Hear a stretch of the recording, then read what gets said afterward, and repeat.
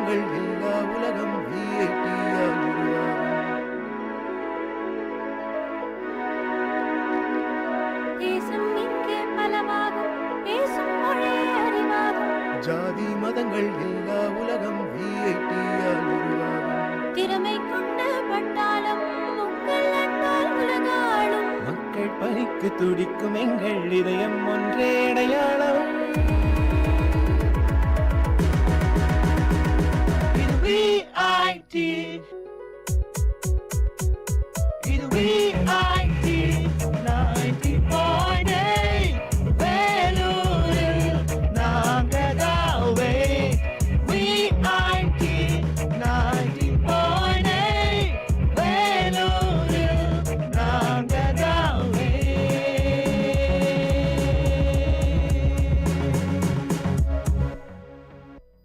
வணக்கம் நேயர்களே, இது VIT பண்பலை 90.8 VIT பல்கலைக்கழகத்தின் சமுதாய வானொலியின் மகிழ்ச்சி நிறைந்த அறிவு சார்ந்த நிகழ்ச்சிகளின் இன்றைய ஒளிபரப்பிற்கு உங்களை அன்புடன் வரவேற்கின்றோம்.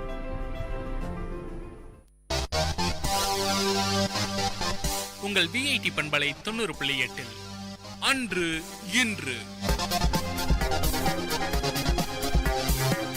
வரலாற்று பதிவுகளில் இருந்து சில துளிகள். பிப்ரவரி 17, 1867 ஆண்டு சூயஸ் கால்வாய் ஊடாக முதலாவது கப்பல் சென்றது. பிப்ரவரி 17, 1933 ஆண்டு நியூஸ் வீக் இன் முதலாவது இதழ் வெளிவந்தது. பிப்ரவரி 17, 1979 ஆண்டு மக்கள் சீன குடியரசுக்கும் வியட்நாமுக்கும் இடையில் போர் ஆரம்பமானது. பிப்ரவரி 17, 2000 ஆண்டு விண்டோஸ் 2000 வெளியிடப்பட்டது. பிப்ரவரி 17, 1996 ஆண்டு பென்சில்வேனியாவில் இடம்பெற்ற சதுரங்க ஆட்டத்தில் கேபச்சோவ் IBM-இன் டீப் ப்ளூ கணினியை வென்றார். பிப்ரவரி 17, 1936 ஆண்டு சிறுவர்களுக்கான அதிமேதாவி மாயாவி முதற் தடவையாக வரைகதைகளில் தோன்றினார். பிப்ரவரி 17, 1947 ஆண்டு வாய்ஸ் ஆஃப் அமெரிக்கா தனது ஒளிபரப்பு சேவையை சோவியத் ஒன்றியத்துக்கு விரிவுபடுத்தியது. பிப்ரவரி 17, 1956 ஆண்டு தமிழ் அறிஞர் மற்றும் பதிப்பாளர் S. வையாபுரி பிள்ளை மறைந்தார்.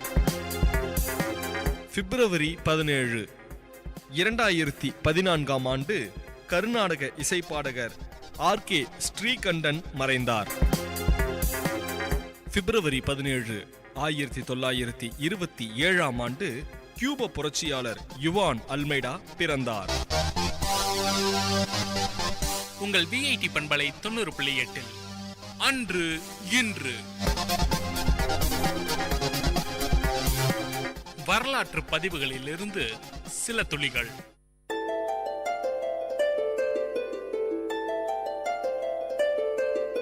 வணக்கம் நேயர்களே, இது VIT பண்பலை 90.8 VIT பல்கலைக்கழகத்தின் சமுதாய வானொலி.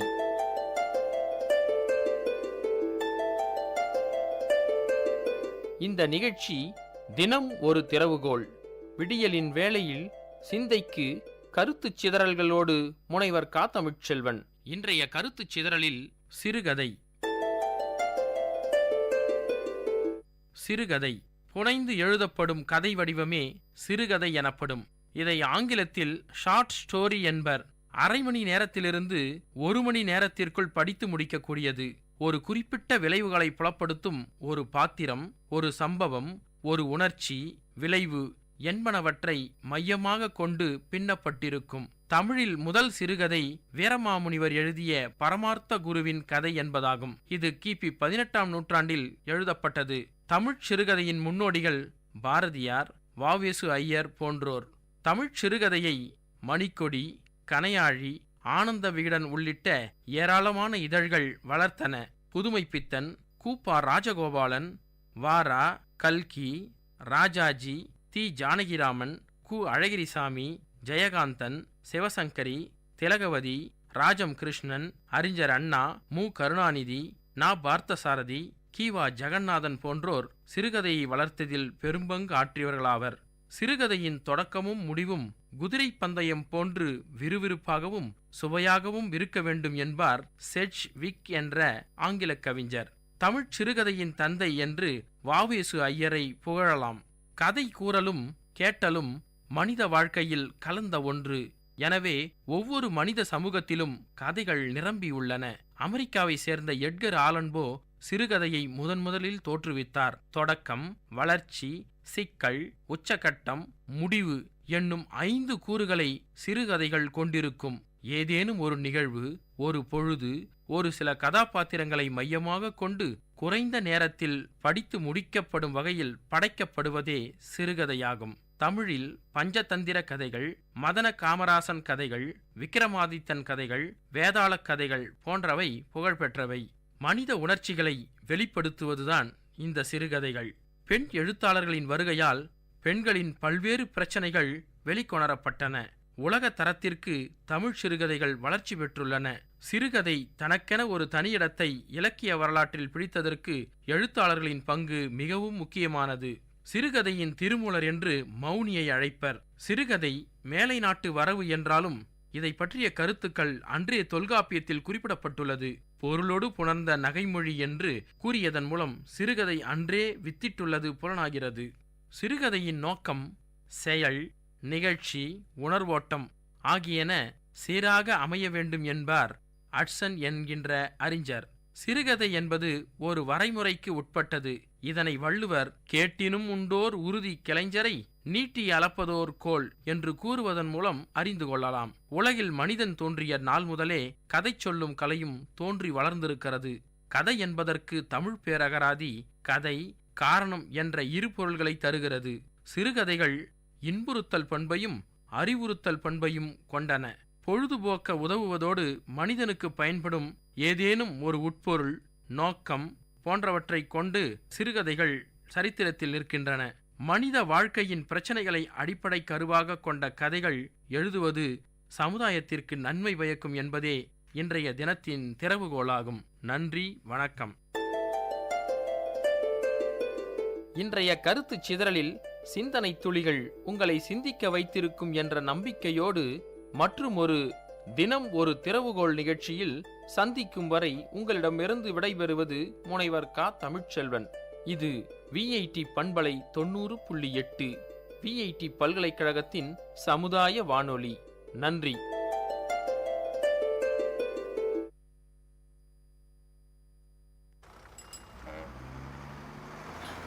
Circuit house.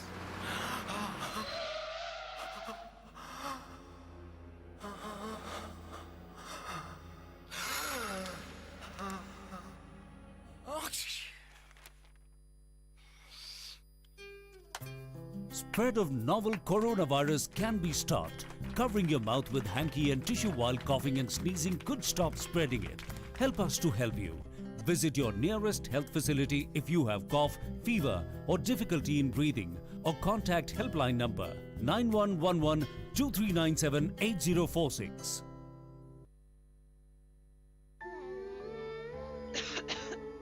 Didi, see this.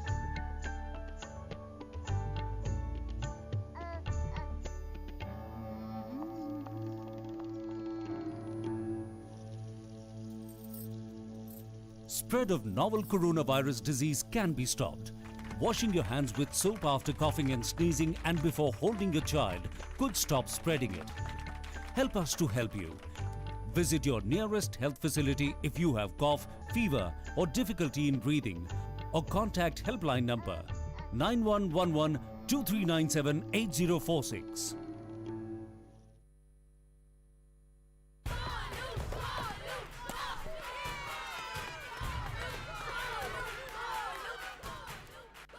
Arjun is batting. Why are we cheering for Golu? He isn't even here.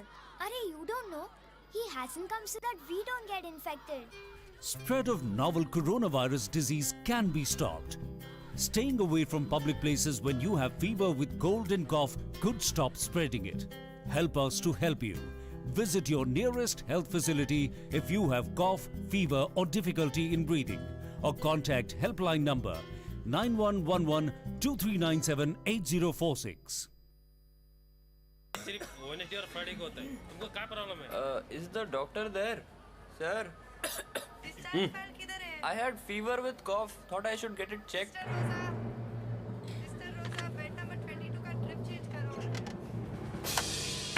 Spread of novel coronavirus disease can be stopped. If you are sneezing and have cough with fever, visit your nearest health clinic or center immediately. Help us to help you. Visit your nearest health facility if you have cough, fever or difficulty in breathing, or contact helpline number 9111 2397 8046.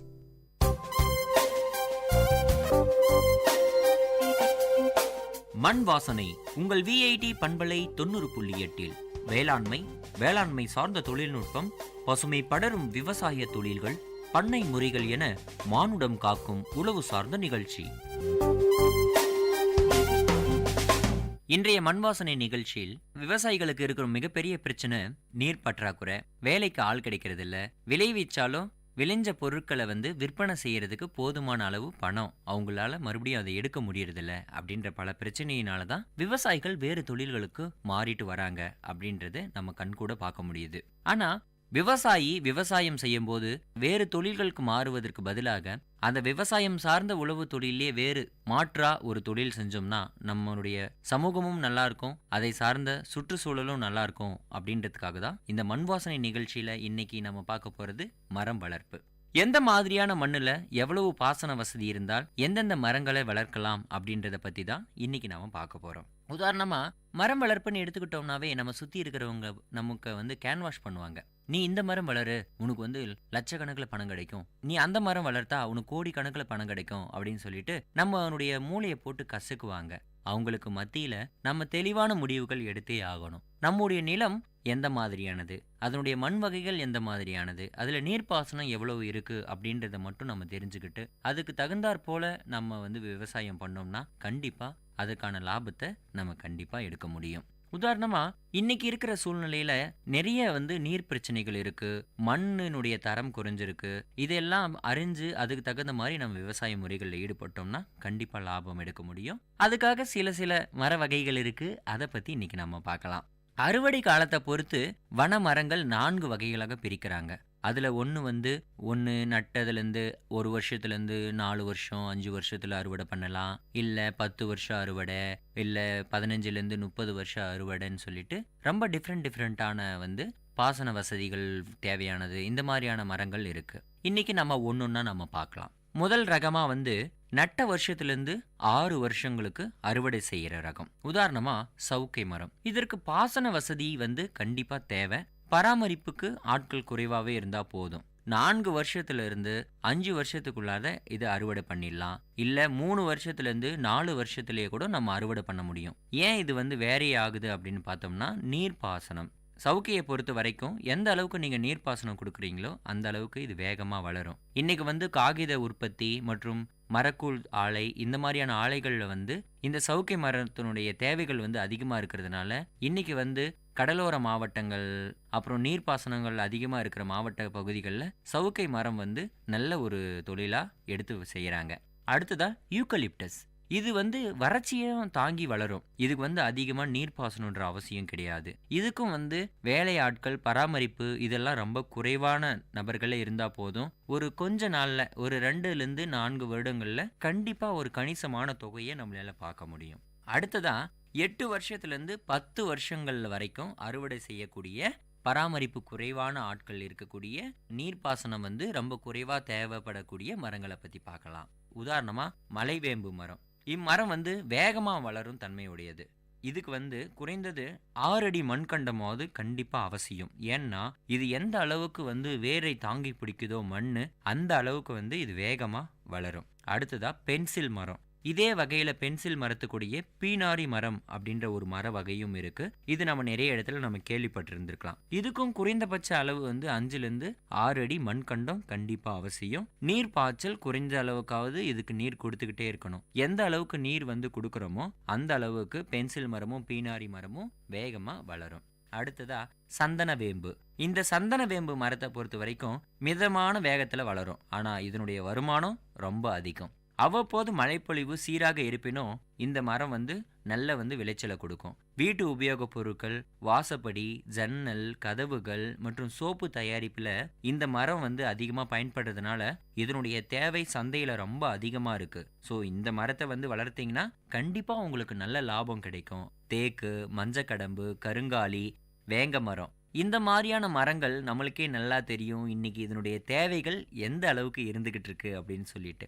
இன்னைக்கு நீங்க waste அப்படின்னு நினைக்கிற ஒரு லேண்ட்ல இந்த மாதிரியான மரங்களை நட்டு வச்சோம்னா கண்டிப்பா ஒரு 20-30 ஆண்டுகளுக்கு பின்னாடி இது ஒரு கணிசமான தொகையை கொடுக்கறது இல்லாம சுற்றுச்சூழலையும் பாதுகாத்து வர்றதுல இந்த மரங்கள் எல்லாம் ரொம்ப முக்கியத்துவம் வாய்ந்ததா இருக்கு.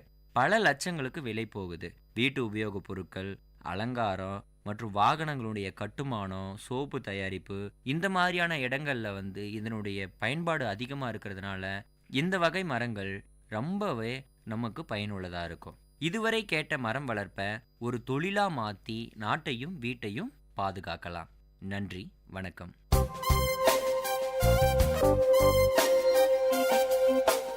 நேயர்கள் இதுவரை கேட்டது மண் வாசனை.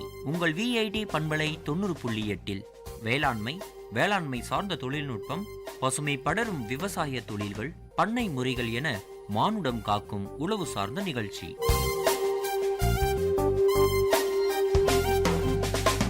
விவசாயி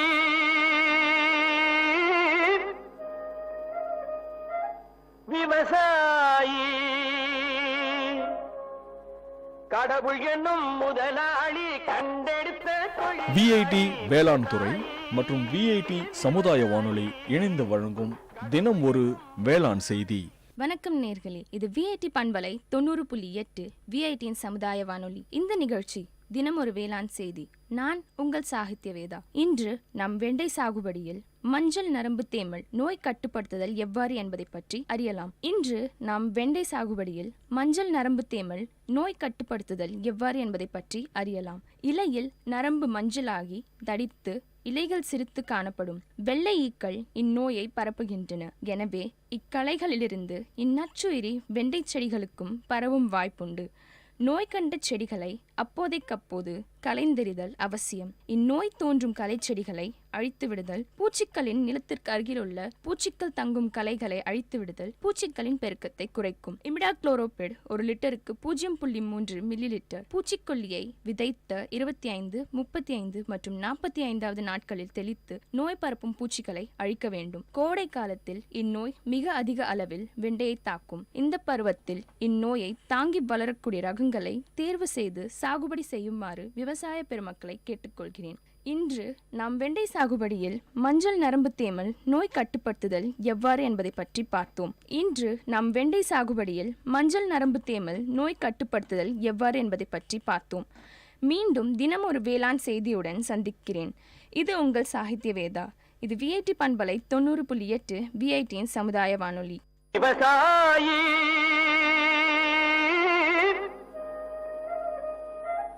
விவசாயி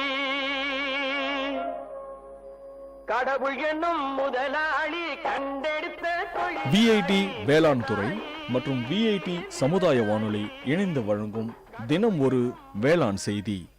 விவசாயி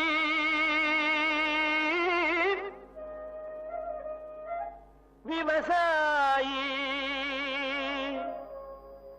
கடவுள் என்னும் முதலாளி கண்டெடுத்த விஐடி வேளாண் துறை மற்றும் விஐடி சமுதாய வானொலி இணைந்து வழங்கும் தினம் ஒரு வேளாண் செய்தி. வணக்கம் அன்பான நேயர்களே, இது உங்கள் விஐடி பண்பலை 90.8 விஐடியின் சமுதாய வானொலி. நான் உங்கள் பால்மான் சிங், இணை பேராசிரியர், விஐடி வேளாண்மை துறை. தினம் ஒரு வேளாண் செய்தியில் ராகி பருவ பயிர்களுக்கு காப்பீடு செய்வது பற்றி அறிவிக்கிறேன். பிரதம மந்திரியின் திருந்திய பயிர் காப்பீட்டு திட்டத்தின் கீழ் கடன் பெறும் மற்றும் கடன் பெறாத விவசாயிகள் அவர்கள் விருப்பத்தின் பெயரில் பதிவு செய்ய அனுமதி வழங்கப்பட்டுள்ளது. வேலூர் மாவட்டத்தில் ராகி பருவ பயிர்களுக்கு அறிவிக்கை செய்யப்பட்டு காப்பீடு கட்டணம் செலுத்துவதற்கான காலக்கெடு நிர்ணயிக்கப்பட்டுள்ளது. இத்திட்டத்தின் கீழ் கடன் பெறும் மற்றும் கடன் பெறாத விவசாயிகள் வேலூர் மாவட்டத்தில் இத்திட்டத்தினை செயல்படுத்தும் agriculture insurance company of India limited என்ற நிறுவனத்தின் அங்கீகரிக்கப்பட்ட முகவர்கள் மூலமாகவோ, பொது சேவை மையங்கள் மூலமாகவோ, வங்கிகள், தொடக்க வேளாண்மை கூட்டுறவு சங்கங்கள் மூலமாகவோ விருப்பத்தின் பேரில் பதிவு செய்து கொள்ளலாம். அதேபோல் ராகி மற்றும் நிலக்கடலை பயிருக்கு காப்பீடு செய்ய வரும் 2022 ஆண்டு ஜனவரி 14 தேதியும், நெல் பயிருக்கு காப்பீடு செய்ய வரும் 2022 ஆண்டு ஜனவரி 31 தேதியும், கரும்புக்கு காப்பீடு செய்ய வரும் 2022 ஆண்டு ஆகஸ்ட் 31 தேதியும் இறுதி நாளாக நிர்ணயிக்கப்பட்டுள்ளது. எனவே விவசாயிகள் தங்கள் அருகாமையில் உள்ள மக்கள் கணினி மையங்களை அணுகி நெற்பயிருக்கு காப்பீடு கட்டணமாக ஏக்கருக்கு ரூபாய் 472, உளுந்து பயிருக்கு ரூபாய் 256, ராகி பயிருக்கு ரூபாய் 164, நிலக்கடலை பயிருக்கு ரூபாய் 401, மக்காச்சோளத்திற்கு ரூபாய் 301, கரும்புக்கு ரூபாய் 2600 செலுத்தி பயிர் காப்பீட்டு திட்டத்தில் இணைந்து பயன்பெறலாம். நன்றி. உங்கள் பால்மான் சிங், இணை பேராசிரியர், விஐடி வேளாண்மை துறை. மீண்டும் தினம் ஒரு வேளாண் செய்தியில் நாளை சந்திப்போம். இது உங்கள் விஐடி பண்பலை 90.8 விஐடியின் சமுதாய வானொலி. நன்றி, வணக்கம். விவசாயி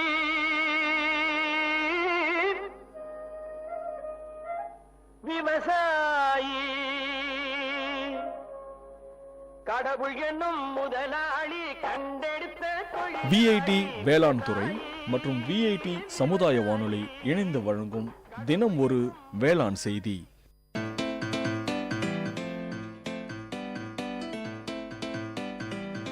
செவிச்செல்வம், விஐடி பண்பலையின் அறிவு களஞ்சியம்.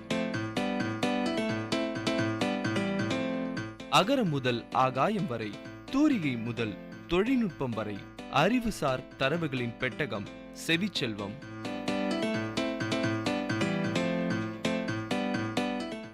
வணக்கம் நேயர்களே, இது விஐடி பண்பலை 90.8 செவிச்செல்வம் நிகழ்ச்சியில் இந்திய தேசிய சின்னங்கள் பற்றிய அறிவு சார்ந்த தரவுகளோடு உங்கள் சந்திரலேகா. இந்தியாவின் தேசிய சின்னமாக விளங்குவது அசோக சக்கரம். அசோக சக்கரம் சாரநாத்தில் உள்ள அசோக தூணிலிருந்து எடுக்கப்பட்டதாகும். இந்த அசோக சக்கரத்தில் 4 சிங்கமும் சீரிப்பாயும் குதிரையும் காளையும் பொறிக்கப்பட்டிருக்கும். இதற்கு பீடம் என்னும் பெயரும் உண்டு. இந்த பீடத்திற்கு கீழே வாய்மையே வெல்லும் என்ற பொருள் கொண்ட சத்தியமேவ ஜெயதே என்னும் வார்த்தைகள் கொண்ட தேவநாகரி எழுத்துக்கள் பொறிக்கப்பட்டிருக்கும். இது இந்திய தேசிய சின்னமாக 1950 ஆண்டு ஜனவரி மாதம் 26 இந்திய அரசால் ஏற்றுக்கொள்ளப்பட்டதாக கூறப்படுகிறது. தேசிய சின்னங்களை அமைச்சர்களும் மாநிலங்களவை உறுப்பினர்களும் மக்களவை உறுப்பினர்களும் உபயோகிக்கின்றனர். இந்த தேசிய சின்னங்களை அவமதிப்பது தண்டனைக்குரிய குற்றம். தேசிய கொடியானது அரசியல் நிர்ணய சபையால் 1947 ஆண்டு ஜூலை மாதம் 22 தேதி தேசிய சின்னமாக அறிவிக்கப்பட்டது. தேசிய கொடியில் 3 வண்ணங்கள் உள்ளன. எனவே தேசிய கொடியை மூவர்ண கொடி என்றும் கூறுவர். இதில் மேல் பகுதியில் காவி நிறமும், கீழ்ப்பகுதியில் கரும் பச்சை நிறமும், மத்தியில் வெண்மை நிறமும் காணப்படும். மேலும் வெண்மை நிற பகுதியில் 24 அரும்பு கால்களை கொண்ட அசோக சக்கரம் உள்ளது. தேசிய கொடியில் உள்ள காவி நிறமானது தைரியத்தையும் தியாகத்தையும் குறிக்கும். வெண்மை நிறமானது உண்மை மற்றும் அமைதியை குறிக்கும். பச்சை நிறமானது நம்பிக்கை மற்றும் வீரத்தை குறிக்கும். இந்திய அரசியமைப்பு குழு 1950 ஆண்டு ஜனவரி மாதம் 24 தேதி ஜனகணமன பாடலை நாட்டின் தேசிய கீதமாக அங்கீகரித்தது. 1911 ஆண்டு டிசம்பர் மாதம் 27 தேதி கல்கத்தாவில் நடைபெற்ற இந்திய தேசிய காங்கிரஸ் மாநாட்டில் முதலாக பாடப்பட்டது. 1912 இந்த பாடலை தாகூரின் தத்துவ போதினி பத்திரிகையில் பாரத விதாத்தா என்னும் தலைப்பின் கீழ் வெளியிடப்பட்டது. தேசிய கீதத்தை 52 வினாடிகளில் பாடி முடிக்க வேண்டும். தேசிய கீதத்தை விட வந்தே மாதரம் என தொடங்கும் தேசிய பாடல் பழமையானது. இந்த தேசிய கீத பாடலானது 1882 ஆனந்த் மாட் நூலில் வெளியானது. 1892 நடைபெற்ற இந்திய தேசிய காங்கிரஸ் மாநாட்டில் இது முதலாக பாடப்பட்டது. இந்த தேசிய பாடலை இசையமைத்தவர் ரவீந்திரநாத் தாகூர் ஆவார். சக வருட நாட்காட்டி 1957 ஆண்டு மார்ச் 22 முதல் தேசிய நாட்காட்டியாக அங்கீகரிக்கப்பட்டது. தேசிய விலங்காக ஊனுண்ணும் விலங்குகளில் கவர்ச்சியும் கம்பீரமும் மிகுந்த புலி இந்திய தேசிய விலங்காக கருதப்படுகிறது. தேசிய விலங்கை கொல்வது சட்டப்படி குற்றமாகும். தேசிய பறவையான மயில் இந்தியாவில் உள்ள 2000க்கும் மேற்பட்ட பறவைகளில் மிக கவர்ச்சியான மயிலே இந்தியாவின் தேசிய பறவையாக அறிவிக்கப்பட்டது. மயிலை பற்றிய குறிப்புகள் ஆதி நூலான ரிக்வேதத்தில் உள்ளது. இவை 2500 மீட்டர் உயரமான பகுதியிலும் காணப்படுகிறது. இந்திய தேசிய சின்னங்களில் ஆலமரம் தேசிய சின்னமாக உள்ளது. சென்னை அடையாறில் 450 வயதை கடந்த பழமையான மரம் பாதுகாக்கப்பட்டு வருகிறது. மேலும் தேசிய மலராக தாமரையும், தேசிய கனியாக மாம்பழமும், தேசிய விளையாட்டாக ஹாக்கியும் விளங்குகிறது. இவ்வாறு தேசிய சின்னங்களில் பலவாக இருந்தாலும் அவற்றிற்கான மரியாதையும் பணிவும் ஒன்றுதான். தேசிய சின்னங்களை காப்பது நம் கடமையாகும். தேசிய சின்னங்களை அவமதிப்பதும் சேதப்படுத்துவதும் கடுமையான தண்டனைக்குரிய குற்றமாகும். எனவே தேசத்தையும் தேசிய சின்னங்களையும் காப்போம். நேயர்கள் இதுவரை கேட்டது செவிச்செல்வம் நிகழ்ச்சியில் இந்திய தேசிய சின்னங்கள் பற்றிய அறிவு சார்ந்த தரவுகள். வழங்கியவர் Chandralekha.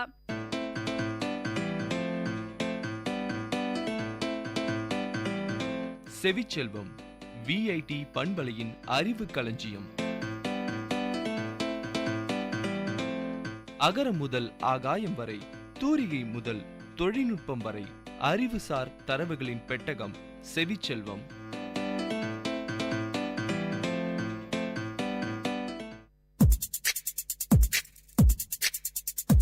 Ladies and gentlemen, guys and girls, this is Data Chunks on Vit Community Radio 90.8 FM.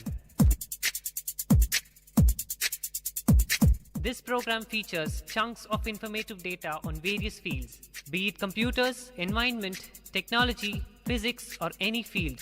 Data Chunks has it all. Hello VIT, I'm Sudeep from MTech ST and you're listening to Data Chunks. So, today we have an interesting chunk of data on application of quantum nature of light. Yes, it's the laser. LASER is an acronym for Light Amplification by Stimulated Emission of Radiation, which is a tongue-tying way to describe light in which all the photons have the same wavelength and have their crusts and troughs in phase. Research physicist Theodor H. Maiman developed the world's first working laser, the ruby laser, in 1960. The ruby laser contained a ruby crystal, a quartz flash tube, reflecting mirrors, and a power supply. Let's review how Maiman used these components to create laser light. Starting with the characteristics of ruby, ruby is aluminum oxide crystal in which some of the aluminum atoms have been replaced with chromium atoms. Chromium gives ruby its characteristics red color by absorbing green and blue light and emitting or reflecting only red light. Of course, Maiman couldn't use a ruby in its natural occurring crystalline state. First, he had to form the ruby crystal into the cylinder.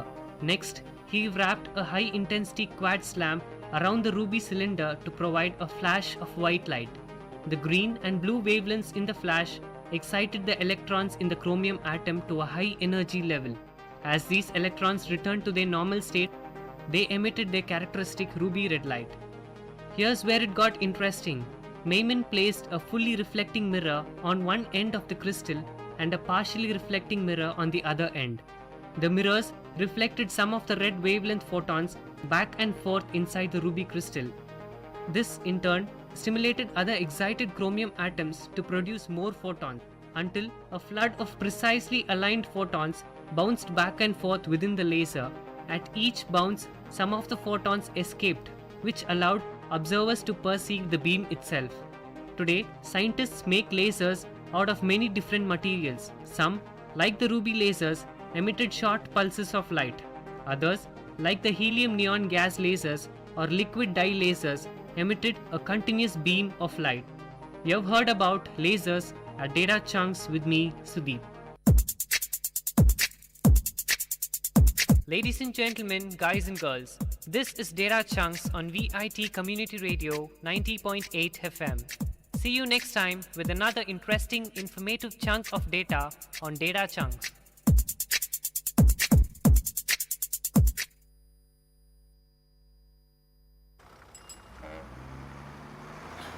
Circuit house.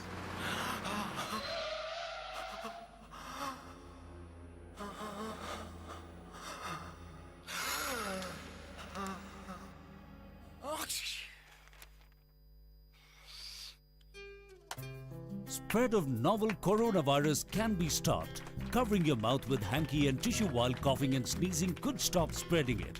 Help us to help you. Visit your nearest health facility if you have cough, fever or difficulty in breathing, or contact helpline number 9111 2397 8046.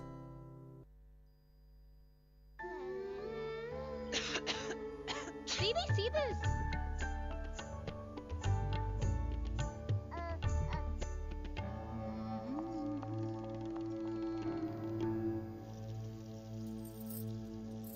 Spread of novel coronavirus disease can be stopped. Washing your hands with soap after coughing and sneezing and before holding your child could stop spreading it.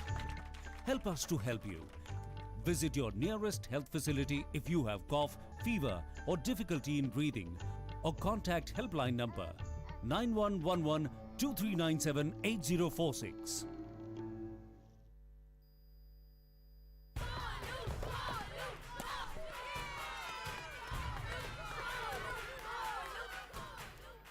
If Arjun is batting, why are we cheering for Golu?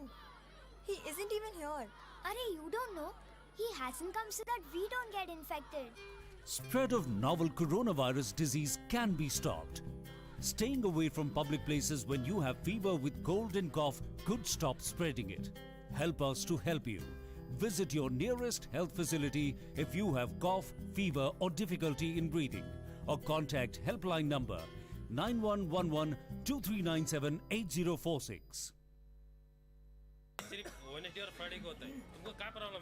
Is the doctor there? Sir? I had fever with cough. Thought I should get it checked.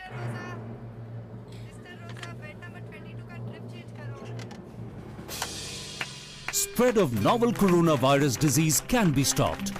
If you are sneezing and have cough with fever, visit your nearest health clinic or center immediately. Help us to help you. Visit your nearest health facility if you have cough, fever or difficulty in breathing, or contact helpline number 9111 2397 8046.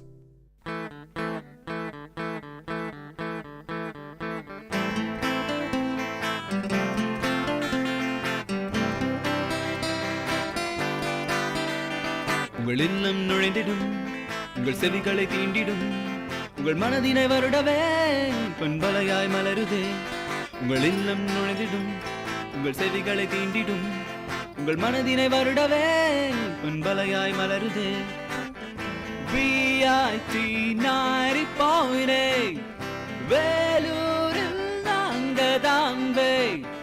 VIT 90.8.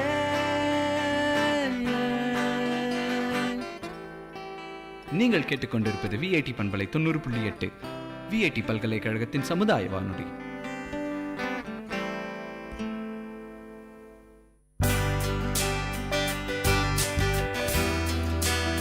உங்கள் VIT பண்பலை 90.8 அனுபவ மேடை.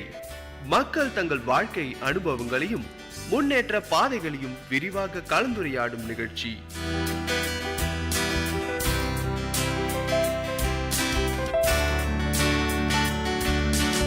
வணக்கம் நேயர்களே, நீங்கள் கேட்டுக்கொண்டிருப்பது VIT பண்பலை 90.8 VIT பல்கலைக்கழகத்தின் சமுதாய வானொலி. இந்த நிகழ்ச்சி அனுபவ மேடை. அனுபவ மேடை நிகழ்ச்சியில சமுதாய மக்கள் அவங்களுடைய வாழ்க்கை அனுபவங்களை நம்ம கிட்ட பகிர்ந்துக்கிறாங்க. அந்த வகையில இன்னைக்கு நாட்டு வைத்தியர் திரு சொக்கலிங்கம் ஐயா நம்ம கூட இருக்கிறாங்க. ஐயா, உங்களை பற்றின மேலும் ஒரு சிறிய அறிமுகம். நான் சொக்கலிங்கம் சார். என் பேர் காட்பாடில் கோவிந்தம்புலத்தில் வசிக்கிறோம்.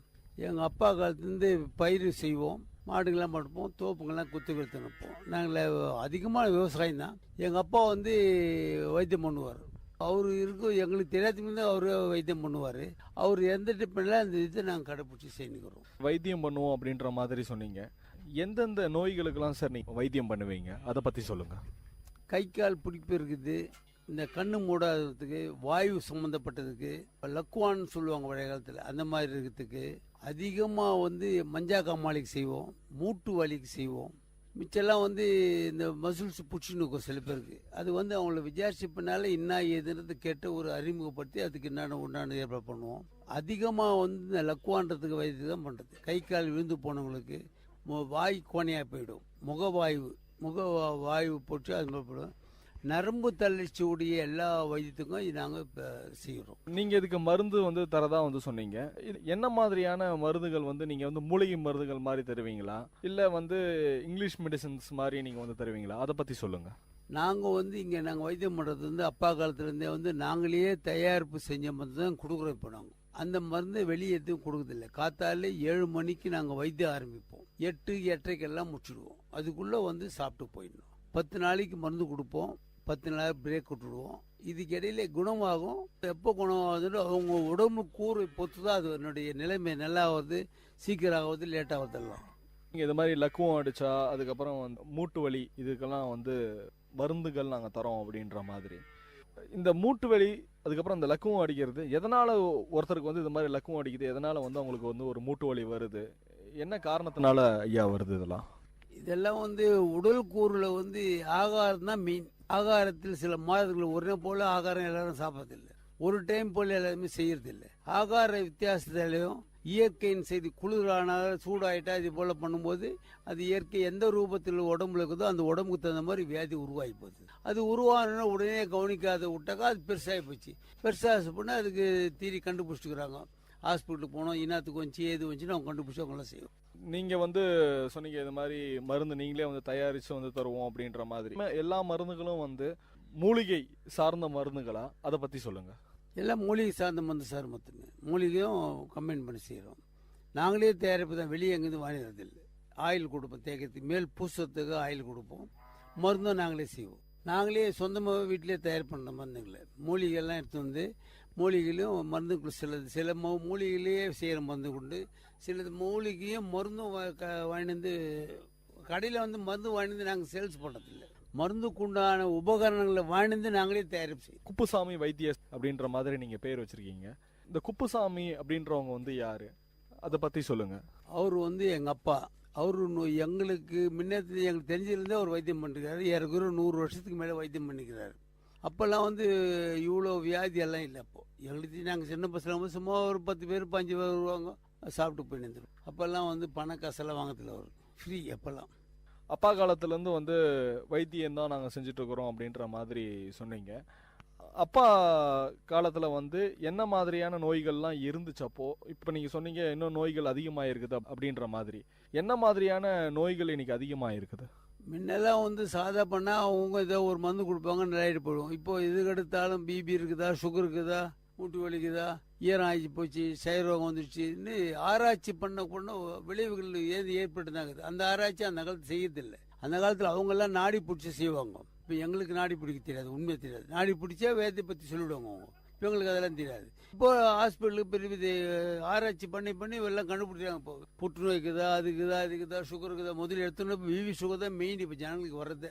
அதுலேருந்து வாயு வந்துட்டா மூட்டு வலி வரும், ரொமாட்டிக்ஸ் வரும். இந்த மாதிரி வந்து கண்டுபிடிப்பு ஏற்படும் வியாதி. இப்போ என்னன்றது முன்ன தெரியாது இருந்துச்சு, இப்போ தெரியுற மாதிரி கண்டுபிடிச்சிட்டாங்க. முன்னெல்லாம் வந்து ரோட்ல இப்படி போய் விழுந்துருவான் எவனாவத்தன். என்னான்னு கேட்டால் என்ன பண்ணுவோம், முன்னீஸ்வரன் அஞ்சிச்சுன்னுவான். ஒரு முக்கூடல போனோடனே முன்னீஸ்வரன் அஞ்சிச்சு, பிசாசு அஞ்சிச்சு, காற்று கருப்பு வச்சுச்சுன்னுவான்.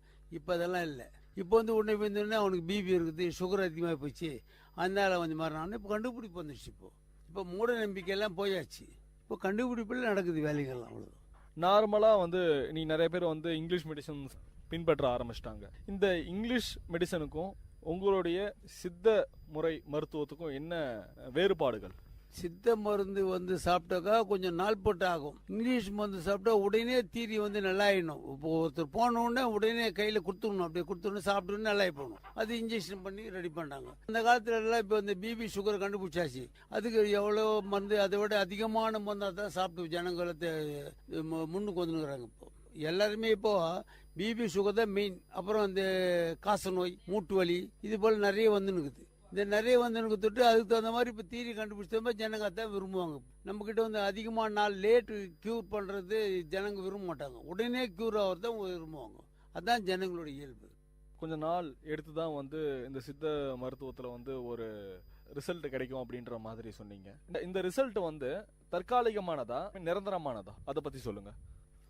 இந்த ரிசல்ட் வந்து தற்காலிகமாக நல்லானா கூட நிரந்தரமாக நல்லாவுன்றது வைத்தியம் இதுவரை யாரும் கண்டுபிடிக்கல. இதுவெல்லாம் கண்டுபிடிக்கல. தற்சமே நல்லாவது.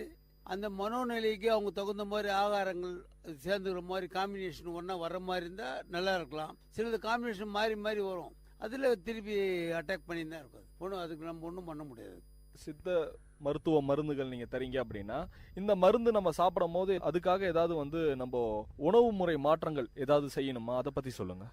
எங்ககிட்ட மருந்து சாப்பிட்டாக்கா நாங்கள் சொல்கிற ஆகாரம் தான் சாப்பிடணும். நாங்கள் சொல்கிறதான் நீங்கள் செய்யணும். இது இல்லாமல் பிபி சுகர் இருக்குதா இருந்தால் அந்த இங்கிலீஷ் மருந்தெல்லாம் கூட நாங்கள் எடுத்துக்க சொல்லுவோம். எங்கள் மருந்தே சாப்பிடு, அதெல்லாம் எடுக்குவானான்னு நாங்கள் சொல்கிறதில்ல.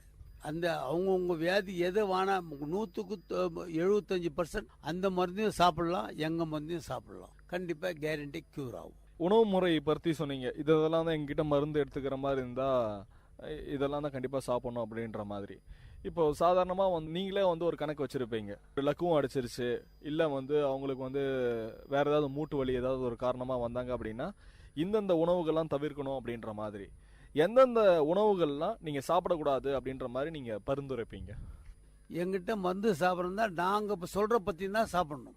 மற்றதெல்லாம் ஆட் பண்ண மாட்டோம். நீங்கள் அன்னன்னைக்கு டெய்லி வந்து சொல்லி கேட்டாக்கா அது உடல்நிலையை பொறுத்து சாப்பிடலாம் வானான்னு சொல்லிவிடுவோம். அதிகமாக வந்து ஈரமான பொருள் சேர்க்க விட மாட்டோம். வாயு பதார்த்தங்களை சேர்க்க விட மாட்டோம். மிச்சம் நாங்கள் சொல்கிறது தான் சாப்பிடணுன்றது போடும்போது அதெல்லாம் சாப்பிடா இருந்தால் நல்லாகும். நீங்கள் எங்களுக்கு தெரியாத போய் நீங்கள் சாப்பிட்டு வந்தாக்கா க்யூர் லேட்டாகவும் ஆகாதையும் போயிடும். இப்போ வாயு பொருட்கள், அதுக்கப்புறம் வந்து ஈரமான பொருட்கள் சாப்பிடக்கூடாது அப்படின்ற மாதிரி சொன்னீங்க.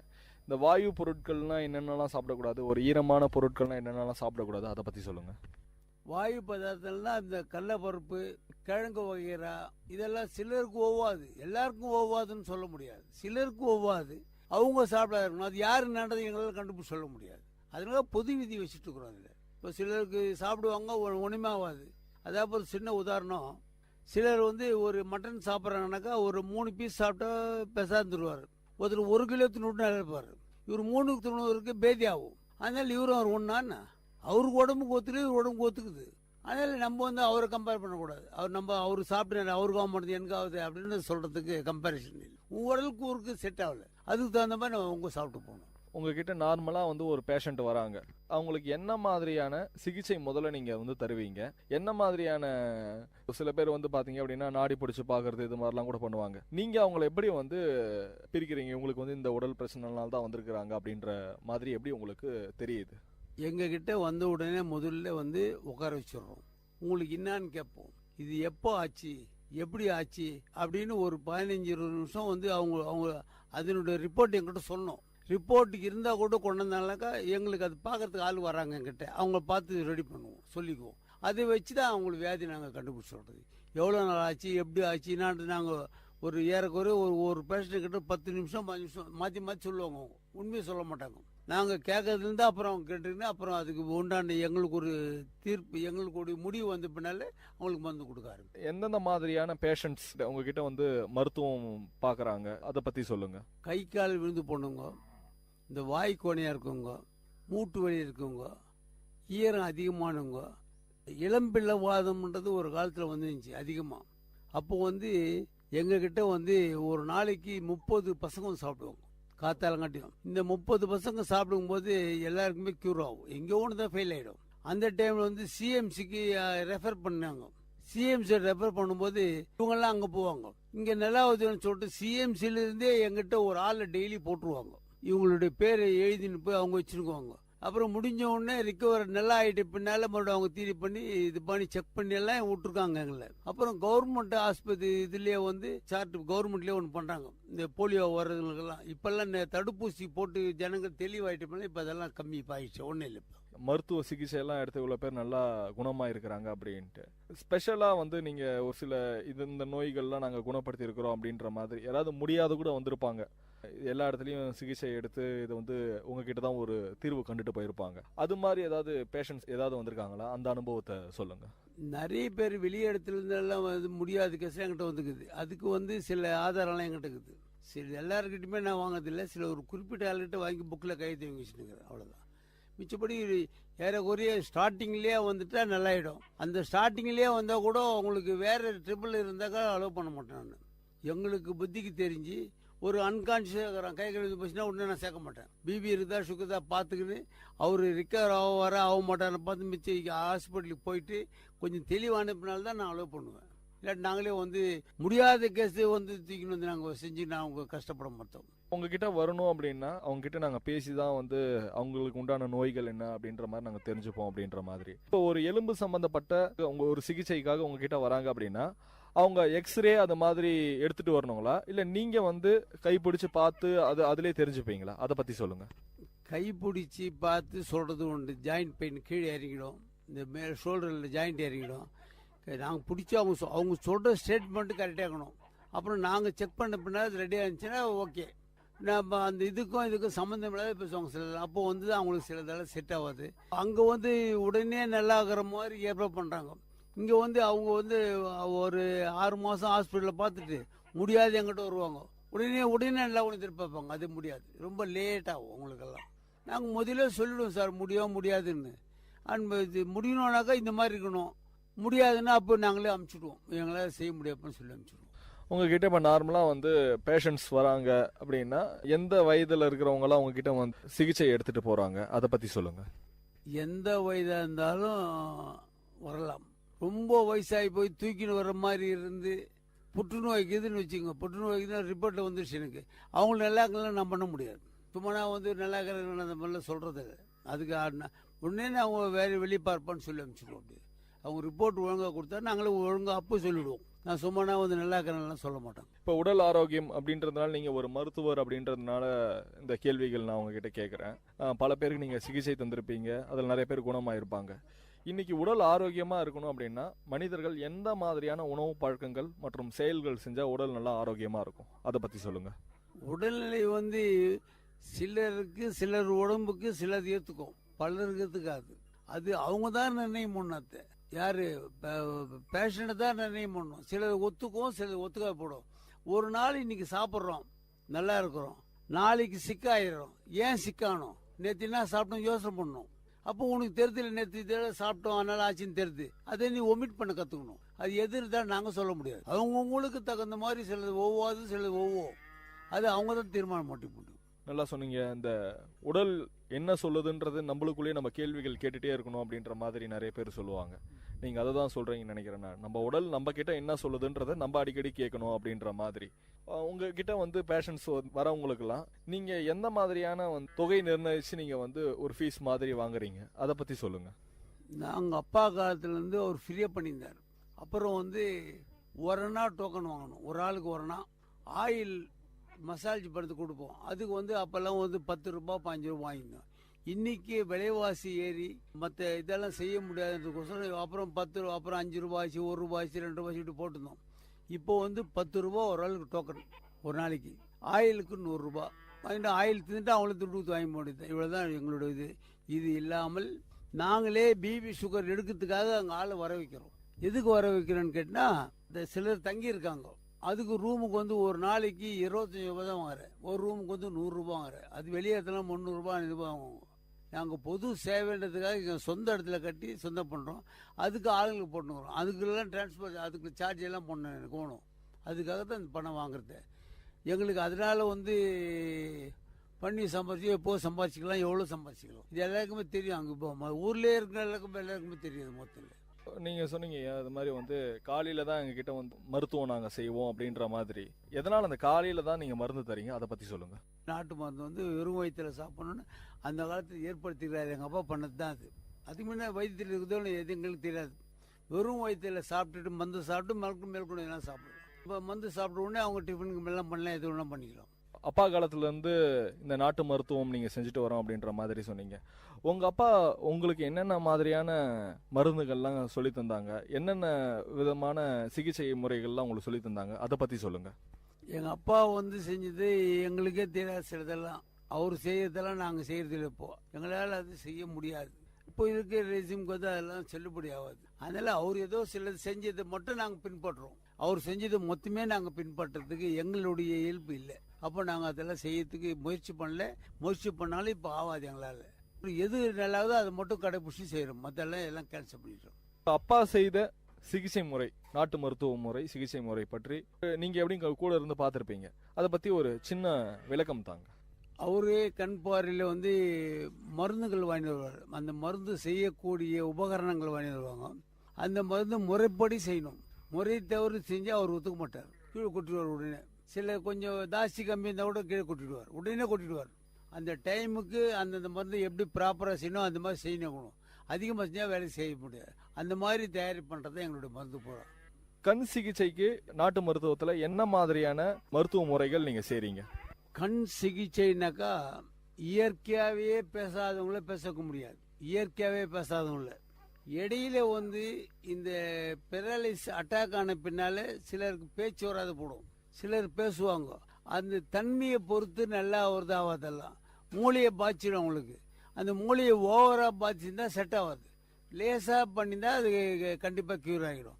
இந்த கண் சிகிச்சையிலேயே வந்து ஒரு கண்ணு மூட முடியாது இருக்கும். அவங்களுக்கு ஒரு மாதிரி பெரலைஸ் முகவாய்வு வரும். ரப்பம் மூட முடியாது, வாய் கோணையப்படும், ஜொல்லு ஒழுவோம். கண்ணே மூட முடியாது, மூணா கூட ரப்பம் மூடாது, அதை மூட வச்சிருவோம். ஒன்று கண்ணில் வந்து டபுள் பிம்பம் தெரியும். டபுள் பிம்பம் ஒரு உருவம் தெரியுது, ரெண்டு கண்ணு சேர்ந்து ஒரு உருவம் ஆக்கி காமிக்குது நம்மளுக்கு. இதில் சிலர் டபுள் பிம்பமாக தெரியும். அந்த மாதிரி டபுள் பிம்பம் தவறுகளுக்கெல்லாம் 100க்கு 100 கேரண்டியாக நல்லாக்கிறோம். ஆனால் உடனே வரணும். இப்போ 10 வருஷம் வந்தாலும் நல்லாக்க முடியாது. அவன் நான் அருண் டாக்டர்னு வேலு ஒத்துக்கிறார். அவர் இந்த மாதிரி டபுள் பிம்பம், அவர் கண் ஹாஸ்பிட்டல் பெரிய தென்னமத்தில் இருக்கிறார். அவர் வந்து அங்கே வந்தால் நேரம் என்கிட்ட தான் போகிறார். அவ்வளோ பேர் நல்லா திருப்பி அவர் செக் பண்ணுவார். திருப்பி நீங்கள் அவங்களுக்கு வந்து என்ன மாதிரியான சிகிச்சை முறைகள் நீங்கள் வந்து தரீங்க? நீங்கள் அதுக்கு ஏதாவது ஆயில் ஏதாவது வச்சுருக்கீங்களா, இல்லை அதுக்கு ஏதாவது பிரத்யேகமாக மூலிகைகள் ஏதாவது வச்சுருக்கீங்களா, அதை பற்றி சொல்லுங்கள். பிரத்யேகமாக ஒன்றும் இல்லைங்க சார். அவங்க என்ன இயல்பில் வராங்களோ அதுக்கு தகுந்த மாதிரி மருந்து கொடுப்போம். கண்ணுக்கு கலிக்கம் போடுறோம். அது யாருக்கு போடணும், உங்களுக்கு மூணு எல்லாருக்கும் போட மாட்டோம். ஆயில் அப்ளை பண்ணணும்னு சொல்லுவோம். அதுதான், இது 3 தான் என்கிட்ட. இது இல்லாத அவங்களுடைய இன்னும் ஏற்கனவே ரத்த கொதிப்பு சக்கரை வியாதி இருந்தால் அதுக்கு உண்டான மருந்தெல்லாம் சாப்பிட சொல்லுவோம். இதுலேயே சாப்பிட்டு நல்லா இருக்கணும்னு நான் சொல்ல. அது மாதிரி நாங்கள் ஃப்ரீயாகவே செய்வோம். எல்லாத்தையுமே ரெண்டும் கம்பைன் பண்ணி கூட செய்வோம். ஆங்கில மருத்துவமும் இந்த நாட்டு மருத்துவமும் சேர்ந்து கூட நம்மளுடைய உடலுக்கு நம்ம எடுத்துக்கலாம் அப்படின்ற மாதிரி. இது மாதிரி எடுத்துக்கும் போது பக்க விளைவுகள் எதுவும் ஏற்படாத இருக்குங்களா, அதை பற்றி சொல்லுங்கள். மருந்து வரலும் சாப்பிட்டா பக்க விளைவு இல்லைன்றதை 100க்கு 100 நான் என்னுடைய இதுக்குள்ள அடிச்சு சொல்லுவேன். நான் மற்றது நீ சாப்பிட்டு வந்தால் அதுக்கு நான் பொறுப்பு இல்லை. எந்த வெள்ளம் சாப்பிட்டு உனக்கு எந்த விதமான பக்க விளைவு ஏற்படாது. எவ்வளோ நேரம் சாப்பிட்டா பக்க விளைவு ஏற்படாது. இது இயற்கை சார்ந்த மருந்து, அதனால வந்து பக்க விளைவுகள் இருக்காது அப்படின்ற மாதிரி சொல்றீங்களா, இல்லை எந்த காரணத்தினால நீங்க அதை சொல்றீங்க? எங்க அப்பா காலத்துல அனுபவத்தை வச்சு சொல்றேன் ஒழிய மற்றெல்லாம் நான் கேரண்டி இருக்குதுன்னு சொல்ல முடியாது சார். இளம்பிள்ளை வாதம் அப்படின்ற மாதிரி சொன்னீங்க. இன்னைக்கு அந்த நோய் பத்தி நிறைய பேருக்கு வந்து நிறைய பேர் தெரியறது கிடையாது. இந்த இளம்பிள்ளை வாதம்னா என்ன, அதை பத்தி சொல்லுங்க. இளம்பிள்ளை வாதம் வந்து பிறவிலேயே வந்து கர்ப்பத்தால் உண்டாகிறதும் உண்டு. பிறக்கும் போதே வந்து கை கால் வராத மாதிரி, வாய்க்கோணைய மாதிரி, இடையில வந்து சின்ன பசங்களை ஆயிட்ட பின்னாலே அவங்களுக்கு ஒவ்வாத பொருள் சாப்பிட்றாங்க ஏதோ ஒன்று, அப்போ வந்துடுறது உண்டு. சின்ன பசங்க போது பிறக்கும் போதே சிலது வர்றது உண்டு. பிறந்த பின்னால கொஞ்சம் வந்து அவங்களுக்கு அந்த அட்டாக் பண்ணும்போது வந்துச்சுனாக்கா வந்துடும் ஒன்றும் பண்ண முடியாது. பெராலிசிஸ் ஒருத்தருக்கு வந்து வருது அப்படின்ற மாதிரி இருக்குது அப்படின்னா என்ன காரணத்துக்காக அவங்களுக்கு வந்து பெராலிசிஸ் அட்டாக் ஆகுது உடம்புல, அதை பற்றி சொல்லுங்க. பெராலிசிஸ் அட்டாக்ன்றது பொதுவான விதி வந்து எங்களுக்கு தெரிஞ்ச விதிகளும் சொல்கிறேன். ஈரம் அதிகமாயினா, கோல்டு அதிகமாயிட்டாலும் வரும். பிபி சுகர் குறைஞ்சாலும் வரும், அதிகமானாலும் வரும். ஒரு மனிதன் டென்ஷன் அதிகமாக இருந்தால் கூட பெராலிசிஸ் வந்துடும். அதனுடைய நினைவுகள் இல்லாமல் சிலது விழுந்துறது உண்டு. அந்த மாதிரி இருந்தோடனே மூளையில் அந்த நரம்புகள் இப்போ இங்கிலீஷ் வைத்திய பிரகாரம் சொல்கிறது மூளையில் ரத்த கட்டிச்சு, ரத்த குழாய் வெடிச்சிடுச்சு இப்படின்னு சொல்லுவாங்க. அவங்கெல்லாம் கூட வந்து ஸ்டார்டிங்லேயே வந்தால் என்கிட்ட வந்தால் நல்லா இருக்குவேன். ஆனால் இருந்தாலும் உடனே வந்தால் இப்போ நான் அந்த ரிப்போர்ட்லாம் பார்த்து தான் செய்வோம். அதுக்கு தனியாக ஆள் வர வச்சுக்கிறேன். நான் அவங்கள பார்த்து செய்வோம். இங்கேயே வந்து நாங்கள் என்ன பண்ணால் பிபி சுகர் இல்லைன்னு சொல்லுவாங்கன்னு சொல்லிட்டு உண்மை என்னன்னு கேட்டால் இங்கே பேஷண்ட்டுக்கு ரொம்ப வர்றதில்லை. இருந்தாலும் என்னுடைய இதுக்காக நான் வர வைக்கிறாங்க. எங்கிட்ட சில பேர் 20 பேர் தங்கியிருக்காங்கல்ல, அவங்களுக்கு ஏதோ ஒன்று ஆனாக்கா அவங்க ஆட்டோவில் போகணும், துட்டு செலவு பண்ணி போய் துட்டு செலவு பண்ணி வரணும். அதுக்காக அங்கேயே நான் வர வச்சு நான் பண்ணுறேன். இங்கேயே மருந்தெல்லாம் கொடுத்து டாக்டர்லாம் வர வச்சுருந்தேன். அவங்களுக்கு உண்டான வருமானம் வர தொட்டு அவங்களே நின்ட்டாங்க. ஒரு நாளைக்கு ஒரு டாக்டர் இருந்தால் ஒரு 500 ரூபாய் வரணும், ஒரு 50 ரூபா 100 ரூபா தான் அவர் டெய்லி என்கிட்ட வருது. வண்டி சேர்த்துக்கு அவருக்கு வராது, அதனால் வருது. இப்போ நார்மலாக வந்து உங்ககிட்ட வந்து சிகிச்சை எடுத்துக்கணும் அப்படின்னா காலையில் சொன்னீங்க, காலையில் இந்த நேரத்துலேருந்து இந்த நேரத்துக்குள்ளே வரணும் அப்படின்ற மாதிரி எந்த நேரத்துக்குள்ளே வந்து அவங்கள பார்க்கலாம்? காத்தால 7 மணிக்கு வைத்தியம் நாங்கள் ஸ்டார்ட் பண்ணிவிடுவோம். 8-8:30 வரையிலும் இருப்போம். அதுக்கு பின்னால் யாருனா வந்தால் இருப்போம், இல்லை 8:30 யார் இல்லைன்னா 8:00 மூடிடுவோம். ஜனங்க இருந்தால் 10 கிலோமீட்டர் இருப்போம். ஜனங்க இருக்கணும். ஜனங்களுக்காக நாங்கள் காத்துன்னு உட்காந்துக்கிறது இல்லை. இப்போ வருவாங்கன்னு கட்டத்தை வச்சுக்கிறதெல்லாம் இல்லை. நாங்கள் 8-8:30 மூடிடுவோம், முடிஞ்சு போச்சு. இப்போ 8:30 மணிக்கு மூடும்போது ஒருத்தர் பார்ப்போம். அதுக்கு பின்னால் மூடும்போது ஒருத்தர் பார்ப்பேன். அதுக்காக உட்காந்து பார்க்கறது இல்லை. ரொம்ப நல்லா சொன்னீங்க. நிறைய கேள்விகளுக்கு கூட நிறைய சுவாரஸ்யமான விஷயங்கள்லாம் பதிலாக கூட சொன்னீங்க.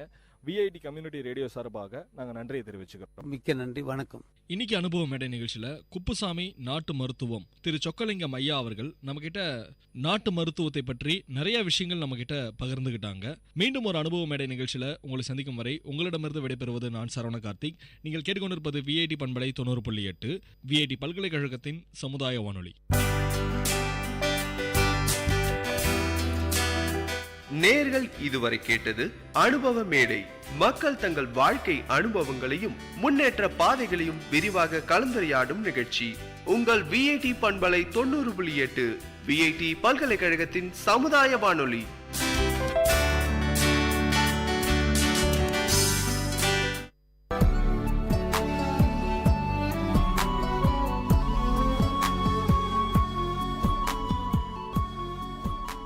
விஐடி பண்பலை 90.8 நேயர்களுக்கு வணக்கம். இந்த கொளுத்துறக்கோடைய கொண்டாட்டத்தோடு கடக்க சில அரிய டிப்ஸை நம்ம வேலூர் மக்களுக்காக ஷேர் பண்ண வந்திருக்காங்க வேலூர் ஃபுட்டி யூடியூப் சேனலின் அட்மின் பவித்ரா அருண்குமார். இந்த சம்மர் டிப்ஸ் பகுதியை உங்களுக்காக ஹோஸ்ட் பண்ண வந்திருக்கிறது நான் உங்கள் சுரேஷ் போஸ். வணக்கம் மேடம். வணக்கம் சுரேஷ். ஓகே, நிறைய கருத்துக்கள் சொல்லிட்டு வரீங்க, நிறைய டிப்ஸ் சொல்லிட்டு வரீங்க. இப்போது எனக்கு தேவையான ஒரு டிப்ஸ் நான் கேட்குறேன். இப்போ பைக்கில் போயிட்டு இருக்கோம், சன்லைட்டில் அதிகமாக போகிறனால ஸ்கின் டேர்ன் ஆகுது இல்லைங்களா, கலரு, அதுக்கு எதாவது டிப்ஸ் இருக்கா? ஸ்கின் டேன் இப்போ வந்து பொதுவாகவே எல்லாரும் வந்து வெயிலில் போகும்போது ஸ்கின் டேன் ஆகும்.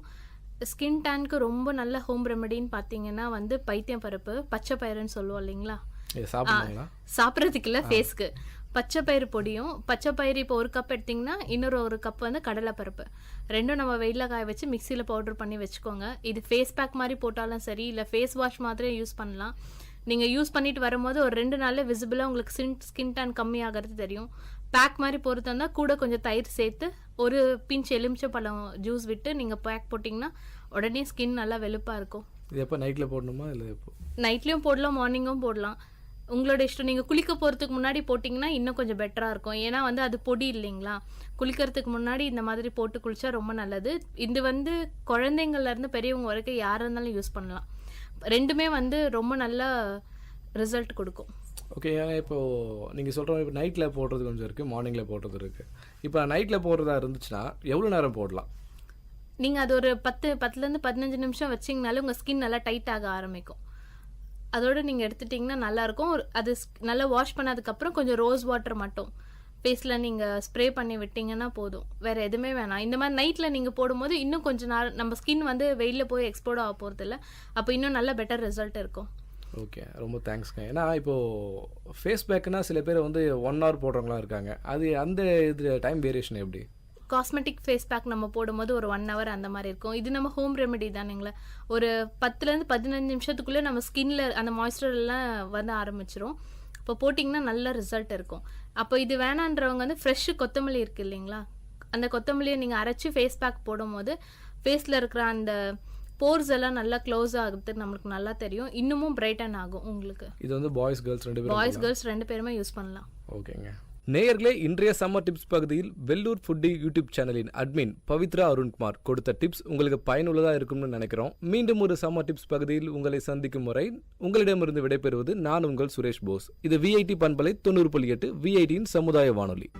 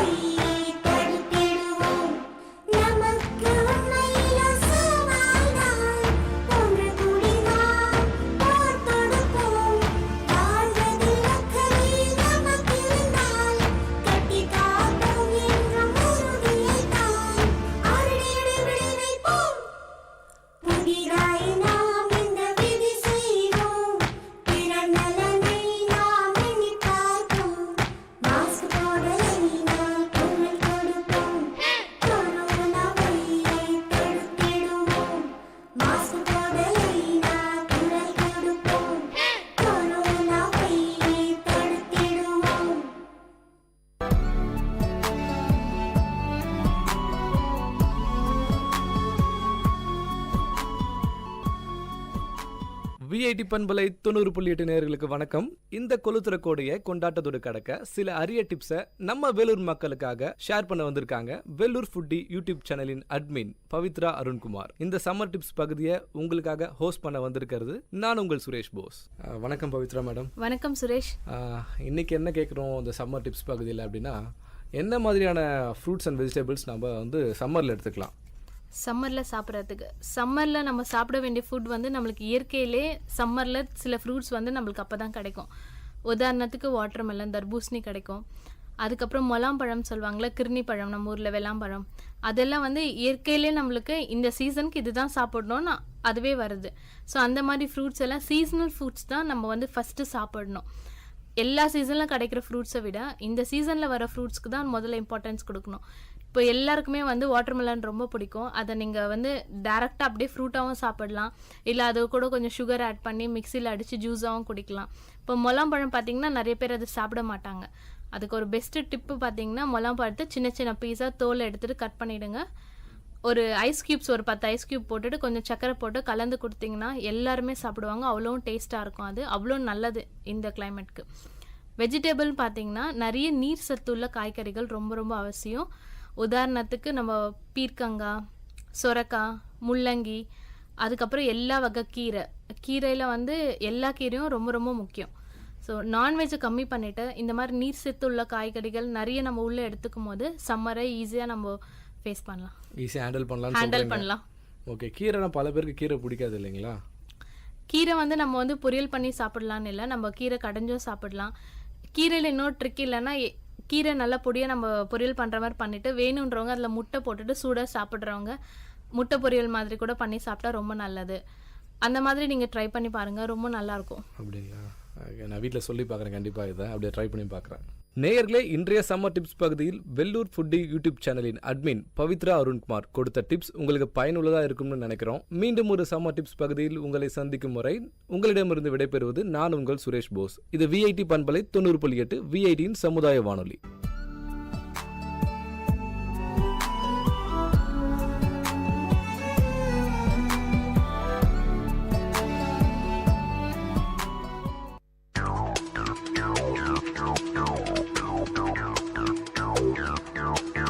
நேர்களே, இது விஐடி பண்பலை 90.8.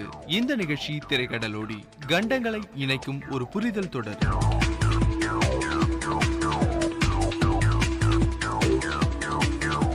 ஹலோ ஃப்ரெண்ட்ஸ், நீங்கள் கேட்டுக்கொண்டிருக்கும் இந்த நிகழ்ச்சி திரைக்கடலோடி. திரைக்கடலோடியில இன்னைக்கு நம்ம எந்த நாட்டை சுத்தி பார்க்க போறோம்னு ஆவலா இருக்கீங்களா?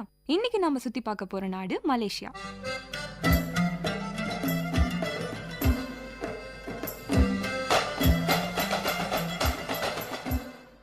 மலேசியா தென்கிழக்கு ஆசியாவில் உள்ள ஒரு முடியாட்சி நாடு. முடியாட்சியா அப்படின்னு என்னன்னு யோசிக்கிறீங்களா? முடியாட்சிய ஆங்கிலத்துல மொனார்கின்னு சொல்றாங்க. பரம்பரையா ஒரு அரச குடும்பமோ அல்லது குருமார்களோ நாட்டை ஆட்சி புரிவதுதான் முடியாட்சின்னு சொல்றாங்க.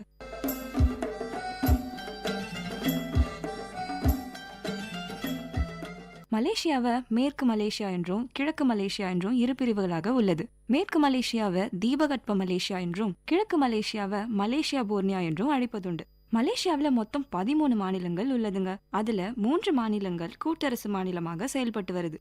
மலேசியாவின் நில எல்லைகளை Thailand, Indonesia, Singapore, Philippines, Brunei ஆகிய நாடுகள் பகிர்ந்து கொள்றாங்க. அங்க வாழும் மக்கள் மலாய் மொழிய பேசுறாங்க.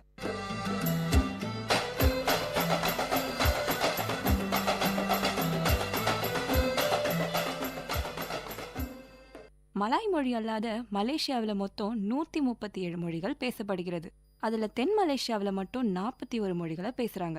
கிழக்கு மலேசியாவில் பெரும்பாலும் பழங்குடி மக்களே வாழறாங்க. இதனால இந்த பழங்குடி மக்கள் மலாய் மொழி அல்லாத தங்கள் பழங்குடி மொழிகளையும் பேசுறாங்க. இதுல குறிப்பிடத்தக்க மொழியாக சீன மொழி, ஆங்கிலம், தமிழ் மொழியும் பேசப்படுகிறது. மலேசியாவில் உள்ள பெரும்பாலான இந்தியர்கள் தமிழர் தாங்க. அதனாலேயே இங்க தமிழ் மொழிக்கு ஒரு தனி சிறப்பம்சம் இருக்குது. அங்கு வாழும் மக்கள் இஸ்லாமியம், ஹிந்துவிசம், புத்திசம், தாவோயிசம், கிறிஸ்தவம்னு பல மதங்களை பின்பற்றாங்க. மலேசியாவோட தேசிய விலங்காக மலேசிய புலி விளங்குகிறது. அங்கு பயன்படுத்த வரும் நாணயத்தை ரிங்கட்னு சொல்றாங்க. அது முதல்ல மலேசியா டாலர் என்றே அழைக்கப்பட்டது. இப்பொழுது அது மலேசியா ரிங்கட்னு சொல்றாங்க.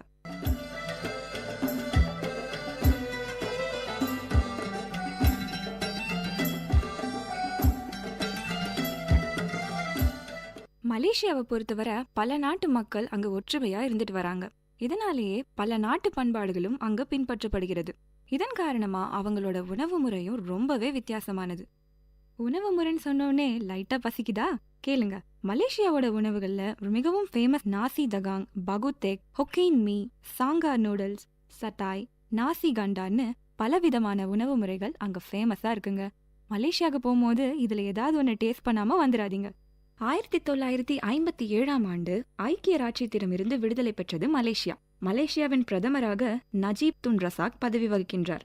இவர்களோட ஆட்சியினாலும் அங்கு வாழும் மக்களின் கடின உழைப்பினாலும் 20ஆம் நூற்றாண்டின் பொருளாதார வளர்ச்சியில் உலகத்திலேயே 2ஆம் இடம் பிடித்தது மலேசியா. மேலும் ஒரு மலேசிய குடிமகனின் தனிநபர் வருமானமாக $15,568 கணக்கிடப்பட்டிருக்கு.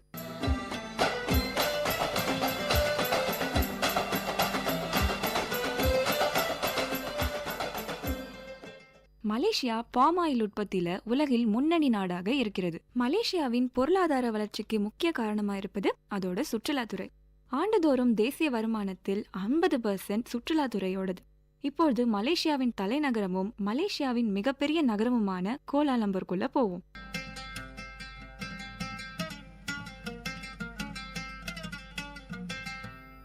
கோலாலம்பூர் மலேசியாவின் 3 நடுவணரசு பிரதேசங்களில் ஒன்று.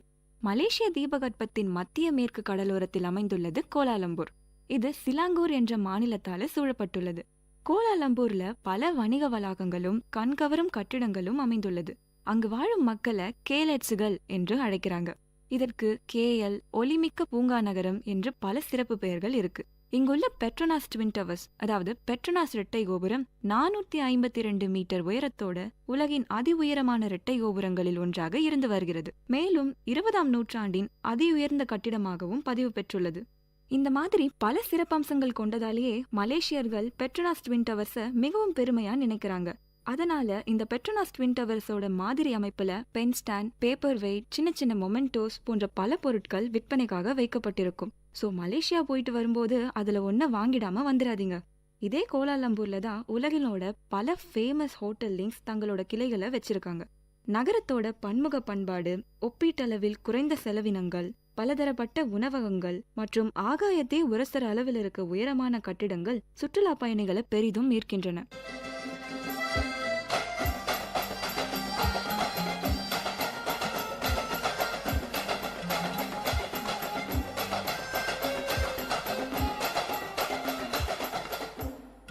கண்டிப்பா இங்குள்ள மெர்டக்கா சதுக்கத்தை பத்தி சொல்லியாகணும். அது மலேசியாவோட வரலாற்றுல ஒரு முக்கிய பங்களிக்கிறது. ஏன்னா 1957 வருடம் ஆகஸ்ட் 31 மலேசியா விடுதலை பெற்றபோது இங்குதான் ஐக்கிய ராஜ்யத்தோட கொடி இறக்கப்பட்டு மலேசியாவோட கொடி ஏற்றப்பட்டது. அதனாலேயே இந்த இடத்திற்கு விடுதலை சதுக்கம் என்று இன்னொரு பெயரும் இருக்கு. அன்று முதல் ஆண்டுதோறும் இந்த இடத்துல மெர்டக்கா பேரணி, அதாவது தேசிய நாள் பேரணி நடைபெற்று வருது. 1957 வருடம்தான் மலேசியா ஐநா சபையில ஒரு உறுப்பினராகவும் சேர்ந்தது. இந்த இடத்தை சுற்றி பல வரலாற்று சிறப்புமிக்க கட்டிடங்கள் இருக்கு. மேலும் மெர்டக்கா சதுக்கத்தின் முக்கிய சிறப்பம்சமாக விளங்குவது அங்குள்ள கொடிக்கம்பம். அது 95 மீட்டர் உயரமுடன் உலகத்திலேயே மிக உயர்ந்த கொடிக்கம்பமாக விளங்குகிறது.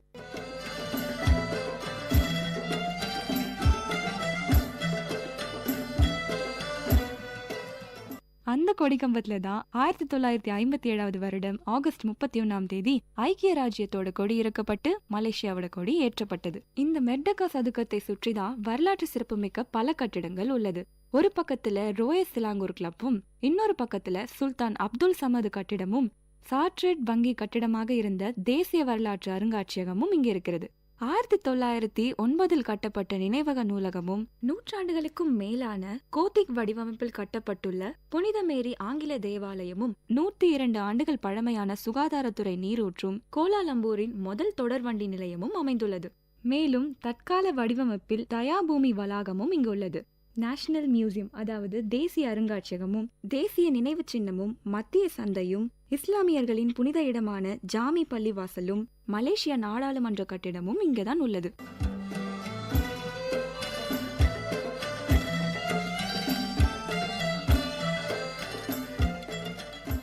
அதன் பிறகு மலேசியாவின் பெரும்பாலான சீனர்கள் வாழும் இடமான பெடலிங் தெரு, அதாவது சைனா டவுன்.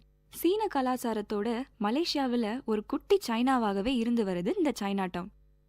பின்பு கேஎல் டவர்ஸ். இந்த கேஎல் டவர்ஸ்ல இருந்து பார்த்தா மொத்த மலேசியாவையும் பார்க்கலாம். அதன் பிறகு இஸ்தானா நெகரா, மலேசியாவோட மன்னர் வாழற இடம்தான் இந்த இஸ்தானா நெகரா. பின்பு மலேசிய தமிழர்களின் மிகப்பெரிய சொத்தும் பெருமையான அம்சமுமாக விளங்குகிற 10 மலை முருகன் கோவில். ஆண்டுதோறும் இங்கு நடக்கும் தைப்பூசம் மிகவும் பிரசித்தி பெற்றது. அந்த தைப்பூசத்தை காணவே பல்வேறு இடங்களிலிருந்து பல லட்சம் பக்தர்கள் அங்கு குவிவாங்க. 10 மலை முருகன் கோயிலை மாதிரி தான் கிறிஸ்டல் மாஸ்க். பிப்ரவரி 8 2008 வருடம் வான் மேன் என்பவரால் திறக்கப்பட்டது கிறிஸ்டல் மாஸ்க். நாள்தோறும் நூற்றுக்கணக்கான இஸ்லாமியர்கள் இங்கு தொழுகை நடத்தி வராங்க. இதுவரைக்கும் மலேசியாவில் உள்ள வழிபாட்டு தலங்களை பற்றி பார்த்தோம். இப்போ கொஞ்சம் என்டர்டைன்மெண்ட் பக்கமும் வருவோம். மலேசியால என்டர்டைன்மெண்ட்றதும் முதல்ல ஞாபகத்துக்கு வர்றது ஜென்டிங் ஹைலண்ட்ஸும் சன்வே லகூனும் தாங்க. மலேசியாவை பத்தி சொல்லும்போது ஜென்டிங் ஹைலண்ட்ஸ் பத்தி சொல்லியே ஆகணும். இந்த ஜென்டிங் ஹைலாண்ட்ஸை ரிசார்ட் வால் ஜென்டிங்னு சொல்லுவாங்க. ஜென்டிங் ஹைலாண்ட்ஸ்ன்றது மலை மேல இருக்க ஒரு கேளிக்கை பூங்கா. கோலாலம்பூர்ல இருந்து 1 மணி நேர பயணத்துல ஜென்டிங் ஹைலாண்ட்ஸுக்கு போயிடலாம். அங்கிருந்து 3.38 கிலோமீட்டர் தூரம் கேபிள் கார் மூலமா ஜென்டிங் மலையை சென்று சேரலாம். இந்த கேபிள் கார் சேவை உலகிலேயே மிக வேகமாக செயல்படுவதோடு தென்கிழக்கு ஆசியாவிலே மிகவும் நீளமானதாக கருதப்படுகிறது. அப்படி இந்த ஜென்டிங் ஹைலாண்ட்ஸ்ல என்னதான் இருக்கு? ஜென்டிங் ஹைலாண்ட்ஸ்ல பல கிளப்ஸும், தியேட்டர்ஸும், உணவகங்கள், கேளிக்கை, விளையாட்டு பொழுதுபோக்குகள்னு பல விஷயங்கள் இருக்கு. இரவு நேரத்துல ஜென்டிங் ஹைலாண்ட்ஸ் மலை மீது கண்கவர் விளக்குகளோட ஒரு சொர்க்கம் போலவே காட்சியளிக்கும். இதனாலேயே அதை பார்க்க போறவங்களுக்கு திரும்பி வர மனசே இருக்காதுங்க. அதன் பிறகு சன்வே லகூன். இது மலேசியாவில் உள்ள ஒரு அம்யூஸ்மெண்ட் பார்க். இதை சுத்தி பார்க்கவே ஒரு நாள் கண்டிப்பா போதாது. ஏப்ரல் 23 1993 வருடம் 1,39,800 சதுரடியோட கட்டப்பட்டது சன்வே லகூன். அப்படி இந்த சன்வே லகூன்ல என்ன இருக்கு? சன்வே லகூன்ல பல விஷயங்கள் இருக்குங்க. அதாவது largest wave pool, interactive zoo, மலேசியாவோட முதல் interactive zoo, world's largest manmade sandy surf beach, world's largest pedestrian suspension beach, ஆசியாவில் உயரமான ஸ்லிங் ஷாட் ரைட்னு நிறைய சிறப்பம்சங்கள் இருக்கு. இதனாலேயே மலேசியர்கள் மட்டுமின்றி உலகில் உள்ள பல்வேறு இடங்களிலிருந்து பலதரப்பட்ட வயதினரும் இதை பெரிதும் விரும்புறாங்க. நாள்தோறும் நூற்றுக்கணக்கான சுற்றுலா பயணிகள் இங்க வந்துட்டு போறாங்க. அடுத்து பறவைகள் சரணாலயம் பத்தி பார்ப்போம். Kuala Lumpur birds park. அதாவது பறவைகள் சரணாலயம். 1991 வருடம் 20.9 ஏக்கரில் 8.5 ஹெக்டேர் பரப்பளவில் 3000க்கும் அதிகமான பறவைகளோடு ஆரம்பிச்சது இந்த பறவைகள் சரணாலயம். 90% பறவைகள் உள்நாட்டு பறவைகள். உலகில் பல்வேறு இடங்களில் இருந்து வரும் பறவைகள் இங்கு சரண் புகுந்து வருகிறது. இதன் இயற்கையான அழகு ஆண்டுதோறும் ஆயிரக்கணக்கான மக்களை கவர்ந்திழுக்கிறது. அதன் பிறகு அக்வாரியா, அதாவது ஓஷனேரியம். கோலாலம்பூர் கன்வென்ஷன் சென்டர்ல இருக்கிற இந்த அக்வாரியா ஆகஸ்ட் 2005 வருடம் திறக்கப்பட்டது. 60,000 சதுர அடியோடு இருக்கிற இந்த அக்வாரியா ஒரு அண்டர் வாட்டர் டனல். இதுக்குள்ள 5000க்கும் அதிகமான மீன் வகைகள் இருக்குது. அதுல குறிப்பிடத்தக்க வகையில் ஸ்டிங்ரே மற்றும் பல அரிய வகை கடல் குதிரைகள்னு விதவிதமான மீன்கள் இருக்கு. இது இல்லாத மலேசியாவில் நிறைய ஐலேண்ட்ஸும் பீச்சும் சின்ன சின்ன நகரங்களும் இருக்குங்க. இது எல்லாமே தங்கள் இயற்கையான அழகினாலும் எப்பொழுதும் மென்மையான வானிலையினாலும் வருஷத்துல எல்லா சீசன்லயுமே தன்னை பார்க்க வரும் சுற்றுலா பயணிகளை வரவேற்கிறது. அதுல குறிப்பிடத்தக்க வகையில் மலாக்கா, பெனாங் ஐலண்ட்ஸ், பெட்டாலிங் ஜயான்னு சொல்லிக்கிட்டே போகலாம். இது எல்லாத்தோட மலேசியான்னு சொன்னதும் ஃபார்முலா 1 கார் ரேசிங் ரொம்பவே ஃபேமஸ் ஆனது. மலேசியாவிலிருந்து இது வரைக்கும் 4 விளையாட்டு வீரர்கள் ஒலிம்பிக் போட்டிகள்ல கோப்பைகளை வென்றிருக்காங்க.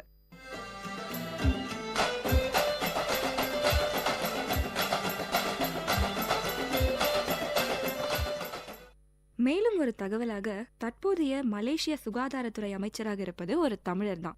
அவர்தான் டாக்டர் எஸ் சுப்பிரமணியம். மேலும் வேர்ல்ட் டூரிசம்ல 9வது இடத்துல இருக்க மலேசியாவை சுத்தி பார்க்க பல இடங்கள் இருக்குதுங்க. அதை பத்தி பேசினா பேசிக்கிட்டே போகலாம். ஸோ மலேசியாவுக்கு போனா தவறாம சுத்தி பார்க்க என்னென்ன இடங்கள் இருக்குன்னு நல்லாவே தெரிஞ்சிருப்பீங்க. அடுத்த நிகழ்ச்சியில இன்னொரு நாட்டுக்கு பறக்க ரெடியா இருங்க.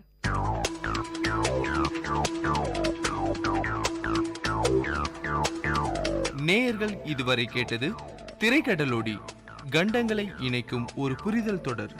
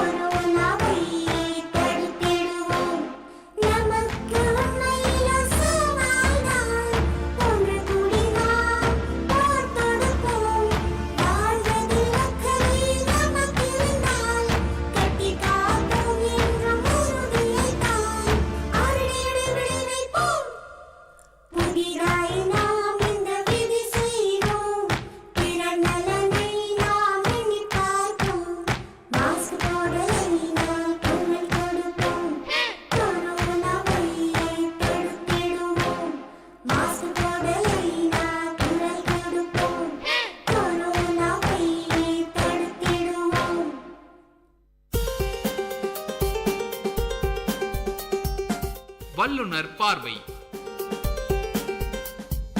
பல்துறை பகிர்வுகள், வல்லுனர் தரவுகள், மக்களின் சந்தேகங்களுக்கான சான்றுகளோடு விஐடி பண்பலை 90.8 வல்லுனர் பார்வை.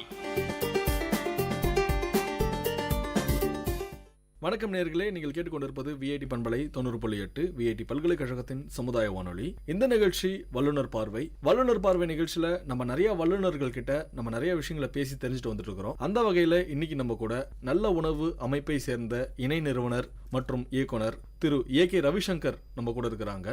வணக்கம் சார். நிகழ்ச்சிக்கு உங்களை விஐடி சமுதாய வானொலி சார்பாக வரவேற்கிறோம். வணக்கம். இந்த நல்ல உணவு அமைப்பை பற்றி நீங்க குறிப்பு தாங்க சார். இந்த நல்ல உணவு அப்படின்ற இந்த அமைப்பு வந்து நல்லக்கீரை அப்படின்ற ஒரு அமைப்புலேருந்து தான் வந்தது. ஆக்சுவலி நல்லக்கீரை அப்படின்ற ஒரு அமைப்புலேருந்து தான் வந்தது. ஸோ நல்லக்கீரையில் என்ன பண்ணணும்னா, இந்த மாதிரி நிறைய விவசாயிகளை சந்தித்து அவங்களோட ப்ராப்ளம் என்னென்ன மாதிரியான பிரச்சனைகள், அவங்களுக்கு சந்தைப்படுத்தல் என்ன மாதிரியான பிரச்சனைகள் இருக்குது அப்படின்னு சொல்லிட்டு நாங்கள் ஆராய்ச்சி பண்ணோம். தமிழ்நாடு முழுக்க பயணம் செஞ்சு நிறைய சிறு சிறு விவசாயிகளை சந்தித்தோம். அவங்களோட பொருட்களை வந்து சந்தைப்படுத்துறதுல தான் பெரிய பிரச்சனை இருக்குது. அதையும் தாண்டி வந்து இந்த மாதிரி டெக்னாலஜி மூலமாக என்னென்ன மாதிரியான ஹெல்ப் பண்ண முடியும் அப்படின்னு சொல்லிட்டு நாங்கள் ஆராய்ச்சி பண்ணியிருந்தோம். அதோட முடிவாக நாங்கள் என்ன நினச்சோன்னா, சந்தைப்படுத்துறதுல தான் அவங்களுக்கு உடனடி தேவை இருக்குது அப்படின்னு சொல்லிட்டு தெரிஞ்சு நாங்கள் இந்த மாதிரி கோயம்பேடு இந்த மாதிரி பெரிய பெரிய மார்க்கெட்டில் போயிட்டு 2-3 நாள் அங்கே உட்காந்து அங்கே எப்படி வந்து ஒரு விவசாய பொருளுக்கு வந்து விலை வந்து நிர்ணயம் பண்ணுறாங்க, ஏன் தக்காளி ஒரு நாளைக்கு 2 ரூபாய்க்கு 1 கிலோ கிடைக்குது, ஒரு நாளைக்கு 10 ரூபாய்க்கு கிடைக்குது, அது எப்படி கிடைக்குது அப்படின்ற பார்க்கறதுக்காக நிறைய இந்த மாதிரி கோயம்பேடு மார்க்கெட் மாதிரியான இடங்களுக்கு சென்று அங்கே ஸ்டே பண்ணி நாங்கள் அதை படித்தோம், என்ன ஆராய்ச்சி பண்ணிகிட்டு இருந்தோம். அதோட தொடர்ச்சியாக வந்து இயற்கை இந்த விவசாயிகள் வந்து நேரடியாகவே வந்து அவங்க பொருட்களை வந்து சந்தைப்படுத்தாங்கன்னா, நுகர்வோர் சந்தைப்படுத்தாங்கன்னா அவங்களுக்கான பொருளை வந்து அவங்க வந்து விலை நிர்ணயம் செய்ய முடியும். அது இல்லாமல் ஃபுல் கண்ட்ரோல் அவங்க கிட்ட இருக்கும் அப்படின்னு சொல்லிட்டு தெரிஞ்சு இது நாங்கள் வந்து ஒரு மாடலாக பண்ணணும் அப்படின்றதுக்காக தான் இந்த நல்ல கீரை அப்படின்ற ஒரு அமைப்பு உருவானது. ஸோ நீங்கள் டாக்டர்கிட்ட போனீங்கன்னா அவங்க ஃபர்ஸ்ட் சொல்கிறதே வந்து நீங்கள் மருந்து கொடுக்கறதுக்கு முன்னாடி ஒரு 5 வருஷத்துக்கு முன்னாடி நான் சொல்கிறேன், அப்போ கொடுக்கும்போதே சொல்லுவாங்க நீங்கள் இந்த கீரை சாப்பிடுங்க, இந்த காய்கறி சாப்பிடுங்க, இந்த பழம் சாப்பிடுங்க அப்படின்னு சொல்லிட்டு. ஆனால் இந்த பழக்கம் வந்து இப்போ கிடையாது. ஆக்சுவலி இந்த டாக்டர்கிட்டையும் கிடையாது. ஏன்னா யாருமே டயட்டை ஃபோக்கஸ் பண்ணுறது கிடையாது. ஆனால் நம்மளோட உணவு முறையில் வந்து நம்ம ரொம்பவே புறக்கணிக்கப்பட்ட ஒரு உணவு என்னென்னா இந்த காய்கறிகள். அதையும் தாண்டி ரொம்ப அதிகமாக புறக்கணிக்கப்பட்டது வந்து கீரைகள். இந்த கீரைகள் வந்து நம்மக்கிட்ட வந்து எக்கச்சக்கமான நாட்டு கீரை வகைகள் நம்மக்கிட்ட இருந்தது. ஒரு நோய்க்குமே ஒரு மருந்து கீரை வடிவத்தில் இருந்தது, நம்மளோட முன்னோர்கள் வச்சுருந்தாங்க. ஆனால் வந்து இந்த பசுமை புரட்சியின் காரணமாகவும் மற்ற இந்த பிரிட்டிஷ்காரங்கள்லேருந்து அவங்க இங்கேருந்து போனதுலேருந்து எக்கச்சக்கமான நம்மளோட விதைகளும் திருடப்பட்டிருக்குது. நிறைய இப்போ நம்ம மார்க்கெட்டில் போனோம்னா ஒரு 4-5 கீரை தான், சிறுகீரை, அரைக்கீரை, தண்டுக்கீரை, இந்த மாதிரி ஒரு 4-5 கீரை தான் கிடைக்கும். ஆனால் நம்மகிட்ட 50க்கும் 60க்கும் 100க்கும் மேற்பட்ட கீரை வகைகள் நம்மகிட்ட இருந்தது. ஆக்சுவலி ஒரு கீரைக்கும் ஒரு மருத்துவ குணங்கள் இருந்தது. ஆனால் இதை பற்றி நாங்கள் நிறைய ஊர்களுக்கு, நிறைய மாநிலங்களுக்கு போய் அங்கே இருக்கிற சின்ன சின்ன விவசாயிகளை சந்தித்து அவங்க நிறைய இந்த மாதிரி நம்மக்கிட்ட இருந்து விடுபட்டு போன கீரை வகைகளை நாங்கள் கண்டுபிடிச்சோம். அதை வந்து நாங்கள் கேட்டகரைஸ் பண்ணோம். அப்போ தான் வந்து நிறைய இந்த மாதிரி கல்லிலக்கின்னு ஒரு கீரை இருக்குது. அந்த கல்லிலக்கின்றது கீரை அந்த என்ன பண்ணுவோன்னா, கிட்னி ஸ்டோன், அந்த சிறுநீரக கல்லை வந்து கரைக்குது. அப்போ 2000 வருஷத்துக்கு முன்னாடி நம்மளோட முன்னோர்கள் எந்த விதமான ஆய்வகமும் இல்லாமல் ஒரு கீரையோட பேரை கல்லிலக்கின்னு வச்சுருக்காங்க. அந்த ஞானம் நம்மக்கிட்ட இருந்திருக்கு. அந்த மாதிரி எக்கச்சக்கமான கீரை வகைகள் இருக்குது. அப்போது அதையெல்லாம் சேர்த்து இந்த மாதிரி ஒரு 50 வகையான கீரைகள் நல்ல கீரை அப்படின்ற ஒரு அமைப்பில் பண்ணோம். அதோட தொடர்ச்சியாக வந்து கீரையும் தாண்டி அடுத்த லெவலில் நம்ம வந்து சிறுதானியங்கள் இந்த மாதிரி மற்ற விஷயங்களை விழிப்புணர்ச்சி ஏற்படுத்தணும் அப்படின்ற நோக்கத்தில் தான் வந்து நல்ல உணவு அப்படின்ற அமைப்பு ஏற்படுத்தும். இந்த நல்ல உணவில் என்ன பண்ணிகிட்டு இருக்கோம்னா, இந்த மாதிரி இயற்கை விவசாயம் நாங்கள் பண்ணிகிட்ருக்கோம். அது இல்லாமல் வந்து தமிழ்நாடு முழுக்க பயணம் செஞ்சு அங்கே இருக்கிற இயற்கை விவசாயிகளை ஒருங்கிணைச்சி யாருக்கெல்லாம் தேவைப்படுதோ அவங்கள ஒருங்கிணைச்சியும் அவங்களுக்கான சந்தைப்படுத்துதலை உதவி பண்ணிகிட்ருக்கோம். நல்லா சொன்னீங்க சார். இது மாதிரி வந்து இயற்கை விவசாயம் பற்றி சொன்னீங்க. அதுக்கப்புறம் வந்து நல்ல உணவு இன்றைக்கி நிறைய பேருக்கு வந்து கிடைக்கிறது கிடையாது. நம்மளுடைய பாரம்பரியமான உணவுகள்லேருந்து கூட நம்ம மாறிட்டோம் நிறைய விஷயங்களில். அதே மாதிரி இன்றைக்கி வந்து திருப்பியும் ஒரு பேக் டு த ஃபார்ம் அப்படின்ற மாதிரி இயற்கை விவசாயத்துக்கு நிறைய பேர் வந்து வந்துட்டுருக்குறாங்க. இயற்கை விவசாயம் செய்யணும் அப்படின்ற மாதிரி நீங்கள் சொன்னீங்க பேசிகிட்டு இருக்கும்போது. இந்த இயற்கை விவசாயத்துக்கு நாங்கள் வந்து பயிற்சிகள்லாம் கூட தரோம் அப்படின்ற மாதிரி. இந்த இயற்கை விவசாயம் எப்படி செய்யலாம், அதை பற்றி சொல்லுங்கள். இயற்கை விவசாயம் இன்றைக்கி வந்து வாட்ஸ்அப், ஃபேஸ்புக் இந்த மாதிரியான ஊடகங்கள், சமூக வலைத்தளங்கள், அது இல்லாமல் ஒரு சில இந்த மாதிரி டிவிக்களோட அவங்களோட இந்த மாதிரி ஒரு டெக்னாலஜியோட ஹெல்ப்லானால இந்த இயற்கை விவசாயத்தை பற்றிய இந்த இயற்கை உணவு, இயற்கை விவசாயத்தை பற்றிய ஒரு விழிப்புணர்ச்சி வந்து இப்போது பரவலாக கடந்த 5-10 வருஷமாக நல்லாவே பரவலாக வந்துட்டுருக்கு. நிறைய இளைஞர்கள் வந்து அவங்கள நிறைய பேர் வந்து நீங்கள் படிச்சிருக்கலாம், பார்த்துருக்கலாம். நிறைய ஐடி ஜாபில் இருந்து மற்ற ஜாபில் இருந்து குவிட் பண்ணிவிட்டு விவசாயம் வரணும் அப்படின்னு சொல்லிட்டு அந்த ஒரு ஆர்வத்தில் வராங்க. நிறைய பேரோட எங்களுக்கான உந்துதல் வந்து நாங்கள் நம்மாழ்வார்கிட்ட இருந்து தான் இந்த உந்துதல் எங்களுக்கு வந்தது. ஆக்சுவலி அந்த மாதிரி நிறைய இளைஞர்கள் வரும்போது அவங்களுக்கு என்ன பண்ணணும், எப்படி பண்ணணும், ஏன் பண்ணணும் அப்படின்றது தெரியாத போது அவங்களுக்கு தேவையான பயிற்சிகளை கொடுத்து அவங்கள வந்து மற்ற பண்ணைகளுக்கும் எடுத்துச்சு அவங்க என்னென்ன மாதிரியான மாடலெல்லாம் பண்ணிகிட்ருக்காங்க அப்படின்னு சொல்லிட்டு அவங்களுக்கு பார்க்க வச்சு அவங்களுக்கு ஒரு தன்னம்பிக்கை ஊட்டி அவங்கள வந்து சுயமாக வந்து விவசாயம் பண்ணுறதுக்கு நாங்கள் உதவி செய்கிறோம். இயற்கை விவசாயம் செய்வதற்கு நீங்கள் வந்து உதவி செய்கிறோம் அப்படின்ற மாதிரி சொல்லியிருக்கீங்க. நிறைய பேர் நீங்கள் சொன்ன மாதிரி புதுசாக வராங்க, வந்துட்டு இந்த இயற்கை விவசாயத்தில் அவங்க எப்படி வந்து லாபகரமாக பண்ணணும், சந்தைப்படுத்துதல், இது மாதிரி நிறைய அவங்களுக்கு வந்து டவுட்ஸ் இருக்குது. இதை நம்ம எப்படி பண்ணணும் அப்படின்ட்டு. இயற்கை விவசாய பயிற்சி நீங்களும் அளிக்கிறதா வந்து சொல்லியிருக்கீங்க. இந்த இயற்கை விவசாய பயிற்சி எந்த நாட்களில் சார் நீங்கள் வந்து தரீங்க? நீங்கள் அதை பற்றின ஒரு குறிப்பு தாங்க சார். 2 மாதங்களுக்கு ஒரு முறை வந்து 2 நாள் இல்லை 3 நாள் பயிற்சி பட்டறையை நாங்கள் கொடுப்போம். முக்கியமாக எங்களோட பண்ணை வந்து திண்டிவனம் பக்கத்தில் ஆவணிப்பூர் அப்படின்ற ஒரு கிராமத்தில் இருக்குது. 30 ஏக்கர் பண்ணை ஆக்சுவலி. அந்த பண்ணையில் நாங்கள் வந்து இயற்கை விவசாய பயிற்சி கொடுத்துட்ருக்கோம். அது இல்லாமல் வந்து சென்னையில் மட்டும் திண்டிவனத்தில் மட்டும் பண்ணால் இங்கே இருக்கிற மக்கள் மட்டும்தான் பயன்பெற முடியும். அதனால் வந்து நாங்கள் இது வரைக்கும் ஒரு 15 டிஸ்ட்ரிக்ட் நாங்கள் ட்ராவல் பண்ணி அங்கே இருக்கிற மக்களை வந்து ஒருங்கிணைச்சிருக்கோம் இந்த விவசாயத்தில் மட்டும். அதையும் தாண்டி மற்ற சமூக பணிகளில் வந்து ஆல்மோஸ்ட் தமிழ்நாடு ஃபுல்லாக எல்லா டிஸ்ட்ரிக்டையும் ஒருங்கிணைச்சு வச்சுருக்கோம். டிஸ்ட்ரிக்ட் வைஸ் டீம் வச்சுருக்கோம். அதனால் வந்து இப்போ மதுரை போனால் அங்கே வந்து ஒரு ஃபார்ம், அங்கே வந்து நல்ல பெஸ்ட் ஃபார்ம் என்னவோ அந்த ஃபார்மை சூஸ் பண்ணி அங்கே இருக்கிற ஃபார்மர்ஸை கூப்பிட்டு வந்து அங்கே இருக்கிற விவசாயிகள் மூலமாக வந்து பயிற்சி பண்ணுறோம். அந்த மாதிரி வந்து ஏரியா கோயம்புத்தூர், மதுரை, திருநெல்வேலி, அந்த மாதிரி இந்த சென்னை, இந்த திருவள்ளூர், காஞ்சிபுரம், திருவண்ணாமலை, விழுப்புரம் இந்த மாவட்டங்களை பொறுத்த வரைக்கும் திண்டிவனத்தில் நாங்கள் ரெகுலராக பயிற்சி கொடுத்துட்ருக்கோம். இயற்கை விவசாய பயிற்சிகள் நீங்கள் தந்துட்டு இருக்கிறீங்க சார். இந்த பயிற்சிகளில் எந்த மாதிரியான பயிற்சி வகுப்புகள்லாம் நீங்கள் எடுத்துகிட்டு இருக்கிறீங்க?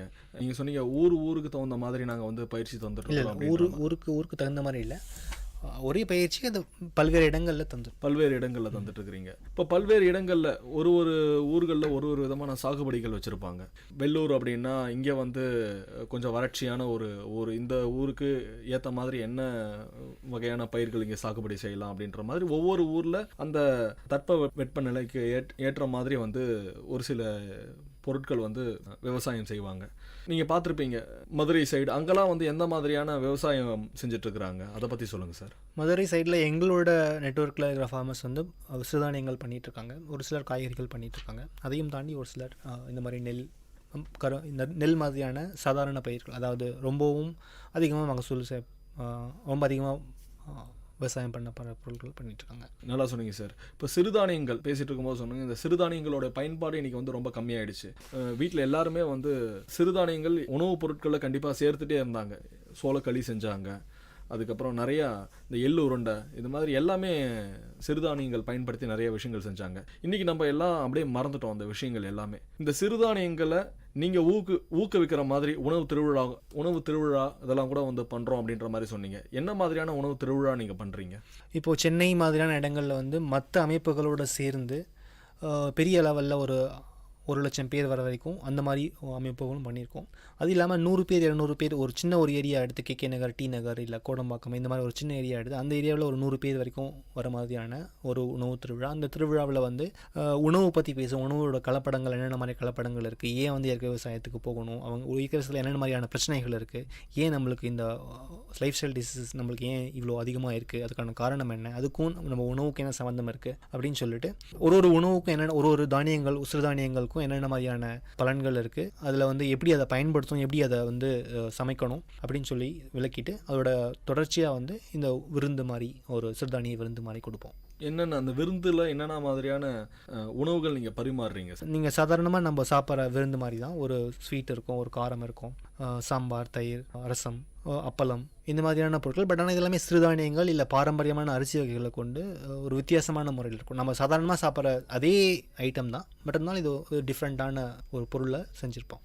சார், பாரம்பரிய அரிசி நீங்கள் நிறைய பேர் வந்து மறந்துட்டோம். அந்த ஒரு விஷயங்கள் கூட சத்தான உணவு நம்ம எடுத்துக்கணும், நல்ல உணவு நம்ம எடுத்துக்கணும் அப்படின்னா என்ன வகையான அரிசி நம்ம பயன்படுத்தலாம் சார்? இப்போது சுகருக்கெல்லாம் கூட வந்து கண்ட்ரோல் பண்ணணும் அப்படின்ற மாதிரி நிறைய அரிசிகள் சொல்லியிருக்கிறாங்க. கருப்பு கவுனி அரிசி சொல்கிறாங்க. இந்த மாதிரி நிறைய அரிசிகள் இருக்கும். அதை பற்றின ஒரு குறிப்பு நீங்கள் சொல்லுங்கள் சார். நம்மளுடைய தரவுகள் படி 2,00,000க்கும் மேற்பட்ட வெரைட்டி பாரம்பரிய அரிசி வகைகள் நம்மக்கிட்ட இருந்திருக்கு. இப்போ பசுமை பெருட்சியின் காரணமாகவும் அதுக்கு முன்னாடியும் பிரிட்டிஷ் காலத்திலையும் நம்மளுடைய பாரம்பரிய அரிசிகள் இங்கேருந்து திருடப்பட்டு இருக்கிறது, இல்லை மறக்கடிக்கப்பட்டிருக்கு.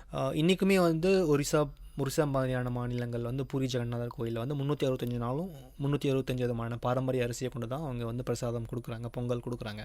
அது இன்றைக்கும் வந்து நடைமுறையில் இருக்கிற ஒரு விஷயம். அப்போது நம்மக்கிட்ட இவ்வளோ அரிசி வகைகள் இருந்தது. கல்யாணம் ஆனா அதுக்கு ஒரு அரிசி, மகப்பேர் இருந்தால் அதுக்கு ஒரு அரிசி, பால் ஊற்ற தாயாக இருந்தால் அதுக்கு ஒரு அரிசி, சக்கரை வியாதி இருந்தால் அதுக்கு ஒரு அரிசி, ரொம்ப அதிகமாக வெள்ளம் இருந்தால் அதுக்கு ஒரு அரிசி, தண்ணி ரொம்ப கம்மியாக இருந்ததுன்னா அதுக்கு ஒரு அரிசி. இந்த மாதிரி வந்து பல்வேறு பருவநிலைகளுக்கும் பல்வேறு நோய்களுக்கும் பல்வேறு உடல் பிணிகளுக்கும் ஏற்றாற் போல் நிறைய அரிசி பாரம்பரிய அரிசிகள் நம்மக்கிட்ட இருந்தது. ஆனால் அதை பற்றிய அறிவு, அதை பற்றிய ஒரு தொகுப்பு வந்து நம்மக்கிட்ட இல்லாமல் இருக்கிறது. கடந்த பல வருடங்களாக நம்மாழ்வார், நெல் ஜெயராமன், இந்த மாதிரியான ஒரு சில தலைவர்களுடைய முயற்சியால் வந்து அதை பற்றிய ஒரு விழிப்புணர்ச்சி அதிகமாக வந்துட்டுருக்கு. இப்போ நம்ம கல்யாணமாக போகிறவங்களுக்கு நம்ம மாப்பிள்ளை சம்பா கொடுப்போம். அதோட பேர்லேயே மாப்பிள்ளை சம்பா வச்சதுக்கு காரணமே வந்து கல்யாணமாக ஆண் மகனுக்கு வந்து இந்த அரிசியை கொடுக்கறது மூலமாக வந்து நல்ல சத்து வரும் அப்படின்னு சொல்லிட்டு ஒரு நம்பிக்கை இருக்கிறது. அதே மாதிரி இந்த சர்க்கரை வியாதியை பொறுத்த வரைக்கும் இந்த மாப்பிள்ளை சம்பா அரிசி, யானை கருப்பு கவுனி அரிசி இதெல்லாம் வந்து ஒரு நல்ல அரிசி. ஏன்னா இதோட கிளைசெமிக் இண்டெக்ஸ் வந்து ரொம்ப கம்மியாக இருக்குது. இப்போ நம்ம பாலிஷ் பண்ண அரிசியில் வந்து 100க்கு 80-90 வரைக்கும் கிளைசெமிக் இண்டெக்ஸ் இருக்கும். அதாவது நம்ம சாப்பிட்ற அரிசி, நம்ம சாப்பிட்ற சாப்பாட்டில் இருக்கிற சர்க்கரை வந்து எவ்வளோ சீக்கிரமாக வந்து நம்மளோட ரத்தத்தில் கலக்குது அப்படின்ற அந்த அளவு தான் கிளைசெமிக் இண்டெக்ஸ் அப்படின்னு சொல்லுவோம். அப்போ நம்ம ரெகுலராக சாப்பிட்ற இந்த பாலிஷ் பண்ண அரிசியில் வந்து 80-100% வரைக்கும் இருக்குது. ஆனால் இந்த பாரம்பரிய அரிசிகளில் மினிமம் 40-60% வரைக்கும் தான் இருக்குது. ஸோ கிளைசெமிக் இண்டெக்ஸ் கம்மியாக இருக்கிறதால சர்க்கரை வியாதிகளோ இல்லை மற்ற வாழ்வியல் சம்மந்தமான வியாதிகளோ வர்றதுக்கான வாய்ப்புகள் இந்த பாரம்பரிய அரிசியில் ரொம்ப கம்மி. அதுவும் இல்லாமல் ஒவ்வொரு அரிசிக்கும் ஒரு மருத்துவ குணம், அதுக்கான ஒரு சிறப்பு வந்து நம்மக்கிட்ட இருக்குது. அதுக்கான சரியான ஒரு தொகுப்பு வந்து நம்மக்கிட்ட இப்போது கடந்த ஒரு 4-5 வருஷமாக நம்ம அதை முயற்சி பண்ணி தொகுத்துட்டு வந்துட்டுருக்கோம். ரொம்ப நல்லா சொன்னீங்க சார். இப்போ இயற்கை விவசாயம் செய்கிறவங்களுக்கு எல்லாத்துக்குமே வந்து கண்டிப்பாக ஒரு சந்தேகங்கள் இருக்கும்.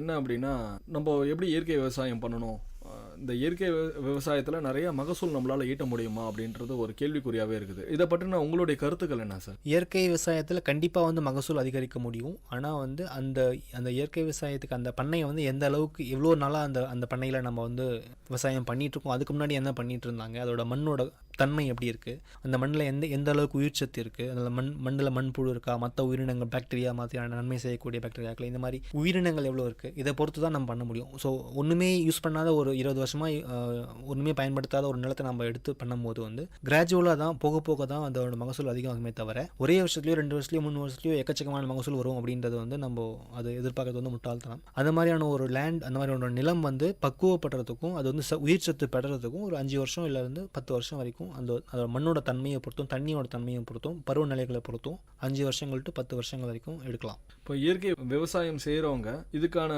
உரமாக என்ன தரலாம் சார்? என்ன போட்டால் வந்து மண் நல்லா வளமாகும், அதை பற்றி சொல்லுங்கள். பொதுவாக நம்ம வந்து இப்போ பரிசீலிக்கிறது வந்து மண்ணுடைய உயிர்ச்சத்தை அதிகரிக்கணும்னா இந்த மாதிரி பஞ்சகவ்யா மாதிரியான விஷயங்கள் ப்ரமோட் பண்ணிகிட்ருக்கோம். அது இல்லாமல் கிளைசீடியா இந்த மாதிரியான ஒரு சில செடிகளையும் நம்ம அதாவது நைட்ரஜன் தரக்கூடிய செடிகளையும் நம்ம வந்து அங்கேயே வந்து விளைவிச்சு அதையே வந்து கட் பண்ணி திரும்ப நிலத்துக்கு வந்து உரமாக போடுற மாதிரியான விஷயங்களை கொடுத்துட்ருக்கோம். இப்போ நிறைய பேர் வந்து வீட்டிலே வந்து விவசாயம் செய்ய முடியாதவங்க, அதில் ஆர்வம் இருக்கும், ஆனால் வந்து அது வந்து செய்ய முடியாதவங்க வீட்டிலே கூட வந்து மாடி தோட்டங்கள் அமைத்து வந்து அவங்களுக்கு வீட்டுக்கு உண்டான காய்கறிகளை அவங்களே பயிரிடுறாங்க. மாடி தோட்டத்துக்கெல்லாம் கூட வந்து நாங்கள் பயிற்சி தரோம் அப்படின்ற மாதிரி நீங்கள் சொல்லிட்டு இருந்தீங்க. மாடி தோட்டத்துக்கு எது மாதிரியான பயிற்சிகள் நீங்கள் தரீங்க, எந்த நாட்களில் தரீங்க சார், அதை பற்றி சொல்லுங்கள். மாடி தோட்டத்துக்கும் மாதத்துக்கு ஒரு நாள் பயிற்சி கொடுக்குறோம். அந்த ஒரு நாள் பயிற்சி வந்து அதாவது நாங்கள் ஒரு நெட்வொர்க் மாதிரி சென்னையில் வச்சுருக்கோம். ஸோ அந்த நெட்வொர்க்கில் வந்து நிறைய பேரோட மாடி தோட்டங்கள் நாங்கள் ரெகுலராக விசிட் பண்ணியிருக்கோம். ஸோ அப்போ வந்து எங்களுக்குன்னு ஒரு ட்ரெயினர் எங்களுக்காக ஒரு வாலண்டியர் இருக்கார். ஸோ அவர் மூலமாக வந்து ஒரு ஏரியாவிலையும் ஒரு வீட்டை சூஸ் பண்ணி அந்த வீட்டில் வந்து அந்த ஏரியாவில் இருக்கிற ஒரு 10-15 பேரை நாங்கள் ஒரு இன்விடேஷன் மாதிரி கொடுப்போம். அதில் வந்து அவங்க பே பண்ணி ₹100 to ₹200 அந்த மாதிரி இருக்கும். ஸோ 1 day ஒர்க் ஷாப் அதை வந்து அவங்க பே பண்ணி அந்த 1 day ஒர்க் ஷாப் அட்டன் பண்ணி அவங்களுக்கு அப்போ அதுதான் புதுசாக இருக்கும். ஏன்னா அவங்க மேபி அதை மாடி தோட்டம் பற்றி அவங்க படிச்சிருக்கலாம், கேள்விப்பட்டிருக்கலாம், பட் ஆனால் அவங்க பார்த்துருக்கிறதுக்கான சான்ஸ் மேபி கொஞ்சம் கம்மியாக இருக்கலாம். அதாவது நல்லா ஃபுல்லாக வந்து நல்லா பண்ண ஒரு மாடி தோட்டம் முழுவதுமாக வந்து ஒரு சிறப்பான அளவில் எங்கக்கூடிய ஒரு மாடித்தோட்டம். ஸோ அந்த மாதிரியான ஒரு மாடித்தோட்டத்துக்கு கூட்டிகிட்டு போயிட்டு அங்கே வந்து ஒரு நாள் ஃபுல்லாக வந்து அவங்களுக்கு வந்து எப்படி இந்த மாதிரி வீட்டு தோட்டத்தில் வந்து என்னென்ன மாதிரியான பிரச்சனைகள் வரும், அதை எப்படி பண்ண முடியும், என்னென்ன மாதிரியான பூச்சிகள், என்னென்ன மாதிரி காய்கறிகளுக்கு வரும், என்னென்ன மாதிரி காய்கறிகள் பண்ண முடியும் அப்படின்ற ஒரு விழிப்புணர்ச்சி ஏற்படுத்துகிறோம். அதோட தொடர்ச்சியாக வந்து நிறைய பேர் வந்து அவங்களோட மாடியில் வந்து இந்த மாதிரியான முயற்சிகள் வந்து எடுத்துகிட்டு இருக்காங்க. சென்னையில் நிறைய இடங்களில் வந்து நெல் தவிர கரும்பு கூட மாடி தோட்டத்தில் பண்ணிகிட்டு இருக்காங்க. சார், இன்றைக்கி நிறைய விவசாயிகளுடைய பிரச்சனை என்னன்னு சொல்லி பார்த்தீங்கன்னா பூச்சிகள், இதோடைய தாக்கம் ரொம்ப அதிகமாக இருக்குது பயிர்கள் அப்படின்ற மாதிரி நிறைய பேர் வந்து கஷ்டப்படுறாங்க. இதனால் விளைச்சலும் ரொம்ப பாதிக்கப்படுது. இந்த பூச்சிக்கொல்லி இது வந்து இயற்கையாக வந்து நம்ம ஒரு பூச்சிக்கொல்லி நம்ம பயன்படுத்தணும்னா என்ன மாதிரியான பூச்சிக்கொல்லி பயன்படுத்தலாம்? பூச்சி அப்படின்னாலே கெட்டது அப்படின்ற ஒரு எண்ணம் இருக்குது நம்மளோட விவசாயிகளில். ஏன்னா என்ன இப்போ பார்த்தீங்கன்னா உரம் மருந்து தான் சொல்லுவாங்க. அது இங்கிலீஷில் பார்த்தீங்கன்னா அதோட பேர் பெஸ்டிசைட்னு சொல்லுவாங்க. பெஸ்ட் அப்படின்றது அது வந்து ஒரு உயிரி, சைடு அப்படின்றது கொலை இல்லை சாகிறது.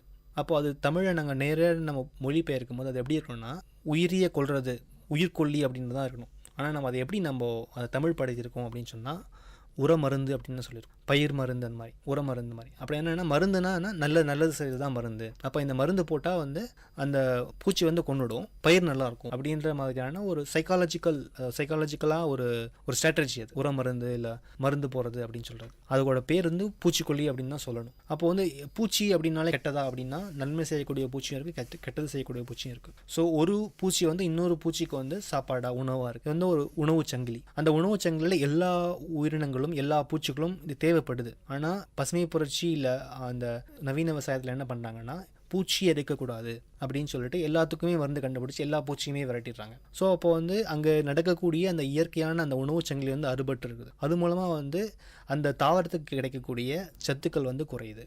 நல்ல கீரை, நல்ல உணவு, நல்ல சோறு அமைப்பின் மூலமாக நிறைய பயிற்சிகள் நீங்கள் தந்துட்டு இருக்கிறதா வந்து சொன்னீங்க. யாருக்காவது அந்த பயிற்சி வேணும், எங்களுக்கு வந்து இந்த இயற்கை விவசாயத்தை பற்றி தெரிஞ்சுக்கணும் அப்படின்னா உங்களை காண்டாக்ட் பண்ணுறதுக்கு உங்களுடைய அட்ரஸ் மற்றும் ஃபோன் நம்பர் சொல்லுங்கள் சார். நல்ல உணவு வந்து www.nallaunavu.com அப்படின்ற இணையதளம் மூலமாகவும் தொடர்பு கொள்ளலாம்.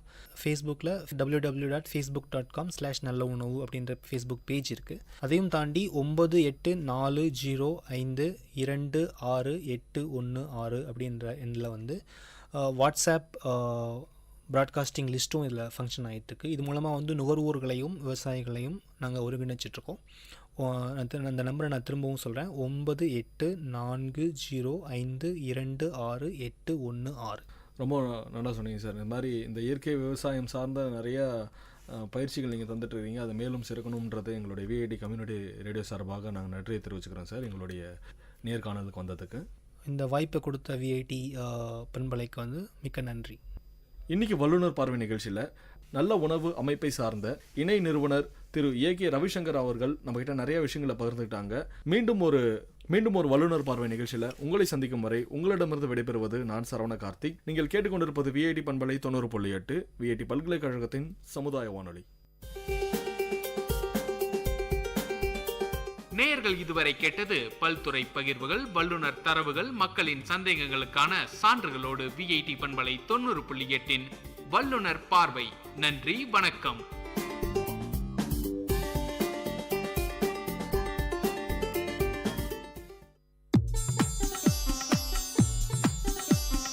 தமிழ்ச்சுடர், வாழ்வும் இலக்கியமும் சங்கமிக்கும் ஒலி ஓவியம் உங்கள் விஐடி பண்பலை 90.8.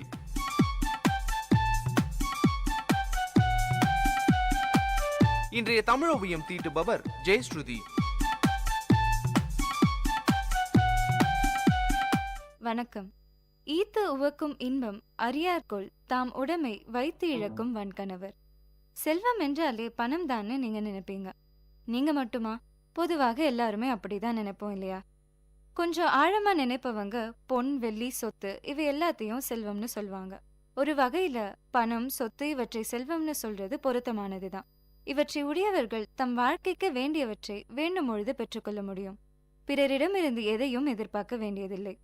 செல்வம் உடையவர்கள் நல்லவர்களாக இருப்பின் பிறருக்கு கொடுக்கலாம், பிறருக்கு வரும் துன்பங்களை தீர்க்கலாம், அவர்களையும் மகிழ்ச்சியுடன் வாழ செய்யலாம், அரசியல்களை செய்யலாம், அதன் மூலம் புகழ் பெறலாம். இதே செல்வம் தீயவர்களிடமிருந்தால் என்ன செய்யும்? அதனால் எத்தனையோ அழிவுகள் ஏற்படவும் வாய்ப்புகள் உள்ளது. ஆகையால் இந்த செல்வமானது நன்மையும் செய்யும், தீமையும் செய்யும். செல்வம் சென்று விடக்கூடியது. அதனாலேயே இதற்கு செல்வம் என்று நம் முன்னோர்கள் பெயரிட்டு உள்ளனர் போலும். கவிஞர் ஒருவர் உருண்டு ஓடிடும் பணம் காசு எனும் உருவமான பொருளே என்று பாடியதன் கருத்து மிகவும் பொருத்தமானதே. செல்வத்தின் பயன் ஈதலே. செல்வத்தை அடையும் பயன் என்ன? வறியவருக்கு கொடுப்பதே. அப்படி செய்வதில் ஓர் இன்பம் உண்டு. ஏழையின் சிரிப்பில் இறைவனை காண்போம்னு கேள்விப்பட்டிருப்போம். அது என்னன்னு கேக்குறீங்களா? ஒரு சின்ன பையன் கடவுளை பார்க்க வீட்டிலிருந்து கிளம்பினான். அதிக தூரம் பயணம் செய்ய வேண்டியிருக்குமே என்று தின்பண்டங்களையும் மதிய உணவையும் பையில் வைத்துக் கொண்டான். காலையில் இருந்து நடக்க ஆரம்பித்தவன் சிறிது ஓய்வு எடுக்கலாம் என்று அருகிலுள்ள பூங்காவிற்குள் நுழைந்தான். அங்கு வயதான பெண்மணி ஒருவர் புறாக்கள் சாப்பிடுவதை பார்த்து கொண்டே இருந்தார். நடந்து வந்த களைப்பில் தாகம் எடுக்கவே தண்ணீர் பாட்டிலை திறந்து தண்ணீர் குடிக்க ஆரம்பித்தான். அந்த பாட்டி அவனையே பார்த்து கொண்டிருந்தார். ஒருவேளை பாட்டிக்கு தாகமாக இருக்குமோ என்று எண்ணி தண்ணீர் பாட்டிலை நீட்டினான். பாட்டியும் அவனை பார்த்து அழகாக புன்னகைத்துவிட்டு தண்ணீரை வாங்கி குடித்தார். அந்த சிறுவன் இதுவரை அவ்வளவு அழகான புன்னகையை பார்த்ததில்லை. அதனால் திரும்பவும் அவர்கள் புன்னகையை பார்க்க தான் கொண்டு வந்த உணவை பிரித்து கொடுத்தான். அந்த பாட்டியும் மீண்டும் அவனை பார்க்க புன்னகைத்துவிட்டு அவன் கொடுத்த உணவை சாப்பிட ஆரம்பித்தார். 2 பேரும் ஒரு வார்த்தை கூட பேசவில்லை. ஆனால் அடிக்கடி ஒருவரை பார்த்து ஒருவர் புன்னகைத்துக் கொண்டே இருந்தனர். நேரம் ஆக ஆக அம்மா ஞாபகம் வந்தது சிறுவனுக்கு. அதனால் எழுந்து வீட்டிற்கு நடக்க ஆரம்பித்தான். சிறிது தூரம் நடந்தவன் சட்டென திரும்பி குடுகுடுவென்று ஓடி சென்று பாட்டியை கட்டி அணைத்து கொண்டான். பாட்டி அவன் செயலை பார்த்ததுமே மிகவும் பிரகாசமாக சிரித்தார். சிறுவன் வீட்டிற்குள் நுழைந்ததும் அவன் மிகுந்த சந்தோஷத்தில் இருப்பதை பார்த்த அவன் அம்மா என்ன நடந்தது என்று கேட்டார். நான் மதியம் கடவுளுடன் சாப்பிட்டேன் என்றான். கடவுளின் புன்னகை மாதிரி நான் இதுவரை எங்கும் பார்த்ததில்லை என்றான். கடவுளை வேறெங்கும் தேடாதீர். அறிமுகம் இல்லாதவர்களிடம் ஒரு சின்ன புன்னகை, சின்ன உதவி செய்து பாருங்கள். சர்க்கரையை சுவைத்து பழகியவர்களுக்குத்தான் அதன் இன்பச் சுவை தெரியும். அதை பற்றி அறியாதவர்கள், அதை சுவைத்தறியாதவன் அதன் சுவையை அறிவானா? அவ்வாறே பிறருக்கு கொடுத்து மகிழ்ந்து அதனால் பெறும் இன்பத்தை அறியாதவர்களாக நம்மில் பல பேர் இருக்கின்றோம். இதையே வள்ளுவர் செல்வம் அழியும் தன்மையுடையது என்கிறார். நீங்கள் கேட்கலாம், செல்வமே நமக்கு வேண்டாமா என்று. கண்டிப்பாக வேண்டும். செல்வம் இல்லாவிடில் இந்த உலகத்தில் எதுவுமே நடைபெறாது. செல்வம் உலக வாழ்க்கைக்கு மிகவும் இன்றியமையாதது. செல்வம் வாழ்க்கைக்கு தேவை. ஆனால் செல்வமே வாழ்க்கை என்று. அதனால் செல்வத்தை தேடுவதும் அதை சேர்த்து வைப்பதுமே வாழ்க்கை என இருக்கக்கூடாது. செல்வத்தை பெற்று வாழ்க்கையை வாழ வேண்டும். வாழ்க்கையை வாழ்வது என்றால் தன் பசியை தனித்துக் கொள்வது, தன்னுடைய தேவைகளை பூர்த்தி செய்து கொள்வது மட்டுமே ஆகாது. அதனாலேயே வள்ளுவர் போன்ற பெரியோர்கள் பொருட்செல்வம் மட்டும் குறிப்பிடாமல் வேறு பல செல்வங்களை பற்றியும் கூறியுள்ளனர். வாழ்க்கையை வாழ விரும்புபவன் பொருள் செல்வத்தை மட்டும் பெற்றவனாக இருத்தல் மட்டும் போதாது, வேறு பல செல்வங்களையும் உடையவனாக இருக்க வேண்டும். செல்வத்தை பொருள், உடைமை, ஆக்கம் என்று பல சொற்களால் குறிப்பிடுகின்றார். வாழ்க்கைக்கு வேண்டிய செல்வங்கள் 13 என்று சொல்லலாம். பொருள், கல்வி, கேள்வி, அடக்கம், அருள், அறிவு, அன்பு, ஆழ்வினை அதாவது முயற்சி, ஊக்கம், ஒழுக்கம், நான் அதாவது நாணம், பண்பு, பொறுமை. 13 செல்வங்களும் வாழ்க்கைக்கு தேவையானவை ஆகும். இவை அனைத்தையும் உடையவனே வாழ்க்கையை வாழ்பவன் ஆவான். வாழ்க்கை என்றால் அதற்கு பொருள் மட்டும் போதாது. 13 செல்வங்களும் சேர்ந்ததே செல்வங்களாகும். இதையே வள்ளுவர் ஈத்து உவக்கும் இன்பம் அறியார்கொள் தாமுடைமை வைத்து இழக்கும் வன்கணவர் என்கிறார். இந்த உலகத்திற்கு ஏதாவது ஒரு வகையில் தான் பயனுடையவனாக இருப்பதே வாழ்க்கை. தன்னால் ஆன சிறு செயல்களை செய்து பிறருக்கு உதவியாக இருக்க வேண்டும். செல்வத்தை தேடுவதும் அதை காப்பதையுமே கடமையாக கொள்ளக்கூடாது. பிறருக்கு பயன்படுவதே உண்மையான செல்வமாக கருத வேண்டும். சிந்தியுங்கள், செயல்படுங்கள். நன்றி.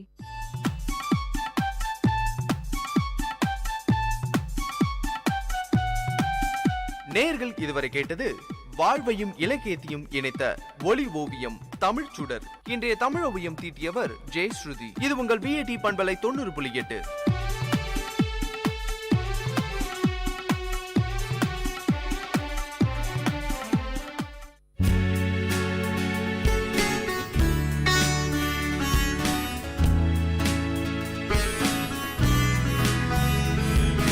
VAT பண்பலை 90.8 VAT பல்கலைக்கழகத்தின் சமுதாய வானொலியில் இது மருத்துவ நேரம். பல்வேறு மருத்துவ துறைகளிலிருந்து தேர்ச்சி பெற்ற மருத்துவர்களுடன் கலந்துரையாடும் நேரம் இது.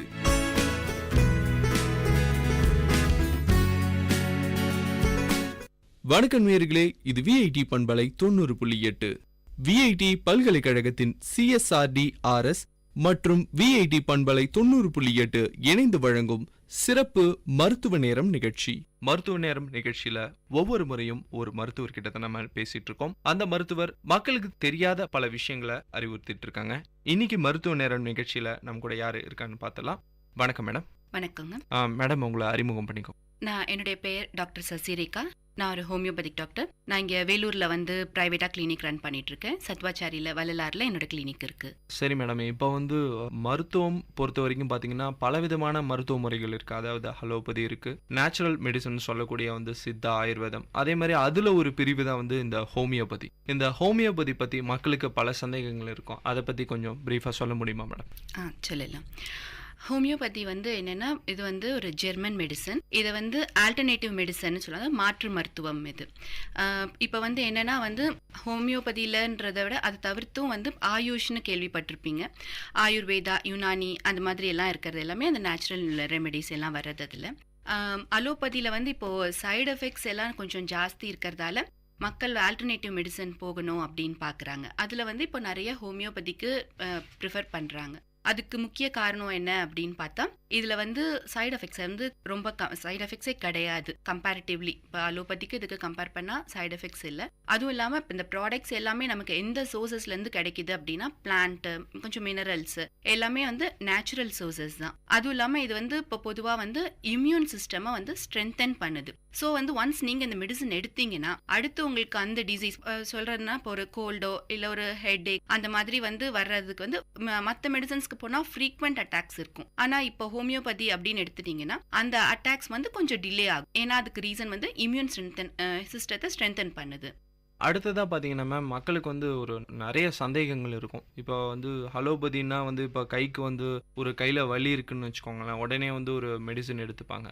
அதே மாதிரி எல்லா வியாதிகளுக்குமே வந்து ஹோமியோபதியில் மெடிசன்ஸ் இருக்கா? அந்த சந்தேகங்கள் மக்களுக்கு இருக்கும் கன்ஃபார்மாக. அதை பற்றி கொஞ்சம் சொல்லுங்கள். ஹோமியோபதிலையும் அப்படி எல்லா டிசீஸ்க்கும் மருந்து உண்டு. அது ஹெட் டு ஃபுட் வந்து நீங்கள் வந்து என்ன டைப் ஆஃப் இது டிசீஸ் இருக்குனாலும் எல்லாத்துக்குமே வந்து ஒரு ஹோமியோபதி கன்சல்டன்ட்டை நீங்கள் வந்து இது பண்ணிப்பா அவங்கள அப்ரோச் பண்ணலாம். ஒரு சில இது மட்டும் வந்து சர்ஜிக்கல் ப்ரொசீஜரால் மட்டும்தான் வந்து சரி பண்ண முடியும்ன்ற இருக்கிற டிசீஸ் தவிர்த்து, அதுலேயுமே வந்து ஒரு சில டிசீஸ் வந்து சர்ஜிக்கல் ப்ரொசீஜர் இல்லாமல் ஹோமியோபதியாலையும் கியூர் பண்ண முடியுது. மற்றபடி எல்லா டிசீஸ்க்கும் ஹோமியோபதியில் ட்ரீட்மெண்ட் உண்டு. சரிங்க மேம். அடுத்ததாக பார்த்தீங்கன்னா வந்து முன்னாடி கேட்ட கேள்விக்கு இது தொடர்புடையது தான். இப்போ வந்து பார்த்தீங்கன்னா ஒருத்தருக்கு தலைவலிக்குதுன்னா உடனே வந்து மெடிசன், அதாவது ஒரு அலோபதி மெடிசனோ இல்லை வேறு விதமான ஒரு ஆல்டர்னேட்டிவ் மெடிசன் எடுத்துக்கிறாரு, உடனே அவருக்கு குணமாயிடுது. அதாவது ஒரு ஈவினிங்குள்ளேயோ இல்லை ஒரு மணி நேரத்துக்குள்ளேயோ வந்து குணமாயிடுது.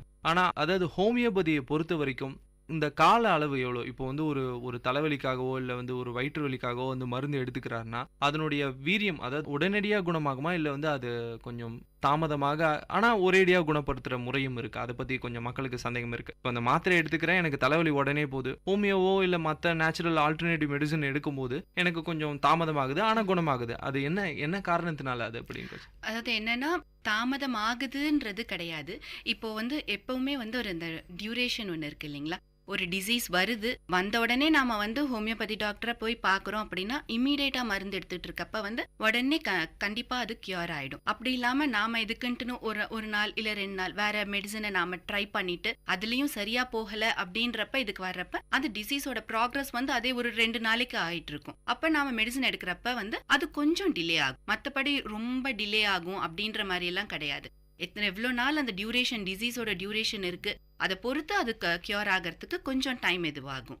ஆனால் சொன்ன மாதிரி வந்து அலோபதியில் வந்து எடுத்தோடனே சீக்கிரமா சரியாகுது அப்படின்னா வந்து அந்த டிசீஸ் சீக்கிரமா அடுத்து வரப்போகுது அப்படின்ட்டுன்னு அர்த்தம். இது வந்து கொஞ்சம் டைம் எடுத்து இது பண்ணாலும் அடுத்த அட்டாக்ஸ் வர்றதுக்கு வந்து நமக்கு எப்படி இருந்தாலும் டிலே ஆகும். அடுத்ததாவது ஒரு கேள்வி மேம், இப்போ வந்து ஹோமியோபதி மெடிசனை வந்து நான் எடுத்துட்டு இருக்கேன், ஏதாவது ஒரு நோய்க்காக இருக்கலாம். உணவு பழக்க வழக்கங்கள் எப்படி இருக்கணும்? சில ஏதாவது கட்டுப்பாடுகள் இருக்கா இந்த உணவு பழக்க வழக்கங்கள்? அதாவது ஹோமியோபதி பொறுத்த வரைக்கும் சில உணவு வகைகளை வந்து நம்ம தவிர்க்கணும், இந்த உணவு வகைகளை எடுத்துக்கூடாதுன்னு ஏதாவது விதிமுறைகள், கட்டுப்பாடு ஏதாவது இருக்கா மேடம்? கட்டுப்பாடுகள்ன்ட்டுன்னு பெருசா கிடையாது. இப்போ இதுல என்ன சொல்ல வராங்க அப்படின்னா, இப்போ காஃபி அந்த மாதிரி இதெல்லாம் கொஞ்சம் அவாய்ட் பண்ண சொல்லுவாங்க. இல்லை சில மசாலா பொருட்கள் அதெல்லாம் வந்து கொஞ்சம் அவாய்ட் பண்ண சொல்லுவாங்க. என்ன ரீசன் அப்படின்னு பாத்தீங்கன்னா, இப்போ இது வந்து நமக்கு நேச்சுரல் சப்ஸ்டன்ஸால கிடைக்கிற அந்த சோர்சஸ் வச்சுதான் வந்து மெடிசன் ப்ரிப்பேர் பண்றோம். இந்த இதை எடுத்துக்கிட்டோம்னா இதோட இந்த ஸ்ட்ராங் ஓடர், அந்த ஸ்மெல்லோ அது வந்து நம்ம வாயில் அந்த ஸ்மெல் இருக்கிறப்ப இந்த மருந்தை வந்து வேலை செய்ய விடாம தடுத்துரும். அந்த காரணத்துக்காக தான் வந்து இதை அவாய்ட் பண்ண சொல்றது. அப்படின்ட்டு நம்ம அப்படி கம்ப்ளீட்டா ஸ்டாப் பண்ணோன்னு கிடையாது. இப்போ காஃபி ஏதோ எடுத்துட்டு ஒரு 1 hour கழிச்சு அந்த மாதிரி மெடிசன் எடுத்துட்டா அந்த வாயில் அந்த ஸ்மெல் இல்லாட்டி மெடிசன் வந்து இன்னும் கொஞ்சம் நல்லா ஆக்ட் பண்ணுன்ற காரணம் தான். இப்போ வந்து பார்த்தீங்கன்னா மேம், அடுத்த கேள்வி பார்த்தீங்கன்னா, இப்போ வந்து பரவலாக இருக்கிற ஒரு நோய் பார்த்தீங்கன்னா வந்து சர்க்கரை நோய். சர்க்கரை நோய்க்கு வந்து ஹோமியோபதியில் மெடிசன்ஸ் இருக்கா? அது வந்து யாராவது இன்னும் ட்ரை பண்ணிட்டு இருக்காங்களா? முழுமையாக குணமடைவதற்கான வாய்ப்புகள் ஏதாவது இருக்கா? அதாவது இப்போ டயபெட்டிஸ் மெல்லிட்டஸ் அப்படின்னு பார்க்குறப்ப வந்து கம்ப்ளீட் அது வந்து அது ஒரு மெட்டபாலிக் டிஸார்டர் தான். அதாவது ஒரு உடம்புல வந்து ஆல் ஓவர் த பாடி வந்து அந்த மெட்டபாலிசம் சேஞ்ச் ஆகிறதால தான் வந்து ஏற்படுற ஒரு டிசீஸ் அது. ஸோ அதனால வந்து ஒரு மெடிசன் கொடுத்தோம் இப்போ உடனே அது சரியாயிடுச்சு அப்படின்ற மாதிரி இருக்காது. ஒரு இதுக்கும் வந்து நம்ம பார்க்கணும், புரோட்டீன், ஃபேட், கார்போஹைட்ரேட் அதெல்லாம் கலந்து அந்த மெட்டபாலிசம் எல்லாமே அதில் அஃபெக்ட் ஆகுது. ஸோ வந்து என்னன்னா மெயினாக நம்ம அதில் பார்க்க வேண்டியது டயட் ரெஸ்ட்ரிக்ஷன்ஸ் முக்கியம். மெடிசின்ஸ் எவ்வளோ எடுத்தாலும் நம்ம டயட்டையும் வந்து ஃபாலோ பண்ணி தான் ஆகணும். அது யூஸ்வலாக இப்போ எல்லாருக்கும் அதில் கொஞ்சம் அவேர்னஸ் இருக்குது. டயபெட்டிஸ் அப்படின்னு வந்துருச்சுன்னா வந்து நம்ம என்னென்ன எடுக்கணும், கார்போஹைட்ரேட்ஸ் இருக்கிற ஃபுட்டை வந்து கம்மி பண்ணிக்கணும். அதே மாதிரி இப்போ ஃபேட் இருக்கிறத, ஃப்ரைட் ஐட்டம்ஸ், ஆயில் ஐட்டம் அதெல்லாமே கூட கம்மி பண்ணணும் அப்படின்ற மாதிரி ஒரு அவேர்னஸ் இருக்குது. அதனால மெயினாக டயட் வந்து ஃபாலோ பண்ணணும். கூட வந்து என்னன்னா எக்ஸசைஸ் மஸ்ட். ஏன்னா வந்து இப்போ எனர்ஜி வந்து இப்போ குளுக்கோஸ் வந்து எனர்ஜியாக கன்வெர்ட் ஆகலை, இன்சுலின் செக்ரீட் பண்ணுது பேன்க்ரியாஸ். அது வந்து எனர்ஜி வந்து கன்வெர்ட் ஆகாததால தான் உடம்புல அந்த சுகர் அப்படியே இருந்துட்டு அது பிளட்ல இதுவாகும். ஸோ அந்த எனர்ஜி கன்வெர்ட் ஆகணும் அப்படின்றதுக்காக தான் வந்து இப்போ எக்ஸசைஸ் வந்து இஸ் அ மஸ்ட்னு சொல்கிறாங்க. டயபெட்டிஸ் பேஷண்ட் வந்து வாக்கிங் வந்து கண்டிப்பாக அதுவும் கூட மெடிசனும் வந்து ரெகுலராக அதை ஃபாலோ பண்ணிட்டு இருந்தாங்கன்னா காம்ப்ளிகேஷன்ஸ்க்கு போகாமல் இருக்கும். ஏன்னா டயபெட்டிஸ் வந்து ஆல் ஓவர் த பாடி அதை அஃபெக்ட் பண்ணுறதால ஐஸ், கிட்னி, ஹார்ட் அந்த மாதிரி மேஜர் ஆர்கன்ஸ் எல்லாமே அது நாளடைவில் அஃபெக்ட் பண்ண ஆரம்பிக்கும் ஒரு ஸ்டார்டிங் ஸ்டேஜில் இல்லைன்னா. ஸோ அதனால வந்து என்ன அப்படி பார்க்குறோன்னா இது எல்லாமே நம்ம ஃபாலோ பண்ணிட்டு வந்தோம்னா மெடிசன்ஸ் அது லைஃப் டைம் எடுக்கணுமா அப்படின்ற ஒரு இது இருக்கும் எல்லாருக்குமே. லைஃப் லாங் எடுக்கணும் அப்படின்றது கஷ்டமான ஒன்று தான். ஆனால் நம்ம இதெல்லாமே கூட சேர்ந்து இப்போ ஃபாலோ பண்ணுறப்ப மெடிசனோட வந்து அந்த டோசேஜ் அதெல்லாம் வந்து கம்மியாக ஆகும். இப்போ எடுக்கிற இது ஸ்டார்டிங் ஸ்டேஜில் எடுக்கிறது போக போக வந்து அதோட டோசேஜை குறைச்சிக்கலாம். ஒரு பெட்டர் லிவிங்க்கு வந்து ஹோமியோபதியில் கண்டிப்பாக ஒரு நல்ல ஒரு இது இருக்கும். அதாவது வந்து அதை முழுமையாக குறைக்க முடியலன்னாலும் கண்ட்ரோல்டாக வச்சுக்க முடியும்னு சொல்லி. அடுத்த ஒரு கேள்வி பார்த்தீங்கன்னா மேம், இப்போ வந்து மற்ற மருத்துவ முறைகளுக்கும் நேச்சுரல் மெடிசன் அதாவது ஆல்டர்னேட்டிவ் மெடிசனான ஹோமியோபதிக்கும் என்ன வித்தியாசம்? அதாவது அலோபதிக்குன்னு பார்க்க போனால் அது தெரியும், அதோட காம்போசிஷன் வந்து எல்லாமே கெமிக்கல் பேஸ்டு தான். அப்படி ஹோமியோபதியில் வந்து எல்லாமே நேச்சுரல் ரெமெடிஸ். அதனால வந்து அதில் வந்து சைடு எஃபெக்ட்ஸ் கெமிக்கல்ன்றதால அதில் எந்த மெடிசன் என்ன ஒரு சின்ன கம்ப்ளைண்ட்டுக்குன்னு எடுத்தாலும் அதுக்கான சைடு எஃபெக்ட்ஸ் எப்படி இருந்தாலும் இருக்கும். ஹோமியோபதியில் வந்து அந்த சைடு எஃபெக்ட்ஸுன்றது கிடையவே கிடையாது. அதுவும் இல்லாமல் இப்போ என்னென்னா இது வந்து சைல்டு சேஃப் மெடிசன். சில்ட்ரனுக்கு வந்து என்னென்னா அவங்க அந்த மெடிசனை வந்து எந்த பிரச்சனையும் இல்லாமல் எடுத்துக்கலாம். அதுவும் இல்லாமல் வந்து இப்போ லாக்டேட்டிங் மதர்ஸோ இல்லை ப்ரெக்னென்ட் விமனோ அவங்க எல்லாம் வந்து அவங்களோட அந்த ப்ரெக்னன்சி பீரியட்ல அலோபதி மெடிசன்ஸே எதுவும் தேவை இல்லைன்னா எடுக்கவே வேண்டாம் அப்படின்னு சொல்லிட்டு இது பண்ணுவாங்க. ஆனா அவங்க எல்லாம் கூட வந்து ஹோமியோபதியை எந்த பயமும் இல்லாம எடுத்துக்கலாம். அது ஒரு மெயின் ரீசன். அந்த சைடு எஃபெக்ட்ஸ் வராது, அந்த இருக்கிற பேபி உள்ள குழந்தைக்கும் வந்து எந்த ஒரு பிரச்சனையும் இருக்காதுன்றதால பிரெக்னென்ட் விமனோ, லாக்டேட்டிங் விமனோ, நியூபார்ன் பேபிஸோ எல்லாருமே இந்த மெடிசன்ஸை வந்து இது பண்ணிக்கலாம். இன்னொன்று என்னன்னா இது வந்து அந்த இம்யூன் சிஸ்டத்தை வந்து நல்லா ஸ்ட்ரென்தன் பண்ணிடும். ஸோ வந்து நமக்கு உடனே அந்த டிசீஸோ ஒரு அலர்ஜிக் டிசீஸ் இல்லை வந்து வேற கோல்டு வேற எந்த அட்டாக்ஸால சீசனல் சேஞ்சஸால வர்றது எல்லாமே வந்து என்னன்னா நமக்கு ஃப்ரீக்வெண்ட் அட்டாக்ஸ் வந்து டிலே ஆகும். அதுதான் இதில் ஹோமியோபதி மெடிசன் எடுக்கிறதுல ஒரு மெயின் பெனிஃபிட் நமக்கு. நிகழ்ச்சிக்கு தொடக்கத்துக்குள்ளே சொன்னீங்க அதை ஹோமியோபதி மெடிசனில் வந்து சைடு எஃபெக்ட் இல்லைன்னு சொல்லிட்டு. அதாவது வந்து எந்த விஷயத்திலுமே சைடு எஃபெக்டே இல்லையா மேம்? அது ஹோமியோபதியே சைடு எஃபெக்டே கிடையாதுன்னு சொல்ல முடியுமா? ஆமாம், கண்டிப்பாக சைடு எஃபெக்ட் இல்லை. ஏன்னா இதில் எந்த கெமிக்கல்ஸும் இல்லை. கெமிக்கல்ஸ் இருந்தால் தான் வந்து அந்த சைடு எஃபெக்ட்ஸ் நமக்கு வரும். இதில் வெறும் நமக்கு நேச்சுரல் ப்ராடக்ட்ஸ்லேருந்து கிடைக்கிறதால நமக்கு எந்த சைடு எஃபெக்ட்ஸும் கிடையாது. ஓகே மேம், அடுத்ததாக பார்த்தீங்கன்னா இப்போ வந்து மக்கள் உங்ககிட்ட வந்து எந்த ஒரு வியாதி, அதாவது முன்னாடி வந்து சர்க்கரை வியாதி பார்த்தோம், அதில் வந்து ஹோமியோபதிக்கு மெடிசன் இருக்குன்னு சொன்னீங்க. அடுத்ததாக பார்த்தீங்கன்னா இப்போ வந்து மக்கள் வந்து எந்த நோய்க்காக வந்து உங்ககிட்ட அணுகுறாங்க? எனக்கு இந்த வலி இருக்கு, இந்த பிரச்சனை இருக்குன்னு சொல்லிட்டு எந்த வியாதிக்காக இப்போ உங்ககிட்ட அதிகமாக வராங்க, அதுக்காக ஹோமியோபதி மெடிசன் எடுக்கிறதுக்காக? பார்க்க போனோம்னா இப்போ கொஞ்சம் ஏஜ்டு பீப்புளுக்கெல்லாம் வந்து இப்போ ஜாயிண்ட் பெயின்ன்றது இருக்க தான் செய்யும். லேடிஸ்க்கும் வந்து இந்த மெனோபாசல் பீரியட்ல அவங்களுக்கு அதுக்கப்புறம் அந்த ஜாயிண்ட் பெயின்ஸ் வந்து எப்படி இருந்தாலும் அவங்களுக்கு வரக்கூடிய ஒன்று தான். ஹோமியோபதியில் வந்து இந்த மாதிரி இந்த ஆஸ்ட்ரியோ ஆர்த்ரைட்டிஸ் எல்லா இந்த ஜாயிண்ட் பெயினுக்கும் வந்து நல்ல ஒரு ரிலீஃப் கிடைக்கக்கூடிய மெடிசன்ஸ் இருக்குது.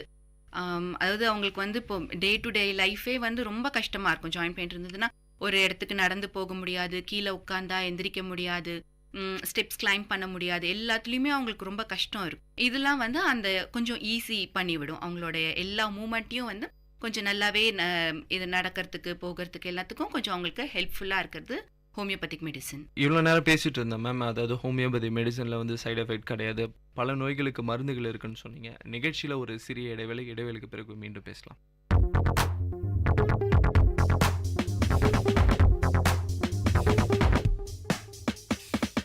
விஐடி வானொலி உங்களின் செவிகளில் தேனை பாய்ச்சிடுதே, மனதின் கவலைகள் மறந்து போயிடும், மாயம் செய்திடுவே. இது காட்சி நலை பொங்கும் பாட்டி நலை நம் வீட்டோடும் நாட்டோடும் நடமாடி சுவை சேர்க்கும் விஐடி வானொலி உங்களின் செவிகளில் தேனை பாய்ச்சிடுதே. நேர்களே, இது விஐடி பண்பலை 90.8 விஐடி பல்கலைக்கழகத்தின் சமுதாய வானொலி. இந்த நிகழ்ச்சி மருத்துவ நேரம் நிகழ்ச்சியில் இன்னைக்கு ஹோமியோபதி டாக்டர் அவங்க கிட்ட தான் பேசிட்டு இருக்கோம். பல விஷயங்கள், அதாவது மக்களுக்கு தெரியாத ஹோமியோபதி பற்றிய விஷயங்களை இந்த நிகழ்ச்சியில் டிஸ்கஸ் பண்ணிட்டு இருக்கோம். மேம், நீங்கள் சொன்னீங்க அடுத்ததான கேள்வி என்னன்னு பார்த்தீங்கன்னா, இப்போ வந்து 2 மெடிசன், அதாவது இப்போ ஒருத்தவருக்கு வந்து நாள்பட்ட இதில் வந்து கால்வலி இருக்குது, அவர் வந்து அலோபதி மெடிசனும் இதை எடுத்துகிட்டு இருக்காங்க. அதே சமயத்தில் வந்து அவருக்கு வேறு ஏதாவது பிரச்சனைகள், தலைவலிக்கோ இல்லை வந்து வேறு ஏதாவது பிரச்சனைக்காக ஹோமியோபதி மெடிசன் எடுத்துருக்கு. ஸோ இதனால் வந்து ஏதாவது ப்ராப்ளம் வருமா? இல்லை, வந்து இப்போ வேற அலோபதி மெடிசனோ வேற ஏதோ எடுக்கிறப்ப வந்து ஹோமியோபதி மெடிசனும் கூட எடுக்கலாம். அதனால வந்து எந்த பிரச்சனையும் வராது.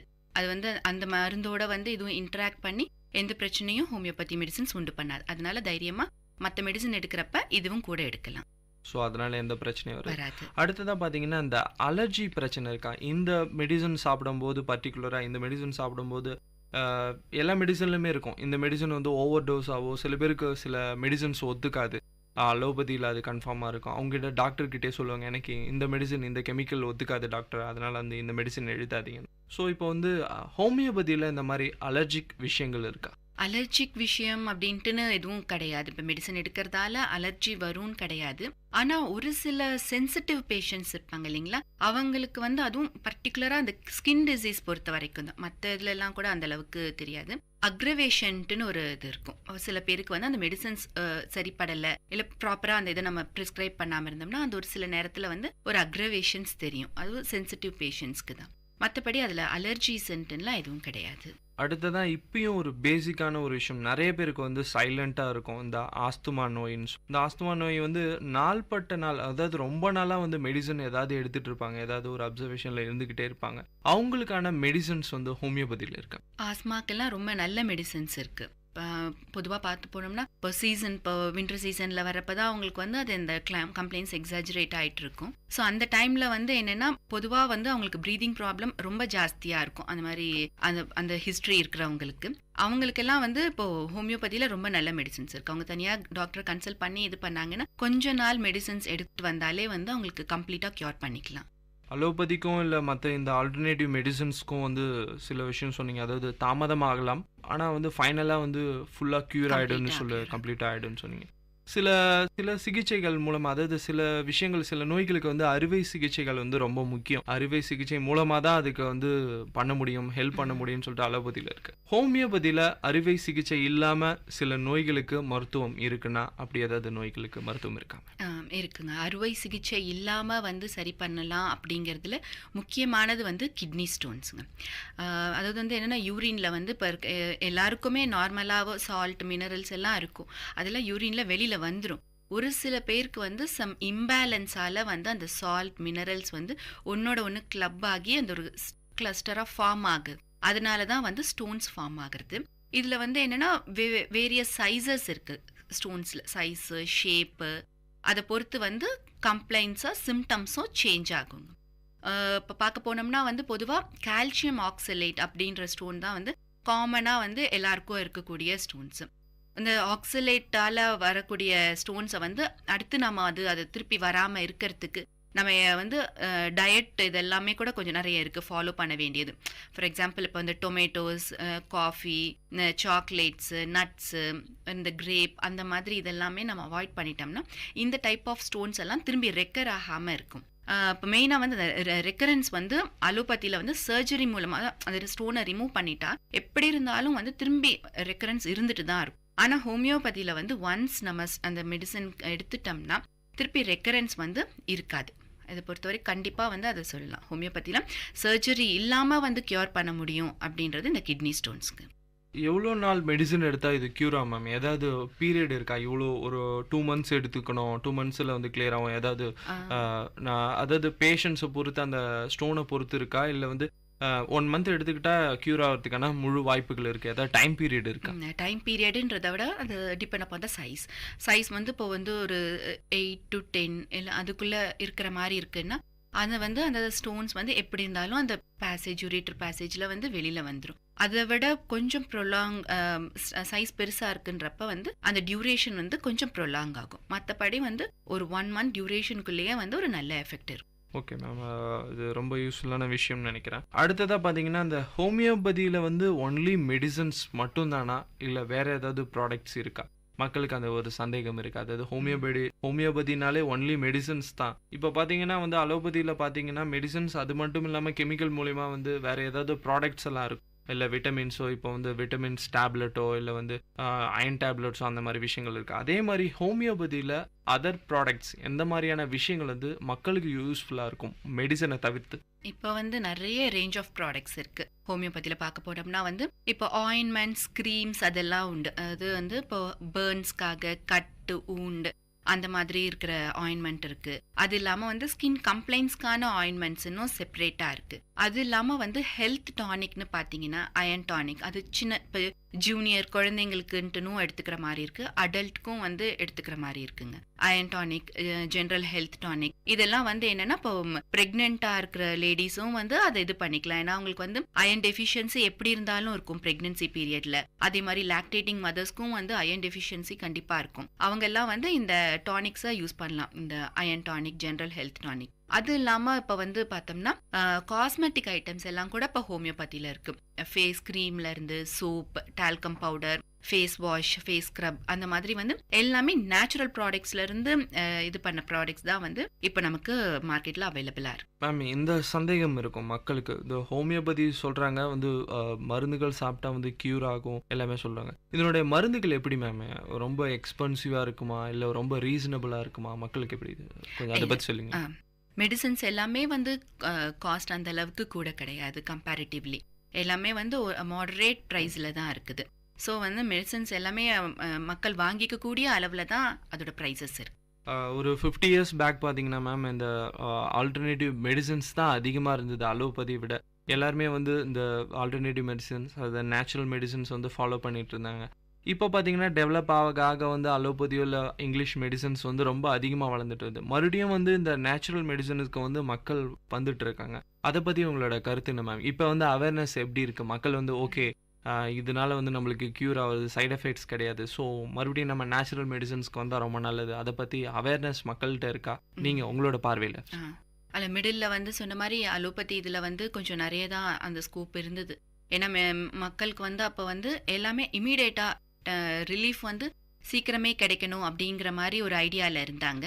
ஆனால் இப்போ வந்து எப்படின்னா வந்து நம்ம இந்த மெடிசன்ஸ் எடுக்கிறப்ப, ஹோமியோபதி எல்லாம் எடுக்கிறப்ப நம்ம மக்களுக்கு வந்து மற்ற இதோட இது தெரிய வருது. அதாவது என்ன நேச்சுரல் ப்ராடக்ட்ஸ் அந்த மாதிரி எடுத்தோம்னா சைடு எஃபெக்ட்ஸ் வந்து கம்மியாக இருக்குது. ஸோ நம்ம வந்து கெமிக்கல்ஸ் யூஸ் பண்ணி நம்ம அதுக்காக ஃப்யூச்சரில் கஷ்டப்படுறதுக்கு நாம் வந்து இப்போது இந்த மாதிரி நேச்சுரல் ப்ராடக்ட்ஸ் எடுத்து ஒரு கம்ப்ளீட் கியூருக்கு நம்ம இது பண்ணலாம் அப்படின்ற ஒரு அவேர்னஸ் இப்போ முன்னாடிக்கு இப்போ நல்லா இருக்குது மக்கள்கிட்ட.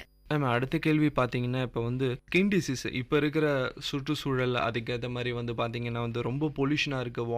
வாட்டராக இருக்கட்டும், இல்லை நம்ம வெளியே போகும்போது ஏர் பொல்யூஷனாக இருக்கட்டும், அதனால வந்து நிறைய ஸ்கின் டிசீசஸ்லாம் வர்றதுக்கான வாய்ப்புகள் அதிகம். ஸோ அந்த மாதிரி இருக்கும்போது அதுக்கு வந்து ஹோமியோபதியில் மெடிசன்ஸ் இருக்கா மேம்? ஸ்கின் டிசீஸை பொறுத்த வரைக்கும் வந்து நல்ல மெடிசன்ஸ் எல்லாம் உண்டு. இப்போ நீங்கள் கேள்விப்பட்டிருப்பீங்க சோரியாசிஸ், எக்ஸிமா, விட்டிலிகோ தான் அந்த ஒயிட் பேச்சஸ் இது வர்றது. அந்த மாதிரி வந்து நிறைய டிசீஸ்க்கு வந்து ஹோமியோபதியில் இருக்குது. என்னென்னா வந்து ஃபஸ்ட்டு அந்த பேஷண்ட்ஸ் வந்து அந்த பொதுவாக வந்து டிசீஸ் வந்து கொஞ்ச நாள் கழிச்சு தான் வந்து நம்ம டாக்டரை வந்து மீட் பண்ண வருவாங்க. ஸோ வந்து இந்த மெடிசன்ஸ் எடுக்கிறப்ப அது ப்ரொலாங்ட் ஆகும். நம்ம ட்ரீட்மெண்ட் கொடுத்து அவங்களுக்கு கியூர் ஆகணும் அப்படிங்கிறது வந்து கொஞ்சம் டேஸ் எடுத்துக்கும். ஃபார் மந்த்ஸ் டுகெதர் கூட வந்து எடுத்துக்கலாம். அதனால பேஷண்ட்ஸ் வந்து கொஞ்சம் பொறுமையாக அந்த இதுக்காக அந்த ட்ரீட்மெண்ட் எடுக்கிற டியூரேஷனுக்கு வந்து அவங்க டாக்டரோட ஒத்துழைச்சு அவங்க ட்ரீட்மெண்ட் கம்ப்ளீட் பண்ணி முடிச்சாங்கன்னா அது நல்ல கியூர், எஃபெக்டிவ் கியூர் ஏற்படுத்தலாம். அடுத்ததாக பார்த்தீங்கன்னா மேம், இப்போ வந்து சில பேர் சில நோய்களுக்கு வந்து ரொம்ப நாள் மெடிசன்ஸ் எடுத்துக்கிட்டே இருப்பாங்க. பட் அவங்களுக்கு வந்து ரொம்ப சாட்டிஸ்ஃபையாக ஆகாது, அவங்களுக்கு நிவாரணமும் கிடைக்காது. ஸோ வந்து எடுத்துக்கிட்டே தான் இருப்பாங்க. க்யூரபிள், அதாவது கம்மியான பீரியடாக இருக்கும். இப்போ வந்து வலியோ இல்லை வேறு ஏதாவது ஒரு விஷயம் வந்து ரொம்ப மருந்து எடுத்துக்கும் போது கம்மியாக இருக்கும். மறுபடியும் வந்து அது இன்க்ரீஸ் ஆகும்போது மறுபடியும் அந்த மெடிசன்ஸ் எடுத்துக்கிட்டே இருப்பாங்க, கண்டினியூ பண்ணிகிட்டே இருப்பாங்க. கிட்டத்தட்ட 1 வருஷம் 2 வருஷம் கூட சாப்பிட்டுட்டு இருப்பாங்க. இந்த நோய்களுக்கு வந்து ஹோமியோபதியில் வந்து நிறைய மெடிசன்ஸ் இருக்குது. இந்த மெடிசன் சாப்பிடும்போது வந்து க்யூர் ஆகிறதுக்கான வாய்ப்புகள் இருக்கு அப்படின்ற மாதிரி ஏதாவது நோய்களுக்கு ஹோமியோபதியில மெடிசன்ஸ் இருக்கா அப்படின்னு இது பத்தி? அதாவது பொதுவா வந்து இப்போ ஒரு இந்த கம்ப்ளைண்ட்ஸ்ன்னு பார்த்தோம்னாலே ஒரு டான்சிலைட்டிஸ் இல்லை சைனசைட்டிஸ் அந்த மாதிரி வந்து இருக்கிற இந்த இன்ஃப்ளமேஷன் சம்பந்தமான இதுக்கு எல்லாத்துக்குமே வந்து ஆன்டிபயோட்டிக் தான் வந்து இப்போ அலோபதியில் மெயினாக அவங்க கொடுக்கறது. ஆன்டிபயோட்டிக்னா அது வந்து ஒரு 7 days டியூரேஷனுக்கு நம்ம அந்த மெடிசன்ஸ் எடுத்துக்க வேண்டியிருக்கு. அப்படி எடுக்கிறப்ப பார்த்தா வந்து இம்யூன் சிஸ்டம் வந்து ரொம்பவே அவங்களுக்கு டிரேஞ்ச் ஆகிற மாதிரி ஆகிடும். அடுத்து என்னென்னா அந்த ரொம்ப ஃபெட்டிக் ஆகிடுவாங்க.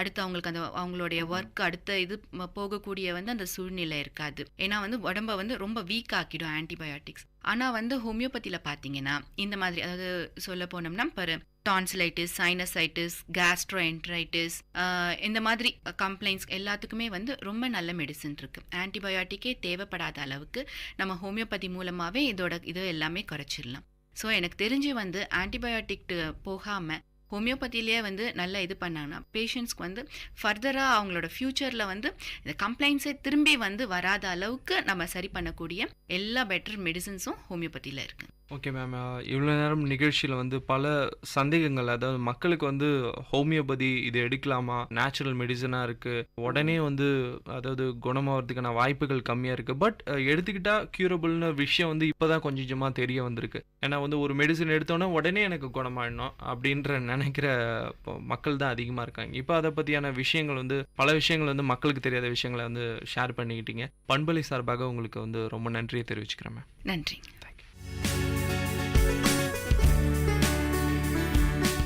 நேயர்கள் இதுவரை கேட்டது பல்வேறு மருத்துவ துறைகளில் இருந்து தேர்ச்சி பெற்ற மருத்துவர்களுடன் கலந்துரையாடல்.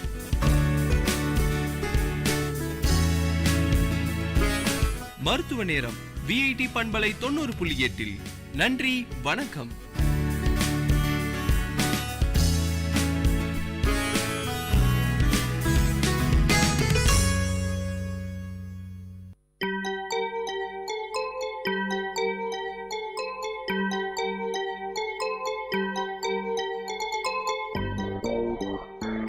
வணக்கம், நமஸ்தே, நமஸ்கார், சலாம் அண்ட் வந்தனம். நீங்கள் கேட்டுக்கொண்டிருப்பது விஐடி பண்பலை 90.8. இது விஐடி பல்கலைக்கழகத்தின் சமுதாய வானொலி. உங்க எல்லோரையும் புதுமை பெண்கள் நிகழ்ச்சிக்கு வரவேற்கிறேன். நான் உங்க அட்டானா. இந்த நிகழ்ச்சியில எவ்வளோ கடினமான சூழ்நிலையும் தனக்குன்னு ஒரு பாதையை அமைச்சுக்கிட்டு அதுல அவங்க பயணத்தை தொடர்ந்து அதுல வெற்றியும் அடைந்த பெண்களை பத்தி தான் நான் உங்களுக்கு சொல்ல போறேன்.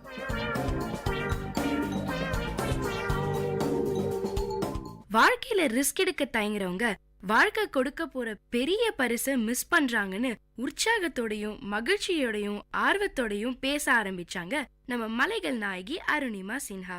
என்னடா இவன் ஏன் அருணிமா சின்ஹாவை மலைகள் நாயகின்னு கூப்பிட்டான்னு தெரியலையேன்னு ரொம்ப குழம்பாதீங்க. அது நானா அருணிமாக்கு வச்ச செல்ல பேரு.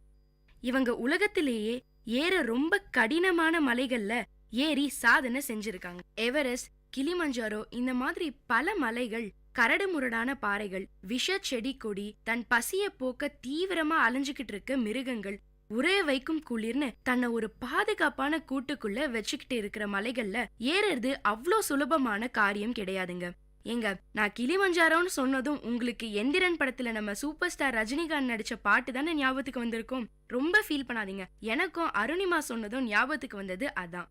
நம்ம எல்லாரும் ஒரு சாதாரணமான எண்ணங்கள் கொண்ட மனிதர்கள் தான். ஆனா அந்த எண்ணங்களுக்கு எவ்வளோ முக்கியத்துவம் கொடுக்கறோம், அதை அடைய எவ்வளோ முயற்சி பண்றோங்கிறது தான் சாதனையாளர்களா மாறுறோம். அந்த மாதிரி தன் எண்ணங்களை மதிச்சு அதை அடைய அயராம உழைச்சு சாதிச்சிருக்கவங்க தான் நம்ம அருணிமா சின்ஹா. எவரெஸ்ட் சிகரத்திலையும் எல்ஃப்ரஸ் சிகரத்திலையும் கிளிமஞ்சாரோவிலும் செயற்கைக்கால் பதித்த முதல் பெண் நம்ம அருணிமா சின்ஹா. செயற்கைக்கால்னு உங்களுக்கு கேட்டிருந்தா எஸ், பிறவில சராசரி பெண்ணா பிறந்த அருணிமா விதியின் கொடுமையால காலை இழந்தவங்க. விதி இவங்க வாழ்க்கையில சதி மட்டும் பண்ணாம இருந்திருந்தா இவங்க இந்தியாவுக்காக விளையாடி பல கோப்பைகளையும் பதக்கங்களையும் பேரும் புகழும் இந்தியாவுக்கு வாங்கி கொடுத்து உலக அளவில் பிரபலமாகியிருப்பாங்க. நல்ல வேளை நான் என் காலை மட்டும்தான் இழந்தேன், நம்பிக்கை இல்லைன்னு நம்ம அருணிமா பேச ஆரம்பிச்சதும் அவங்களோட அந்த உற்சாகம் நம்ம எல்லாருக்குமே தொத்திக்குதுங்க. சாதாரண பெண்ணா இந்த உலகத்தை சுத்தி வந்துகிட்டு இருந்த உங்க காலை கட்டி போட்டது என்னன்னு கேட்டதும் கடந்த கால நினைவுக்குள்ள நம்மள கூட்டிட்டு போனாங்க அருணிமா. தடதடக்கும் ரயில் சத்தத்துடன் வருது அவங்க பிளாஷ்பேக். இவங்க அப்பா ஹரேந்திர சின்ஹா ஆர்மில இருந்தவர், அம்மா ஞானபாலா சின்ஹா ஹெல்த் சூப்பர்வைசரா இருந்தவங்க. நம்ம அருணிமாக்கு ஸ்போர்ட்ஸ்ல சின்ன வயசுல இருந்தே இன்ட்ரெஸ்ட் உண்டாம். இதுக்கு காரணம் அவங்க அப்பா ஹரேந்திர சின்ஹா தானா. தன்னுடைய சின்ன வயசுல இருந்தே நாட்டு மேல அதிக பற்று கொண்ட ஒரு பெண்ணாம். இருக்காத பின்ன அப்பா மிலிட்டரியில வேலை செஞ்சாருன்னா தன்னால முடிஞ்ச பேரையும் புகழையும் நம்ம தாய்நாட்டுக்கு வாங்கி கொடுக்கணும்னு இவங்க ஆசைப்பட்டாங்க. சரி, நமக்கு ஸ்போர்ட்ஸ்ல தானே இன்ட்ரெஸ்ட், அது மூலியமாவே நம்ம ஆசையை நிறைவேற்றலாம்னு நினைச்சாங்களாம். சர்வதேச அளவுல வாலிபால் போட்டிகள்ல ஜெயிச்சு இந்தியாவுக்கு பேர் சேர்க்கணும்ங்கிறதா இவங்களுக்கு நினைவு தெரிஞ்ச நாள்ல இருந்து ஆசையாம், கனவாவும் இருந்துச்சாம். தன்னுடைய ஆசைய சொல்லி முடிச்சதும் நம்மளால அதை செய்ய முடியலையேன்னு அவங்களுக்குள்ளேயே வந்த கோபம், ஆத்திரம், துக்கம் எல்லாமே அவங்க கண்ணுல தெரிஞ்சுதுங்க. தன்னுடைய கனவை சுக்குநூறா அழிச்ச அந்த கதைய சொன்னாங்க. லக்னோல இருந்து டெல்லிக்கு போற பத்மாவதி எக்ஸ்பிரஸ்ல போயிட்டு இருந்தாங்களாம். சரி, எவ்வளவு நேரம் தான் உட்கார்ந்துகிட்டே இருக்கிறது, ரொம்ப டயர்டா இருக்கு, முகத்தை கழுவிட்டு வரலாம்னு போனாங்களாம். அங்க இருந்த 4 பேர் எதிர்பார்க்காத சமயத்துல திடீர்னு அருணிமா கழுத்துல இருந்த செயினையும் அவங்க கையில வச்சிருந்த ஹேண்ட்பேக்கையும் பறிக்க முயற்சி பண்ணாங்களாம். அருணிமா தன்னை காப்பாத்திக்க பலமா கத்திருக்காங்க. என்னடா இந்த பொண்ணு கத்தியே நம்மள மாட்டி விட்டுருவா போலன்ற பயத்துல அவங்க அருணிமாவை வயித்துல உதைச்சு ட்ரெயினுக்கு வெளியே தள்ளி விட்டுட்டாங்களாம். அடுத்த ட்ராக்ல போய் விழுந்துட்டாங்களாம். இவங்களோட கெட்ட நேரம் அந்த ட்ராக்லயும் இவங்களை நோக்கி வேகமா ஒரு ட்ரெயின் வந்துகிட்டு இருந்துதாம். அத பாத்துட்டு தான் உயிரை எப்படியாவது காப்பாத்திக்கணும்னு எழுந்திருக்க முயற்சி செஞ்சாங்களாம். ஆனா அவங்க வயத்துல உதித்த பலமான அடியால இவங்களால எந்திருக்க முடியலையாம். அதுக்குள்ள ட்ரெயின் அருணிமா கால்ல ஏறிடுச்சு. இன்னொரு கால் எலும்போ 3 துண்டா உடைஞ்சிருச்சாம். இது மட்டும் இல்ல, இடுப்பு எலும்பையும் பெரிய டேமேஜ். தம் வாழ்க்கையின் இருட்டுக்குள்ள, அதாங்க அன்கான்சியஸ் ஸ்டேட்குள்ள போயிட்டாங்களாம். யாரோ அருணிமாவோட இந்த நிலைய பார்த்துட்டு ஹாஸ்பிட்டல்ல சேர்த்திருக்காங்க. அருணிமா உயிரை காப்பாத்தணும்னா அவங்க காலை எடுக்கிறத தவிர வேற வழியே இல்லைன்னு சொல்லிட்டாங்களாம் டாக்டர்ஸ். தன்னுடைய பொண்ணோட உயிர் தான் முக்கியம்னு அருணிமாவோட காலை எடுக்க அவங்க அப்பாவும் அம்மாவும் சம்மதிச்சாங்களாம். ஆபரேஷன் பண்ணி அவங்க கால் எடுத்துட்டாங்களாம். காலை இழந்து ஹாஸ்பிட்டல்ல மாச கணக்கா படுத்த படுக்கையா இருந்ததை விட தான் கனவெல்லாம் செதஞ்சிருச்சேன்னு ஃபீல் பண்ணதுதான் அதிகமாம். உண்மையான ஊனம் காலையோ இல்ல கையையோ இழக்கிறப்ப இல்ல, தன்னுடைய கனவுகள் அழிஞ்சு போறதுதான்னு சொல்றாங்க நம்ம அருணிமா. ஹாஸ்பிட்டல்ல இருந்த போது கூட மனசு முழுக்க வாழ்க்கை இப்படியே முடங்கிடக் கூடாது, இதுல இருந்து எப்படியாவது மீண்டு வந்து நிச்சயமா பெருசா எதையாவது சாதிக்கணுங்கிற இவங்க எண்ணம் எப்பவுமே ஓடிக்கிட்டே இருந்துதாம். இந்த மாதிரி ஒரு சூழல்ல எந்த எண்ணங்கள் உங்களை எதையாவது சாதிச்சே ஆகணுங்கிற உங்க வெறிய ஏத்துச்சுன்னு கேட்டப்போ அவங்க சொன்ன பதில் எங்க எல்லாரையுமே ஒரு நிமிஷம் வியப்புல ஆழ்த்திருச்சுங்க. நம்ம கிரிக்கெட் பிளேயர் யுவராஜ் சிங் தான் அருணிமாவோட இன்ஸ்பிரேஷனா. கேன்சர்ல இருந்து மீண்டு மறுபடியும் கிரிக்கெட் ஆட வந்த அவரை போலவே என்னாலையும் சாதிக்க முடியும்னு நம்பினாங்களாம். ஆனா எந்த துறையில சாதிக்க முடியும்னு ஒவ்வொரு நாளும் ஒவ்வொரு நொடியும் சிந்திச்சாங்களாம். காலையில எழுந்ததும் சாப்பிடும் போதும் ஏன் தூங்கும் போதும் கூட இதே யோசனையா தான் போயிட்டு இருந்ததாம். இன்னைக்கு வரைக்கும் எவரெஸ்ட் சிகரத்துல ஏறணுங்கிற ஆசை எப்படிதான் வந்ததுன்னே தெரியலையாம் அருணிமாக்கு. பல நேரம் யோசிச்சதுக்கு அப்புறம் தான் ஆசைய அம்மாட்ட சொன்னாங்களாம். இத கேட்ட அவங்க அம்மா பயங்கரமா திட்டினாங்களாம். இப்போதான் உசுருக்கு போராடி திரும்பி வந்திருக்க, அதுக்குள்ள ஏன் இப்படிலாம் யோசிக்கிறேன்னு திட்டி தீத்துட்டாங்களாம். ஆனா அவங்க அம்மா திட்டின ஒரு வார்த்தையும் அருணிமாவோட கனவை அசைக்க முடியலையாம். மாறா எத்தனை நாள் தான் இப்படி இறப்புக்காக பயந்து பயந்து வாழறது, இறப்புக்கு நான் பயத்தை உருவாக்குறேன், இன்னொரு தடவை அது என்ன பயமுறுத்த கூடாதுன்னு யோசிச்சாங்களாம். ட்ரீட்மெண்ட் முடிஞ்சதும் அருணிமாக்கு செயற்கை கால் பொருத்தினாங்களாம். எவரெஸ்ட் ஏறி சாதனை படைச்ச முதல் இந்திய பெண்ணான பச்சேந்திரி பால் மேடம சந்திச்சாங்களாம். அவங்க அருணிமாவோட அந்த நிலைய பார்த்து வருத்தத்துல மூழ்கலையாம். மாறா, அருணிமா இந்த மாதிரி நடந்தது ஏதோ உனக்கு கடவுள் எடுத்துரைக்கத்தான். இந்த மாதிரி மலைகள் ஏறி சாதனை செய்யணும்னு நினைக்கிறவங்க ரொம்ப கம்மி. அதுலயும் இந்த மாதிரியான ஒரு நிலையில கடவுள் உனக்கு யோசனையை கொடுத்திருக்காருனா நிச்சயமா உன்னால இதை செய்ய முடியும். நீ எட்டாத மலைகள் உச்சிய எட்டி தொட போற. அதனால எதை பத்தியும் யோசிக்காம தைரியமா நீ எடுத்த முடிவுல பயணத்தை தொடங்குன்னு சொன்னாங்களாம். அது மட்டும் இல்லைங்க, அதுக்கான அத்தனை வழிகளையும் ஆலோசனைகளையும் சொல்லி தந்தாங்களாம் பச்சேந்திரி பால் மேடம். உத்தர்காசியில உள்ள நேரு இன்ஸ்டிடியூட் ஆஃப் மவுண்டனியரிங்ல பச்சேந்திரி பால் மேடம் கிட்டேயே 28 நாள் ட்ரைனிங் எடுத்துட்டாங்களாம். அந்த கடுமையான பயிற்சிக்கு அப்புறம் தன்னால நிச்சயமா இதை செய்ய முடியுங்கிற அவங்க நம்பிக்கை அதிகமாச்சாம் அருணிமாக்கு. 2012ஆம் ஆண்டு எவரெஸ்டுக்கான ஒரு முன்னோட்டம் 6150 மீட்டர் உயரத்துல உள்ள ஐலாண்ட் பீக்ல ஏறினாங்களாம் நம்ம அருணிமா. 2013ஆம் ஆண்டு மே 21ஆம் தேதி எவரெஸ்ட அடைஞ்சாங்களாம். அருணிமாவோட கனவு நினைவான அந்த தருணத்தை இன்னும் மறக்க முடியலையாம். அவங்க அதை சொல்லும் போதே அவங்க முகத்துல பூரிப்பும் சந்தோஷமும் நிரம்பி வழிஞ்சுதுங்க. அந்த எவரெஸ்ட் மலை உச்சியில ஏறி நின்னு பார்த்தப்ப இந்த உலகமே அவங்க ஆசைக்கும் லட்சியத்துக்கும் முன்னாடி ரொம்ப சின்னதா தெரிஞ்சுதாம். 58 நாள் முயற்சிக்கு பிறகு கிடைச்ச அந்த வெற்றி அது வரைக்கும் நான் பட்ட எல்லா கஷ்டத்தையும் காணாம போக வச்சிருச்சுன்னு கண்கள் விரிய பேசினாங்க நம்ம அருணிமா. உயரத்தை தொட்டதன் பின்னணியில உள்ள வலி நிறைந்த ரத்தம் சிந்திய தருணங்களையும் நமக்காக சொன்னாங்க.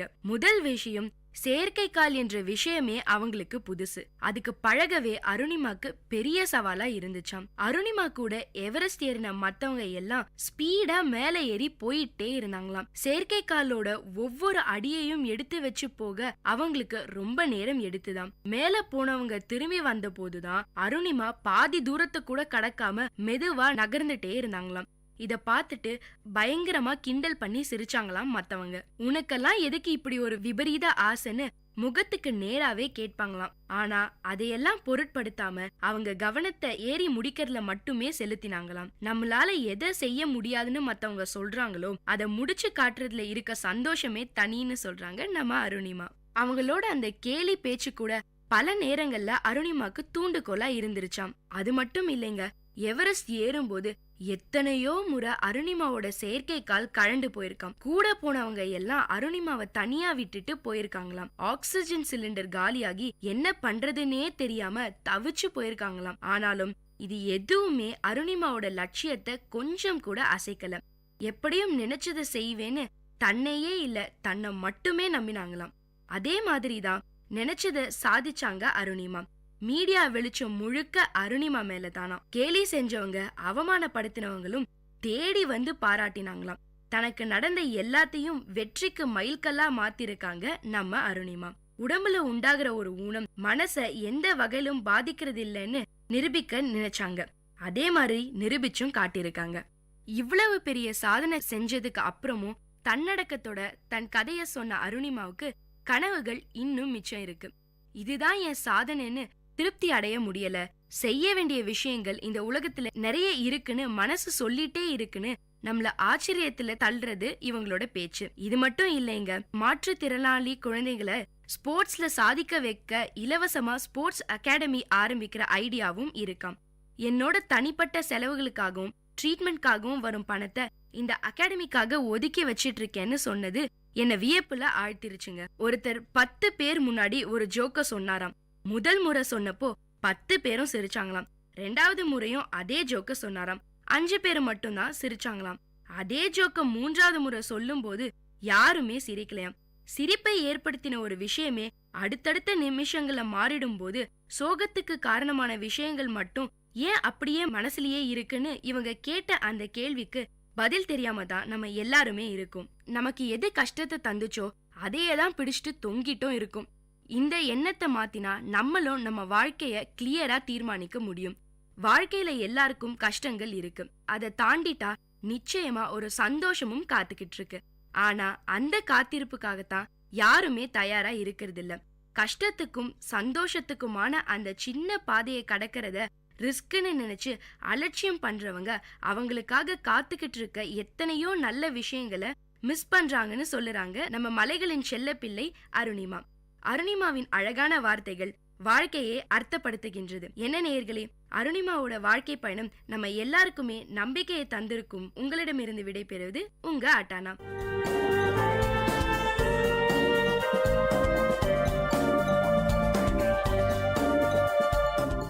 இந்த நிகழ்ச்சி உங்க எல்லாருக்கும் ஒரு பெரிய உற்சாகத்தை தந்திருக்கும்னு நம்புறேன்.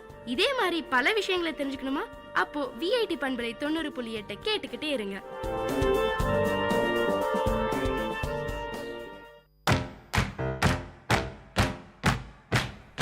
ஒன்றாய் நாமே புது விதை விதைப்போம், ஒன்றாய் இன்றே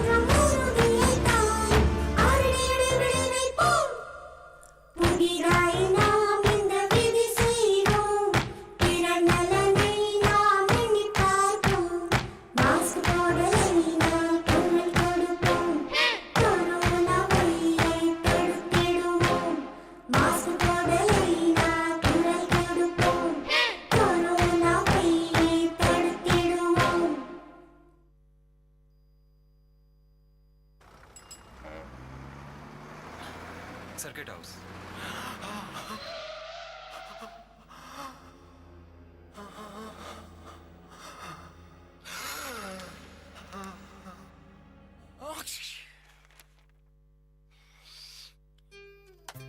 Spread of novel coronavirus can be stopped. Covering your mouth with hanky and tissue while coughing and sneezing could stop spreading it.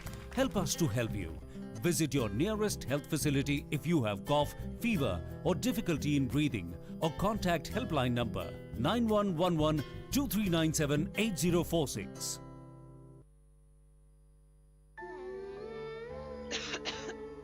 Baby, see this?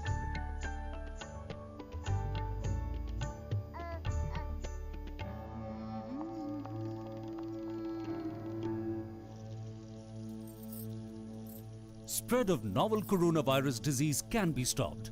Washing your hands with soap after coughing and sneezing and before holding your child could stop spreading it. Help us to help you. Visit your nearest health facility if you have cough, fever, or difficulty in breathing, or contact helpline number 9111 2397 8046.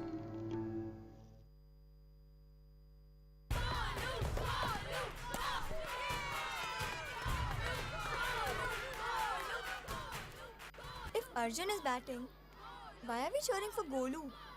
He isn't even here. Arey, you don't know? He hasn't come so that we don't get infected. Spread of novel coronavirus disease can be stopped. Staying away from public places when you have fever with cold and cough could stop spreading it. Help us to help you.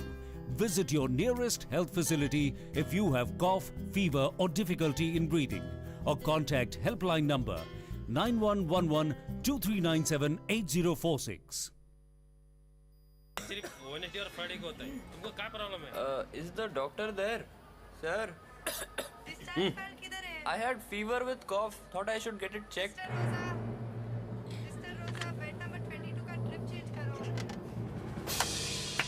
Spread of novel coronavirus disease can be stopped. If you are sneezing and have cough with fever, visit your nearest health clinic or center immediately. Help us to help you. Visit your nearest health facility if you have cough, fever, or difficulty in breathing, or contact helpline number 9111 2397 8046. உங்கள் VIT பண்பலை 90.8 வழங்கும் கருத்துக்களம். மக்கள் கருத்துக்கள் அரங்கேறும் ஒளித்தளம். உங்கள் குரல்களில் ஒருங்கிணையும் கருத்துக்களம்.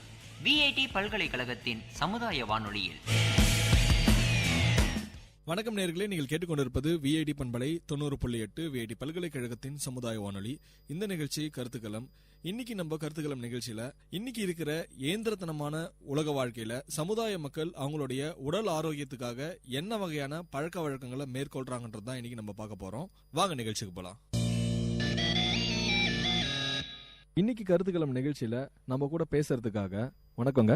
வணக்கம், சங்கர் மேஸ்திரி வேலை செய்கிறேன். எத்தனை வருஷமா செய்றீங்க மேஸ்திரி வேலையை நீங்க? நான் ஒரு 30 வருஷமா செய்கிறேன். இது கருத்துக்களம் நிகழ்ச்சியில உடல் ஆரோக்கியத்தை பத்தி தான் ஒரு சில கேள்விகள் கேட்க போறேன். உடல் ஆரோக்கியத்துக்கு எவ்வளவு முக்கியத்துவம் தரீங்க? அதுக்காக நீங்க என்னெல்லாம் பண்றீங்க? கரெக்டான ஃபுட்டு எடுத்துக்கணும், எக்ஸசைஸ் பண்ணணும், கொஞ்சம் யோகா பயிற்சியும் பண்ணணும். தினியும் பண்ணால் உடம்பு கொஞ்சம் ஆரோக்கியமாக இருக்கும். உங்களுடைய உணவு முறை பழக்கத்தை பத்தி கொஞ்சம் சொல்லுங்க. காலையில் டிஃபனு, மத்தியானம் சாப்பாடு, நைட்டு சப்பாத்தி. மக்கள் பாரம்பரிய உணவு முறையை மறந்துட்டாங்கன்னு கூட சொல்லலாம். ஒரு 10 வருஷத்துக்கு முன்னாடி உணவு முறை எப்படி இருந்துச்சு, இன்னைக்கு எதெல்லாம் நம்மளுடைய உணவு பட்டியல இருந்து எடுத்திருக்கிறாங்க? கேவுரு ரொட்டி சாப்பிட்ருப்போம், சோள தோசை சாப்பிட்ருப்போம், என்னென்ன விஷயம்லாம் மறந்துட்டாங்க, இப்போ எப்படி உணவு பழக்கம் இருந்துச்சுன்றதை கொஞ்சம் சொல்லுங்க. களி, இந்த கவுர்மா ரொட்டி, கோதுமை ரொட்டி இதெல்லாம் மறந்துட்டாங்க. இப்போ எல்லாம் யூஸ்வலான பர்கரு அது இதுன்னு கண்டது சாப்பிட்றதுனால உடம்பு நிலவும் கெட்டு தான் போகும். நார்மலாக இதெல்லாம் அப்பப்போ வாரத்துக்கு ஒரு டைம் எடுத்துக்கிட்டால் கொஞ்சம் உடம்பு ஆரோக்கியமாகவும் இருக்கும். அது எடுக்காதனால தான் உடம்பு ப்ராப்ளம். உணவு முறை பழக்கத்தோடு சேர்த்து கண்டிப்பாக நம்ம உடற்பயிற்சியும் செய்யணும்னு சொல்லுவாங்க. நீங்கள் அது மாதிரி உடற்பயிற்சின்னு ஏதாவது செய்கிறீங்களா? நைட் ஆனால் நடப்பேன், காலையில் கொஞ்சம் தொலை நடப்பேன், கொஞ்சம் எக்ஸசைஸ் பண்ணுவேன், கொஞ்சம் யோகா மாரி தெரிஞ்சது பண்ணுவேன். இது மட்டும் கண்டிப்பாக பண்ணுறது. மேஸ்திரி வேலை செய்கிறதுனால டெய்லியும் இந்த ஒவ்வொரு தாளாகும் ஒவ்வொரு கொள்ளுக்கும் குஞ்சு நிமிடுறோம், படிக்கட்டு ஏறுறோம், நடக்கிறோம். அதனால் அதுவும் ஒரு எக்ஸசைஸ் தான். அதனால் நம்மளுக்கு உடம்பு அந்த அளவுக்கு ப்ராப்ளம் இல்லை, ஓரளவுக்கு நார்மலாகவே இருக்குது. 40 வயசு தாண்டினாலே ஒரு மெடிக்கல் செக்அப் பண்ணணும்னு சொல்கிறாங்க. நீங்கள் ஏதாவது மெடிக்கல் செக்அப் ஏதாவது பண்ணீங்களா? நான் பண்ணதுக்கு பிபி அதிகமாக இருக்குது, கரெக்டாக மெடிசன் எடுத்துக்கணுன்னாங்க. ஆனால் இது வரலாம் பண்ணலை. அதுக்கு தகுந்த மாதிரி கொஞ்சம் எக்ஸசைஸ் பண்ணின்னு கொஞ்சம் கோவத்தெல்லாம் கொஞ்சம் கண்ட்ரோல் பண்ணின்னு நார்மலாக இருக்கிறேன். இல்லைன்னா தலை சுற்ற ஆரம்பிச்சிடுது. அதனால் கண்டிப்பாக 40 வயசுக்கு மேலே எல்லாருமே அது வந்து எடுத்துக்கிட்டால் ஒன்றும் தப்பே கிடையாது. செக் பண்ணிங்கன்னா என்ன ப்ராப்ளம்ன்றது தெரிஞ்சுக்கலாம். இப்போது இந்தந்த செயல்களால் தான் என்னுடைய வந்து உடல் ஆரோக்கியம் கெட்டு போகுது அப்படின்றது வந்து நீங்கள் எதெல்லாம் நினைக்கிறீங்க? என்ன சரக்கு அடிக்கிறது அறவே தவிர்க்கணும். தேவையில்லாத ஃபுட்டு சாப்பிடவே கூடாது. மற்றவங்க மேலே இருக்க அக்கறையால் நம்ம சொல்லுவோம் உடலை பார்த்துக்கோங்க, உடம்பு நல்லா வச்சுக்கோங்க, உடல் ஆரோக்கியமாக இருக்கணும் அப்படின்ட்டு. நீங்கள் வந்து மக்களுக்கு என்ன சொல்ல விரும்புகிறீங்க உடல் ஆரோக்கியத்தை பற்றி? எக்ஸசைஸ் பண்ணால் உடம்பு ஆரோக்கியமாக இருக்கும். அதேமாரி ஃபுட்டு வந்து பார்த்திங்கன்னா கீரை வகைகள் எல்லாமே எடுத்துக்கலாம். மெயினாக அந்த முருங்கீரை எடுத்துகிட்டு இன்னும் நல்லாவே இருக்கும். உடம்பு கொஞ்சம் ஃப்ரீயாகவே இருக்கும். உடம்பு கொஞ்சம் ப்ராப்ளம் கண்ணுக்குன்னெல்லாம் கொஞ்சம் நல்லாவே இருக்கும். அது எதுவும் எக்ஸசைஸ் பண்ணணும். அதெல்லாம் பண்ணாவே நல்லாயிருக்கும். இந்த கம்ப்யூட்டரில் உட்காந்துட்டு ஏந்து போகிற மாரிலாம் இருக்கக்கூடாது. அவங்களும் கொஞ்சம் எக்ஸசைஸ் பண்ணால் நல்லாவே இருக்கும். அவங்க உட்காந்து ஏற்ற விட்டு நவர மாட்டாங்க. நாங்கள் வேலை செய்யறதுக்கு நாங்கள் ஏறி இறங்குறோம், குஞ்சு நம்புறோம், இதெல்லாம் பண்ணுறதுனால எங்களுக்கு கொஞ்சம் உடம்பு ஃப்ரீயாக இருக்குது. அந்தமாரி இருந்தால் எல்லாருமே உடம்பு ஆரோக்கியமாக இருக்கும். இன்னைக்கு இருக்கிற எந்திரத்தனமான உலக வாழ்க்கையில் மக்கள் உடல் ஆரோக்கியத்துக்காக என்ன வகையான பழக்க வழக்கங்களை மேற்கொள்கிறாங்கன்றது தான் இன்னைக்கு நம்ம விஐடி பண்பலை 90.8 விஐடி பல்கலைக்கழகத்தின் சமுதாய வானொலியின் கருத்துக்களம் நிகழ்ச்சியில் பேச போகிறோம். வணக்கங்க. வணக்கம். உங்கள் பேருங்க? பிரகாஷ். என்ன பண்ணுறீங்க நீங்கள்? பில்டிங் கன்ஸ்ட்ரக்ஷன் பண்ணுறேன் சார். எத்தனை வருஷமாக பண்ணிட்டு இருக்கிறீங்க? 15 வருஷமாக பண்ணுறேங்க. உடல் ஆரோக்கியத்துக்கு எவ்வளோ முக்கியத்துவம் கொடுக்குறீங்க? அதுக்காக என்னெல்லாம் நீங்கள் பண்ணுறீங்க? தண்ணி நிறைய குடிக்கணும். நம்ம வெயிட்டுக்கு ஏற்ற மாதிரி தண்ணி எவ்வளோ குடிக்கிறோமோ அவ்வளோ நல்லது. 80 கிலோ இருக்கேன் நான். குறைஞ்சது வந்து ஒரு 20 கிலோக்கு வந்து 1 லிட்டர் தண்ணி, 80 கிலோக்கு வந்து 4 லிட்டர் தண்ணி கம்பல்சரி குடித்தாவே நம்ம வந்து உடம்பு மெயின்டைன் பண்ணலாம் கரெக்டாக. உங்களுடைய உணவு முறை பழக்கத்தை பற்றி கொஞ்சம் சொல்லுங்கள். மதியத்தில் வந்து நார்மலாக சாப்பிட்றத விட கொஞ்சம் குறைவாக 2 கப்பு சாப்பிட்றது 1 கப்பு சாப்பிடுவேன். நைட்டில் வந்து சப்பாத்தி, இட்லி அந்த மாதிரி தான். பரோட்டா சாப்பிட்றது கிடையாது. பாரம்பரிய உணவு முறையை வந்து மக்கள் மறந்துட்டாங்கன்னு கூட சொல்லலாம். ஒரு 10 வருஷத்துக்கு முன்னாடி ஒரு சில உணவு முறையெல்லாம் இருந்துச்சு. நம்மளுக்கே தெரியும், கூழ் இருந்துச்சு, எல்லாமே இருந்துச்சு. இன்றைக்கி அதெல்லாம் வந்து நம்மளுடைய உணவு பட்டியலேருந்து சுத்தமாக போயிடுச்சு. நீங்கள் என்னென்னலாம் சாப்பிட்டீங்க இன்றைக்கி? இதெல்லாம் வந்து மக்கள் விட்டுட்டாங்க சாப்பிட்றத. களி சார், கூழ், கீரை வகைகள்லாம் எதுவுமே இல்லை. தண்டு வகைகள்லாம் வந்து பார்த்துன்னு வச்சுங்க, அதெல்லாம் கம்பல்சரி டோட்டலாகவே மறந்துட்டாங்க. அதை பற்றியே கொஞ்சம் கூட இது இல்லை. பொரியல் ஐட்டன்றது பார்த்தினா இந்த மாதிரி எண்ணெயில் போட்ட ஐட்டம் தான் வந்து நிறைய சாப்பிட்றாங்க. எண்ணெய் அப்போல்லாம் வந்து எண்ணெய் ஐட்டன்றதே கிடையாது, இப்போ தான் அதிகமாகிடுச்சு. உடல் ஆரோக்கியமாக இருக்குன்னா உணவு முறை பழக்கத்தோடு சேர்த்து வந்து உடற்பயிற்சியும் செய்யணும். நீங்கள் எது மாதிரிலாம் உடற்பயிற்சி செய்கிறீங்க? நாங்கள் செய்கிற ஒர்க்கே வந்து ஒரு எக்ஸசைஸ் தான். பில்டிங் கன்ஸ்ட்ரக்ஷன் கொஞ்சம் நேரம் சும்மா இருக்க மாட்டோம். கூட மாட எதனா ஒரு ஒர்க்ஸ் எடுத்து கொடுப்போம், கல் எடுத்து கொடுப்போம், எதனா ஹெல்ப் பண்ணிகிட்டே இருப்போம். அவங்க வேலை செய்கிறவங்களுக்கு ஹெல்ப் பண்ணுறதுனால அதுவே எங்களுக்கு ஒரு எக்ஸசைஸ் மாதிரி இருக்குது. நாங்கள் பண்ணுறது அவ்வளோதான். இந்தந்த செயல்கள்லாம் செஞ்சால் நம்மளுடைய உடல்நலம் பாதிக்கும்ன்றது நம்மளுக்கு தெரியும். அது மாதிரி என்ன செயல்கள்லாம் செஞ்சால் நம்மளுடைய உடல்நலம் பாதிக்குதுன்னு நீங்கள் நினைக்கிறீங்க? தண்ணி அடிக்கிறது, தம் அடிக்கிறது. ஃப்ரெண்ட்ஸுக்கெல்லாம் கூட சொல்லுவோம், எப்பயுமே வந்து உடம்பு சரியில்லை கூட உடம்பை பார்த்துக்கோ, உடல் ஆரோக்கியமாக இருக்கணும் அப்படின்ட்டு. நீங்கள் மக்களுக்கு வந்து உடல் ஆரோக்கியமாக இருக்கிறதுக்கு என்ன சொல்ல போகிறீங்க? தண்ணி குடிங்க சார், நல்லா தண்ணி குடிங்க. ஃப்ரூட்ஸ் ஐட்டம் நல்லா சாப்பிடுங்க. வேறு எதுவுமே தேவையில்லை. வாக்கிங் போங்க, அது ஒன்று இருந்தாவே போதும். இன்னைக்கு கருத்துக்களம் நிகழ்ச்சியில் நம்ம கூட பேசுறதுக்காக வணக்கங்க. வணக்கம். வெள்ளூர்லேருந்து செந்தில் பேசுகிறேன். நான் வெல்டர் ஒர்க்கிங் பண்ணுறேன். அதனால் வந்து தினமும் சம்டி அடிக்கிறது, இந்த டூல்ஸ் எடுக்கிறது, இந்த வேலையை வந்து உடல் ஆரோக்கியத்துக்கான எக்ஸசைஸ் போதுமானதாக இருக்குது எனக்கு. உங்களுடைய உணவு முறை பழக்கத்தை பற்றி கொஞ்சம் சொல்லுங்கள். காலையில் 2 இட்லி, 1 விட்டு ஒரு நாள் சப்பாத்தி, பூரி அப்படி மாற்றி எடுத்துக்குவோம் காலையிலே. மதியம் வந்து நார்மலாக சாப்பாடு தான். அது வந்து வாரத்தில் 2 டைம் கவுச்சுனா வீக்லி மட்டன், சிக்கன் அது மாதிரி என்ன எடுத்துக்குவோம். நைட்டு கம்பல்சரி சப்பாத்தி 2, கொஞ்சம் சாதம் கம்பல்சரி அதை எடுத்துக்கிறது. மெயின் பார்த்திங்கன்னா ஆயில் வந்து கொஞ்சம் கம்மியாக எடுத்துக்குவோம். பாரம்பரிய உணவு முறையை வந்து மக்கள் இன்றைக்கி மறந்துட்டாங்கன்னு கூட சொல்லலாம். ஒரு 10 வருஷத்துக்கு முன்னாடி இருந்த உணவு முறை பழக்கம் இன்றைக்கி கிடையாது. நம்ம எதெல்லாம் வந்து இன்றைக்கி வந்து மிஸ் பண்ணுறோம்? கேழ்வரகு களி செய்வாங்க, அது இப்போ மிஸ்ஸிங்கு. நெக்ஸ்ட்டு கேழ்வரகு கூழ் இப்போ யாரும் வீட்டில் செய்கிறதே கிடையாது. குழந்தைங்க அதை எடுத்து காமிச்சா கூட அது பெரும்பாலும் விரும்பதில்லை. ஏன்னா இப்படி இருக்கு அப்படின்னு கேட்குறாங்க. அதனாலே வீட்டில் இருக்கிறவங்க அவாய்ட் பண்ணிட்டு ஆரம்பிச்சிட்டாங்க. அப்படியே கம்பல் பண்ணி எதனா ஒரு மாதத்துக்கு ஒரு முறை செஞ்சு கொடுங்கன்னு நாங்களாக கேட்டு வாங்கி இப்போ செஞ்சு சாப்பிட்டுட்டு தான் இருக்கோம். நெக்ஸ்ட்டு இன்னொன்னா ஆயிலுங்க. ஆயில் பார்த்தீங்கன்னா இப்போது அப்போல்லாம் பார்த்தீங்கன்னா அந்த காலத்தில் கடல எண்ணெய் தான் வந்து செக்காடி தான் ஆயில் இது பண்ணி அதை தான் சமையலுக்கு யூஸ் பண்ணுவாங்க. இப்போ பெரும்பாலும் பார்த்தீங்கன்னா சன்ஃப்ளவர் ஆயில், இந்த ஆயில், அந்த ஆயிலுன்ட்டு மொத்தம் வந்து விளம்பரம் பண்ணுறாங்க. சன்ஃப்ளவர் ஆயிலுன்னு போடுறான். சன்ஃப்ளவர் ஆயிலுன்ட்டு எத்தனை ஏக்கர் அவன் பயிர் வச்சு எவ்வளோ சன்ஃப்ளவர் ஆயில் குத்துற முடியும்? எல்லாம் சன்ஃப்ளவர் ஆயில்னு சொல்கிறது மொத்தமே இப்போ வந்து நம்ம பெட்ரோலியத்துலேருந்து பிரித்து எடுக்கிற குரூட் ஆயிலேருந்து தான் அந்த கெமிக்கல் அது தனியாக பிரித்து எடுத்து அதுக்கு வந்து அதனுடைய திரவம் கலந்து அதனுடைய வாசனை கொடுத்து அது சன்ஃப்ளவர் ஆயில் அப்படின்னு அனுப்பிச்சிட்டு இருக்காங்க. நான் ஒரு உதாரணத்துக்கு சொல்கிறேன். 1,00,000 ஏக்கரில் பயிர் வச்சா கூட அதுலேருந்து சன்ஃப்ளவர் பூவெலாம் அறுவடை பண்ணி இன்றைக்கி அதை எண்ணெயாக இது பண்ணால் கூட சென்னை ஒரு சிட்டிக்கு மட்டும் சப்ளை பண்ண முடியாது ஒரு நாளைக்கு. இது எப்படி இந்தியா ஃபுல்லாக அவங்க வந்து சன்ஃப்ளவர் ஆயில் சப்ளை பண்ண முடியும்? எப்படி வரும் அது உற்பத்தி? அது யாரும் ஜனங்க வந்து இது வரைக்கும் யோசிக்கதே கிடையாது. கேட்டால் அட்வர்டைஸ்மெண்ட் பண்ணிட்டாங்க, ஹீரோனி வந்துட்டாங்க, சன்ஃப்ளவர் ஆயில் போட்டுட்டாங்க, ஆரோக்கியமாக இருக்குதுன்ட்டாங்க, அதனால் நாங்கள் யூஸ் பண்ணின்னு இருக்காங்க. இது மொத்தத்தில் அவாய்ட் பண்ணோம். எல்லாருமே வந்து கடலை எண்ணெய் செக்கிலேருந்து ஆடி அவங்களா யூஸ் பண்ணாங்கன்னா உடம்பு ஆரோக்கியமாகவும் இருக்கும். அதே மாதிரி கேழ்வரகுலாம் அப்பப்போ வீக்லி 2 முறை 3 முறை சேர்த்து எடுத்துக்கினாங்கன்னா ரொம்ப நல்லா இருக்கும். கேழ்வரகு, கம்பு, கொள்ளு இந்த மாதிரி லைட்டாக வறுத்து குழந்தைங்களாம் கொஞ்சம் கொஞ்சம் கொடுக்கலாம். அந்த கோல்டுக்கெலாம் நல்லா எடுக்கும். அதே மாதிரி தானிய வகையை எவ்வளோ எடுத்துக்கிறாங்களோ அவ்வளோ உடம்புக்கு ஆரோக்கியமாக இருந்தது. என்னதான் வந்து உணவு பழக்கத்தை நம்ம கடைபிடிச்சா கூட உடற்பயிற்சின்றது கண்டிப்பாக நம்ம செய்யணும். நீங்கள் உங்களுடைய உடற்பயிற்சி எப்படி செய்கிறீங்க? என்னென்னலாம் வந்து பண்ணுறீங்க உடற்பயிற்சிக்காக? கம்பல்சரி ஒரு நாளைக்கு வந்து 4 கிலோமீட்டர் நடப்பேங்க. நார்மலாக காலையில் வந்து எழுந்துச்ச உடனே ப்ரஷ் பண்ணிட்டு ஒரு சொம்பு தண்ணி, வெறும் வயிற்றில் ஒரு சொம்பு தண்ணி குடிச்சிட்டு வாக்கிங் முடிச்சுட்டு டைம் இருந்தால் என்ன டிப்ஸ் அடிக்கிறது இதெல்லாம் ஜிம் இது பண்ணுறது அந்த மாதிரி பண்ணுவாங்க. நார்மலாக அது எடுத்தது ஒர்க் முடிச்சுட்டு வந்து ஈவினிங் டைம் இருந்தால் உடற்பயிற்சி ஒரு 1 hour.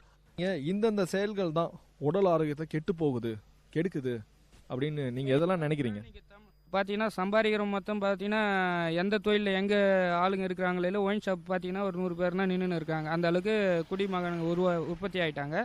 அதே மாதிரி தம்மு, இந்த பீடி, சிகரெட்டு அது விட்டிங்கன்னா இப்போ பான் பிராக், ஆன்ஸு இது மாதிரி பல விஷயத்தில் போயிட்டு ஜனங்க அவங்களுடைய ஆரோக்கியத்தையும் கற்றுக்கிறது இல்லாத குடும்பத்தையும் ரொம்ப வறுமையில் எடுத்துன்னு போய் விட்டுறாங்க. எப்பயுமே மற்றவங்க மேலே இருக்க அக்கறையில் சொல்லுவோம், உடம்பை கவனிச்சுக்கோங்க, உடல் ஆரோக்கியமாக இருங்க அப்படின்ட்டு. நீங்கள் மக்களுக்கு வந்து என்ன சொல்ல போகிறீங்க? முடிஞ்ச வரைக்கும் ரொம்ப ஆரோக்கியமான உணவு எடுத்துங்க. தேவையில்லாத இந்த தீங்கான இது விளைவுகளை உண்டாக்கக்கூடிய அந்த குடிப்பழக்கம், அந்த தம்மு பழக்கம், பான் பிராக் இதெல்லாம் அவாய்ட் பண்ணுங்கள். முடிஞ்ச வரைக்கும் ஃப்ரூட்ஸு இது மாதிரி ஐட்டம் நல்ல ஐட்டமாக சாப்பிட்டு நீங்களும் ஆரோக்கியமாக இருங்க, குடும்பமும் ஆரோக்கியமாக வச்சுக்கோங்க. இன்னைக்கு கருத்துக்களம் நிகழ்ச்சியில் நம்ம கூட வணக்கங்க. வணக்கம். பிரியா, செவிலியராக ஒர்க் பண்ணுறாங்க அரசு மருத்துவமனையில். உடல் ஆரோக்கியத்தை பற்றி தான் ஒரு சில கேள்விகள் உங்ககிட்ட நாங்கள் கேட்க போகிறோம். உடல் ஆரோக்கியத்துக்கு எவ்வளோ முக்கியத்துவம் நீங்கள் கொடுக்குறீங்க? அதுக்காக நீங்கள் என்னெல்லாம் செய்கிறீங்க? உடல் ஆரோக்கியத்துக்கு வந்து முக்கியத்துவம் கண்டிப்பாக கொடுக்கணும். ஏன்னா உடல் ஆரோக்கியமாக இருந்தால் மட்டும்தான் நம்ம என்ன செய்யணும்னு நினைக்கிறோமோ அதை வந்து முழுமையாக வந்து நம்மளால் செய்ய முடியும். ஒரு நேரம் ஒரு நாள் வந்து உடல் ஆரோக்கியம் தப்பி போச்சுன்னா நம்மளோட எல்லா விதமான பணிகளுமே வந்து தடைப்படுதுன்றது எல்லாருக்குமே தெரிஞ்ச விஷயம். அதனால் வந்து நல்ல உடல் கட்டுப்பாடு இருந்தால் மட்டும்தான் வந்து நம்மளோட வாழ்க்கையை வந்து செவ்வனையை வந்து நடத்தவே முடியும். முதல்ல நான் செய்கிறது என்னன்னு சொன்னீங்கன்னாக்கா, முடிஞ்ச அளவு வந்து கனிகள் நிறைய எடுத்துக்கணும். அதே மாதிரி தண்ணீர் வந்து ஒரு நாளைக்கு எந்த அளவு ஒரு குறைஞ்சபட்சமாவது 3 லிட்டராவது தண்ணி குடிக்கணும். அப்போ நம்மளோட ரத்த ஓட்டம் வந்து நல்லபடியாக இருக்குன்றது வந்து புக்ஸ் மூலமாகவும் தெரிஞ்சுக்கிறோம். அடிப்படையில் அதுவும் மருத்துவர் சொல்கிற கருத்தும் கூட. மற்றபடி நம்ம வந்து ஆயில் வந்து சமையலில் கொஞ்சம் அவாய்ட் பண்ணுறது நல்லது. அரிசி உணவுகள் வந்து தவிர்க்கிறேன் நான். ஒரு வேளை மட்டும் அரிசி உணவுகள், 2 நேரம் வந்து டிஃபன் எடுத்துக்கிறேன். அதே மாதிரி ஃபாலோ பண்ணலாம். இப்போ உடல் ஆரோக்கியத்துக்காக நீங்கள் எவ்வளோ முக்கியத்துவம் கொடுக்குறீங்க? அதுக்காக என்னெல்லாம் பண்ணுறீங்க? டெய்லி காலையில் வந்து சீக்கிரம் எழுந்துப்பேன். என்னோட ஒர்க்கு படி பார்த்தனாலும் நான் சீக்கிரம் எழுந்துக்க வேண்டிய சூழ்நிலை, அதனால் சீக்கிரமாக எழுந்துக்கிறோம். அதே நேரம் வந்து நடைப்பயிற்சி வந்து செய்ய முடியலனாலும் என்னோட வேலை நிமித்தமாக வந்து நடைப்பயிற்சி நிறைய இருக்கிறதுனால அதை வந்து இது பண்ணுறதில்ல. நேரம் இருக்கிறப்ப அதை செய்கிறேன். அதே மாதிரி முடிஞ்ச அளவு வந்து உணவுகள் வந்து பச்சையாவோ இல்லாட்டி ஆயில் இல்லாமலும் எடுத்துக்கிறதுக்கு ட்ரை பண்ணிகிட்ருக்கேன். அதே நேரம் வந்து 2 வேளை வந்து டிஃபன் ஐட்டமாக சாப்பிட்டு ஒரு நேரம் மட்டும் வந்து அரிசி உணவாக சாதம் மட்டும் எடுத்துக்கிறேங்க. உங்களுடைய உணவு முறை பற்றி கொஞ்சம் சொல்கிறீங்களா? உணவு முறைகள்ன்ற பட்சத்தில் பார்க்கும்போது இப்போ சமீபமாக வந்து நான் உணவு முறையில் வந்து ஒரு திருப்பத்தை வந்து ஏற்படுத்தணுன்ற மாதிரி தான் யோசிச்சு பண்ணிகிட்ருக்கேன். அதில் வந்து பார்த்திங்கன்னா ஒரு நேரம் வந்து ஃபுல்லாகவே கனி உணவுன்ற மாதிரியும், நம்மளோட மறந்து போன அந்த பயிறு வகைகள் அதை வந்து முடிஞ்ச அளவு வந்து எந்த மாதிரியெல்லாம் எடுத்துக்க முடியுமோ அந்த மாதிரி எல்லாம் பச்சை பயிறு, அப்புறம் வந்து நம்ம உளுந்து இதெல்லாம் வந்து கஞ்சியாக வச்சு குடிக்கிறதுக்காக அந்த மாதிரி ட்ரை பண்ணிகிட்ருக்கேன். ஒரு நேரம் கஞ்சி, ஒரு நேரம் வந்து நம்ம வந்து அரிசி உணவு, நைட்டில் வந்து என்ன டிஃபன் என்ன நம்மளால் வந்து செய்ய முடியுமோ அந்த மாதிரி டிஃபனாக எடுத்துக்கிறது இது பண்ணுறேன். முடிஞ்ச அளவு இந்த பயிறு வகைகளை வந்து அந்த டிஃபன் ஐட்டமில் சேர்த்து சாப்பிட்றதுக்காக பண்ணிகிட்ருக்கேன் நான் இப்போதைக்கு. அடை மாதிரி வந்து நம்மளோட மறந்து போன அந்த பயிறு வகைகளை யூஸ் பண்ணி அடை செஞ்சு சாப்பிட்றது, அதையே வந்து தோசை மாவாக அரைச்சி வச்சு கொஞ்சம் நேரத்துக்கு முன்னாடி வந்து நம்ம யூஸ் பண்ணோம்னாக்கா 4 மணி நேரம் கழிச்சு அதை வந்து புளிக்க வச்சுட்டோன்னா நம்ம சாதாரணமாக தோசையாக வந்து இது பண்ணிக்கலாம். அதில் வந்து நம்ம வெறுமன அரிசியில் செஞ்ச தோசைக்கும் இதுக்கும் வந்து ஒரு விதமான ஊட்டச்சத்து வந்து அதிகமாக இருக்குது. அதை வந்து ட்ரை பண்ணிட்டு இருக்கோம். பாரம்பரிய உணவு முறைகள் மக்கள் வந்து மறந்துட்டாங்கன்னு கூட சொல்லலாம். ஒரு 10 வருஷத்துக்கு முன்னாடி என்னென்னலாம் உணவு முறை எப்படியெல்லாம் இருந்துச்சு, இப்போ என்னென்னலாம் அந்த உணவு முறை வந்து நம்மளுடைய பட்டியலிருந்து நீக்கப்பட்டிருக்குன்னு கொஞ்சம் சொல்றீங்களா? இது வந்து இப்போதைய வந்து விழிப்புணர்வு வந்து இப்போ கொஞ்சம் அதிகமாக கிடைச்சிட்டு தான் இருக்கு. முன்னாடியே நம்ம முன்னோர்கள் வந்து எந்த வயசு வரைக்கும் ஆரோக்கியமாக இருந்தாங்களோ அதில் பாதி வயசு வரைக்கும் கூட வந்து நம்மளோட ஆரோக்கியம் வந்து இப்போ வந்து தக்க வைக்க முடியும் நம்மளால. அதை வந்து இப்போ யோசிச்சு பார்த்து தான் வந்து இப்போ வந்து அதில் வந்து திருப்பம் வந்து வந்துட்டு இருக்கு. நம்ம முன்னோர்கள் யூஸ் பண்ண கேழ்வரகு, ராகி, கம்பு இதெல்லாம் வந்து சாதாரணமாக வந்து எந்த மருந்தும் இல்லாமல் பயிரிட்டு அவங்க வந்து தினம் அதை யூஸ் பண்ணி அவங்களோட வாழ்க்கை முறையில் வந்து 3 வேளையுமே கூட பின்பற்றி வந்தாங்க. அதனால தான் அவங்களோட உடல்நிலை வந்து நல்லபடியாக இருந்தது. அவங்க அந்த வயசு வரைக்கும் வந்து அந்த நல்ல கடினமான உழைப்பு கொடுக்குற அளவுக்கு அவங்க உடம்பு இருந்தது. நாகரிகம்ன்ற பெயரில் வந்து எல்லாத்தையும் மாற்றி ஃபாஸ்ட் ஃபுட்டுக்கு வந்த இதில் வந்து இளம் வயதினரே வந்து இப்போ வந்து எதையும் செய்ய முடியாத அளவுக்கு வந்து நம்மளோட உடல் ஆரோக்கியம் கெட்டு தான் போயிருக்கு. அது வந்து நிதர்சனமான உண்மை. அதனால முடிஞ்ச அளவுக்கு வந்து நம்மளோட பழமையான அந்த சிறுதானிய வகைகள் வந்து இப்போ சேர்த்துக்கிட்டாக்கா வந்து நம்ம உடல் ஆரோக்கியம் திரும்புன்றது வந்து முக்கியமான ஒரு கருத்து தான். அதை வந்து நம்ம செய்ய முயற்சிக்கணும். சரிங்க, உடல் ஆரோக்கியமாக இருக்கணும் அப்படின்னா உணவு முறை பழக்கத்தோடு சேர்த்து உடற்பயிற்சியும் செய்யணும்னு சொல்லுவாங்க. நீங்கள் எது மாதிரி உடற்பயிற்சி நீங்கள் செய்கிறீங்க? நான் வந்து என்னோட வேலை நிமித்தமாக செய்ய முடியலனாலும் பேசிக்காக வந்து எல்லாரும் அதிகாலையில் முடிஞ்ச அளவு எழுந்துக்கணும். சூரிய உதயத்துக்கு முன்னாடி எழுந்துக்கிறேன்.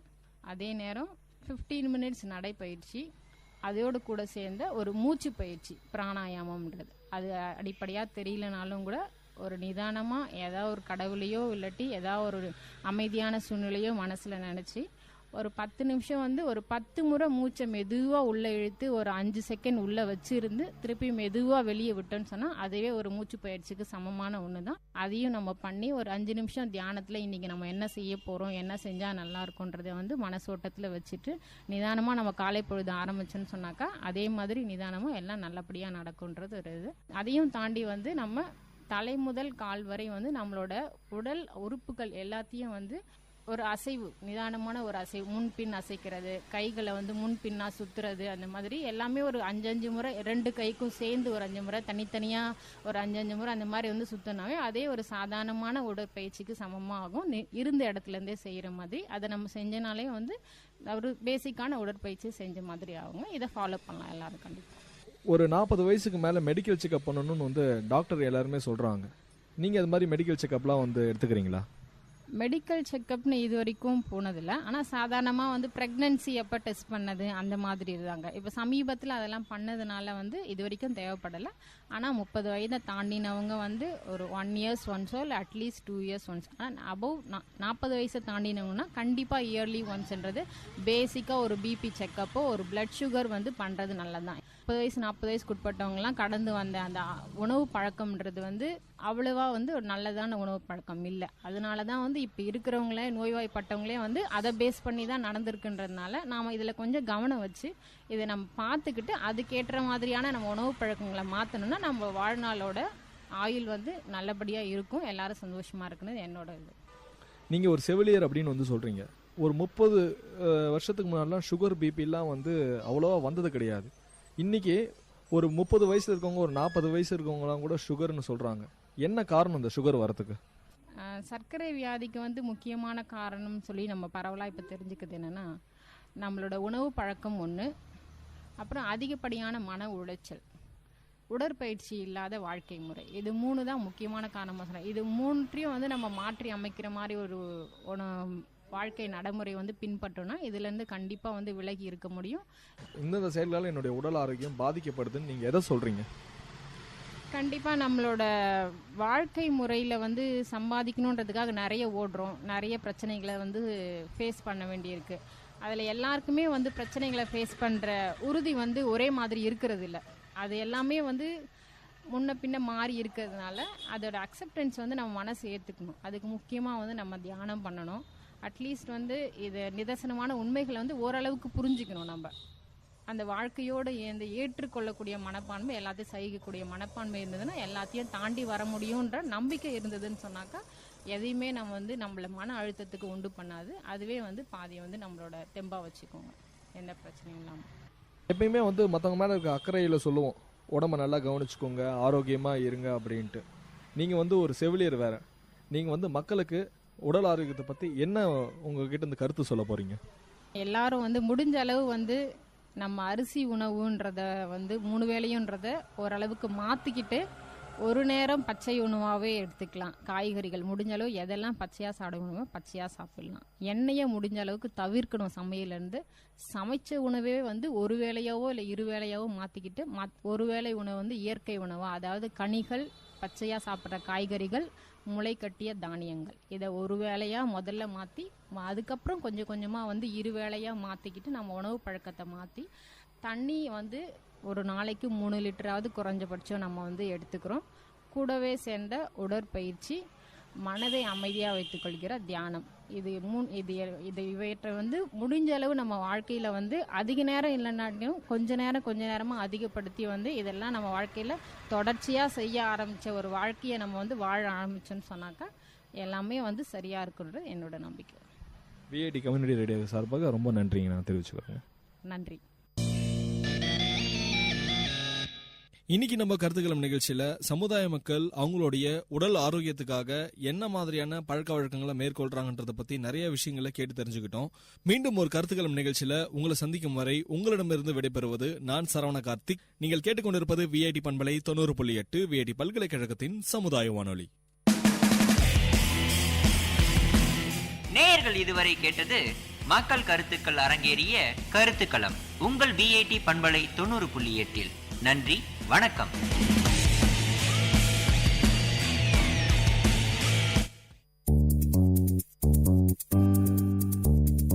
மழலைகளின் மொழிகளோடும் மாணவர்களின் திறன்களோடும் வாராவாரம் ஆர்ப்பாட்டம், பள்ளி பிள்ளைகளின் கொண்டாட்டம். உங்கள் விஐடி பண்பலை 90.8 பள்ளிக்கூடம், வேலூர் நகரின் பள்ளிகளில் இருந்து மாணவர்களின் பல்சுவை நிகழ்ச்சி.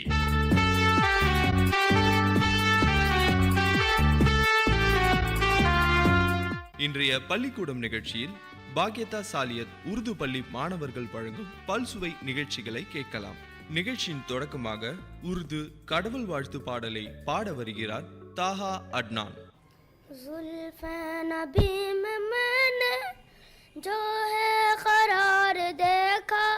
माँ की वो गोद में भी अल्लाह न प्यार देगा, अल्लाह न प्यार देगा. जुल्फ़े नबी में मैंने जो है करार देखा, माँ की वो गोद में भी अल्लाह न प्यार देगा. जुल्फ़ों के पैजाम में वल्लैल के नज़ारे, एकदम घटा शिशाई महबूब जब सवारे. जुल्फ़ों के पैजाम में वल्लैल के नज़ारे, एकदम घटा शिशाई महबूब जब सवारे. फूलों से बढ़ के जुल्फों, फूलों से बढ़ के जुल्फों मैं निकार देखा, माँ की वो गोद में भी अल्लाह न प्यार देखा. जुल्फ़े नबी में मैंने जो है करार देखा, माँ की वो गोद में भी अल्लाह न प्यार देखा, अल्लाह न प्यार देखा. जिसके लिए बेखादा पहले रसूल सारे, अल्हम्दुलिल्लाह वो वक़्त में हमारे. जिसके लिए बेखादा पहले रसूल सारे, अल्हम्दुलिल्लाह वो वक़्त में हमारे.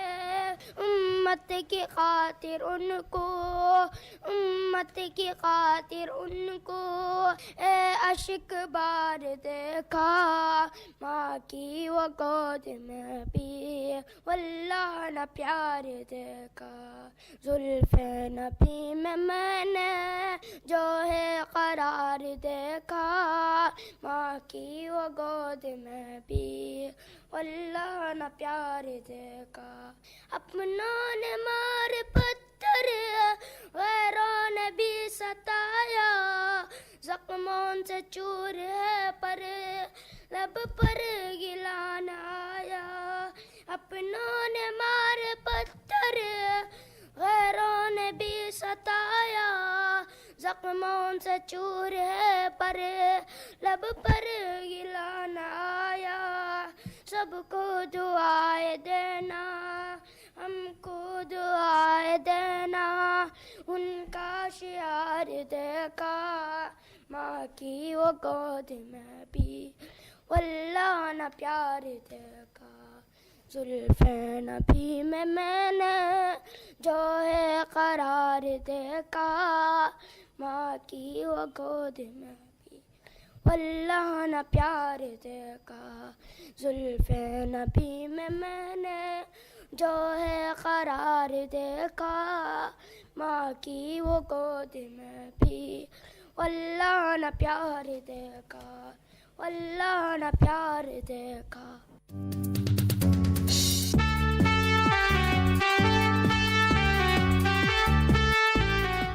நிகழ்ச்சியில் அடுத்ததாக பட்டாம்பூச்சி பற்றிய பாடலை பாட வருகிறார் யாஸ்மின்.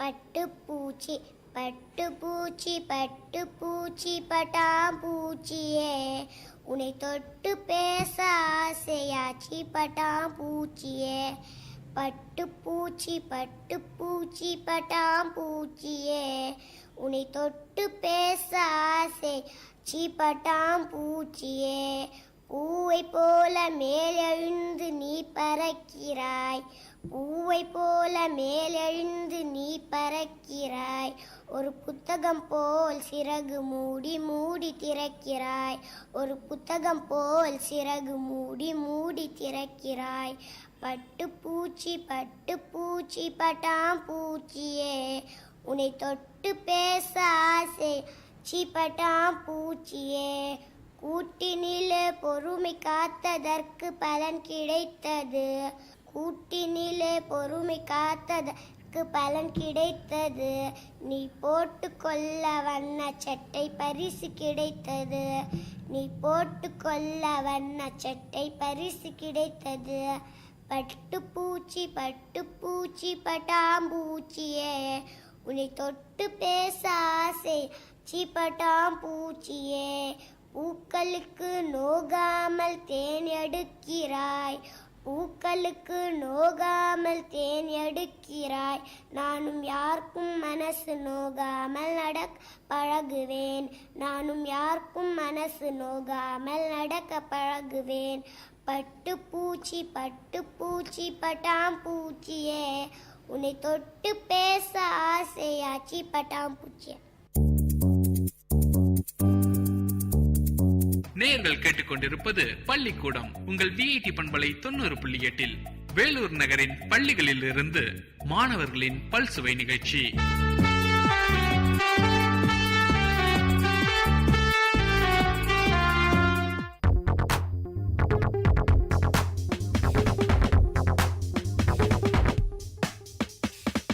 விஐடி வானொலி உங்களின் செவிகளில் தேனை பாய்ச்சிடுதே மனதின் கவலைகள் மறந்து போயிடும் மாயம் செய்திடுவே இது காற்றின் அலை பொங்கும் பாட்டின் அலை நம் வீட்டோடும் நாட்டோடும் நடமாடி சுவை சேர்க்கும் விஐடி வானொலி உங்களின் செவிகளில் தேனை பாய்ச்சிடுதே.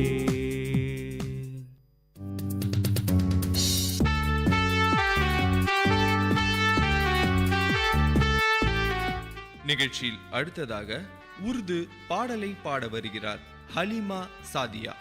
दुनिया के हैं मुसाफिर मंजिल तेरी खबर है तय कर रहा है जो तू 2 दिन का है सफ़र है। जब से बनी है दुनिया लाखों करोड़ आए, बाकी रहा न कोई, मिट्टी में सब समाए। आँखों से तूने अपने कितने जनाजे देखे, हाथों से तूने अपने दफनाए कितने मुर्दे। अंजाम से तू अपने क्यों इतने बेखबर है। दुनिया के है मुसाफिर, मंजिल तेरी खबर है। मखमल पे सोने वाले मिट्टी में सो रहे हैं। शाहो गदा यहाँ पर सब एक हो रहे हैं। दोनों हुए बराबर, ये मौत का असर है। दुनिया के है मुसाफिर, मंजिल तेरी खबर है। मिट्टी के पुतले तुझको मिट्टी में ज़माना, एक दिन यहाँ तो आया, एक दिन यहाँ से जाना। तय कर रहा है जो तू, 2 दिन का सफ़र है। दुनिया के है मुसाफिर, मंजिल तेरी खबर है।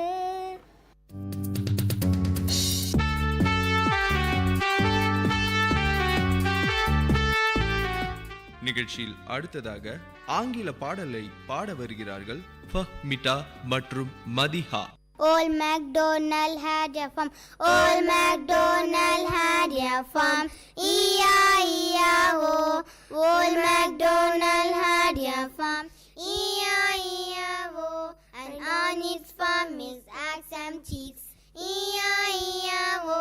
It's a cluck cluck here and a cluck cluck there, here a cluck, there a cluck, everywhere a cluck cluck.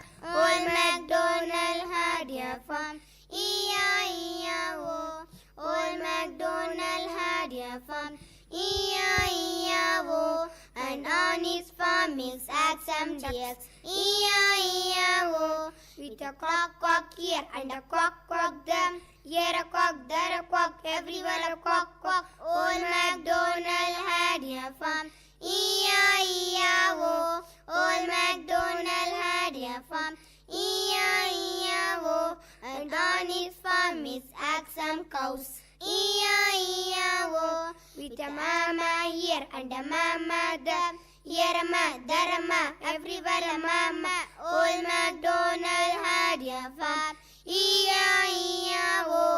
Old MacDonald had a farm, E-I-E-I-O. And on his farm his ox and dogs, E-I-E-I-O. With a bow bow here and a bow bow there, here a bow, there a bow, everywhere a bow bow. Old MacDonald had a farm, E-I-E-I-O. Old MacDonald had a farm, E-I-E-I-O. And on his farm his ox and cats, E-I-E-I-O. With a meow meow here and a meow meow there, here a meow, there a meow, everywhere a meow meow. Old MacDonald had a farm, E-I-E-I-O.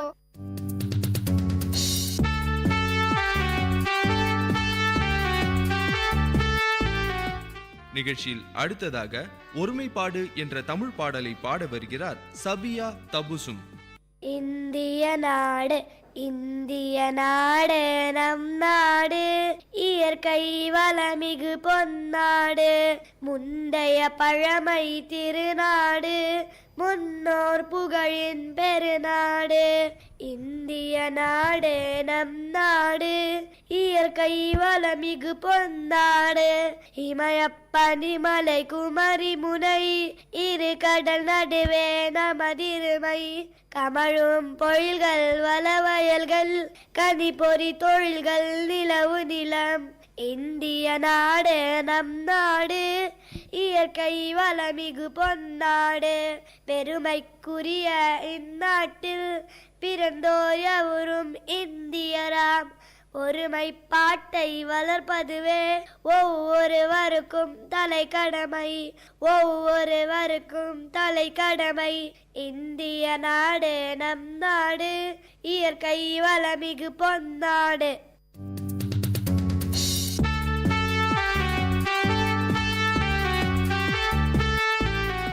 நிகழ்ச்சியில் அடுத்ததாக ஆங்கில பாடலை பாட வருகிறார் Fathima தஷ்கின். Up in the blue sky, what do you see? Up in the blue sky, what do you see? Big and small stars winking at me. Winking, winking, la la la. Winking, winking, la la la. Down in the deep sea, what do you see? Down in the deep sea, what do you see? Big and small fish are swimming like this. Swimming, swimming, la la la. Swimming, swimming, la la la. Out in the garden, what do you see? Out in the garden, what do you see? Big and small trees swaying like this. Swaying, swaying, la la la. Swaying, swaying, la la la. Out in the playground, what do you see? Out in the playground, what do you see? Boys and girls are playing like this.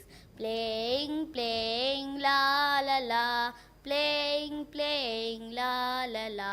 Thank you.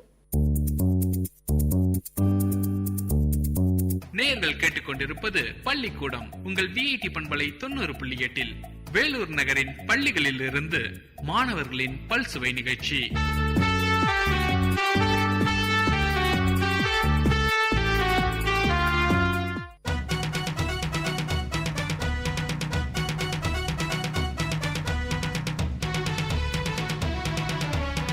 பசுமை பாசற எங்களின் கல்லூரிதான், கோட்டை நகரத்தையே தூக்கி நிற்கும் கல்லூரிதான். ஊரை கொஞ்சம் யோசி, வாழ்வில் வண்ணம் பூசி வந்தனோ சொல்லு எங்கள் எஃப்எம்முக்கு தான். பசுமை பாசற எங்களின் கல்லூரிதான், கோட்டை நகரத்தையே தூக்கி நிற்கும் கல்லூரிதான்.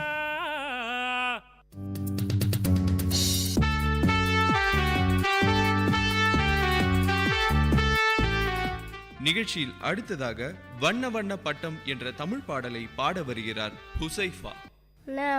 பட்டம் வானில் பறக்கும் பட்டம், அங்கும் இங்கும் ஆடி அழகாய் பறக்கும் பட்டம், தலை தலை ஆட்டி தறி சுற்றும் பொம்மரம், பட்டம் பொம்மரம் இரண்டுமே பாப்பா தம்பிக்கு விருப்பமே.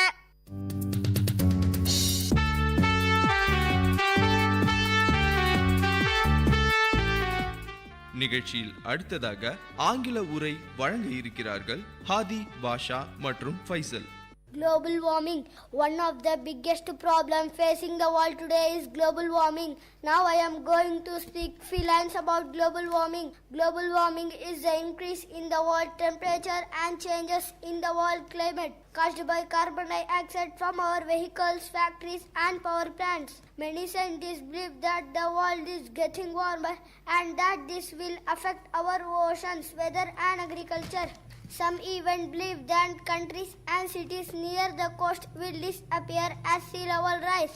Now my friend Faisal will discuss about the problems and solution for global warming. Faisal, please. Thank you. Are the problem of global warming and some ways of solving the problem. Number 1, the biggest problem is rising sea level. Number 2, changes in weather. Number 3, effect on animals. Fish population could be affected while some insect with spread disease might become more common. Solution to solve the problem. Number 1, stop producing CO2. Number 2, plant more trees. Trees absorb carbon dioxide and produce oxygen. Number 3, to use less energy and to recycle more products. Generating electricity is one of the main sources of CO2. If we use less electricity, we will produce less CO2. Now Adi will continue. Thank you, Faisal. I understand that if we make small changes now in the way we live, we can avoid huge changes in the future. We all must work together to overcome this threat.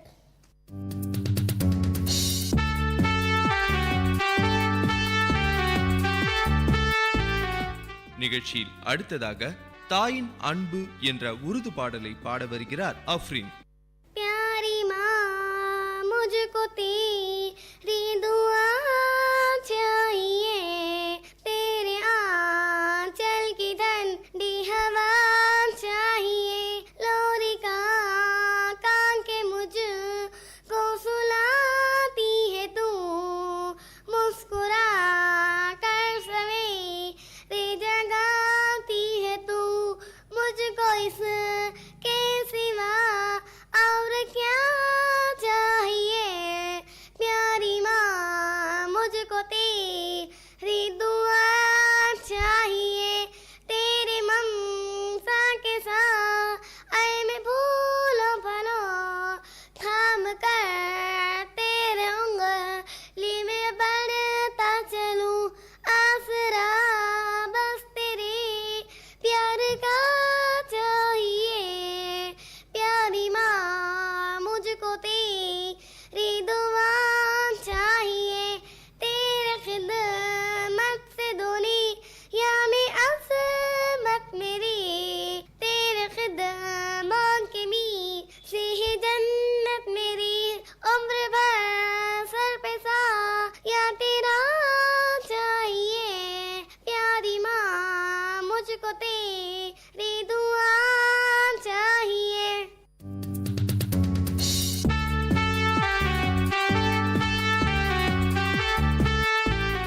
நிகழ்ச்சியில் அடுத்ததாக சின்ன சின்ன பந்து என்ற பாடலை பாட வருகிறார் வாஜித் உசேன். சின்ன சின்ன பந்து சிறுமியாடும் பந்து வன வன பந்து வானில் பந்து குட்டி தயார் தட்டி நாலு குத்தி தோடும் பந்து எட்டி ஓங்கி உதைச்சால் எங்கை போகும் பந்து.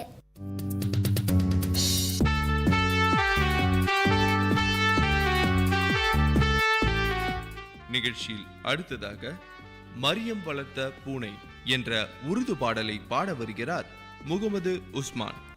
मरियम की बिल्ली मरियम ने एक बिल्ली पाली, तुम में उसकी काली काली, दूर से भीगी मूंछे उसकी, नीली नीली आंखें उसकी, रात में आगे इसके चमके, कोई मुसाफिर राना भटके, टीवी देखकर खुश हो जाए, बैठे बैठे ओ सो जाए, भूख लगी तो तुमको हिलाए, कुत्ता देखे तो डर जाए, पास ही कोई बिल्ला आए, देख के उसको ये हुर्राए, एक मिनट ही जस्ट लगाए, मरियम लाए दौड़ के आए, मरियम ने एक बिल्ली पाली, दुम में उसकी काली काली, मरियम ने एक बिल्ली पाली, दुम में उसकी Kali Kali.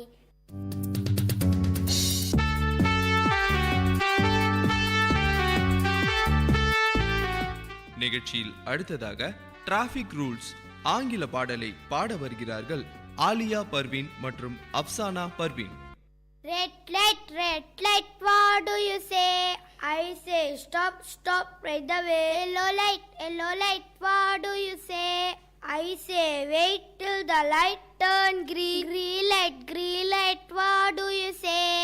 I say go right away. The wheels and the bus go round and round, all through the day. The children in the bus go jumping around, all through the day. The bell in the bus goes ring, all through the day. The horn in the bus goes bum, all through the day. And the seat in the bus goes bum, all through the day. The driver in the bus goes shh, all through the day. Thank you, bye.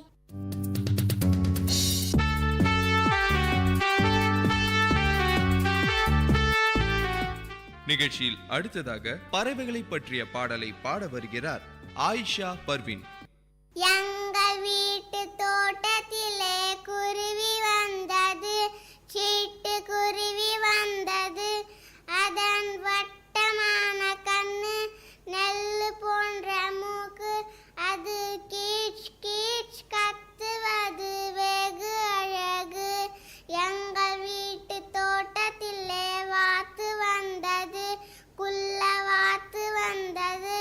அதன் தட்டையான காலு துடுப்பு போன்ற இறகு அது அசைந்து நடப்பது வெகு அழகு. எங்கள் வீட்டு தோட்டத்திலே மயில் வந்தது, அழகு மயில் வந்தது. அதன் நீளமான கழுத்து, வண்ண வண்ண தோகை, அது நடனம் ஆடுவது வெகு அழகு.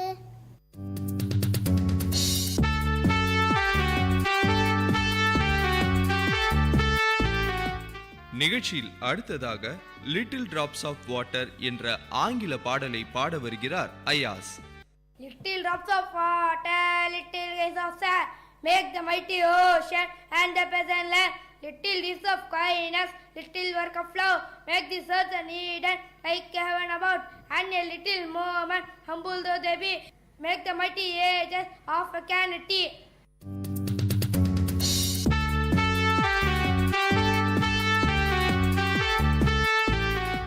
நிகழ்ச்சியில் அடுத்ததாக உருது பாடலை பாட வருகிறார் சையத் அமீன்.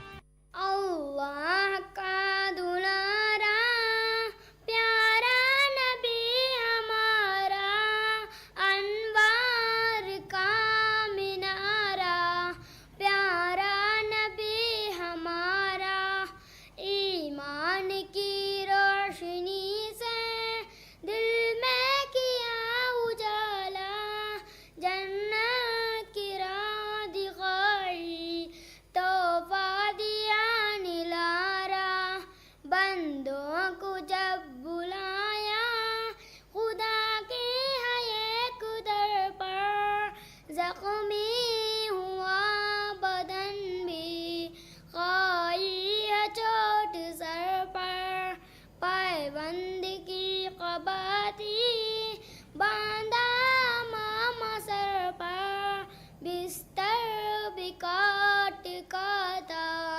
कच्चा मकाम ज़ेरा, अल्लाह का दुलारा प्यारा नबी हमारा, अल्लाह का दुलारा प्यारा नबी हमारा.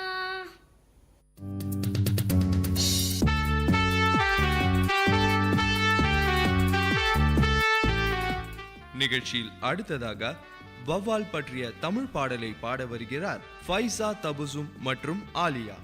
வௌவால் வௌவாலே வௌவாலே வட்டமிடும் வௌவாலே, என்ன செய்கிறாள் நீ என்ன செய்கிறாள், தம்பியே தம்பியே சுட்டியான தம்பியே, தேடி பறக்கிறேன் உணவை தேடி பறக்கிறேன், வௌவாலே வௌவாலே வட்டமிடும் வௌவாலே, என்ன செய்கிறார் நீ என்ன செய்கிறார், தங்கையே தங்கையே சுட்டியான தங்கையே, தேடி பறக்கிறேன் உணவை தேடி பறக்கிறேன், வௌவாலே வௌவாலே வட்டமிடும் வௌவாலே.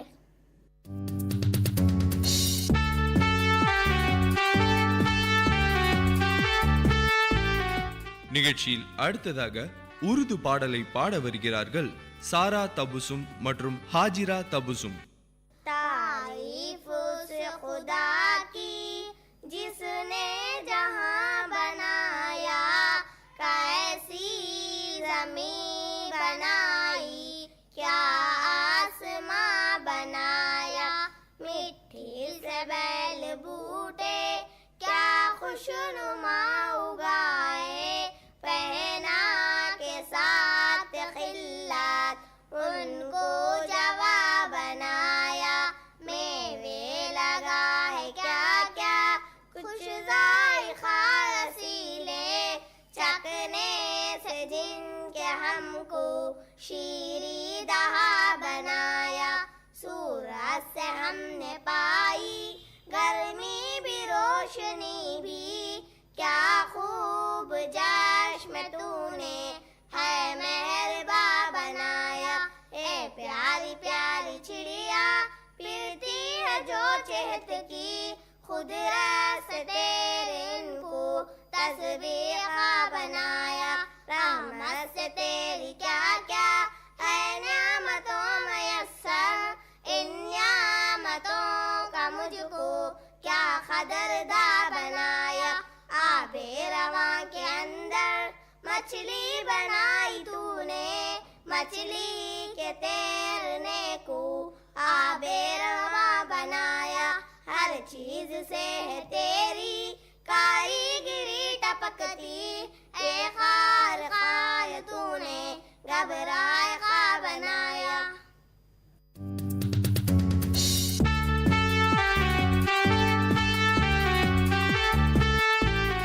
நிகழ்ச்சியில் அடுத்ததாக கோ டு ஸ்கூல் என்ற ஆங்கில பாடலை பாட வருகிறார்கள் ஷானூர் மற்றும் Shakeel. Go to school, go go to school, go to school every day. Sing sing the rhymes loudly. Read the books happily. Write the words sweetly. Play the games joyfully. Go to school every day.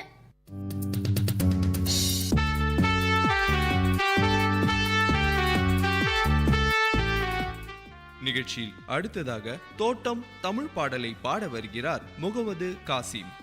தோட்டம் நல்ல தோட்டம், நம்மை சொக்க வைக்கும் தோட்டம், கூட்டமாக நாமும் ஒன்றாய் கூடி ஆடும் தோட்டம், வண்ண வண்ண மலரால் நம்மை மகிழ வைக்கும் செடிகள், தின்ன பழங்கள் மேலும் தின்ன கொடுக்கும் மரங்கள், கொஞ்சம் கிளியின் குரலும் கருங்குயிலின் இசையும் அடடா நெஞ்சை அள்ளுகிறதே, இதை நினைக்கும் போதே இன்பம், பட்டு போல அழகாய் புல் பறந்திருக்கும் தரையில் விட்டு போக மனமே இல்லை, மிகவும் நல்ல தோட்டம்.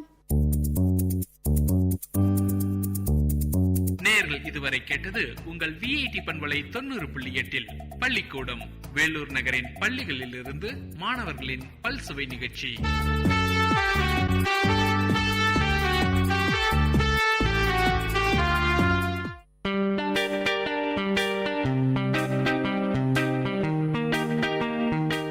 Dear listeners, for the next hour, you are going to listen to the program Team Speak Time in VIT Community Radio 90.8 FM.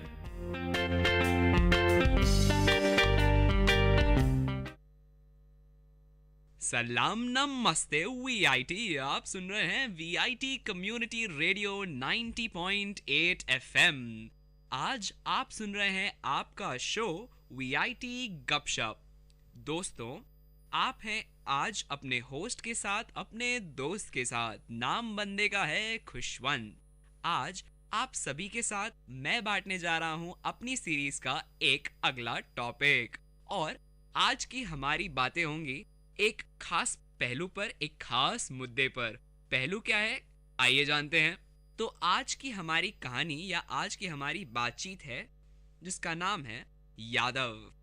सुन के थोड़ा अजीब लग रहा है ना? चलो थोड़ा लिंक करते हैं। यादव, यादें।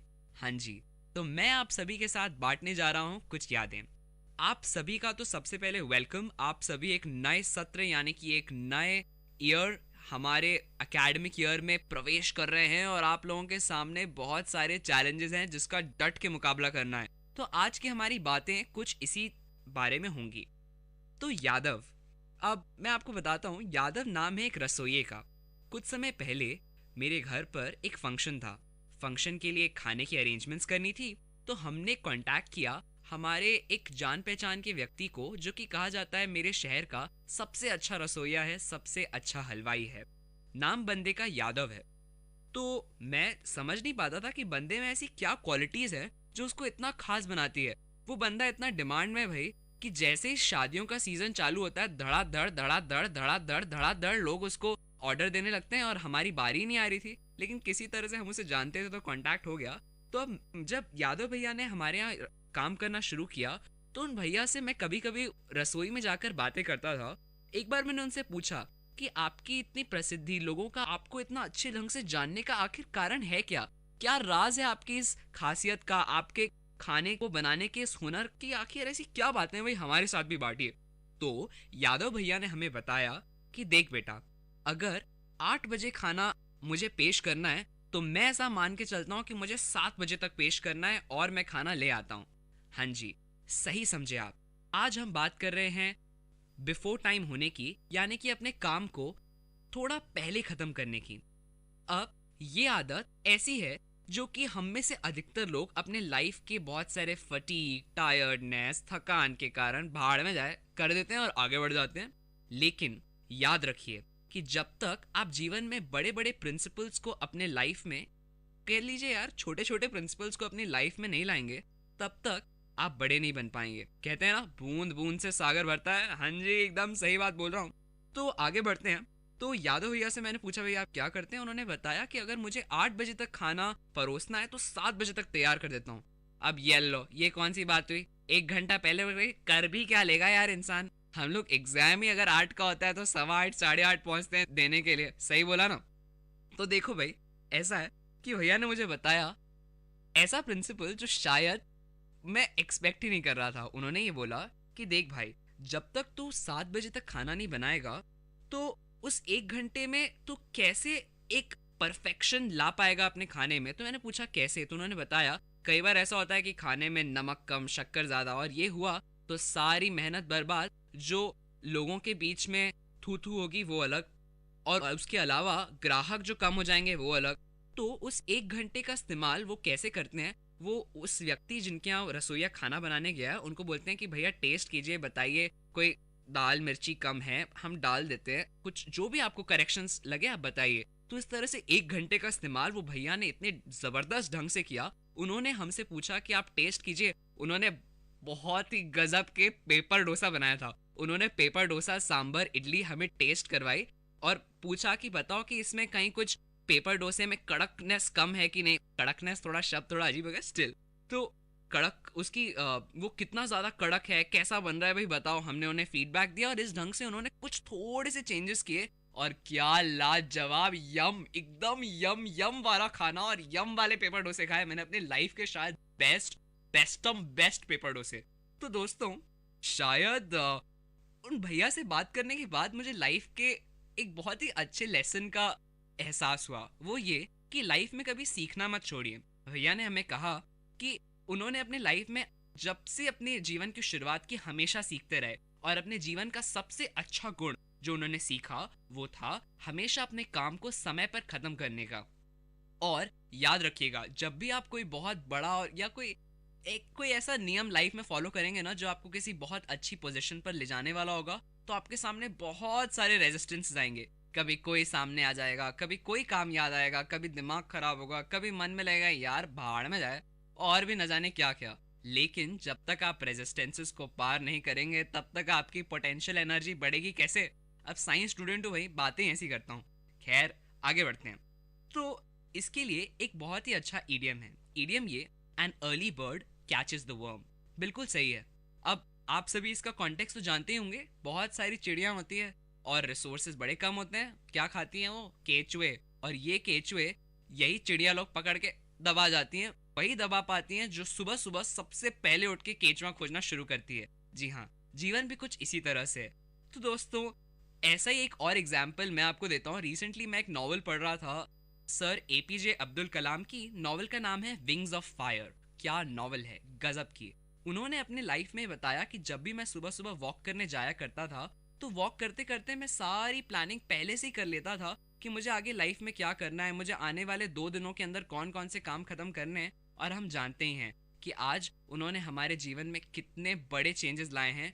आज हमारे देश के राष्ट्रपति होने के बाद आज हमारा देश जिस भी पोजीशन पे है उसमें उनका कितना बड़ा योगदान है। और हमारा यह जीवन तो बना ही दूसरों के लिए है। अगर आप सांस छोड़ते भी हैं तो वो भी पेड़ों की कार्बन डाइऑक्साइड बन जाती है। बिल्कुल सही।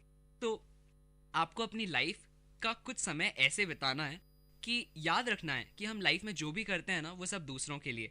तो कभी कभी अपनी इन सांसों के अलावा अपने विचारों को भी दूसरों के लिए समर्पित कीजिए और फिर देखिए कैसे आपका जीवन खुशनुमा और मस्त हो जाता है। और दोस्तों, जाने से पहले कई आप लोगों को लगेगा मैंने बड़ी बड़ी बातें तो कर दी, बंदा बोल के बड़बड़ करके चला गया, लेकिन ये नहीं बताया कि भाई इसको इनकॉर्पोरेट कैसे करें। तो हाँ जी, तो अब इनकॉर्पोरेशन की बारी आती है। तो क्लास 12th में मेरी एक बहुत अच्छी फैकल्टी थी। उन्होंने मुझे एक बार समझाया, बेटा अगर कोई काम बहुत बड़ा हो ना तो उसको छोटे छोटे छोटे छोटे छोटे हिस्सों में बांट लो, और जब तुम किसी बड़े काम को छोटे हिस्सों में बांटते हो, यानी कि one large task into small task, तो वो आसान हो जाता है। इसलिए अगर आपका काम मुश्किल है तो उसे छोटे हिस्सों में बांटिए। अब आपको सीखना है अगर कि आपको अपने हर काम को समय पे करना है, तो अपने लाइफ के छोटे छोटे कामों को समय पे करना सीखिए। यदि माँ ने कहा कि बेटा 2 बजे तक खाना खाने आ जा, तो दोपहर में ठीक 2 बजे से 5 मिनट पहले पहुंच जाइए। उन 5 मिनटों में हाथ धोइए, सैनिटेशन का यूज कीजिए, आराम से बैठिए, आराम से मुंह धोइए और अपने दिल खुश करके खाना खाइए और कहिए अन्नदाता सुखी भव। ठीक वैसे ही कुछ। और कभी माँ कहे कि बेटा सुबह उठ जाओ, 5 बजे उठो, 7 बजे उठो, घर से नाश्ता करके जाओ, तो माँ की उस बात को सुनो और सुबह 7 बजे उठो। और ऐसे छोटे छोटे हिस्सों में अपने जीवन को बांट दो और इन छोटे छोटे हिस्सों में इस पंक्चुअलिटी के नियम को अप्लाई करने की कोशिश करो। फिर देखो कैसे ये नियम आपके जीवन के हर पहलू में घुस जाएगा और आप अपने लाइफ के हर छोटे छोटे काम को बिल्कुल समय पे और फर्राटेदार सही ढंग से कर पाएंगे। और मानिए दोस्तों, ये एक बहुत बड़ा राज है। राज ये कि अगर आप मानते हैं, अगर आप विश्वास करते हैं कि आप कोई काम बहुत अच्छे ढंग से कर सकते हैं, तो इस संसार की कोई ताकत आपको नहीं रोक सकती।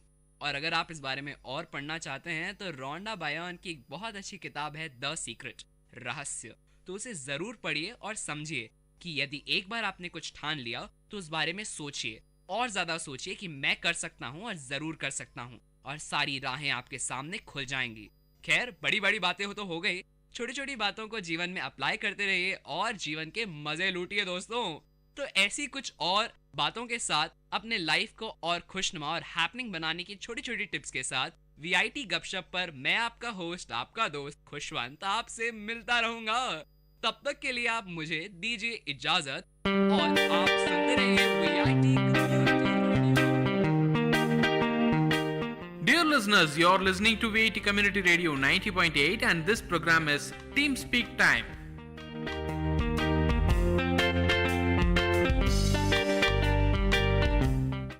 Hello listeners, this is VIT Community Radio 90.8 FM with your host Digjay on the show Opinions. Today we are discussing on the topic objectification of women in media platforms, their rights and the dilemmas.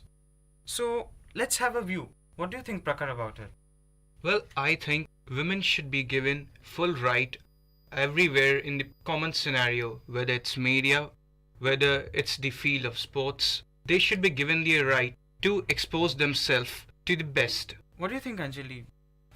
Digjay, I would just like to add a point to what Prakhar said. I would just like to add one word. Women should be given equal rights just as the rights given to men. It should not just be like full rights. Men and women should be treated equally in every case. And that's where from the concept of feminism comes from. So basically feminism is not women's superiority over men, it's just the equal right. So why are we discussing this particular topic is that we have the equal representation from the girls as well as boys, with me and Prakhar sharing our views from the point of view of men and Lakshya and Anjali sharing their point of view from the point of view of women. So we need to understand what this particular agenda and how it affects us in every basic way, in every detail, minute aspect. We have to analyze as we go on throughout this particular show. We'll analyze all these major points, howsoever minor they might be, so in order to solve this particular problem. Recently, the Vogue magazine came out with a video called My Choice featuring Deepika Padukone. It drew criticism, but from time being, we have been seeing such sort of empowerment missions coming into action. But exactly, are they conveying the message that we want to listen? That's important. You should see the positive aspect of the message. That was to empower the women, that to provide with their choices. Everything about that wasn't right. And I'm not here sitting judging that video. It's just my opinion that everything displayed in that video wasn't right. We have talked about many of these aspects for many years. India being a male-dominant country, a certain thing that we still accept in the 21st century. Even right now, women fight for the basic right and they are not considered equal in a basic middle-class family and the lower background. A rich family from a rich upper middle class and upper class financial backgrounds are sound and they do provide women with education, so too the aspect that even if they don't have the money, they do spend it. But even in the middle class backgrounds, even in the lower class background, if they have money, they choose to spend it on the male rather than the female, because the female is not going to be the part of the family after many years. Well, I agree with you, AJ, but still I think that in the present scenario of rapid urbanization, where the technology is improving at a very fast pace, though we have reached the moon, but the basic value that we need to inculcate in ourselves is the respect for the human, the respect for the especially the feminine. But this is somewhere lacking in our society. Although if we take it on a positive note compared to how it was earlier, the empowerment has been on a rise. People have been expressing their opinions about women empowerment. They have been making people aware of all the points that we need to go through to make sure that women have equal rights. So if you look at it that way, it's actually becoming better for us right now. But still, the concept of perfect girl is the one who doesn't express her opinion. So that is something we should change. We all need to change. We have been talking about many of these aspects that, yeah, I do agree to the things are changing in the 21st century, and it is for the better than the 50 years that it was there. But we have to analyze something. On the date of independence in the 1950, the women people analyzed what was the situations of the women at that particular time. Another survey was conducted in the 1970s in which the same thing was analyzed, that what is the status of the women in the 1970s. And it was seen that the status of the women though Indian society has progressed, the status of the women has degraded. Therefore, we had the Ministry of Women and Child come in and have actively support the rights of the women in order to their liberation and to set an equal footing as to the men. Though I analyze your particular aspect that yes, we are becoming more intelligent, we are becoming more literate, but even to this present date of 2015, we have only 71 or 72% of the population who's literate, and out of the remaining population, they still do not cater the idea of women being equal to men. Because I agree to any of your points that yeah, things are changing, but you also need to analyze the majority of the population are not part of that upper class that I was trying to raise before, but they are part of the low class and the lower middle class, or even middle class families. So how would like to initiate this change actually, which is going to, there should be some methods. Education is one of them, but what can be the other methods? Can you please elaborate? The issue should be discussed in public as we are doing now, because until and unless everybody doesn't know what the problem is, there cannot be a solution. Everybody needs to know. Everybody needs to accept it that women is equal to men. The male chauvinism should be decreased, and that would be done by various measures. Though I agree to your particular point, Lakshya, that yeah, women, the idea of the men should change, and that it is the basic psychology of every man as in whole that needs to change. Just knowing about a particular topic brings no change, but having a basic, because if you need to analyze that if a person is above the age of 30 or even 35, the change in his psychology is not going to happen. This is just not practically possible. He might be condemned by the law, he might be stopped by the law. That where the law comes in, but we need to inculcate this idea even to the younger generation and the generation to follow. I do agree with you, AJ. Like we all just discussed, public awareness is the first foot of every journey. But one thing that we need to know is half the knowledge is always the most dangerous knowledge. So as in, what I mean to say is that when we talk to people about women empowerment, we need to make sure that we don't give it halfway through. We need to make sure that they know everything about it, so that they don't get confused in the middle or mix up two completely different topics together, because that has actually happened in a couple of scenarios. Yeah, because they actually start comparing feminism with women's superiority. Feminism is not female chauvinism. It is nowhere related to that. Feminism believes in equal rights of both men and women. I agree to both of your points, considering my mother was a feminist and she was the leader of the Rajiv wing in Jharkhand. I'm coming from a family that had these feminist idea with all of my grandmother, my great-grandmother, all of them were working throughout their generation, all of them were literate. But yeah, on this particular point, I do agree with that psychology comes in, and wherever the psychology of a person doesn't change, the laws comes. So far as the psychology part is concerned, what I feel is the inculcation of respect inside the human thought, inside the human brain, that needs to be changed. When you take an example from the very basic beginning of the life, when the life starts, take an example of a normal baby. he is being like discriminated. He's been bifurcated that if he's a boy, he'll be given a gun or a bat ball to play. So far as the girl child is concerned, she'll be given the dolls. So this is the very basic beginning where the problem starts. And once we are done with this, I'm sure in the coming time, we'll get over with this problem. Don't agree with your point totally for the very basic fact that say agree to the point that okay fine, a boy is given with a boys toys and the girl is given with girls toys. There's a particular reason. I agree with all your points that okay, men and women are still equal, but they are still not equal to one very basic particular point, is that when they become adults, a man has to be a gentleman and a woman has to be a lady. Not that they are not strong or not that they are not literate enough or equal foot. I'm just saying that a man needs to protect his woman dignity at all platforms. That is the responsibility of the man, because if a woman dignity is hurt or if a woman respect is hurt, that respect coincides with the respect of the man. A man should inculcate this feeling that yes, if she is my woman and if she is my partner for my life, I need to protect her. And on this particular note, I agree that if a man is not capable enough, the woman also supports her. This goes hand in hand, and this is when the idea of a woman being a woman-like and a guy being a guy-like comes in. Because if a guy is not strong and stern, though this is not compulsory, but at least for the majority of the population, that is more than 80%, this needs to be there. And this thing comes only because at the stage of a kid, when a kid is like 2 years small, that is when his psychology is the most domicile part, and we need to inculcate him to become certain someone. But during the duration of when he becomes a teenager, when he starts to analyze that what makes a girl different from a boy, and we go through puberty, that is when he needs to learn the ideas of respect to women. Though respect can come in like before also, but that is when he needs to analyze, yes, this is my duty, this is my situation, I need to protect my sister, I need to protect my family. I want to say that strength is not all about physical strength. It's about mental strength, it's about emotional strength, providing support when she needs it. And she should do the same for her men. So it's not about like a guy should be like taught about it or inculcate these habits just from his childhood.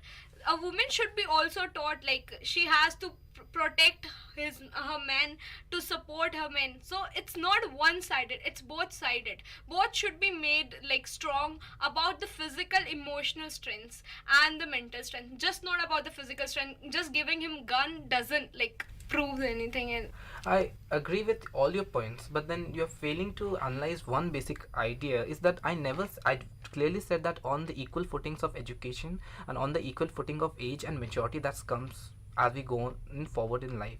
What I meant by this basic fact is, yes, a man will protect the dignity of the woman. My protection of the dignity of women was not the fact of strength, but was the fact of her social standard of what she was there in the society. A woman also provides the same to a man, because a man cannot go and fight with a woman for the sole fact man needs to respect a girl. Even if I don't know you, and even if, say for example Lakshya, even if I'm not directly related with you, there's still a certain degree of way that I'll act with you. Even if you're a little tough on me, or even if you're a little angry on me, even if the fact you abuse me, there's still a certain way I need to keep myself. And that should be followed by both, not just you. That should be done by both male and female. And that is what I call feminism. The equality in the rights. I agree with Lakshya. I think that from when you're kids, you should make sure that the quality of respect and dignity should be inculcated in both boys and girls. I mean, yes, boys should be taught that they should behave respectfully towards girls, but the same should go for the girls as well. I never said that a girl shouldn't respect a man, but yeah, you were focusing on the point of men. But you did seem to analyze the particular aspect. Yeah. That considering I'm a man, I was taught this, and I'm pretty sure that I'm doing it a very right way. I would like to say here one thing, that often it is feminism is misunderstood by the society. It is said that it is something that females only do. I would like to point out here that if a man does feminism or follow feminism, it's not at all wrong. It's not at all wrong. Lakshya, it's not wrong, it's right. You should believe in equal rights. You shouldn't believe in male chauvinism. Obviously, we should be provided with as many as rights as you are provided with. So, saying that feminism is wrong, I don't agree with it at all. It's actually the mentality of, you can say, half the people that they say that feminism is something to do with always with girls. This is not something, but it should realize that there is a platform for equality, right? That is very important over here. Exactly, that's the thing. Not many people know much about feminism. Feminism it basically means equal rights to women, but the main point is that people get confused with feminism and female chauvinism. So we need to make sure that people know the difference. I'll give you an example what my mother told me, because then during that time I wasn't born. My mother was, as I said, was an active feminist when she was young, in her 20s, early 20s, and she was the leader of her wing. She was pregnant and she delivered me as a kid. I'll tell you what female chauvinism is.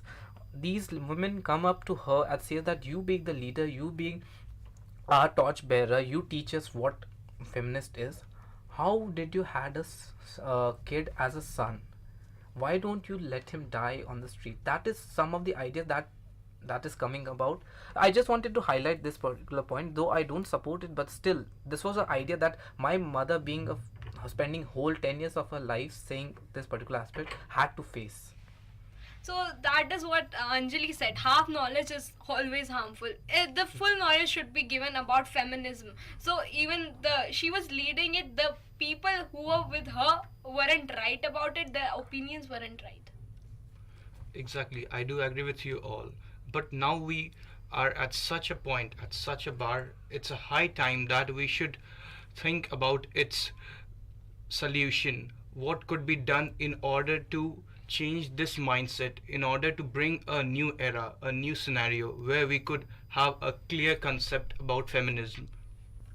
So basically we can say that education is one of the methods, but like changing mindsets of villages, in the villages where there is male chauvinism or male patriarchy existing, like, do you think that it's education and just public awareness is enough, or following giving a role example within ourselves? That is very important. This is something that needs to come in from the within of a person. That's what we have all been trying to analyze, and we have all said that even all the cases, like in India, not 90% of the cases of female abuse are not reported to the law authorities.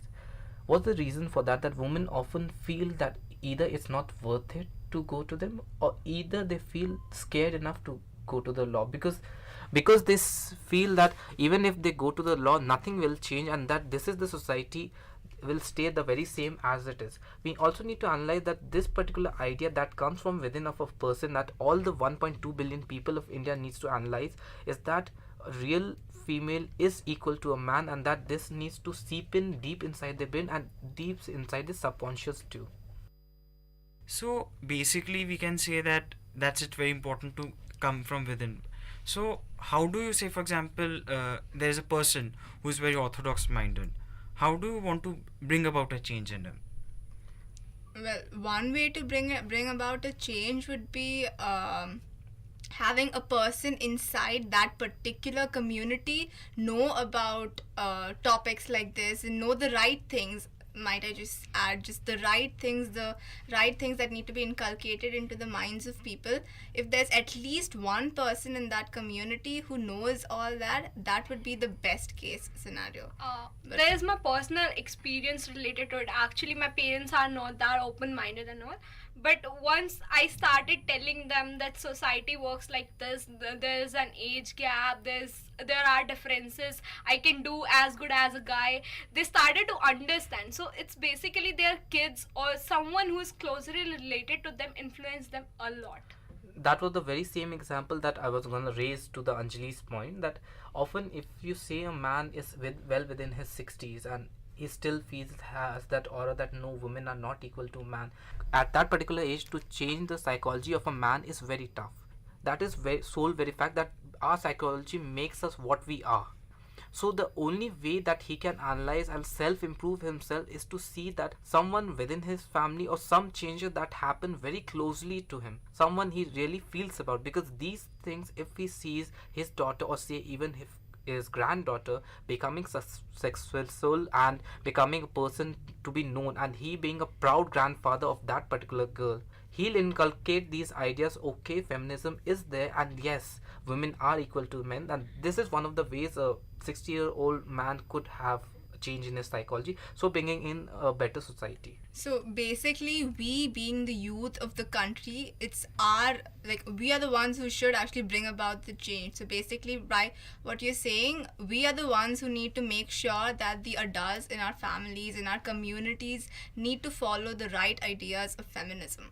We also want to make a point over here that there was this a time when the government said that there should be reservation for women in parliament. It is actually breaking down this principle where it says equality of women. Don't you all agree about it? I completely agree with it, but as we are saying that there are still orthodox people. So for women to come up, there are not just orthodox men, there are orthodox women as well. So for women to come up, there should be some like initiative that should be taken to like enhance the number of women in such aspects like political aspects and all. Okay, I need to analyze this particular reservation thing. That okay, reservation was something like a bill being passed in the parliament. What happens when a bill is being passed in a parliament? It becomes part of the politics of that particular country. Politics is a very dynamic process. At this particular solution, at this particular year, 2015 that we are living in, this particular year we are still facing the problem of male dominated society. Okay, yes, at this particular point of time I do support the women reservation bill, but we can have, if this bill fails to have this particular idea or inculcate these ideas, 50 years down the line when the India society is not so much male dominated, we can still bring in a new law that doesn't support this particular idea. And because politics as it is a very dynamic. A country which might be a communist sometime later might become a capitalist as well. So it depends on the people, it depends on the general population. The general population as it is, you said, is the one who controls these everyone and the general thinking of a particular country. And but if just being the youth of a country doesn't make solves our problem, because even if we are the youth of the country, we still need a political leader who's around the age of 40 to 45. We being the youth are from the 20 to 30 age group. We need to analyze that there's still at least 65% of the population that is not considered youth, and we need to have a certain degree of organic change slowly and steadily that we are trying to do through the feminist idea, so that the feeling of women being equal to men inculcates to everyone, each and every particular person, or at least the majority of the population. And the position should be like directly related to the capability of the person rather than being about gender. It's not about women or men, it's about the capability. The one who's capable of leading that position, the one who's capable to be on that position should be on that position. Okay, so now after having these topics, I think so far as orthodox, if we need to eliminate the orthodox thoughts from the people in 50s, 60s, we can do one thing. Apart from these things, we can make a rehabilitation form of scenario where we can teach them the very basic needs of what society expects, what the coming generation, what the coming era expects. On this very particular note, I'll like to object to that, because there is a particular way of organic change. Listen, we all live in a democracy. Even if you say these particular ideas or these particular educations to the very same 50 years to 60 years of people only go for something given by the government if they feel it's worth it. Say the free education, say the free food, say the free supplies that and all the benefits that we get from the government. And you cannot force all the peoples to go over there and have this knowledge given to them, because you have to be accepting too. And that's where the psychology comes in again. And second very fact is that this is a democracy. Everyone is allowed to have a very free will to do what they want, and within the laws of a country, obviously. Another point I would like to add is that aside from public awareness, as in directly going and speaking to people, we could also talk about feminism through media, like movies and videos and songs. That I was thinking more on the lines of movies, because let's face it, a lot of people are influenced by scenarios and things happening in movies. So one way to inculcate these ideas into the minds of people, the right ideas into the minds of people, are by movies. From the era of 1913, movies has been something that has affected us in quite a very big way, considering big screen is directly affects us as human, and we whatever we see on the big screen is something that we tend to believe that happens in the real life. Considering, the very fact that yes, these ideas could be inculcated through the movies, yes, it has affected us. Considering now the new generation of say 35, under the age of 35, has started to believe in the idea of feminism. Above the age of 35, not so much still. But still, there's a very thin line when we have started to talk about media. There's a very thin line between the objectification of a woman with her choice, that's something that feminist people are trying to fight against, and the non-objectification of women. Because if a man, I start to objectify say Anjali, I don't consider me being equal, because an object can never be equal to a human. So what are your particular ideas on this particular topic? Because even though we say that it's the girl's right to lead a life whatever way she wants, choose and wear whatever she wants, but on the media platform, is it really her right, or the media creativity, or that media should also inculcate some ideas to inhibit these particular process, or at least have a certain degree of morality to these particular topics? One way I think we could go about with it is by taking a survey maybe and knowing what other women think. Like one way in which, say I was making a video on feminism, one thing I would do is go around and take surveys of all my female friends as well as male friends, so that I know their views. So it's possible that maybe when they were making other videos, it was basically the media's idea of how a feminist woman should be, but I cannot say much about that, because it's basically every person's perspective. And in my opinion, we should make sure that what we display on the screen is something which most of us agree with, and not something that just the media thinks. And choice is not just related to body or objectification of someone. It's more related to career choices she makes, the way she wants to live her life. That is more about choice, and that is what is empowerment. Letting her live her life is something she needs to know, like within the limits of the society, within the limits of morality. Again, if you go to the limits of society, today we know that there are a lot of societies which doesn't allow much freedom, whether it's male or female, but mostly in cases of female, right? So how do you think that what should be the the level of freedom that you can define over here? Can you just elaborate? Well, so far as the level of freedom is concerned, we generally consider that if one boy is in between a group of 5 to 6 girls, if they are friends, then that particular guy is stud. And if one girl is between 3 to 4 boys, then she is considered as a slut. But that concept needs to be changed, and I think that is the basic thing that's the basic line which needs to be figured out. So for example, if we take the many of the societies that are there are some levels of freedom which we may not know, right?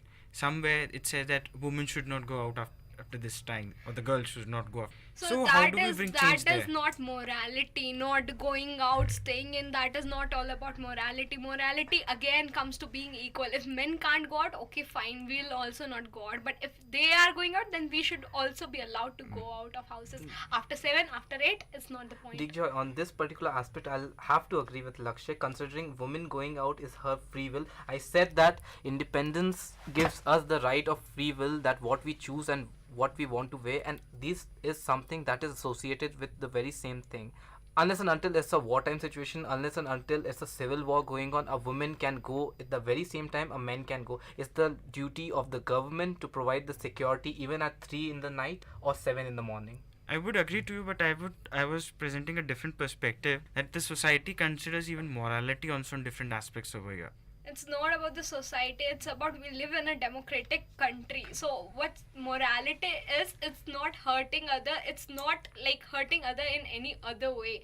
Like it's not like challenging someone else's opinions, okay? So it's basically, choice basically means the way you live your life. Okay, so we had a very good discussion today on the topic, and I would like to conclude by saying that we discussed various agendas and we talked on how to improve. We talked that equality is guaranteed to us, definitely equality to women and men is guaranteed, but the thing is its implementation. in many places not implemented. So how to like overcome this effect? So we talked about education, we talked about public awareness platforms, we also talked about mindset of people changing and change coming from within ourselves. That's very important. And also, as Anjali pointed out rightfully, that we should know completely, like full knowledge about our rights and ideas. So this is Digjay Samanta signing off from the show Opinions from VIT Community Radio.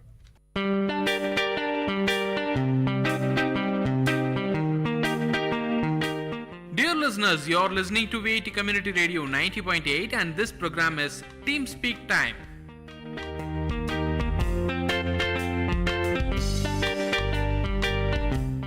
Hello, hi, Namaste VIT.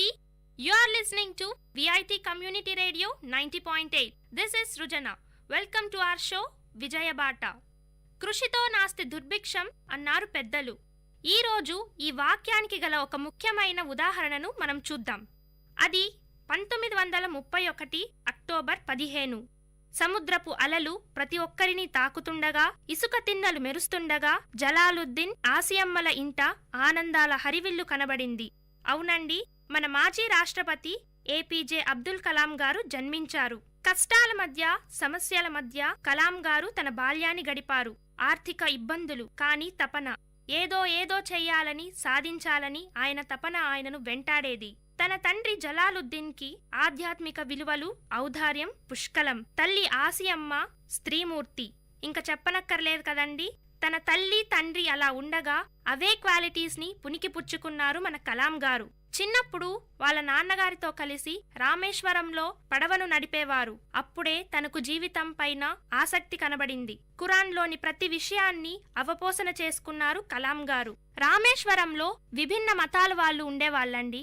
మతాలు వేరైనా తన స్నేహితులతో లౌక్యంగా ఉండేవారు కలాం. ఇది చెప్తుంది ఆయన ఎంత మంచి మనసు కలవారు. కలాం గారి ఉపాధ్యాయులు చెప్పే ప్రతి విషయాన్ని ప్రేరణగా తీసుకునేవారు అబ్దుల్ కలాం గారు. అతనికి చిన్నప్పటి నుంచే విశాల హృదయం కలదండి. రామేశ్వరంలో ఇంగ్లీష్ తెలిసిన ఏకైక వ్యక్తి అహ్మద్ గారు. అహ్మద్ గారు అబ్దుల్ కలాం గారికి బంధువు మాత్రమే కాదు, చాలా సన్నిహితుడు. అప్పట్లో ప్రపంచంలో జరిగే ఇన్వెన్షన్స్ గురించి, ఉన్న సైంటిస్టుల గురించి, ఫిలాసఫర్స్ గురించి అబ్దుల్ కలాం గారికి చెప్పేవారు. అప్పటి నుంచి కలాం గారిలో చదువు పైన ఆసక్తి పెరిగింది. షంషుద్దీన్ ఇంకొక వ్యక్తి.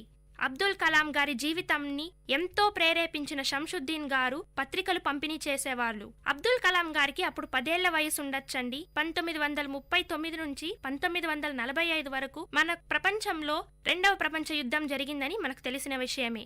ఆ కాలంలో రామేశ్వరంలో రైళ్లు ఆగేవి కాదు. కాబట్టి రైళ్ల నుంచి పత్రికలను విసిరివేసేవాళ్లు. షంషుద్దీన్ని హెల్ప్ చేయడానికి అబ్దుల్ కలాం గారు వెళ్లేవాళ్ళు. ఇదే అదునైన అవకాశం అని భావించారు కలాం గారు. ప్రతి ఒక్క పత్రికను, ప్రతి ఒక్క వాక్యాన్ని అవపోసన చేసుకున్నారు. అప్పుడేనండి దీన్ని ఒక జాబ్ లాగా తీసుకొని వేతనాన్ని కూడా సంపాదించారు కలాం గారు. రామనంతపురంలో విద్యాభ్యాసం చేసిన అబ్దుల్ కలాం గారు చాలా యావరేజ్ స్టూడెంట్.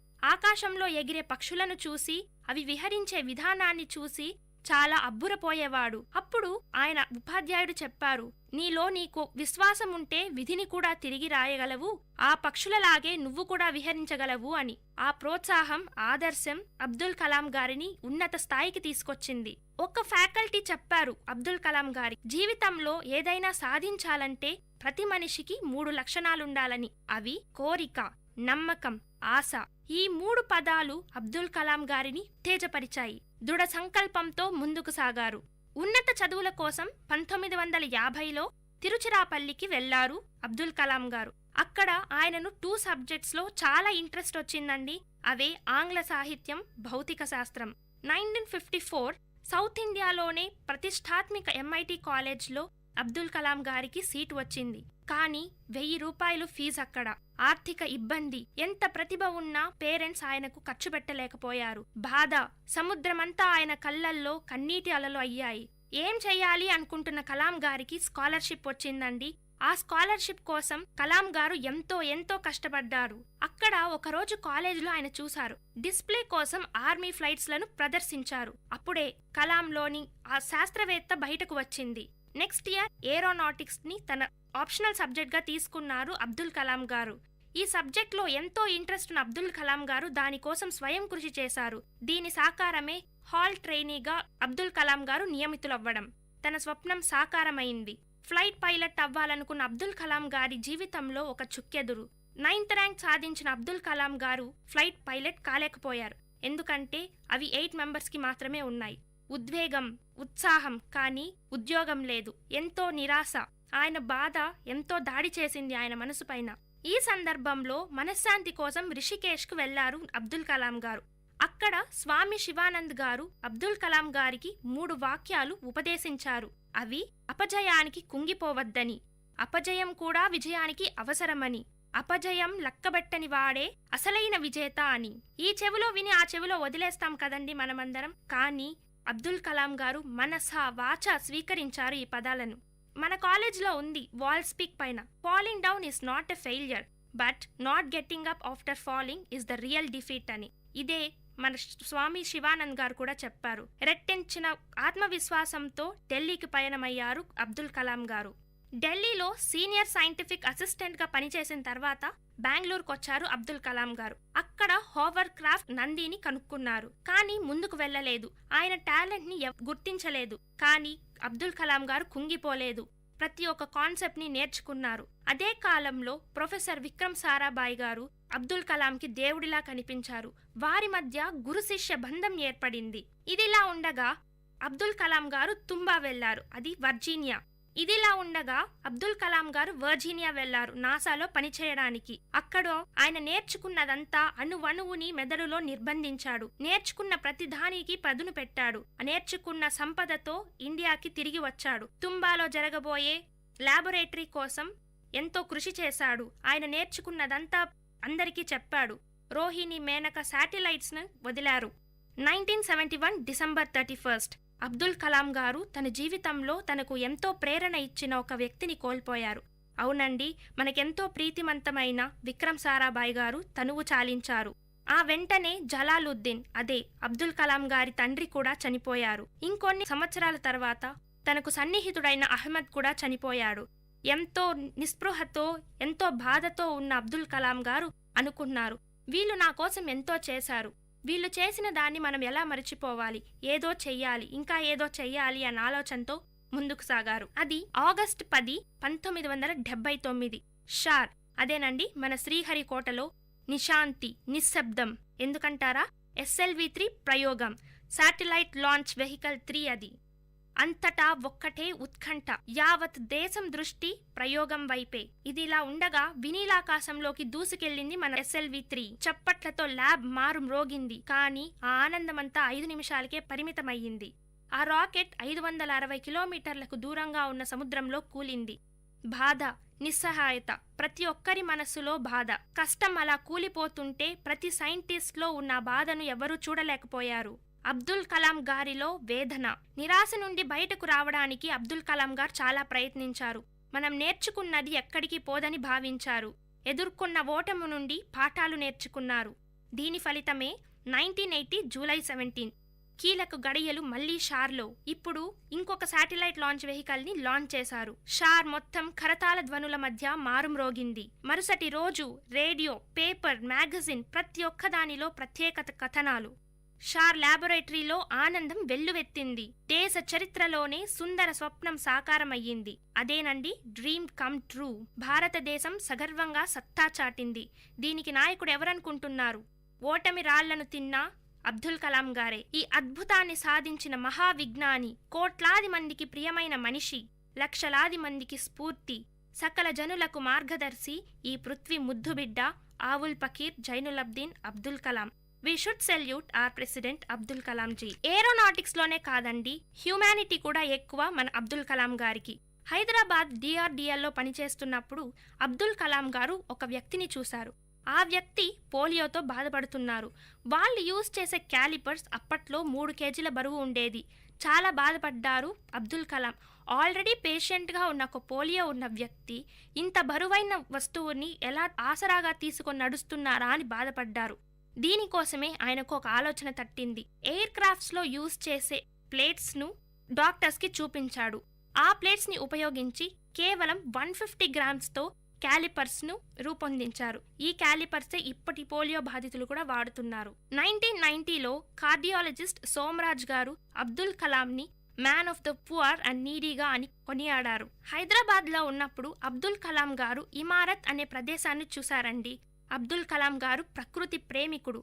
ఒకసారి డైరెక్టర్ గారు అడిగారు, కలాం నీకు ఏం కావాలి అని.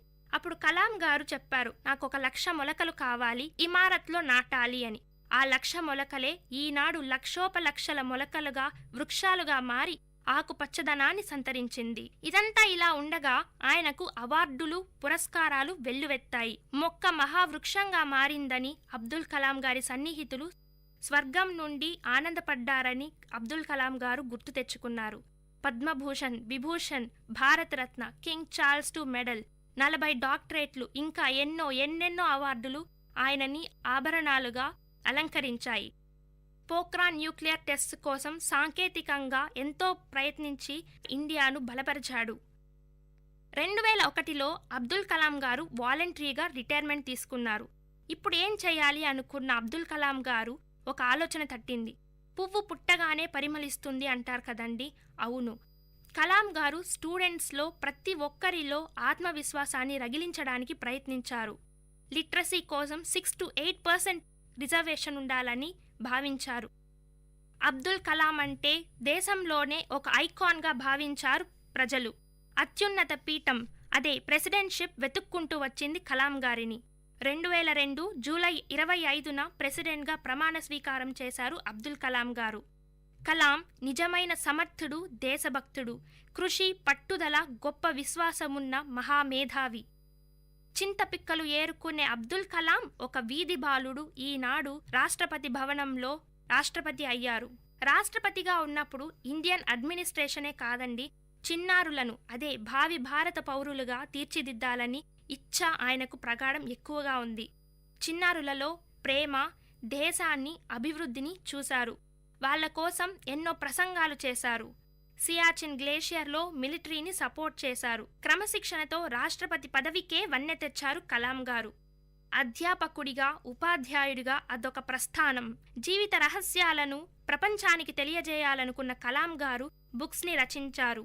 2020 India will be and should be a super power అని భావించారు అబ్దుల్ కలాం గారు.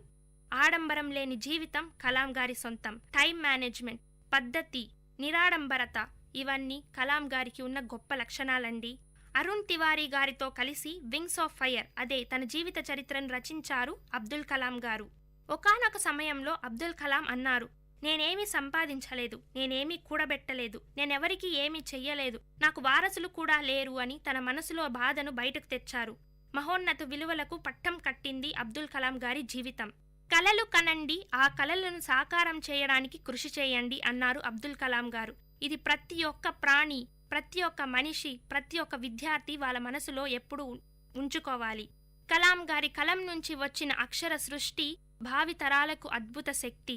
కలాం గారి జీవితంలోని ప్రతి ఘట్టం మనకు పాఠం. మన కోసం ఇంత చేసిన కలాం గారికి మనం ఏమిచ్చి రుణం తీర్చుకోగలం? కలాం గారు ఏం ఆశిస్తున్నారు? మనులా, మాణిక్యాల? కాదండి, 2020 కల్లా ఒక అద్భుత ప్రపంచాన్ని ఆయన కోరుతున్నారు. ప్రతి ఒక్కరూ వాళ్ళకి తగినంతగా దేశం కోసం పాటుపడాలి. ఇలాంటి ఎంతో మంది గురించి తెలుసుకోవడానికి.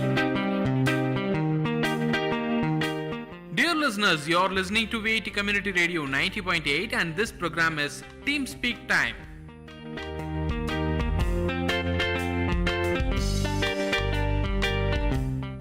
नमस्कार दोस्तों, आप सुन रहे हैं वीआईटी कम्युनिटी रेडियो 90.8 एफएम। आज का हमारा कार्यक्रम है शब्दों का रंगमंच। मैं हूं आपकी होस्ट विधु और मैं हूं आपकी को होस्ट स्तुति। दोस्तों, ये कार्यक्रम उपन्यासों व कहानियों के संग्रह का समीक्षा है, यानी कि सरल शब्दों में बुक रिव्यू। और हमारा पहला अंक है पहाड़ों की खुशबू। स्तुति, अगर मैं तुम्हारे सामने 2 किताब रखूं, एक उपन्यास और एक कहानियों का संग्रह, तो तुम क्या पढ़ना पसंद करोगी? आज की भागती दौड़ती जिंदगी को देखते हुए तो मैं छोटी कहानियों का संग्रह ही उठाऊंगी, क्योंकि पूरे एक उपन्यास को पढ़ पाना तो संभव नहीं, और एक बार में पढ़ा न जाए तो उसमें मजा नहीं आता। बेशक, ऐसे में शिवानी की लोकप्रिय कहानियों के नाम का यह कथा बेहद आकर्षक है। दोस्तों, पद्मश्री गौरा पंत जो शिवानी उपनाम से प्रसिद्ध हैं, अल्मोड़ा उत्तराखंड से ताल्लुक रखती हैं। और जैसा कि कहा जाता है, होनहार विद्वान के होत चिकने पात, शिवानी ने 12 साल की उम्र से ही लिखना आरंभ कर दिया था। रविंद्रनाथ टैगोर जी के मार्गदर्शन ने इनके हुनर में 4 चांद लगा दिया। शिवानी की कहानियां मूल रूप से नारी प्रधान होती हैं, और चूंकि इनका बचपन पहाड़ों में बीता है, इनकी कहानियों से, रचनाओं से पहाड़ी जीवन, वहाँ की संस्कृति और भाषा की बेहद खुशबू आती है। सबसे अच्छी बात यह है विदु कि ये पूरी बात सुनने में तो बड़ी ही जटिल लगती है, पर कहानी लिखी इतनी सरलता से गई है कि बात एकदम समझ आ जाती है। बेशक स्तुति, और तुम बात कर रही हो हमारी कहानी भिक्षुणी की। चंचल और खुले विचारों का होना अच्छी बात है, पर कभी कभी परिस्थितियां ऐसी बन जाती हैं कि ये गुण अवगुण बनकर विवेक को नष्ट कर देता है। अधिक पाबंदी, कटाक्ष अक्सर ऐसे लोगों को स्थिर करने के बजाय उद्दंड बना देता है, जिसका परिणाम उन्हें स्वयं ही भुगतना पड़ता है। अगली कहानी सौत, अंतरंगता घृणा की जननी होती है, इस सोच के इर्द गिर्द घूमती है। अगर आज के नजरिए से मैं देखूं तो कभी कभी ऐसा होता है कि हम देखते हैं पर बोल नहीं पाते, और बाद में फिर ऐसा लगता है कि हमने अपनों को उसके विषय में ना बताकर उन्हें आहत किया है, या फिर हम ये सोचकर नहीं बोलते कि कहीं वह दुखी या आहत ना हो जाए, बट बाद में समझ आता है कि यह एक बहुत बड़ी गलती कर दी हमने और हमें उन्हें बता देना चाहिए था। वहीं अगली कहानी नथ, जहां एक तरफ पति पत्नी के अनोखे रिश्ते को उजागर करती है, तो वहीं दूसरी तरफ उच्च कोटि की मानसिकता और इंसानियत का पाठ पढ़ाती है। विधु, नथ कहानी का एक और पहलू है। थोता चना बाजे घना।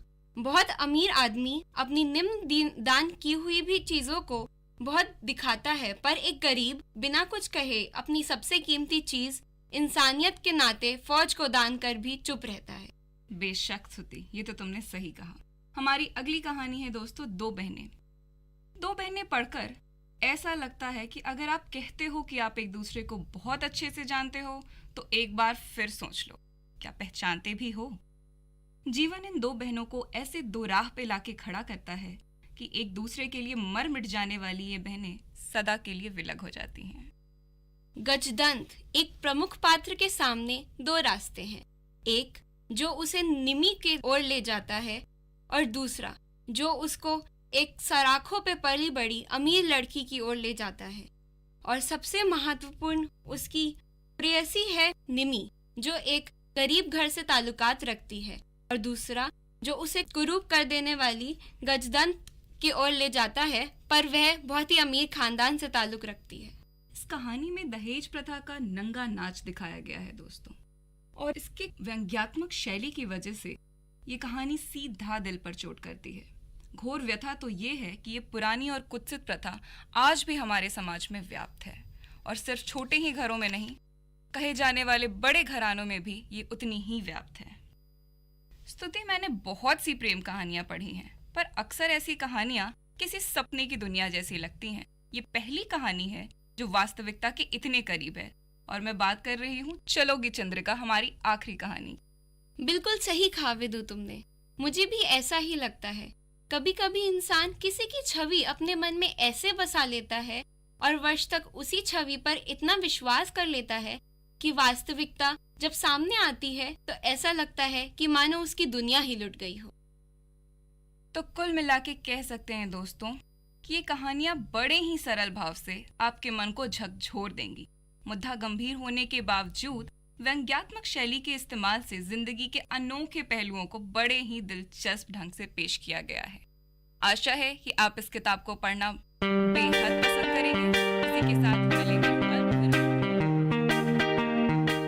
Dear listeners, you're listening to Vit Community Radio 90.8 and this program is Team Speak Time.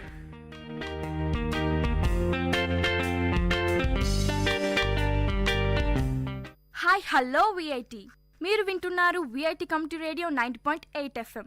నేను మీ వైషు. ఈ చందమామ కథల ద్వారా మంచి మంచి కథలు చెప్పడానికి వచ్చేసానండి. ఈ ఆలస్యం చేయకుండా స్టార్ట్ చేసేద్దాం. కథ నిజాయితీ. సీతాపురం అనే ఊరిలో రామయ్య కట్టెలు కొట్టుకుంటూ జీవనం సాగించేవాడు. రోజులాగానే అడవికి వెళ్ళాడు. చెరువు గట్టు మీద ఉన్న చెట్టు ఎక్కి కట్టెలు కొడుతుండగా తన చేయి జారి గొడ్డలి చెరువులో పడిపోయింది. తన జీవన ఆధారమైన గొడ్డలి నీటిలో పడిపోవడంతో రామయ్య చాలా బాధపడ్డాడు. విచారంతో ఇంటికి వెళ్లకుండా చెరువు గట్టు మీద కూర్చొని ఏం చేయాలో తెలియక ఆలోచనలో పడ్డాడు. అతని బాధ చూసిన జలదేవత నీటిలోంచి బయటకు వచ్చి రామయ్యకు దర్శనమిచ్చింది. జలదేవత రామయ్య విచారానికి గల కారణం తెలుసుకొని నీటిలోకి వెళ్లి వెండి గొడ్డలి తెచ్చి రామయ్యకు ఇచ్చింది. రామయ్య ఆ వెండి గొడ్డలి తనది కాదన్నాడు. దీంతో జలదేవత మళ్లీ నీటిలోనికి వెళ్లి బంగారు గొడ్డలితో బయటికి వచ్చింది. దానిని రామయ్యకు ఇచ్చింది. కాని రామయ్య ఆ గొడ్డలి తనది కాదు అన్నాడు. జలదేవత మళ్లీ నీటిలోకి వెళ్లి మామూలు ఇనుప గొడ్డలితో బయటకు వచ్చింది. తన ఇనుప గొడ్డలిని చూసిన రామయ్య సంతోషంతో ఆ గొడ్డలి తనదే అంటూ రుణపడి ఉంటానంటూ చెప్పాడు.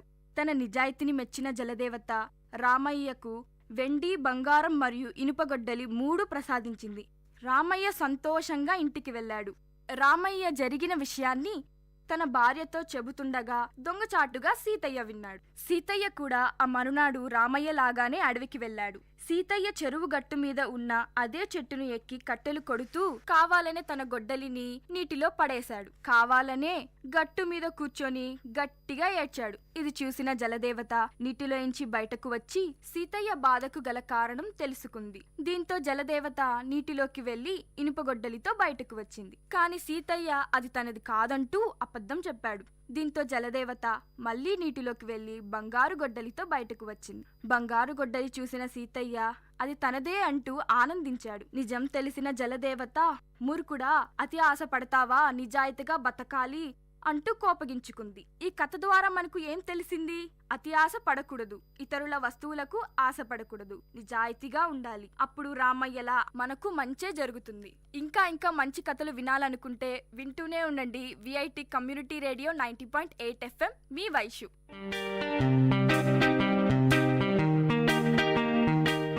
Dear listeners, you had listened to the program Team Speak Time in VIT Community Radio 90.8. Thank you for listening.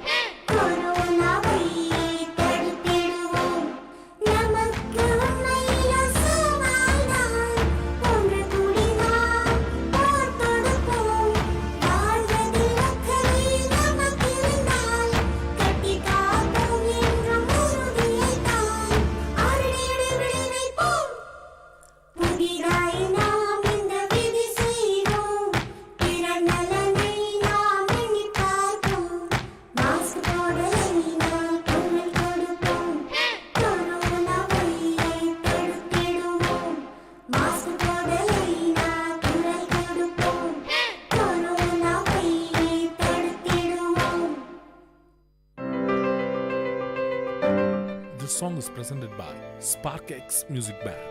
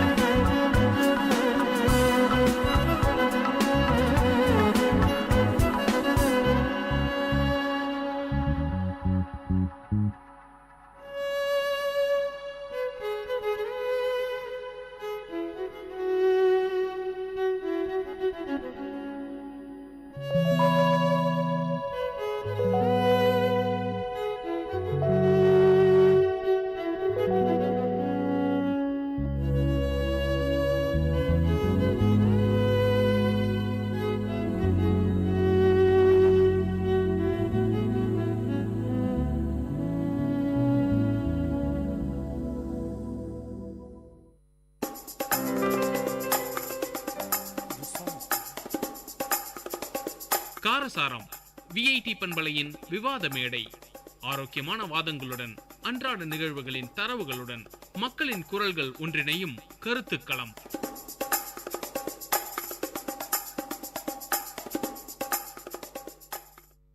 வணக்கம் நேர்களே, இது விஐடி பண்பலை 90.8 விஐடி பல்கலைக்கழகத்தின் சமுதாய வானொலி. இது உங்கள் நிகழ்ச்சி காரசாரம். இன்னைக்கு நம்ம நிகழ்ச்சியில பார்க்க போறது சந்தோஷம் அப்படின்ற ஒரு தலைப்பு தான். சந்தோஷம் நம்ம வாழ்க்கையில ரொம்ப முக்கியமான ஒரு விஷயம். எந்த அளவுக்கு நமக்கு பணம் இன்றைய வாழ்க்கைக்கு தேவையா இருக்கோ அந்த அளவுக்கு ஒரு நல்ல வாழ்க்கையை வாழ்றதுக்கு உதாரணமா இருக்கிறதே சந்தோஷம் தான். இப்போ நல்ல சந்தோஷமா இருக்க நாடு பட்டியல் எடுத்தோம்னா இந்தியா 108வது ஒரு இடத்துல இருக்கு. அந்த அளவுக்கு நம்ம நாட்டுல சந்தோஷம் குறைவா இருக்கு. அதுக்காகவே ஒரு நாள் அப்படின்னு ஒதுக்குற அளவுக்கு நமக்கு சந்தோஷம் அப்படின்ற ஒரு விஷயம் குறைவா இருக்கு. இதை பத்தி இன்னைக்கு நிகழ்ச்சியில நிறைய பேசலாம். நம்ம கூட 4 தோழிகள் இருக்காங்க, அவங்களை அறிமுகப்படுத்திக்கலாம்.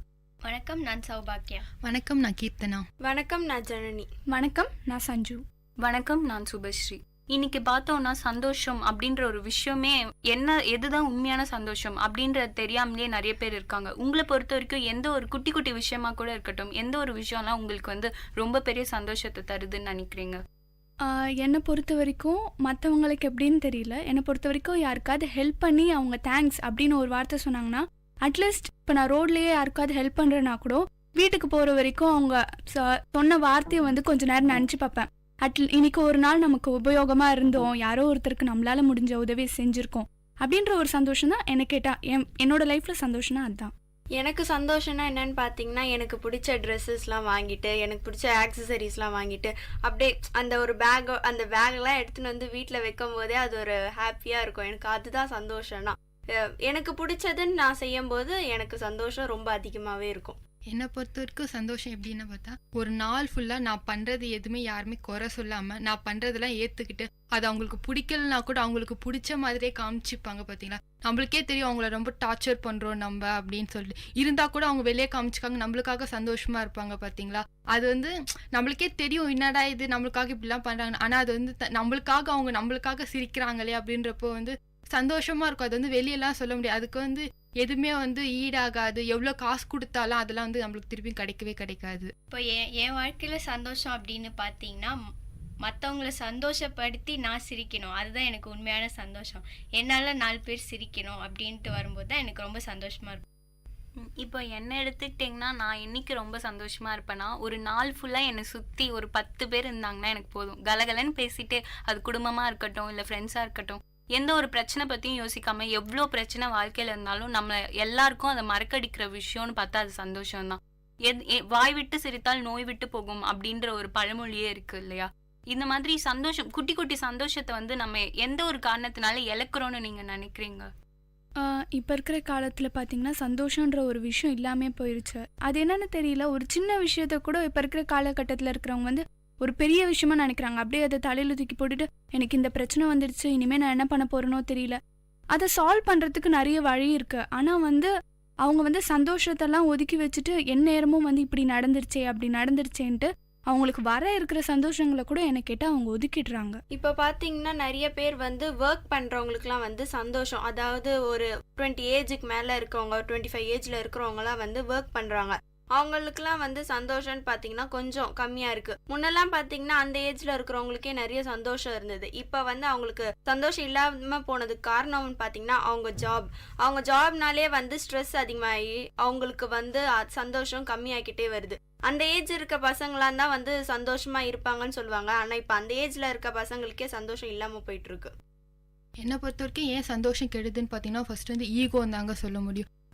விட்டு கொடுத்தாலே போதும். மற்றவங்க பண்ணுற விஷயத்த நம்மளுக்கு பிடிக்கலனா கூட நம்ம ஏற்றுக்கிட்டு அவங்களுக்கு அட்ஜஸ்ட் பண்ணி இருந்துக்கிட்டாலே போதும். வந்து இந்த ஈகோனஸ் வராமல் ஒரு 2 பேர் ஃப்ரெண்ட்ஸ் இருக்காங்கன்னு வச்சுக்கோங்க, அவங்களுக்குள்ள ஈகோனஸ் வராமல் பார்த்துக்கிட்டாலே வந்து நம்ம 2 பேரில் நம்ம கூட இருக்க 4 பேரும் வந்து சந்தோஷமாக இருப்பாங்க. என்னை பொறுத்தவரைக்கும் ஈகோனஸ் விட்டு கொடுத்தாலே போதும், நம்ம ஹாப்பியாக இருக்கலாம். இப்போ சந்தோஷம் கெடுது அப்படின்னு பார்த்தீங்கன்னா மோஸ்ட்டாக ஸ்ட்ரெஸ் இருக்கும். நிறைய பேருக்கு அந்த ஒர்க் டென்ஷன் அதெல்லாம் நிறையவே இருக்கும். ஸோ என்னை கேட்டிங்கன்னா செய்கிற வேலையை பிடிச்சி செஞ்சால் கண்டிப்பாக அந்த ஸ்ட்ரெஸ்ஸு அப்படின்ற ஒரு விஷயம் இருக்காது. ஒரு நாளெல்லாம் நம்ம சந்தோஷமாக இருக்க நாளையும் நம்ம வந்து ஒரு எப்படியும் இல்லாமல் கொஞ்சம் நார்மலாக ட்ராவல் பண்ண நாளையும் நீங்களே கம்பேர் பண்ணி பார்த்தா உங்களுக்கே தெரியும், உங்களுக்கே புரிஞ்சிருக்கும். நம்ம ஒரு நாள் சந்தோஷமாக இருந்தால் அன்னைக்கு நம்மளுக்கே தெரியாமல் நம்ம தொடங்குற எந்த ஒரு வேலையாக இருக்கட்டும் அது வெற்றியில தான் போய் முடிக்கும். இப்போ பார்த்தோன்னா சொல்லுவாங்க, சிரிச்ச முகத்தோட எந்த ஒரு வேலையை தொடங்கினாலுமே அந்த வேலை வந்து நீ நினச்சதை விட கொஞ்சம் நல்லாவே உனக்கு ஒரு அவுட்புட் கிடைக்கும் அப்படின்ற ஒரு ஜென்ரல் ஒப்பீனியன் எனக்கு இருக்குது. இதை பற்றி நீங்கள் என்ன நினைக்கிறீங்க? மோஸ்ட் ஆஃப் ஆல் சந்தோஷமாக இருக்கிற நேரத்துங்களெல்லாம் பார்த்தீங்கன்னா மைண்ட் வந்து பாசிட்டிவாக இருக்கும். ஸோ எந்த ஒரு கெட்ட விஷயம் அது மாதிரி ஏதாவது இருந்தாலும் சந்தோஷமாக இருக்கிற சமயத்தில் நம்ம எப்படி யோசிப்போம்னா இல்லை அது இப்படி ஆகாது அப்படின்ற மாதிரி ஒரு பாசிட்டிவ் தாட் எப்பவுமே நமக்குள்ளே இருந்துக்கிட்டே இருக்கும். அதனால வந்து நெகட்டிவ் தாட்ஸ்லாம் போயிடும். எனக்கு கேட்டால் சந்தோஷம்னு ஒரு முக்கியமான அந்த ஒரு விஷயம் இருந்தால் எல்லா பிரச்சனைகளுமே தவிர்த்துடலாம். கண்டிப்பாக சந்தோஷம்னு ஒன்று இருந்தால் நம்மளுக்கு கஷ்டம் அப்படின்னு நினைக்கிற எல்லா வேலைகளும் ஈஸியாக முடிஞ்சிடும். சந்தோஷத்தை வந்து வெளியே நம்மளாம் வந்து நம்மளுக்காக உருவாக்கிக்கணும். எது எடுத்தாலும் இது செஞ்சால் வந்து தப்பாக போயிடுமோ, இதை செஞ்சால் வந்து சரியாக வராது அப்படின்னு வந்து எப்பயுமே நம்ம மைண்டில் வச்சுக்கவே கூடாது. எது பண்ணாலும் கரெக்டாக வரும், எல்லாமே சக்ஸஸாக முடியும் அப்படின்னு நினச்சா மட்டும்தான் அந்த விஷயத்த செஞ்சு முழுசாக முடிக்கும் போது வந்து ஒரு ஹாப்பினஸ் வரும் நம்மளுக்கு.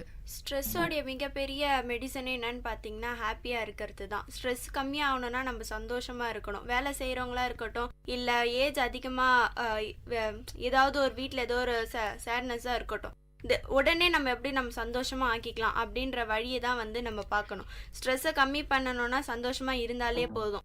ஸ்ட்ரெஸ்ஸை கம்மி பண்ணோம் அப்படின்னு நிறைய நம்ம பேசிகிட்டு இருந்தோம். நீங்கள் இப்போ சப்போஸ் நம்மள எல்லாரையும் எடுத்துக்கலாம். சப்போஸ் நம்ம ஸ்ட்ரெஸ்ஸாக இருக்கும் போது அதை எப்படி நம்ம ஓவர் கம் பண்ணுவோம்னு நினைக்கிறீங்க?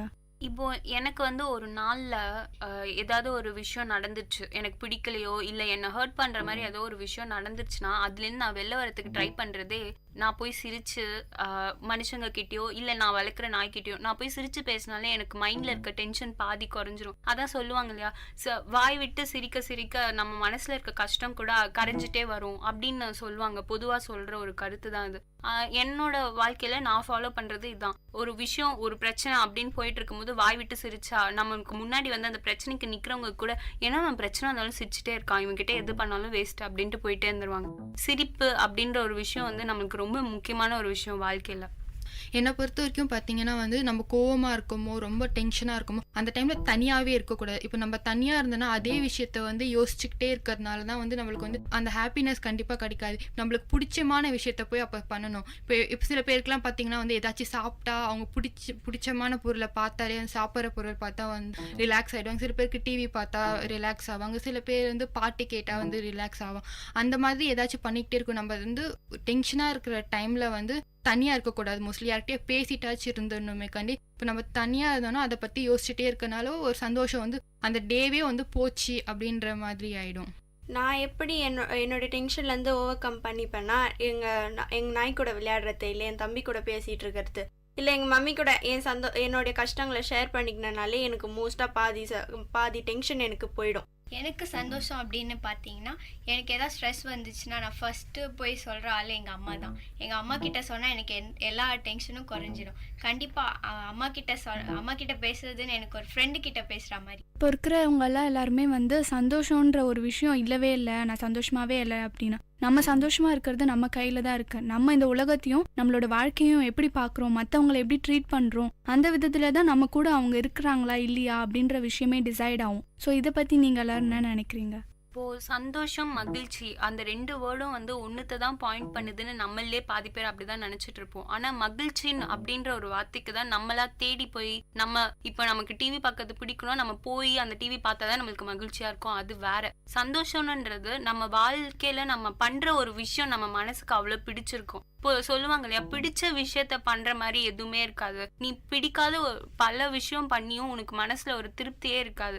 ஒரு குட்டி விஷயமா தான் இருக்கும். இப்ப சஞ்சய் சொன்ன மாதிரி ரோடு கிராஸ் பண்ணும்போது ஒரு வயசான பாட்டிக்கு நம்ம ஹெல்ப் பண்ணி அவங்க தேங்க்ஸ் அப்படின்னு சொல்லும் போது நமக்கு வர சந்தோஷம் இருக்கு பாத்தீங்களா, அந்த குட்டி குட்டி விஷயமே நமக்கு அவ்வளவு சந்தோஷம் தரும். அதனால நம்ம லைஃப்ல வந்து நிறைய அச்சீவ் பண்ணலாம். என்ன கேட்டா நிறைய சக்சஸ் வரும். இப்போ சின்ன சின்ன சந்தோஷம் தான் வந்து ரொம்ப பெரிய சந்தோஷத்தை நம்மளுக்கு தரும். சின்ன சின்ன வேலைங்க பண்ணும்போது தான் நம்மளுக்கு வந்து அது பெரிய சந்தோஷத்தை தரும். சின்ன ஒரு எக்ஸாம்பிள் எடுத்துக்கோங்களேன். உங்க கிளாஸ்ல ஒரு 40 பேர் இருக்காங்க. எல்லாருக்கிட்டையும் நீங்க டெய்லியும் பேசுவீங்க. ஆனா உங்க பக்கத்துல இருக்க பொண்ணு வந்து ஒரு சின்ன சாக்லேட் எடுத்துட்டு வந்து உங்ககிட்ட கொடுத்தான்னு வச்சுக்கோங்களேன். அத்தனை பேர் இருக்கும்போது வந்து உங்களுக்கு எடுத்துட்டு வந்து கொடுக்கும்போது வந்து நீங்க பக்கத்துல இருக்கிட்ட சொல்வீங்க, இத்தனை பேர் இருந்தா எனக்கு தான் அந்த சாக்லேட் எடுத்து கொடுத்தாலே அப்படின்னு சொல்லிட்டு ஒரு சந்தோஷமா சொல்வீங்க. ஆனா பக்கத்துல இருக்க இன்னொரு பொண்ணு சொல்லுவா வந்து அவங்க நினைப்பாங்க இதெல்லாம் ஒரு சந்தோஷமா அப்படின்னு நினைப்பாங்க. ஆனா வந்து அந்த சந்தோஷத்தை வந்து நம்ம சொல்ல முடியாது. யாருன்னே தெரியாத ஒரு பொண்ணு உங்களுக்கு ஒரு சின்ன சாக்லேட் கொடுக்கும்போது இருக்கிற சந்தோஷம் வந்து அது வெளியே சொல்லிக்க முடியாது. ஆனா மத்தவங்களுக்கு தெரியாது அது நம்மளுக்கு எவ்வளவு சந்தோஷமா இருக்குன்னு. அவங்கவுங்களுக்கு வந்து அந்த சந்தோஷம் இது உணரும் போதுதான் தெரியும். கண்டிப்பா நம்ம சந்தோஷம் வந்து நம்ம கையில தான் இருக்கு. என்ன சுச்சுவேஷன்ல இருந்தாலும் அந்த இடத்துல நம்ம சோகமா இருக்கிறதும் சந்தோஷமா இருக்கிறதும் நம்மளுடைய கையில தான் இருக்கு. திடீர்னு எதனா ஒரு எல்லாருமே வந்து சோகமா இருக்காங்கன்னா அந்த இடத்துல போய் நம்ம சந்தோஷமா இருக்க கூடாது.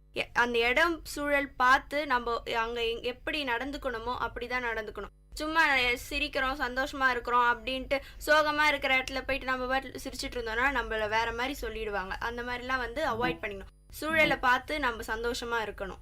இப்போ நம்மளோட சுற்றுச்சூழல் சொன்னீங்க இல்லையா ஜனனி, நம்ம இப்போ உங்க ஃப்ரெண்ட்ஸ் எடுத்துக்கோங்களேன். அப்படி எடுத்துக்கும் போது சில பேர் ரொம்ப டிப்ரெஸ்ஸாவே இருப்பாங்க. நம்ம அளவுக்கு வந்து அப்படி இருக்க மாட்டாங்க. அவங்களெல்லாம் நீங்க எப்படி கொண்டு வருவீங்க? இப்போ உங்க ஃப்ரெண்டுக்கு ஒரு பிரச்சனைன்னு அவங்க ஒரு நாளெல்லாம் உட்காந்து அழுதுட்டு இருந்தா அவங்கள எப்படி எந்த ஒரு வகையில நீங்க மகிழ்ச்சி படுத்துவீங்க? அப்போ பார்த்தா அவங்களுக்கு பிடிச்சமான விஷயத்த செய்யணும். அவங்களுக்கு என்னென்ன பிடிக்குமோ அந்த மாதிரி வாங்கி கொடுக்குறது. இப்போ அவளுக்கு சில பேர் பார்த்தீங்கன்னா ஏதாச்சும் ஒரு சின்ன டால் பார்த்தாலோ இல்லை ஒரு அழகான பொருளை பார்த்தாலோ அவங்களுக்கு வந்து சின்ன சந்தோஷம். அவங்களுக்கு பிடிச்சதை நம்ம செய்யணும். அவங்க அமைதியாக உட்காந்துருந்தாங்க, வா போய் நம்ம அப்படி போய் சுற்றி பார்த்துட்டு வரலாம். இப்போ என் ஃப்ரெண்டு சும்மாவே உட்காந்துருந்தாலும் அவளை சீண்டிக்கிட்டே இருப்பேன் நான். ஃபர்ஸ்ட்டு டென்ஷன் ஆவாங்க. டென்ஷன் ஆகிறதுனால நம்ம விட்டு போயிடக்கூடாது. அவங்கள சும்மா அவங்கள கூட சீண்டிக்கிட்டே இருந்தோம்னா பார்த்தீங்கன்னா அவங்க கொஞ்ச நேரத்தில் பார்த்து இந்த மாதிரி வந்து அவங்க பக்கத்தில் இருக்கவங்க கிட்ட நம்ம எப்பவுமே பேச்சு கொடுத்துக்கிட்டே அவங்கள ஏதாச்சும் ஒரு தொல்லை பண்ணிக்கிட்டே இருந்தால் கூட அதில் கூட ஒரு சின்ன சந்தோஷம் இருக்கும். இப்போ நம்மளை சுற்றி இருக்கவங்க ஒருத்தவங்க ஸ்ட்ரெஸ்ஸோடு இருக்காங்க அப்படின்னு வந்தால் நம்ம போய் அட்வைஸ் பண்ணி இன்னும் அவங்கள ஸ்ட்ரெஸ் ஆக்கிடக்கூடாது. கண்டிப்பாக அவங்களுக்கு பிடிச்ச விஷயங்களை செய்யலாம் அப்படின்னு சொல்லிட்டு கண்டிப்பாக நம்ம அட்வைஸ் பண்ணவே கூடாது. ஸோ என் ஃப்ரெண்டு எப்பயாச்சும் ஸ்ட்ரெஸ்ஸோடு இருந்தால் ஏதாவது காமெடி பண்ணி அவளை சிரிக்க வைப்பேன். இப்போ வந்து கண்டிப்பாக என் ஃப்ரெண்ட்ஸ் எல்லாம் கூட வந்து சேடாக உட்காந்துட்டு இருப்பாங்க. அப்போ போயிட்டு நான் வந்து ஏன்டி இப்படி இருக்க அவங்க பிரச்சனை எல்லாம் போய் நம்ம கேட்கவே கூடாது. அவங்க என்ன பண்ணால் ஹாப்பியாக இருப்பாங்களோ அந்த வழியை தான் தேர்ந்தெடுத்து நான் போயிட்டு அவங்கள சந்தோஷப்படுத்துவேன். ஏதாவது நான் பண்ணுற நிறைய விஷயம் அவங்களுக்கு வந்து காமெடியாகவே இருக்கும். ஸோ அதெல்லாம் வச்சு நான் எதனா பண்ணி அவங்கள வந்து சந்தோஷப்படுத்துவேன். இப்போ முக்கியமாக ஒரு விஷயம் நம்ம சந்தோஷமாக இருக்கிறதுல முக்கியமாக நம்ம கவனிக்க வேண்டிய ஒரு விஷயம்னு நான் நினைக்கிறது, நம்ம சந்தோஷமாக இருக்கிறது அடுத்தவங்களுக்கு பிரச்சனையாவோ இல்ல அடுத்தவங்களுக்கு அது ஒரு டிஸ்டர்பன்ஸாவோ இருக்கக்கூடாது இல்லையா? இது வந்து ரொம்ப முக்கியம். சந்தோஷமா நம்ம மட்டும் இருந்தா போறோம் அப்படின்னு நினைக்கிறது உண்மையான சந்தோஷமே கிடையாது. நம்மளால 4 பேர் சந்தோஷமா இருக்கிறது தான் சந்தோஷம். அதை பத்தி என்ன? மற்றவங்களை வந்து கஷ்டப்படுத்தி அதனால நம்ம சந்தோஷப்படுறது வந்து உண்மையிலேயே அதுக்கு பேர் சந்தோஷமே கிடையாது. அது நம்ம ஏதோ நம்மளோட விளையாட்டுக்கோ இல்லை ஏதோ ஒரு என்டர்டெயின்மெண்ட்காக வந்து மற்றவங்களை யூஸ் பண்ணிக்கிட்டு அதனால நம்ம சந்தோஷமா இருக்கணும்னு நினைச்சா என்ன கேட்டால் அது தப்பு. முடிஞ்ச அளவுக்கு மற்றவங்களை சந்தோஷப்படுத்தி பார்த்து அதுல நம்ம சிரிக்கிறதுல தான் நம்மளோட முழு சந்தோஷமே அதுல தான் அடங்கியிருக்கு. அந்த மாதிரி வர சந்தோஷத்துக்கு வந்து ஒரு வேல்யூவே இருக்காது. நம்ம வந்து எவ்வளோ சந்தோஷமா இருந்தாலும் அது மற்றவங்களுக்கு கஷ்டம் கொடுக்குதுன்னா அந்த சந்தோஷத்துக்கு வந்து ஒரு வேல்யூ இருக்காது. நம்ம எவ்வளோ சந்தோஷமா இருக்குமோ அதுல இருந்து 10% அவங்க மற்றவங்களும் சந்தோஷமா இருக்கும். அவங்கள கஷ்டப்படுத்திட்டு நம்ம சந்தோஷமா இருந்துன்னு வச்சுக்கோங்க, அதுக்கு வந்து எந்த ஒரு விதமான அர்த்தமே இல்லாத சந்தோஷமா போயிடும். இப்போ இருக்கிற நம்மளோட சூழல்ல பாத்தீங்கன்னா நம்ம சந்தோஷமா இருக்கோம், சுத்தி இருக்கிற யாராவது ஒருத்தர் வந்து அமைதியாவோ அவங்களுக்கு ஏதாவது கஷ்டம் அப்படின்றத நம்ம ஃபீல் பண்ணோம்னா அடுத்த நிமிஷமே நம்மளோட சந்தோஷம்ன்றது நம்ம கிட்ட இருக்கவே இருக்காது. அந்த சமயத்துல போய் நம்ம சிரிச்சுட்டு, இல்ல வீட்டுல யாரோ ஒருத்தர் வந்து ஏதாவது ஒரு பிரச்சனை அந்த மாதிரி ஆளாளுக்கு ஒரு இடத்துல இருக்கும்போது நம்ம வந்து விளையாடிட்டோ இல்ல ஜாலியா சிரிச்சுட்டோ அந்த மாதிரி இருக்க மாட்டோம். ஒருத்தருடைய சந்தோஷமும் நம்ம வாழ்க்கையில முக்கியம். அதை வச்சுட்டு நடந்தாலே வாழ்க்கை நல்லா இருக்கும். இது வரைக்கும் நம்ம காரசாரம் நிகழ்ச்சியில உண்மையான சந்தோஷம் எதுலலாம் நமக்கு கிடைக்குது, சின்ன சின்ன விஷயங்கள் பண்றதுனால நம்மளுக்கு வர சந்தோஷம், உண்மையான சந்தோஷம் 4 பேரை நம்ம துன்புறுத்தி வாங்குறது இல்ல அப்படின்றத பத்தி நிறைய பார்த்தோம். நம்ம காரசாரம் நிகழ்ச்சியில ஒரு சிறிய இடைவேளைக்கு பிறகு தொடரலாம். இது விஐடி பண்பலை 90.8. புதிய ஆரம்பம், இது புதிய ஆரம்பம், கல்வியோடு தேசம் வளரும் புதிய ஆரம்பம், இது இனிய ஆரம்பம், காற்றின் அலைகளில் ஒரு கவிதை தவழுமே, விழிகள் உறங்கி மனதின் கருத்தை விழிக்கச் செய்யுமே, உண்மை உறக்க சொல்லுமே, புதிய ஆரம்பம். வணக்கம், இது விஐடி பண்பலை 90.8. இது உங்கள் நிகழ்ச்சி காரசாரம். இன்னைக்கு நம்ம நிகழ்ச்சியில இடைவேளைக்கு முன்னாடி நம்ம தோழிகள் கூட நிறைய விஷயங்களை பத்தி பேசிட்டு இருந்தோம். உண்மையான மகிழ்ச்சி எதுல வருது, எதுல கிடைக்குது, ஒருத்தரோட மகிழ்ச்சி எதுல அடங்கி இருக்குன்றத பத்தி பாத்துட்டு இருந்தோம். இப்போ நம்ம என்ன பார்க்க போறோம்னா, நம்ம 4 பேருக்காக விட்டு கொடுக்கறதுல உண்மையான சந்தோஷம் நம்மளுக்கு கிடைக்குதா, நம்ம சந்தோஷம் விட்டு கொடுக்கறதுல நம்மளுக்கு ஒரு திருப்தி இருக்கா? நம்ம விட்டு கொடுக்கறதுல சந்தோஷம் வரன்றத நான் நம்புறேன். ஏன்னா வந்து நம்மளோட வாழ்க்கையில நம்ம வந்து வாழ்றது வந்து நம்ம மட்டும் சந்தோஷமா இருக்கணும், நம்ம நல்லா இருந்தா போதும் அப்படின்ற விஷயம் இல்ல. நம்மளோட சந்தோஷமே அடுத்தவங்களோட சந்தோஷத்துல தான் அடங்கியிருக்கு. இப்போ ஒருத்தரோட வாழ்க்கை, இப்போ நம்ம கூட இருக்கிற ஃப்ரெண்ட்ஸ் யாராவது ஒருத்தருக்கு வந்து அவங்க கஷ்டப்படுறாங்க அப்படின்னா அது கண்டிப்பா நம்மள எந்த வகையிலயாவது பாதிக்கும். அப்போ வந்து நம்ம சந்தோஷம் போதும் அப்படின்னு இருக்கிறது உண்மையான சந்தோஷமே கிடையாது. என் லைஃப்ல இப்போ எனக்கு ஏதாவது நான் விட்டு கொடுத்து இன்னொருத்தவங்க சந்தோஷமா இருப்பாங்கன்னா நான் அதை விட்டு கொடுக்க தயாரா இருக்கேன். என்ன கேட்டிங்கன்னா, நான் வந்து என்னுடைய சந்தோஷத்தை வந்து மற்றவங்களுக்காக விட்டு தரது வந்து என்னோட சந்தோஷம் எனக்கு முக்கியம். கண்டிப்பா என்ன கேட்டீங்கன்னா, என் சந்தோஷம் அப்படின்றது வந்து என்னை சுத்தி இருக்கவங்க சந்தோஷமா இருந்தாதான் நான் சந்தோஷமா இருப்பேன். எனக்கு விட்டு கொடுக்கறதுல தான் நிறைய சந்தோஷம் இருக்கு. கண்டிப்பா மற்றவங்களுக்கு விட்டு அவங்க ஃபேஸ்ல அந்த ஸ்மைலை பார்க்கும்போது அது உங்களுக்கே வந்து அது உணர முடியும். நம்மளால அவங்க சந்தோஷமா இருக்காங்களே அப்படின்னு யோசிக்கலாம். இப்போ எங்க வீட்டுல பாத்தீங்கன்னா 2 பேர் இருக்கும், நானே என் தங்கச்சி. ஒரு விஷயத்துலயும் நான் அவளுக்கு விட்டு கொடுப்பேன். எந்த சின்ன விஷயமா அந்த ஒரு பென்சில் எடுத்து கொடுக்கறதா இருந்தாலும், ஒரு தண்ணி எடுத்துட்டு போய் நான் அவளுக்கு கொடுக்கும் போது வீட்டுல தேங்க்ஸ் நான் அப்படி சொல்லுவா. அப்போ வந்து ஒரு சந்தோஷமா அவளுக்கு எடுத்துட்டு போய் அவளுக்கு கொடுக்கறதுனாலதான் விட்டு இப்போ உனக்கு எதுக்கு நான் செய்யணும் அப்படின்னு அந்த மாதிரி நான் சொல்லிட்டேன்னு வச்சுக்கோ, நெக்ஸ்ட் டைம் அவ எனக்கு செய்ய மாட்டா. இந்த மாதிரி வந்து விட்டு கொடுக்கறதுனால தான் வந்து அவங்களுக்கு அந்த சந்தோஷம் கிடைக்கணும். அதுல விட்டு கொடுக்கறதுல தப்பே கிடையாது. விட்டு கொடுக்கறதுனால நிறைய பிரச்சனைகளை வந்து நம்ம தவிர்க்கலாம். இப்போ பாதி பேர் டைவோர்ஸ் அந்த மாதிரி நிறைய விஷயங்களுக்கு போறாங்களே, இவங்களுக்கு நான் எதுக்கு பணிஞ்சு போகணும் அப்படின்ற மாதிரி நிறைய விஷயம் இருக்கே. அதுக்கு பதிலாக ஃபேமிலி இருக்கிறவங்க ஒருத்தருங்களுக்கும் அடங்கி நம்ம விட்டு கொடுத்துட்டு போனோம்னாலே நம்ம கூட பாதி சந்தோஷம் கூட இருக்கும். என்ன கேட்டா இப்போ இருக்கிற காலகட்டத்தில் இருக்கிறவங்களுக்கு விட்டு கொடுக்கறது இல்லாதனாலதான் இப்ப சந்தோஷம் இல்லையோனுமோ. சஞ்சு சொல்ற மாதிரி விட்டு கொடுக்கறதுல சந்தோஷம் இருக்கதான் செய்யுது. அந்த இடத்துல நம்ம முக்கியமா கவனிக்க வேண்டிய ஒரே ஒரு விஷயம், நம்ம விட்டு கொடுக்கறவங்களுக்கு அந்த தகுதி இருக்கா. நம்ம சந்தோஷம் ஒரு இடத்துல நம்ம விடுறோம்னா அது யாருக்காக விடுறோமோ அவங்களுக்கு வந்து அந்த லெவல் இருக்கணும். அவங்க பண்ணா வர்த், அவங்களுக்கு பண்ணலாம் அப்படின்ற இருக்கணும். ஜனனி சொன்ன பாயிண்ட் வந்து என்ன ரொம்ப கவர்ந்துச்சு. இப்போ இது வரைக்கும் நம்ம வந்து சந்தோஷம் விட்டு கொடுக்கறதுல சந்தோஷம் இருக்கா அந்த மாதிரி பார்த்துட்டு இருந்தோம். என் வாழ்க்கைன்னு எடுத்துக்கிட்டோம்னா, நான் வந்து இப்போ ஸ்கூல் முடிச்சுட்டு காலேஜ் வந்திருக்கேன். இந்த ஸ்டேஜஸ் மாறுது இல்லையா, சின்ன வயசுலேருந்து இருந்த சந்தோஷத்துல நான் இழக்கிறது அப்படின்னு நான் ஃபீல் பண்ற விஷயம் ஃப்ரெண்ட்ஷிப் பாண்ட். ஸ்கூல்ல படிக்கும் போது என்னோட வீட்டா இருக்கட்டும், என்னோட அப்பா அம்மா ஸ்கூல்ல பழகுனவங்களா இருக்கட்டும், இல்ல என்னோட ஃப்ரெண்ட்ஸோட அப்பா அம்மாவா இருக்கட்டும், அவங்க எங்களை பார்த்த பார்வை வேற, இப்ப பாக்குற பார்வை வேற. நம்ம காலம் போக போக நம்ம வளர்ந்துட்டே வர நம்ம வாழ்க்கையில நம்ம இழக்கிறோம் அப்படின்னு நீங்க நினைக்கிற விஷயங்கள், சந்தோஷத்துல நம்ம இழக்கிறோம்.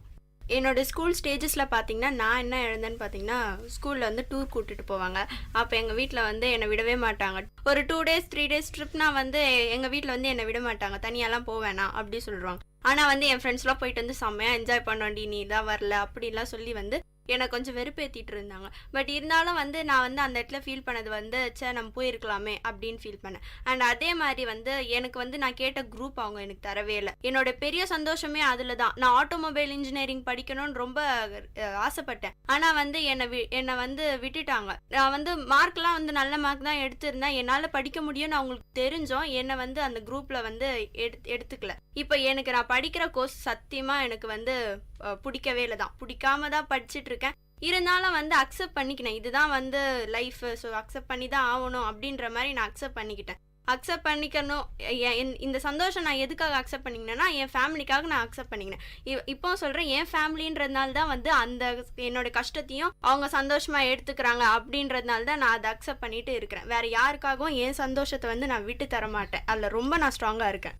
அவங்க சொன்ன மாதிரி வந்து உண்மையிலேயே வந்து நமக்கு பிடிச்ச படிப்பை படிக்க முடியலனாவே பாதி சந்தோஷம் நம்ம கூடவே இருக்காது. எந்த ஒரு விஷயத்த வேணா தியாகம் பண்ணலாம், ஆனால் நமக்கு பிடிச்ச இதை தான் பண்ணணும் அப்படின்னு ஒரு ஏம் வச்சுட்டு அதுலேருந்து நம்ம அது நமக்கு இல்லை அப்படின்னு வெளில வரும்போது இருக்கிற கஷ்டம் ரொம்பவே அதிகம். என்னோட வாழ்க்கையில் நான் மிஸ் பண்ண விஷயம்னா இண்டிபெண்டன்ஸை நான் மிஸ் பண்ணிட்டேன். சின்ன வயசுலலாம் இருக்கும்போது நிறைய விளையாடுவோம், வெளில போவோம். இப்போ வந்து தனிமைன்ற ஒரு விஷயம் நிறையவே ஆயிடுச்சு. அவங்களுக்கு அவங்க லைஃப் முக்கியம் அப்படின்ற மாதிரி போயிட்டாங்க. சின்ன வயசுல இருக்கும்போது எதுவும் இருக்காது. நமக்கு என்ன பிரச்சனை இருக்கும், நமக்கு பார்த்துக்க நம்ம அப்பா அம்மா அவங்க இருக்காங்க. ஒரு ப்ரெஷர்ன்றது நம்ம கிட்ட இருக்கவே இருக்காது.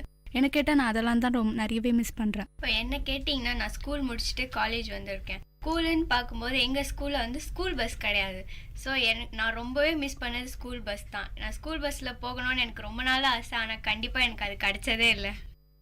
என் வாழ்க்கையில் பார்த்தீங்கன்னா இது வரைக்கும் வந்து ஸ்கூல் வரைக்கும் பார்த்தீங்கன்னா வந்து நான் பண்ணாத அட்டகாசமே கிடையாது. வீக்லி ஒன்ஸ் ஆச்சு என் பேரண்ட்ஸை வர சொல்லிடுவாங்க, உங்கள் பொண்ணு சரியில்லை அப்படின்னு. ஆனால் வந்து அது வரைக்கும் வந்து ஸ்கூல் வரைக்கும் எவ்வளோ என்ஜாய் பண்ண முடியுமோ அவ்வளோத்தையும் வந்து ஃபுல்லாத்தையும் என்ஜாய் பண்ணியிருக்கேன். ஒரு டூர் கூட்டிகிட்டு போகும்போது ஒரு ஸ்கூல் பிரின்ஸிபல் வந்து உங்கள் பொண்ணை நான் டூர் கூட்டிகிட்டு போக மாட்டேன், நீங்கள் எவ்வளோ காசு கொடுத்தாலும் டூர் கூட்டிகிட்டு போக மாட்டேன் அப்படின்னு சொல்கிறாங்கன்னா, அப்போ வந்து நாங்கள் வந்து எவ்வளோ நான் என்ஜாய் பண்ணி ஸ்கூலில் சேட்டை பண்ணியிருப்பேனோ வந்து அந்த அளவுக்கு என்ஜாய் பண்ணியிருக்கேன் நான். ஆனால் என் காலேஜ் லைஃப் வந்து பார்த்திங்கன்னா ஸ்கூல் லைஃப்க்கு அப்படியே டோட்டல் டிஃப்ரென்ஸ் தான். இங்கே வந்து ஃப்ரெண்ட்ஸ் இல்லைன்னு நான் சொல்ல மாட்டேன். என் ஸ்கூல் ஃப்ரெண்ட்ஸ் அளவுக்கு வந்து இவங்க செட் ஆகலை அப்படின்னு தான் சொல்லுவேன். இவங்க வந்து அவங்களுக்கு குறைச்சலாம் நான் ஒன்றும் சொல்ல மாட்டேன். இருந்தாலும் வந்து அங்கே என்ஜாய் பண்ண அந்த அளவுக்கு வந்து என்னால் காலேஜ் லைஃப்பை என்ஜாய் பண்ண முடியல. இதே மற்ற காலேஜ்லங்கிற எல்லா காலேஜில் என்ஜாய் பண்ணுறாங்க. ஒருவேளை எனக்கு கம்பெனி இல்லாதனாலையோ காலேஜ் லைஃப் வந்து ரொம்பவே நான் மிஸ் பண்ணுறேன். இப்போ ஸ்கூல்லன்னு பார்த்தீங்கன்னா அடிக்கடி ஏதாவது பிரச்சனை பண்ணுவோம், பிரின்ஸிபல் கிட்ட கொண்டு போய் நிற்க வைப்பாங்க. ஸோ அந்த சந்தோஷத்துலலாம் நாங்கள் நிறையவே இழக்கிறோம். காலேஜுன்னு பார்த்தீங்கன்னா அதெல்லாம் இல்லை, எதுவுமே இல்லை. ஸோ நாங்கள் பிரச்சனையே பண்ணலை. ஆனால் ஸ்கூலில் பிரச்சனை பண்ணால் கண்டிப்பாக பிரின்ஸிபல் கிட்ட அப்போது நின்னப்போ எங்களுக்கு ரொம்ப பயமாக இருந்துச்சு. இப்போ அதெல்லாம் நினச்சா ரொம்ப சந்தோஷமாக இருக்குது எனக்கு. நான் ஸ்கூல் படிக்கும் போது எனக்கு தனியாக நடந்து போகணும், ஃப்ரெண்ட்ஸோட ஜாலியாக போயிட்டு ஜாலியாக நடந்து வரணும்னு ஆசை. ஆனால் எங்கள் வீட்டில் வந்து அப்படி விடவே இல்லை. எப்போ பாரு எங்கள் அப்பா கூட்டிகிட்டு போவார், என்னை கூட்டின்னு வந்து விட்டுருவார். கரெக்டாக அந்த டைமிங் செய்வார். அவரோட ரெஸ்பான்சிபிலிட்டிலேருந்து அவர் மாறவே இல்லை. ஆனால் எனக்கு வந்து அது ரொம்ப பிடிக்கும், ரொம்ப ஜாலியாக இருக்கும். ஃப்ரெண்ட்ஸோட ஜாலியாக நடந்து வர்றது அதெல்லாம். ஏன்னா அப்படியும் எப்போனா வந்து வீக்லி ஒன்ஸ் இல்லை மந்த்லி ஒன்ஸ் அந்த மாதிரி வந்து என்னை ஃப்ரெண்ட்ஸோட அனுப்புவாங்க. அப்போ நான் இல்லாத சேட்டையெல்லாம் பண்ணிட்டு வந்துடுவேன். அதுக்காக தான் வந்து உன்னை அனுப்புறதே இல்லைன்னு வீட்டுக்கு வந்ததும் உடனே அம்மா திட்டிகிட்டு இருப்பாங்க. பட் இருந்தாலும் என்னை வந்து எல்லா டைமுமே அனுப்பிச்சிருக்கலாம் அப்படின்ட்டு வந்து எனக்கு ஒரு கஷ்டம்தான். இப்போ நீங்கள் சொல்கிற போது என்னால் புரிஞ்சுக்க முடியுது. இப்போ சௌபாக்கியா சொன்ன மாதிரி நம்ம வளர வளர நமக்கு பொறுப்பு வந்துருச்சுன்னு சொல்லி நம்மளை சுற்றி இருக்கவங்க வந்து நம்மளுக்கு இருக்க சின்ன சின்ன விஷயங்களை வந்து நம்மக்கிட்டேருந்து பறிச்சுட்டாங்கன்னே சொல்லலாம். முன்னெல்லாம் ஏதாவது தப்பு பண்ணால் நம்மளை கூப்பிட்டு நிற்க வச்சு அவங்க அட்வைஸ் பண்ணுவாங்க, அதுலேயே நம்மளுக்கு ஒரு சந்தோஷம் இருக்கும். இப்போ வந்து அவள் வளர்ந்துட்டா, அவளுக்கு எல்லாமே தெரியும் அப்படின்ற ஒரு பாயிண்ட் ஆஃப் வியூவில் நம்ம பெற்றோர்களாக இருக்கட்டும், இல்லை இப்போ காலேஜ் படிச்சுட்டு இருக்கோம்ல, நம்ம ஏதாவது ஒரு தப்பு பண்ணால் நம்ம பெரியவங்க வந்து நம்மளை வந்து இப்படி பண்ணாத இப்படி பண்ணு அப்படின்னு சொல்கிறது இல்லை. ஏன்னா நம்மளை கைட் பண்ணும்போது நம்மளுக்கு கிடைக்கிற சந்தோஷம் வந்து இங்கே மொத்தமாக நம்ம வந்து மிஸ் பண்ணுறோம் அப்படின்னு தான் நான் ஃபீல் பண்ணுறேன். இது வரைக்கும் உங்கள் வாழ்க்கையில் நீங்கள் ரொம்ப சந்தோஷமாக இருந்த நாள் அப்படின்னு இன்னைக்கு நினச்சா கூட உங்களுக்கு வர மைண்டில் டக்குன்னு வரக்கூடிய நாள், அந்த மாதிரி ஏதாவது ஒரு எக்ஸ்பீரியன்ஸ் ஃபேஸ் பண்ணியிருக்கீங்களா? நான் வந்து எப்படி சொல்கிறது, நான் வந்து என் ஃபேமிலி எங்கள் ஃபேமிலியோட கெட் டுகெதர்னாலே நான் வந்து எக்ஸ்ட்ரீம் ஹாப்பி ஆகிடுவேன். அதெல்லாம் எங்கேருந்து தான் அந்த சந்தோஷம் வரும்னே தெரியாது. எல்லாருக்குமே வந்து நானாக கொஞ்சம் பிடிக்கும் எங்கள் ஃபேமிலியில் எல்லாருக்கும். ஸோ அதனால் அவங்கள பார்க்கும்போதோ என்னன்னு எனக்கு தெரியல, ஒரு 1 வீக் தான் இருக்கும். 1 வீக் கழிச்சு நான் அவங்கள மறுபடியும் பார்ப்பேன். இருந்தாலும் அந்த சந்தோஷம் ரொம்ப அதிகமாக இருக்கும். நான் வந்து என் ஃபேமிலி எப்போல்லாம் நான் மீட் பண்ணுறனோ, என்னோட மொத்த ஃபேமிலியை எப்போல்லாம் நான் மீட் பண்ணுறனோ அப்போல்லாம் நான் வந்து ஒரு எக்ஸ்ட்ரீம் சந்தோஷத்தில் தான் இருப்பேன். ஆனால் வந்து ஒரு ஸ்பெசிஃபிக்காக ஏதாவது ஒரு டேட் சொல்லணும்னா எங்கள் அண்ணா கல்யாணங்க எல்லாமே எல்லா கல்யாணத்துலையுமே நாங்கள் வந்து ரொம்ப என்ஜாய் பண்ணோம். அந்த கல்யாணம்லாம் மறக்கவே முடியாது. எங்கள் வீட்டிலலாம் ரொம்ப ஜாலியாக இருந்துச்சு. ஒரு சந்தோஷம், அது ஏதாவது வீட்டில் ஒரு விசேஷம்னா தான் சந்தோஷம் வந்து அதிகமாக இருக்கும். அன்னைக்கு நாங்கள் இருந்த சந்தோஷம் இப்போ எங்கள் இதில் இல்லைன்னு தான் நான் சொல்லுவேன். எனக்கு சந்தோஷமான நாள் அப்படின்னு பார்த்தீங்கன்னா, ஒரு சப்ஜெக்ட் கிளாஸில் தான் நாங்கள் இருந்தோம். எங்களுக்கு ஒரு ட்ராயிங் பண்ண சொல்லி கொடுத்தாங்க. ஸோ அந்த ட்ராயிங்கில் வந்து நான் தான் ஆக்சுவலாக காமெடி பண்ணேன். அதனால என் ஃப்ரெண்ட்ஸ் எல்லாம் இந்த கிளாஸ்லேருந்து அடுத்த கிளாஸ் போகிற வரைக்கும் என்னால் சிரிச்சிட்டு இருந்தாங்க. எனக்கு பெஸ்ட் டேன்னு கேட்டிங்கன்னா அந்த நாள் தான் நான் சொல்வேன். எனக்கு சந்தோஷமான நாள் அப்படின்னு பார்த்தீங்கன்னா எங்கள் வீட்டு ஹோமிங் ஃபங்க்ஷன் தான் சொல்லணும். அப்போ வந்து நிறைய வேலை இருந்துச்சு. எங்கள் வீட்டில் வந்து யாருமே கிடையாது. நானே, எங்கள் அப்பா, எங்கள் அம்மா, என் தங்கச்சி 4 பேர் தான். அந்த ஒரே ஒரு நாள் தான் இருக்குது, வேலை செய்கிறதுக்கு யாருமே கிடையாது கூட.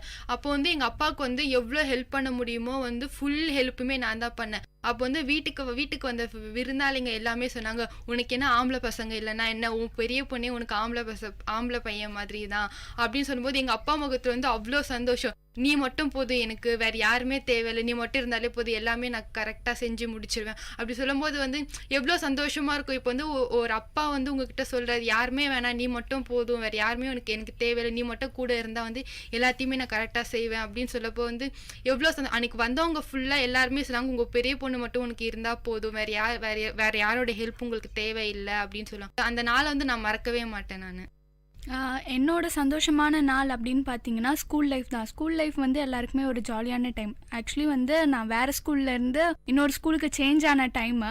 நான் சின்ன வயசுலலாம் எப்படின்னா யார்கிட்டையும் பேச மாட்டேன், அப்படி ரொம்ப அமைதியான பொண்ணு, ரொம்ப நல்ல பொண்ணு அப்படின்ற மாதிரி ஒரு பேர் வாங்கி கொடுத்த ஸ்கூல்னா நான் இருந்த பழைய ஸ்கூல் 10th வரைக்கும். 11th 12th இங்கே படிக்க வந்ததுக்கு அப்புறம் வந்து என்னோட நேமே அது வந்து அப்படியே டோட்டலாக சேஞ்ச் பண்ணிடுச்சு. படிக்கிறது அப்படின்ற ஒரு விஷயமே நாங்கள் பண்ணவே இல்லை, மற்ற சேட்டை எல்லாத்தையும் சேர்த்து வச்சு செஞ்சோங்க. பிரின்சிபல் ரூம் போகும்போதெல்லாம் வந்து ஒரு தடவை போனோம். ஒன்றும் இல்லை, வெளில போயிட்டு வந்து ஒரு ஷாப்பில் போயிட்டு நாங்கள் ஜூஸ் தான் வாங்கி குடித்தோம். அதை பார்த்துட்டு வந்து எங்கள் டீச்சர் வந்து பார்த்துட்டு இங்கே என்ன பண்ணிட்டு இருக்கீங்க அப்படி இப்படின்னு அவங்க ஏதோ ரொம்ப பிரச்சனை பண்ணிட்டாங்க. ஸ்கூலுக்கும் நாங்கள் சீக்கிரமாக போக மாட்டோம், அந்த மாதிரி எங்கள் மேலே நிறைய கம்ப்ளைண்ட்லாம் இருந்தது. ஸோ அதனால சேர்த்து வச்சு எங்களை கூட்டிகிட்டு போய் பிரின்சிபல் ரூமில் போய் நிற்க வச்சுட்டாங்க. வெறும் ஒரு ஜூஸ் குடித்த காரணத்துக்காக வந்து டிசின்ற லெவலுக்கு வரைக்கும் எங்களை கூட்டிகிட்டு போய் அந்த விஷயம் விட்டுருச்சு. ஒரு நிமிஷம் அன்னைக்கு அழும்போது வந்து என்னமோ அவ்வளோதான் எல்லாம் முடிஞ்சு போச்சு அப்படின்ற மாதிரி ஒரு ஃபீலிங் இருந்தது. ஆனால் அடுத்த நிமிஷம் பிரின்சிபல் ரூம்லேருந்து வெளில வந்த போது நாங்கள் சிரிச்சது எங்களுக்கே தெரியாது. கிளாஸுக்கு போய் மேம் கிட்ட நாங்கள் நடிச்சிட்டு தான் இருந்தோம், என்னமோ அழற மாதிரி அப்படிலாம் இருந்தோம். மற்றபடி உள்ளுக்குள்ளே சிரிச்சுனே தான் இருந்தோம். அதை லைஃப்பில் எப்பவுமே மறக்க மாட்டேன். இப்போ என்ன எடுத்துக்கிட்டிங்கன்னா என் வாழ்க்கையில இன்னைக்கு நான் ரொம்ப சந்தோஷமா இருக்கேன் அப்படின்னு நான் சொல்ல நினைக்கிற விஷயத்தை விட, எப்பெல்லாம் நான் தப்பு பண்ணி எனக்கு சப்போர்ட்டா 4 பேர் கிடைச்சு அந்த தப்பை நினைச்சு நான் சிரிச்சனோ அதுதான் என் லைஃப்ல நான் எனக்கு பெரிய சந்தோஷம்னே நான் நினைப்பேன். ஏன்னா நான் ஒரு தப்பு பண்ணும்போது என் பின்னாடி யாருமே இல்லாம நான் அது மாதிரி தனியா நின்றதே இல்லை இது வரைக்கும். அது நான் வாங்கிட்டு அந்த வரன்னு தான் சொல்லணும். ஃப்ரெண்ட்ஸா இருக்கட்டும், ஃபேமிலியா இருக்கட்டும், எவ்வளோ பெரிய தப்பு பண்ணாலும் என் பின்னாடி அட்லீஸ்ட் ஒரு 4 பேராவது இருந்து எனக்கு சப்போர்ட் பண்ணி நீ பண்ண தப்புலேருந்தே ஒரு நகைச்சுவையோ இல்லை ஏதோ ஒன்று பண்ணி என்னை சிரிக்க வைப்பாங்க பார்த்தீங்களா, அப்போ எனக்கு கிடைக்கிற சந்தோஷம் மாதிரி என் வாழ்க்கையில் இது வரைக்கும் வேற எதுவும் நான் அவ்வளோ பெருசா எடுத்துக்கிட்டது இல்லை. இப்போ நம்ம நிகழ்ச்சியில வந்து நிறைய பார்த்தோம், சந்தோஷம்னா என்ன, சந்தோஷம் எங்கேருந்து வருது, 4 பேருக்கு விட்டு கொடுக்குறோம்னா அந்த விட்டு கொடுக்குறவங்க இருக்காங்க இல்லையா, அந்த சந்தோஷத்துக்கு ஒரு மதிப்பு இருக்கணும். இந்த மாதிரி நிறைய விஷயங்களை நம்ம பார்த்தோம். சந்தோஷங்கிறது வாழ்க்கைக்கு ரொம்ப தேவையான ஒரு விஷயம். நீங்க எப்போல்லாம் கதி கலங்கி இது மாதிரி ஒரு பெரிய கஷ்டத்துல இருக்கீங்களோ அப்ப நீங்க சந்தோஷமா இருந்த நாளை நீங்க நினைச்சு பார்த்தாலே போதும், உங்க வாழ்க்கையில நீங்க முன்னேறதுக்கும் நிறைய வாய்ப்புகள் இருக்கு. சந்தோஷங்கிறது நம்ம வாழ்க்கையோட ஒரு பெரிய அடையாளம்னே சொல்லலாம். ஒரு மனிதன் வாழ்ந்து முடிஞ்சதுக்கு அப்புறம் அவரை பத்தி பேசணும்னா அவர் கூட சந்தோஷமா இருந்த நினைவுகளை மட்டும்தான் 4 பேர் நம்மளை சுத்தி பேசுவாங்க. இது வரைக்கும் நம்ம நிகழ்ச்சியில சந்தோஷமா இருக்கிறது எவ்வளவு முக்கியம், ஒரு மனிதனோட வாழ்க்கையில சந்தோஷங்கிறது எந்த அளவுக்கு ஒரு முக்கியமான இடத்துல இருக்குன்றத பத்தி பார்த்தோம். முடிஞ்ச அளவுக்கு நம்ம எந்த ஒரு இடத்துல தடுமாறாமையும் நமக்கு வரக்கூடிய கஷ்டங்களை நீக்கிட்டு இந்த மாதிரி விஷயங்களை சின்ன சின்ன விஷயங்கள் நம்ம கிடைக்கிற சந்தோஷத்தை நோக்கி நம்ம வாழ்க்கையில வந்து நம்மளால முடிஞ்ச அளவுக்கு நம்ம சந்தோஷமா நம்மளே அமைச்சுக்கணும்னு தான் சொல்ல விரும்புறோம். இதுவரை நீங்க கேட்டுக்கொண்டிருந்த காரசாரம் நிகழ்ச்சி நிறைவடைகிறது. இது விஐடி பண்பலை 90.8. நன்றி, வணக்கம். நேர்கள் இதுவரை கேட்டது விஐடி பண்பலை 90.8 காரசாரம், மக்களின் குரல்கள் ஒன்றிணைந்த கருத்துக்களம்.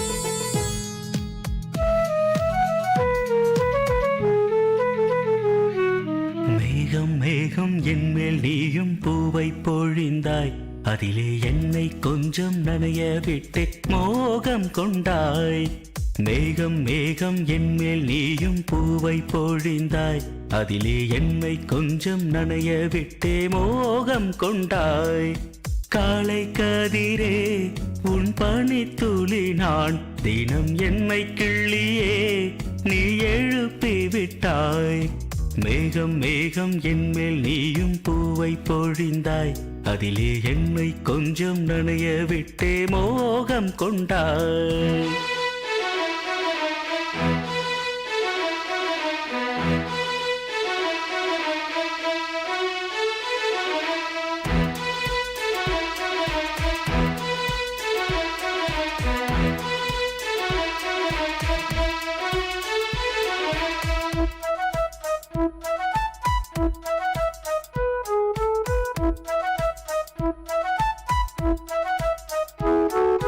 தூரிகை கொண்டு தீண்டியே தூக்கங்கள் குறைத்தாய் பூமகள் என்று என்னையே போர்வைக்குள் இழுத்தாய் நிலவோடும் நிலம் மீதும் என்னை ஏந்தியே நீலவானிலே நெஞ்சோடு சாய்ந்தாடும் தென்றலே நம்மை கண்டு நட்சத்திரம் வெட்கப்பட்டு கண்மறைக்கு மேகம் மேகம் என்மேல் நீயும் பூவை பொழிந்தாய் அதிலே என்னை கொஞ்சம் நனைய விட்டே மோகம் கொண்டாய்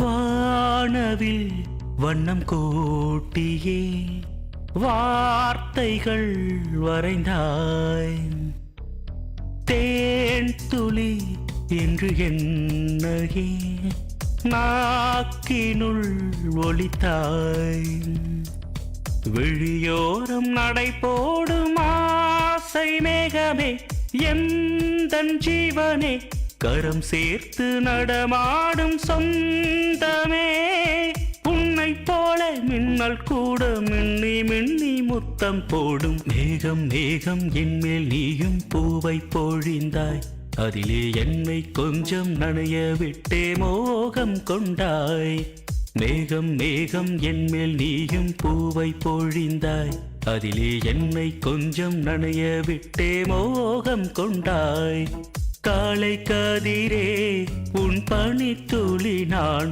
தினம் என்னை கிள்ளியே நீ எழுப்பி விட்டாய் மேகம் மேகம் என்மேல் நீயும் பூவை பொழிந்தாய் அதிலே என்னை கொஞ்சம் நனைய விட்டு மோகம் கொண்டாய் கேட்ட பாடலை இசையமைத்து பாடியவர் Muruganandam.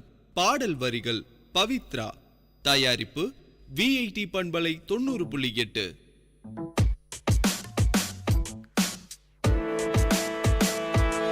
Dear listeners, welcome to the Silver Lining Show in VIT Community Radio 90.8.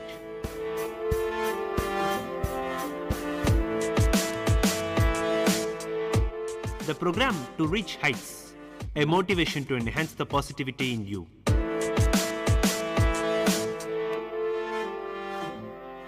Greetings, this is VIT Community Radio 90.8. You are listening to the Silver Lining Show, a ray of hope in the direst situations. Until now, we have focused mostly on topics of self-betterment. We have emphasized on how, if we are able to improve ourselves in certain aspects, our nation can reign at the top of the world. That's true, of course. But have we considered something larger than ourselves? Something that is larger than simply you, me, our households, our families, our communities, and our entire nation. Something larger than the world? We are talking about some issues our planet itself faces. Our planet is sick, Mother Earth is ill, and we are responsible. It is not a hidden fact that global warming is a reality. We all see it everywhere. Are not our summers hotter, the arrival of our rainy seasons erratic, the world suffering from irregular bouts of floods and droughts. What is one of the causing factors? Is the answer simply within our eyesight? Yes, look no further from your very own neighborhood. How many trees have been felled in the past 2 or 3 years alone? How many open forested spaces do you see around you? Or are you one of the unlucky people who has never been in the proximity to a green forested space? Skin is the biggest organ in a human body, and if you suffer burns of about 70 to 80%, even if all the internal organs are working just fine, you won't be able to survive. Forests are the skin of our planet, and mankind is busy ripping it apart at the size of a football field every 2 seconds. Here are some fascinating, or rather scary facts for you. 15% of Amazon and 72% of Indonesia's intact forests have been lost forever. Orangutan habitat in Indonesia and neighboring regions have been slashed by 55%, and Bornean orangutans have halved in population in the last half century. India is busy destroying forests at the rate of 333 acres daily. In fact, according to a report released by FSI, that is the Forest Survey of India, on 7th February in 2012, India had lost forested land that is about twice the size of Kolkata. 1.1 million hectares of forests in central and eastern India, which is home to roughly 1,600 tigers left in the wild, may be destroyed forever due to 13 proposed coalfields alone. Around the world, lush tropical forests are being logged for timber and pulp, cleared to grow food, for mining or building urban habitats, and are destroyed by the impacts of climate change. 80% of the forest that covered almost half the Earth's land surface about 8,000 years ago have already been irreplaceably degraded or destroyed. I don't think we need to go back to school to learn that cutting down forests and burning the coal that lies underneath will release large quantities of carbon dioxide into the atmosphere. This will heat up the atmosphere and threaten all life on Earth as the climate changes unpredictably. What we need to do is unlearn what development actually means. What is the point of development if it's coming at the cost of destroying our forests, or rather our world, forever? It is unimaginable to be living in a world where humans are the only species left, and definitely not with the guilt of not trying to protect the forests or the world when we have the opportunity to do that. As Mahatma Gandhi once put it, what we are doing to the forests of the world is but a mirror reflection of what we are doing to ourselves and to one another. Deforestation is indeed a serious issue, and there will be no exaggeration in saying that since 1990, the jungle areas have been declining at a fast pace. India once had 14.8 billion acres of land that was forested, but now that has dwindled to around 8.6 billion acres. By the time we speak, it must have gone even lesser. Even in such a worsening situation, there are people who are unable to comprehend that deforestation has produced enormous problems that are getting treacherous for endurance. Forests are chopped basically for two main reasons: basic necessities and maintaining the lifestyle. It is true that reason for cutting down of trees is justified to an extent, but while raising people do not realize that they are diminishing the existence of flora and fauna and are becoming egocentric in personality. Here are some basic human activities that have led to deforestation on a wide scale. Agriculture. With rise in the demands for agricultural products, forests are being destroyed to render space for cultivating crops and building farms, where especially cultivators are encouraged by the government to work on the areas. Moreover, the planters use fire in the development, which leads to the emission of large amounts of carbon dioxide and carbon monoxide in an environment that creates a pessimistic blow on the biology of living organisms. Wood harvesting is another reason for cutting down trees. Trees are cut down for attaining lumber or timber, that is, a wood used for constructing houses and making furniture. It is the most significant cause of deforestation across the world. Grazing land. Forests are also cleared for cattle grazing, which have made them one of the most heavily exploited lands. Mining. Excavation of diamonds or coal means clearing up of all the woodland cover with the help of trucks and many other types of equipment. It is another main cause of deforestation. Palm oil, finally, has been in great demands in the market, and its intensifying costs make it more priceless. Therefore, farmers are exploiting acres of land of forests to reap it. Deforestation has bestowed serious trouble to the nature, and also many species of birds and animals are on the verge of extinction. But what they have done? Living a simple life among the emerald greenery with their cubs, is that a crime? It is high time that people should start taking the actions, because the consequences of deforestation are threatening. So what are the consequences of deforestation? Some of them can be undernourishment that leads to death. Since herbivorous animals depend on plants for their survival, hence cutting down a forest could make them malnourished, that leads to their death. In addition, there are carnivorous animals who are dependent on other herbivores, and they undergo the problem of malnourishment as well. Shifting of scores of wildlife animals to urban areas is another consequence of deforestation. Huge-scale deforestation makes wild animals to spread to the urban and rural areas, which lead to their death due to human and carnivore encounters. The number of attacks by lions and leopards on the human being has been increasing in the past 10 years. This has been seen in Africa and even in India. Many times, these encounters are accidental. When wild animals take shelter in the sugarcane field, let's say. Besides, animosity between human and wild animals is also due to the loss of livestock. Greenhouse effect is a very famous consequence of deforestation. Carbon dioxide is a greenhouse gas which lets heat from the sun to protrude but hinders its escape from the atmosphere, which is required for maintaining a warm temperature on Earth. However, the burning of fossil fuels and other activities are increasing greenhouse gases, which are further raising the temperature of the Earth, and this is called the greenhouse effect, which also causes global warming. The Himalayan forests are disappearing. The Himalayas may never be the same again.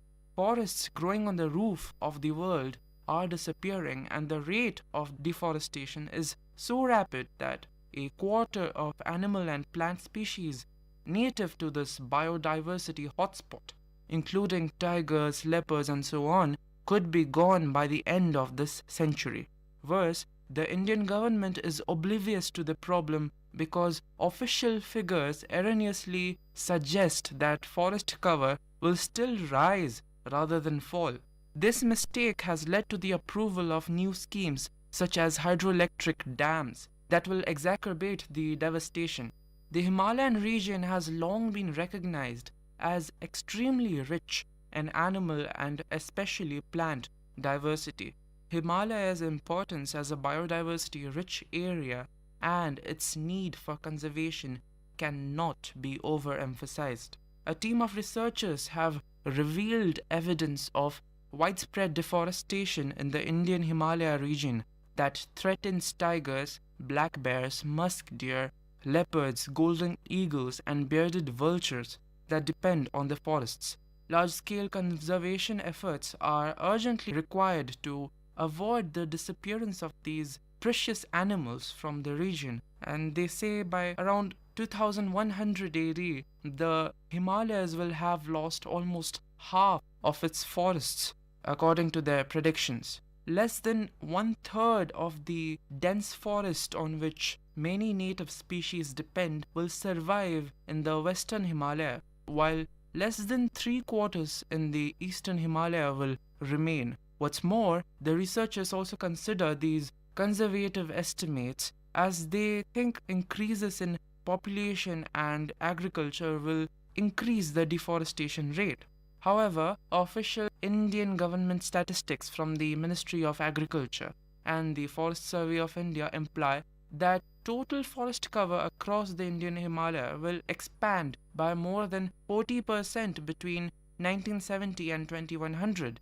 The researchers suspect that the discrepancy between the official figures and their satellite data may stem from poor sampling, a lack of technical expertise, and a lack of resources in the government institute. The government might also attach too much weight to projects aimed at stopping commercial logging and at replanting trees in more remote regions, while the more serious threat is deforestation by villagers, according to these researchers. These miscalculations in land use decisions could have severe repercussions.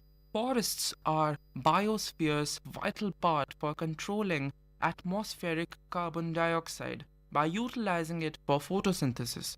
However, people are clearing the forests for monetary reasons, which have led to an increase of carbon dioxide levels in the atmosphere. Going on a global scale, deforestation is propelling fast changes in evolution itself, according to a Brazilian study on rainforests. Researchers there found that in areas where the populations of large-billed fruit-eating birds such as toucans have been driven out because of deforestation, and palm trees have evolved to produce smaller and less successful seeds.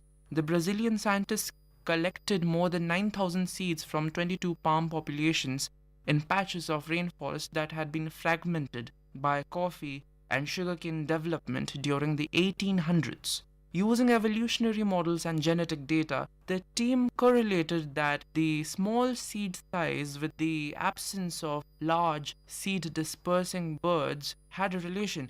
That measure correlates with successful germination, according to scientists whose work appears in the journal Science. The palms depend on fruit-eating birds to disperse the seeds, and only large-billed species of such birds, such as toucans and cotingas, can consume the fruit and drop the seeds over large distances. Now, fruit that drops near the tree often fails to lead to successful seed germination. Fruit dropped from pulp intact, usually by smaller birds, likewise does not lead to as much germination. The Brazilian rainforests are known to the world as the world's lungs. The increase in deforestation there is largely caused by the expansion of farming areas and the development of infrastructure projects, reportedly. The Brazilian government made a commitment back in 2009 to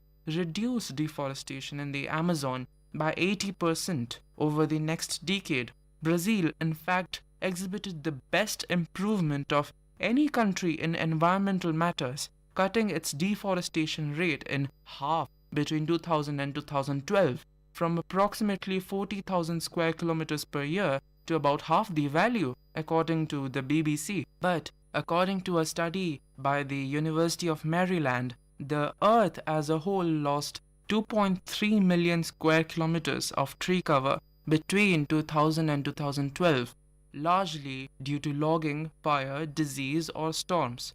However, the planet also gained 800,000 square kilometers of new forest, translating into a net loss of 1.5 million square kilometers, equal to about the size of Mongolia, that is a country in Central Asia. The devastation of the Amazon's jungle increased by almost 1/3 in 2012. This development represents a dramatic reversal of what was formerly seen as solid progress made over the prior decade in the fight against deforestation of the largest tropical rainforest in the world. Data from the last 12 months collected by satellite showed that the damage in the Amazonian region expanded by 28% in comparison to the previous year. the damaged area added up to roughly the size of the small United State of Delaware. So, is all hope lost? Can this trend ever be reversed? Can we make our planet green again, in contradiction to the variety of scientific reports we have from across the world? The answer is yes. Of course we can. As the old saying goes, it is never too late. We can minimize the damage we are causing by learning to act now. Is there a silver lining to the world's deforestation problems? Yes, hope is not lost. If we work together, we can achieve the impossible. To get to know more about people across the world working on this very problem, keep your ear open for the next session where we deal with forest conservation efforts and success stories. Until next time, this is Manish Deo signing out, and you were listening to The Silver Lining Show, a ray of hope in the direst situations, only on VIT Community Radio 90.8. Stay tuned.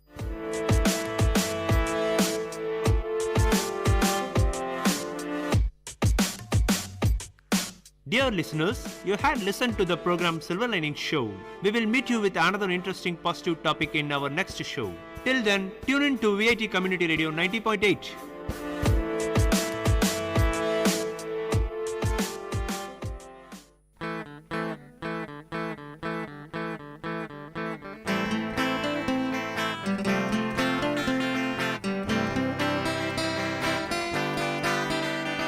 உங்கள் இல்லம் நுழைந்திடும், உங்கள் செவிகளை தீண்டிடும், உங்கள் மனதினை வருடவே பண்பலையாய் மலருதே. உங்கள் இல்லம் நுழைந்திடும், உங்கள் செவிகளை தீண்டிடும், உங்கள் மனதினை வருடவே பண்பலையாய் மலருதே. VIT 90.8 வேலூரில் நாங்கதாம்பே. VIT 90.8.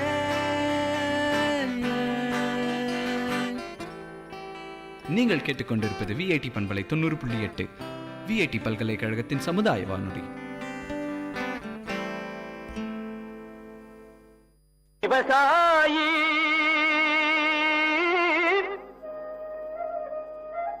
விவசாயி கடவுள் என்னும் முதலாளி கண்டெடுத்த VIT வேளாண் துறை மற்றும் VIT சமுதாய வானொலி இணைந்து வழங்கும் தினம் ஒரு வேளாண் செய்தி. வணக்கம் நேயர்களே, இது உங்கள் VIT பண்பலை 90.8 VITயின் சமுதாய வானொலி.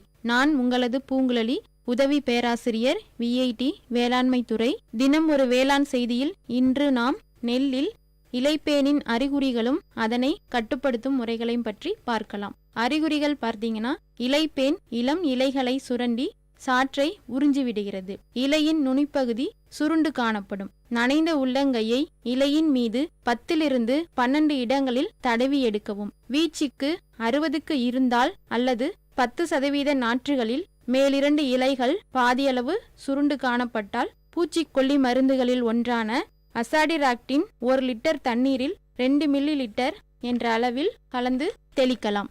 3 கிராம் தயோமீத்தாக்சைன் மருந்தை 10 லிட்டர் தண்ணீரில் கலந்து தெளிக்கவும். மேலே குறிப்பிட்ட ஏதேனும் அறிகுறிகள் நெற்பயிரில் தென்பட்டால் இந்த முறைகளை பயன்படுத்தி பயன்பெறுங்கள். நன்றி, உங்கள் பூங்குழலி, உதவி பேராசிரியர் VIT வேளாண்மை துறை. மீண்டும் தினம் ஒரு வேளாண்மை செய்திகளில் நாளை சந்திப்போம். இது உங்கள் VIT பண்பலை 90.8 VITயின் சமுதாய வானொலி. விவசாயி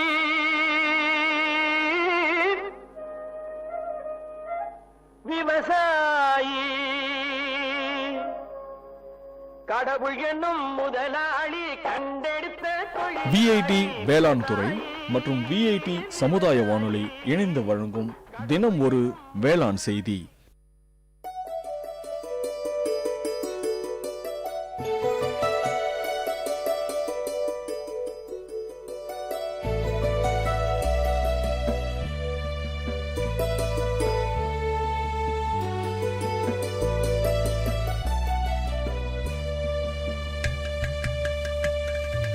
வண்ணமய குதூகலம் வானதிரும் கொண்டாட்டம் கலைகளின் சங்கமம் கவிஞர்களின் கைவண்ணம் வண்ணமய குதூகலம் வானதிரும்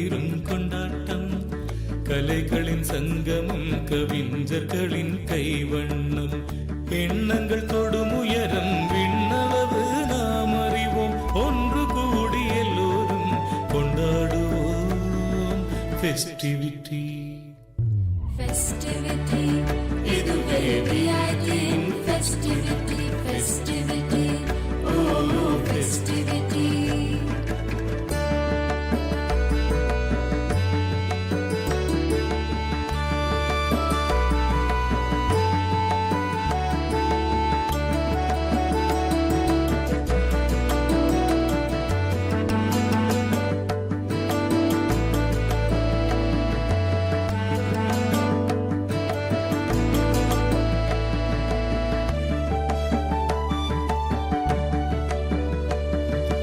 நாம் எல்லாம் ஒரு குடும்பம், விஐடி நம் குடும்பம். உலகெங்கும் பரவி நிற்கும் விஐடி நம் குடும்பம்.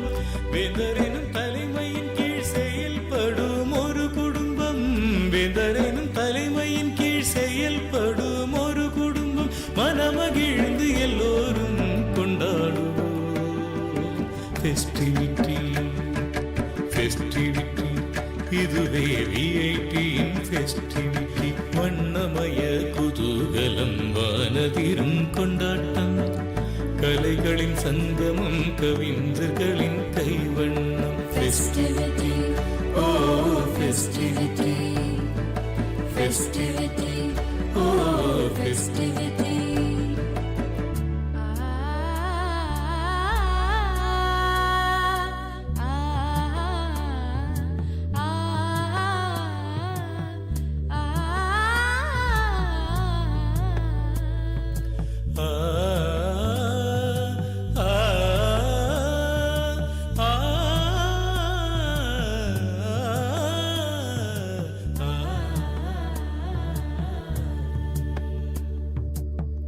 பல வண்ண பாடல்கள், மயிலாடும் மாட்டங்கள், பளிச்சிடும் திறமைகள், ஒளிர்விடும் சிகரங்கள், அது தொடும் உயரங்கள் என்றென்றும் நிலைத்திடும்.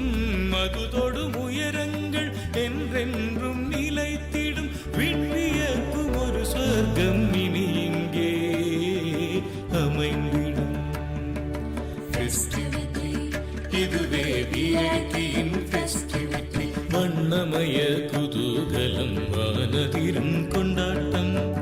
கலைகளின் சங்கமம், கவிஞர்களின் கைவண்ணம். வண்ணமய குதூகலம், வானதிரும் கொண்டாட்டம்.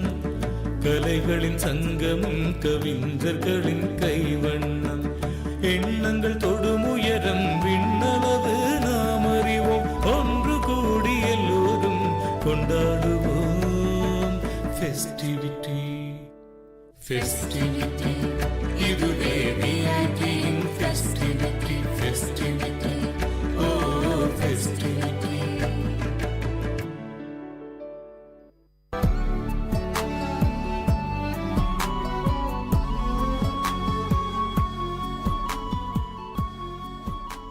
விஐடி பண்பலை 90.8 நேயர்களுக்கு வணக்கம். இந்த கொளுத்துறக்கோடைய கொண்டாட்டத்தோடு கடக்க சில அரிய டிப்ஸை நம்ம வேலூர் மக்களுக்காக ஷேர் பண்ண வந்திருக்காங்க வேலூர் ஃபுட்டி யூடியூப் சேனலின் அட்மின் பவித்ரா அருண்குமார். இந்த சம்மர் டிப்ஸ் பகுதியை உங்களுக்காக ஹோஸ்ட் பண்ண வந்திருக்கிறது நான் உங்கள் சுரேஷ் போஸ். வணக்கம் மேடம். வணக்கம் சுரேஷ். இன்னைக்கு என்ன டிஃப்ரெண்டாக சொல்ல போறீங்க நம்ம சம்மர் டிப்ஸ் பகுதியில்? ஒரு ஐஸ்கிரீம் பார்க்கலாம். ஐஸ்கிரீம் எல்லாருக்கும் ரொம்ப பிடிச்சது குல்ஃபி தானே. ஸோ குல்ஃபி ரெசிபி பற்றி பார்க்கலாம். வீட்டிலே வந்து ஒரு பாதாம், ஒரு 10 பாதாம் நல்லா ஒரு 2 மணி நேரம் ஒரு சுடு தண்ணியில் ஊற வச்சுடுங்க. பால் ஒரு 1 லிட்டர் பால் ஒரு 1/2 லிட்டராக ஒரு சுண்டை வச்சுடுங்க. நல்லா கொதித்த பாலில் கொஞ்சம் milk mat, 1 cup milk mat கலந்து, சர்க்கரை வேணுன்றவங்க சர்க்கரையும் சேர்த்துக்கலாம், இல்லை மில்க் மேட் நிறைய வேணுன்றவங்க அதுவும் சேர்த்துக்கலாம். ஒரு சர்க்கரை 1 கப் சேர்த்துட்டு நல்லா கலந்து விட்டுருங்க. பால் நல்லா திக்காயிடும். இப்போ பாதாம் கூட வேணும்னா ஃப்ளேவருக்கு பிஸ்தா, முந்திரி எல்லாம் சேர்த்து பிளெண்ட் பண்ணிவிடுங்க. நல்லா அரைச்சிட்டு அந்த மிக்ஸ்லேயே நல்லா மிக்ஸ் பண்ணி விட்டுருங்க. அது நல்லா ஒரு திக்காக இருக்கும். ஸோ உங்களுக்கு விருப்பப்படுற மாதிரி நீங்கள் ஒரு மட் பாட்டில் வேணும்னா அந்த மாதிரி குல்ஃபி பண்ணலாம். இல்லை நிறைய பிளாஸ்டிக் மோல்டு எல்லாம் வந்து இப்போ நிறைய எல்லா ஸ்டோர்ஸ்லையும் கிடைக்குது. ஸோ இது நல்லா திக்கானதுக்கப்புறம் கொஞ்சம் ஸ்லிம்மில் வச்சு அது கூட ஒரு 1/2 ஸ்பூன் நம்மளுடைய கார்ன் இருக்குது இல்லைங்களா, மொக்கச்சோள மாவு, அதை சேர்த்து விட்டுட்டிங்கன்னா குல்ஃபி நல்லா கடையில் கிடைக்கிற மாதிரி உங்களுக்கு கிடைக்கும். மொக்கச்சோள மாவு ஒரு 2 ஸ்பூன் தண்ணியில் நல்லா கலந்து இதோட சேர்த்து ஒரு 5 நிமிஷம் விட்டு ஆறுனதுக்கப்புறம் இதில் சேர்த்துருங்க. நம்ம மட் பாட்டில் வேணும்னா உங்களுக்கு சின்ன சின்ன சொப்பில் வச்சுக்கலாம். இல்லை அந்த மோல்டில் ஊற்றி ஓவர் நைட் ஒரு 8 மணி நேரம் பண்ணிங்கன்னா நல்லா சூப்பராக இருக்கும் குல்ஃபி. ஹோம்மேடாக நம்ம வீட்டிலே செய்கிறது. வெளியே எவ்வளோ ப்ரிசர்வேட்டிவ் போடுறாங்கன்னு நம்மளுக்கு தெரியல, எவ்வளோ கெமிக்கல்ஸ் ஆட் பண்ணுறாங்கன்னு தெரியல. ஏன்னா இது சம்மர் இல்லைங்களா, ஓல்ட் ஸ்டாக் எல்லாம் அவங்க ஃபஸ்ட்டு இதை கொடுக்க ஆரம்பிப்பாங்க. ஸோ வீட்டிலே ஃப்ரெஷ்ஷாக நம்ம கையில் நம்ம செஞ்சு கொடுத்தோன்னா குழந்தைங்களுக்கு ரொம்ப நல்லது. இது வந்து 8 மணி நேரம் ஃப்ரீஸ் பண்ணாங்களா? 8 மணி நேரம் ஃப்ரீஸ் பண்ண, முன்னாள் நைட் பண்ணி வச்சிட்டாலே போதும், மறுநாளுக்கு யூஸ் ஆகிறதுக்கு ஆகும். வெளியில் வாங்குற குல்ஃபியோட இது ரொம்ப ரொம்ப காஸ்ட் எஃபெக்டிவ். நீங்கள் ட்ரை பண்ணி பார்த்துட்டு சொல்லுங்கள். இல்லை அது ஓகேம்மா, எனிவே நல்ல ஒரு டிப்ஸாக இருந்துச்சு. நான் ஹோம்மேடு வந்து குல்ஃபின்றதை ஃபஸ்ட் டைம் கேட்குறேன். நல்லா இன்ட்ரெஸ்டிங்காக இருந்தது. இன்றைய சம்மர் டிப்ஸ் பகுதியில் வெல்லூர் ஃபுட்டி யூடியூப் சேனலின் அட்மின் பவித்ரா அருண்குமார் கொடுத்த டிப்ஸ் உங்களுக்கு பயனுள்ளதாக இருக்கும்னு நினைக்கிறோம். மீண்டும் ஒரு சம்மர் டிப்ஸ் பகுதியில் உங்களை சந்திக்கும் முறை உங்களிடமிருந்து விடைபெறுவது நான் உங்கள் சுரேஷ் போஸ். இது விஐடி பண்பலை 90.8 விஐடியின் சமுதாய வானொலி.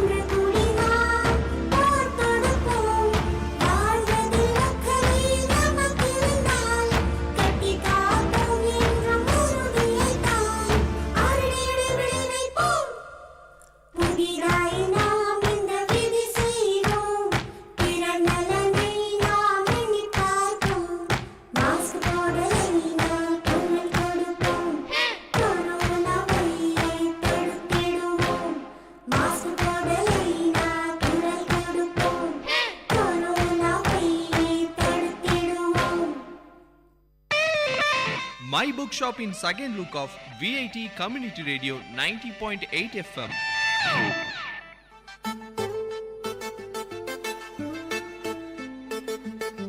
Hello VIT, you are listening to VIT Community Radio 90.8.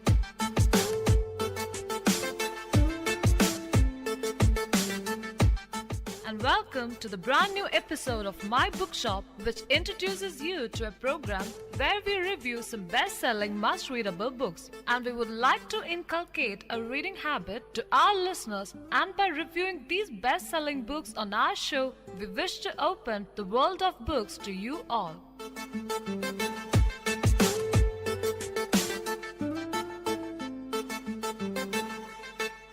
This is Anne. And this is Sanjana. This time we have the books Brave New World by Aldous Huxley and Purple Hibiscus by Chimamanda Ngozi Adichie. Talking more about Brave New World. The novel opens in the central London hatching and conditioning centre, where the director of the hatchery and one of his assistants, Henry Foster, are giving a tour to a group of boys. Boys learn about the Bokanovsky and Potsdam processes that allow the hatchery to produce thousands of nearly identical human embryos.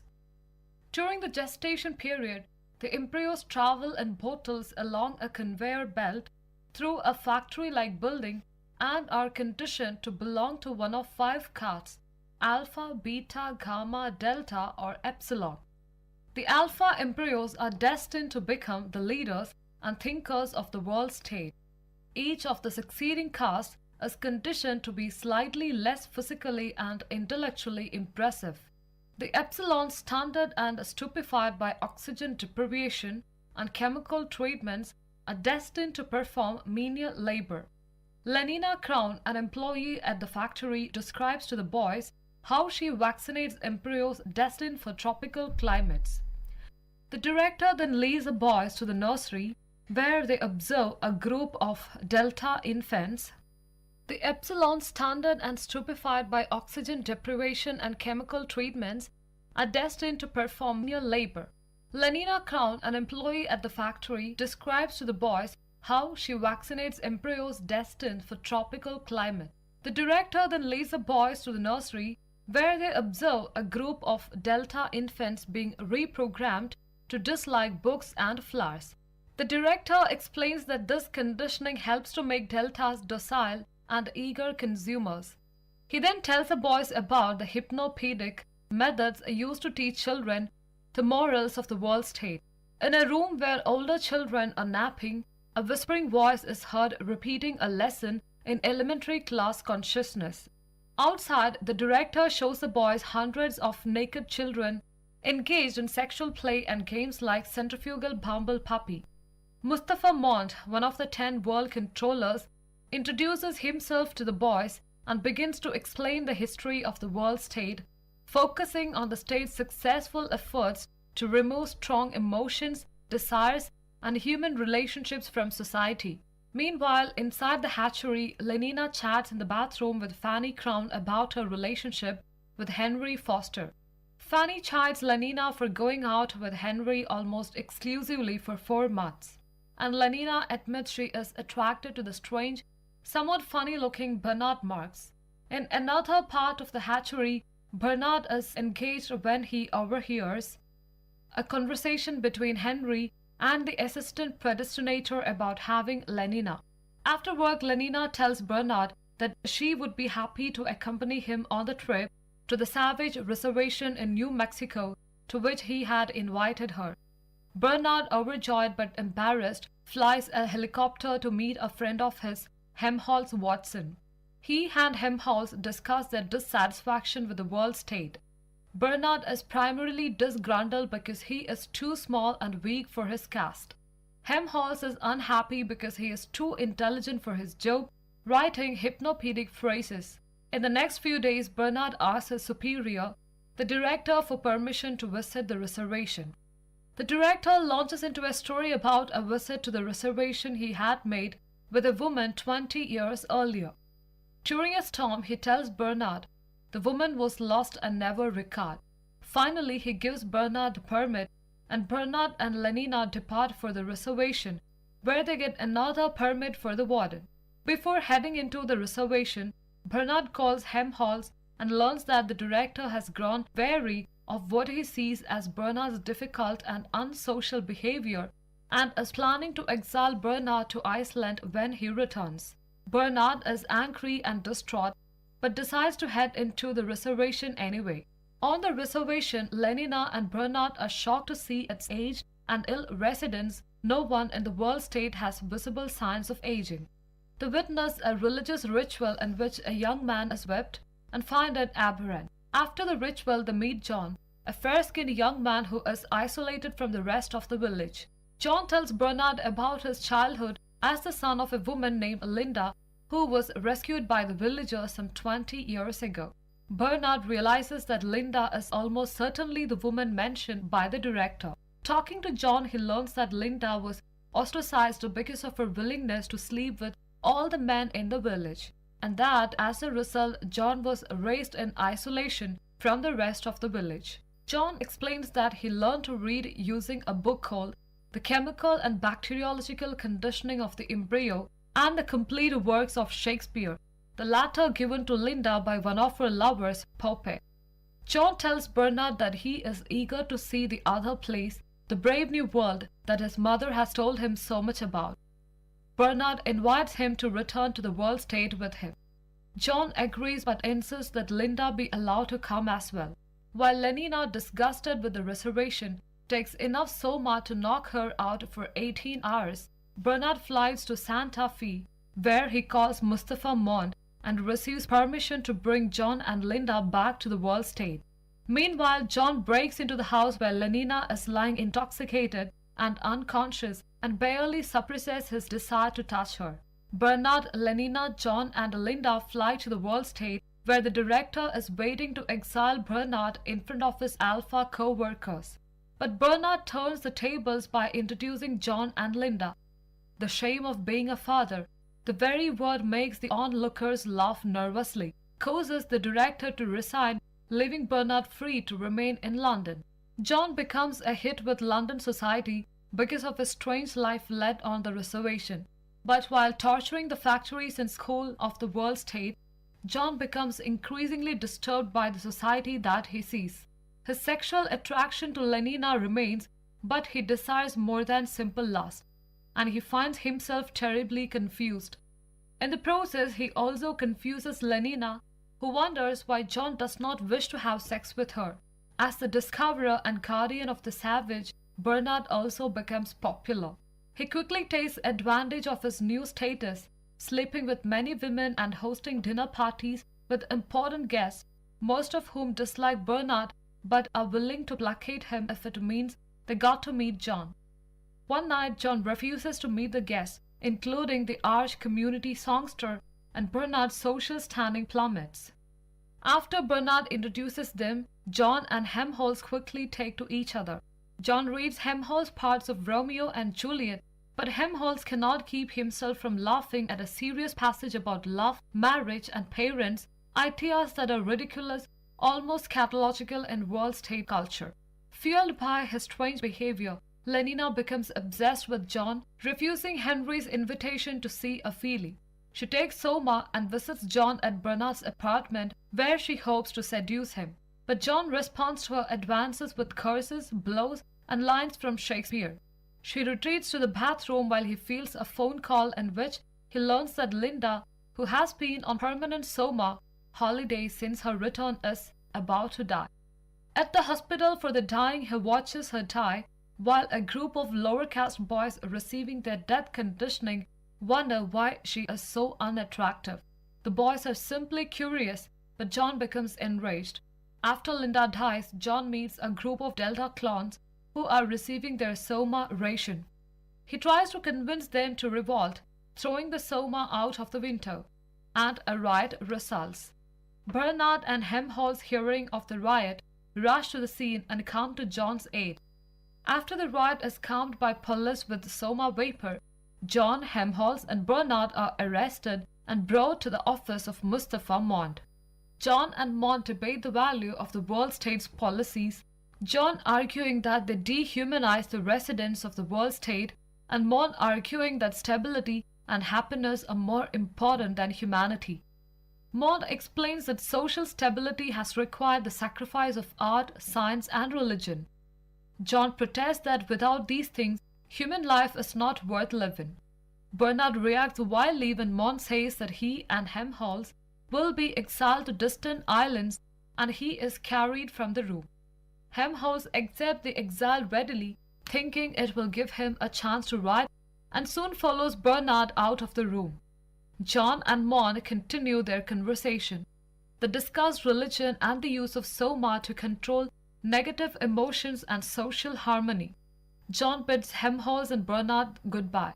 Refused the option of following them to the islands by Mond, he retreats to a lighthouse in the countryside, where he gardens and attempts to purify himself by self-flagellation. Curious world state citizens soon catch him in the act, and reporters descend on the lighthouse to film news reports and Ophelia. After the Ophelia, hordes of people descend on the lighthouse and demand that John whip himself. Lenina comes and approaches John with her arms open. John reacts by brandishing his whip and screaming, "Kill it, kill it." The intensity of the scene causes an orgy in which John takes part. The next morning he wakes up and, overcome with anger and sadness at his submission to world state society, hangs himself. So Anne, can you tell us something about the author? Aldous Leonard Huxley was an English writer and one of the most prominent members of the famous Huxley family. He spent the latter part of his life in the United States, living in Los Angeles from 1937 until his death in 1963.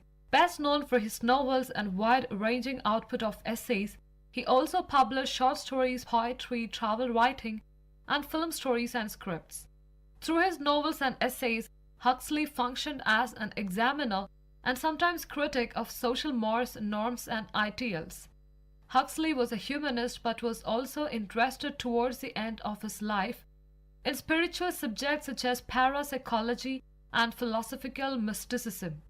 By the end of his life, Huxley was considered in some academic circles a leader of modern thought and an intellectual of the highest rank. So who is your favorite character in the book? John is my most favorite character. Although Bernard Marx is the primary character in Brave New World, up until his visit with Lenina to the reservation, after that point he fades into the background and John becomes the central protagonist. John first enters the story as he expresses an interest in participating in the Indian religious ritual from which Bernard and Lenina recoil. John's desire first marks him as an outsider among the Indians since he is not allowed to participate in their ritual. It also demonstrates the huge cultural divide between him and world-state society, since Bernard and Lenina see the tribal ritual as disgusting. John becomes the central character of the novel because rejected both by the savage Indian culture and the civilized world-state culture, he is the ultimate outsider. So Anne, how would you rate this book? It's about how what we want isn't always what we should get. It looks at how state-sponsored happiness can entirely miss the point. Perhaps, most importantly, it makes a case for individual freedom rather than authoritarian diktat. It should be read hand in hand with Mill's Utilitarian to get a good idea of the philosophy that inspired it. So I recommend everybody to read this book. I will now move on to the review of the book The Purple Hibiscus. Chimamanda Ngozi Adichie's first novel, Purple Hibiscus, was widely acclaimed when it was published in 2003.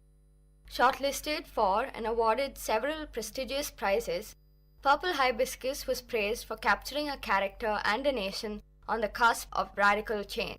Adichie uses her own childhood experiences to inform the lives of her characters. She was born in Kambili's hometown of Enugu, raised in Auntie Infioma's university environment in Suka, is of Igbo descent and is a Catholic. Purple Hibiscus is a story of the corruption and religious fundamentalism that grips Adichie's native country. Told from the point of view of a child, overt political messages are held at an arm's length, but they inform Kambili's coming of age. The wave of bloody coups and corrupt military rule that comprises Nigerian politics are touched upon in the novel through certain characters. Though Papa can be viewed as a metaphor for the dangers of fundamentalism, he tries to put his power to good use by raising social consciousness. Adichie modeled the character Aide Croker after Dil Jiwa, a journalist and outspoken critic of the Nigerian government. Jiwa was killed by a mail bomb in his home in 1986. Adichie echoes real political activism and events in her novel. Adichie was a good student in school, but unlike Kambili, she had a reputation for butting heads with her teachers. Obioro is more like Adichie. Purple Hibiscus is a coming-of-age story for both Kambili and Jaja. While Jaja is not allowed to participate in the Igbo ritual of initiation, both children are able to take considerable steps towards their own adult identities throughout the novel. Inspired by her outspoken aunt and cousin Amaka, Kambili in particular learns to use her voice. Adichie uses Purple Hibiscus to give a voice to African experience that is not typically presented by Western media. Here is a quick overview of the book. Purple Hibiscus takes place in Enugu, a city in post-colonial Nigeria, and is narrated by the main character Kambili Achike. Kambili lives with her older brother Jaja, a teenager who, like his sister, excels at school but is withdrawn and sullen. Kambili's father, Papa, is a strict authoritarian whose strict adherence to Catholicism overshadows his paternal love. He punishes his wife, Mama, and his children when they fail to live up to his impossibly high standard. The novel begins on Palm Sunday. Jaja has refused to go to church and receive communion. Because Jaja has no reasonable excuse for missing church, Papa throws his missile at his son. The book hits a shelf containing his wife's beloved figurine. This defiant act and resulting violence marks the beginning of the end of the Achike family. Kambili then explains the events leading up to Palm Sunday, detailing the seeds of rebellion that are planted in the children's minds by their liberal Auntie Ifeoma, Papa's sister. Papa is a prominent figure in Enugu. He owns several factories and publishes the pro-democracy newspaper, The Standard. He is praised by his priest, Father Benedict, and his editor, Aid Coker, for his many good works. Papa generously donates to his parish and his children's schools. His newspaper publishes articles critical of the rampant government corruption. Since The Standard tells the truth, the staff is under constant pressure from the head of state, the military leader who assumes the presidency following a coup. When Aid Coker is arrested, Papa's bravery and position in the community help to free him. Kambili is a quiet child. When she tries to speak, she often stutters or has a coughing fit. The rigid life that is shaped by her father renders her mute. Each day she follows a schedule that allots only time to study, eat, sleep, pray, and sit with her family. Kambili is a good student, rising to the top of her class. The girls at school assume she is a snob because she doesn't socialize, always runs straight to her father's car after class. When Kambili places second on term, Papa tells her she must excel because God expects more from her. Kambili is not a snob. She is motivated by fear, unable to create her own identity. At Christmas, the family returns to the Papa's ancestral town, Abba. The family supervises a feast that feeds the entire Ummuna extended family. Papa is celebrated for his generosity in Abba as well. However, he does not allow his children to visit with his own father, Papa Nuk, for more than 15 minutes each Christmas. Papa calls his father a heathen because he still follows the religious traditions of his people. When Auntie Ifeoma comes to visit from her university town of Suka, she argues with Papa about his mistreatment of their father, but Papa is firm. He will only acknowledge and support his father if he converts. Auntie Ifeoma invites Kambili and Jaja to visit so they can go on a pilgrimage to Opi, site of a miraculous apparition of the Virgin Mary. Papa begrudgingly agrees. Suka is a different world. The university is beset by fuel shortages, pay stoppages, strikes at medical clinics, blackouts, and rising food prices. The widowed Auntie Ifeoma successfully raises her 3 children, Amaka, Obioro, and Chima, with what little she has. But her family is a happy one. Unlike Papa, Auntie Ifeoma encourages her children to question authority, raising them with faith but also intellectual curiosity. Amaka and Kambili are very different girls. Amaka, like Kambili's classmates, assumes her cousin is a privileged snob since she does not know how to contribute to household chores. Kambili retreats into silence even in Suka. Jaja, on the other hand, blossoms. He follows the example of his younger cousin Obioro, concocting his own rite of initiation out of helping his family, tending a garden, and killing a chicken. Kambili begins to open up when she meets Father Amadi. A Nigerian-born priest, Father Amadi is gentle and supportive. He encourages Kambili to speak her mind. Through Father Amadi, Kambili learns that it is possible to think for oneself and yet still be devout. She even begins speaking above a whisper to Amaka and they become closer. Kambili and Jaja learn to be more accepting in Suka. When he falls ill, Auntie Ifeoma brings Papa Nuku to her flat. Kambili and Jaja decide not to tell Papa that they are sharing a home with a heath. Kambili witnesses her grandfather's morning ritual of innocence, where he offers thanks to his gods and proclaims his good deeds. She sees the beauty in this ritual and begins to understand that the difference between herself and Papa Nuku is not so great. When her father finds out that Kambili and Jaja have spent time with their grandfather, he brings them home. Amaka gives her a painting of Papa Nuku to take back to Unugu. Papa punishes his children by pouring hot water over their feet for walking into sin. Pressure mounts on Papa. Soldiers arrest Aid Coker again and torture him, and they raid the offices of the Standard and shut down his factories for health code violations. Shortly thereafter, the government murders Aid Coker. Tensions rise in the home too. Kambili and Jaja take comfort in the painting of Papa Nuku. Papa catches them, however, and he beats Kambili so severely that she ends up in a critical condition in the hospital. When she is well enough to be released, she goes to Suka instead of her home. Her crush on Father Amadi intensifies and she begins to break out of her shell more, learning how to laugh and how to join in the Igbo songs. But Auntie Ifeoma gets fired from the university and decides to go to America to teach.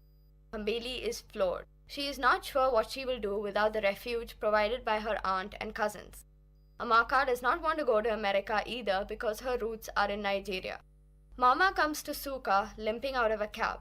Papa has beaten her again, causing another miscarriage. Though both Kambili and Jaja have seen this happen before, this time it is different. Auntie Ifeoma urges her not to return to Enugu. But she takes her children back with her.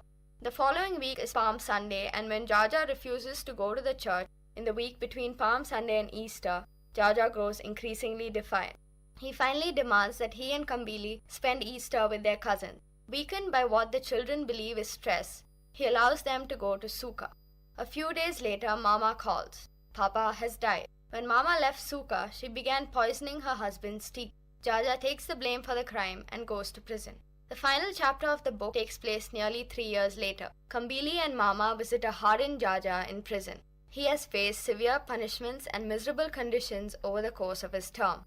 However, with the leadership in Nigeria now changing again, their lawyers are confident that Jaja will be released. Though Jaja has learned to not expect a favorable outcome, Kambili is overjoyed. She dreams that she will take Jaja to America to visit Auntie Ifeoma. Together they will plant orange trees in Abba and purple hibiscuses will bloom again. So well, Sanjana, can you tell us something about the author? Chimamanda Ngozi Adichie was born September 15, 1977 in Enugu, Nigeria. She was raised in Suka near the University of Nigeria. Her father, James Niovi Adichie, was a professor of statistics and later became the deputy vice-chancellor of the university. Her mother, Ifeoma Adichie, became the first female registrar at the university. Adichie is the fifth child in a family of 6 children. She is of Igbo descent and her ancestral home is in Abba. Adichie was an A student who often butted heads with her teachers. Despite her reputation, she received several academic awards.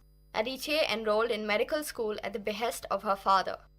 She soon dropped out to pursue her dream of becoming a writer. When she was 19, she left Nigeria on a scholarship to Drexel University in Philadelphia. She studied communication at Drexel and earned a degree in communication and political science at Eastern Connecticut State University. She graduated summa cum laude in 2001. Later that year, she began MFA courses in literature at Johns Hopkins University. Adichie credits Chinua Achebe, Igbo author of Nigerian masterwork Things Fall Apart, with her literary success. She once lived in Achebe's house and believes his halo surrounded her. After reading his book at 10 years old, she realized that people who looked like her could exist in books. Her desire to write was sparked by his work. In 2003, Purple Hibiscus was published to wide acclaim. It was shortlisted for the Orange Prize and awarded the Commonwealth Writers' Prize for Best First Book. She was awarded with the Orange Prize in 2007 for her second novel, Half of a Yellow Sun, about the Biafran War. In 2008, she received a MacArthur Fellowship. A collection of short stories, The Thing Around Your Neck, was published in 2009. Adichie tries to combat the image of Africans as portrayed by Western media. Choosing to write first from her experience as an affluent and educated Nigerian, she was often criticized for shying away from the real Africa. But she struggled to write characters who were not starving or being bullied by Mugabe or dying of AIDS. As reflected in her writing voice, Adichie is a staunch feminist and uses her work as a way to work through the misogyny and condescension she has faced as an African woman in the global literary community. She splits her time between the United States and Nigeria, married to a Maryland-based doctor. Her next novel will chronicle the Nigerian immigrant experience in America. Well, what did you like about this novel? Adichie builds a complex picture of a man struggling with his own demons, taking out his struggles on those he loves. His wife Beatrice, son Jaja, and Kambili herself. It should be hard to sympathize with a man who beats his pregnant wife and who, after deploring the soldiers' torture of his editor with lighted cigarettes, pours boiling water over the bare feet of his adored daughter as a punishment for coming second in class. And yet, Eugene, self-made and ultimately self-hating, is the book's loneliest character, His misunderstanding of Christianity has led him to reject the animist beliefs of his own aging father and to repudiate the old man himself, perversely hating the sinner more than the sin. Kambili writes of her father at one point, "It was as if something weighed him down, something he could not throw off." The novel's picture of modern Nigeria is an authentic one. It depicts a land full of potential and with an educated middle class, a country in which a coup can suddenly erupt and a local newspaper editor can be killed for what he writes, a place whose inhabitants are aware of their nation's flaws and yet are fiercely patriotic, loath to immigrate until things get truly desperate. Chimamanda Adichie's main strength is dialogue. As her characters speak, one hears the voices of modern Nigeria. Her descriptions, however, sometimes lack subtlety, and she has a tendency to overdo the symbolism. Objects break as the family falls apart. The purple hibiscus runs rampant over the tidy garden as the children and their mother test their freedom. The narrative voice mostly convinces as the naive tone of a sheltered child facing the adult world, although at times Kambili can sound simply disingenuous. This is particularly true of the treatment of her schoolgirl crush on the impossibly virtuous young Catholic curate, who is the book's only real unconvincing character. So, what are some of the other works by Adichie? Adichie published a collection of poems in 1997 and a play in 1998. She was shortlisted in 2002 for the Cain Prize for her short story You in America. In 2003, her story That Harmattan Morning was selected as joint winner of the BBC Short Story Awards, and she won the O. Henry Prize for the American Embassy. She also won the David E. Wong International Short Story Prize and a 2007 Beyond Margins Award for her short story Half of a Yellow Sun.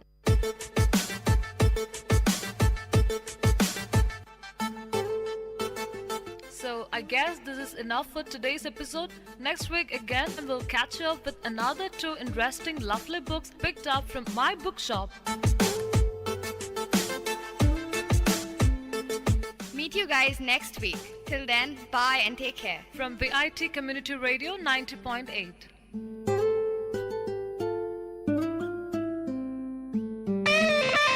My bookshop in second look of VIT Community Radio 90.8 FM.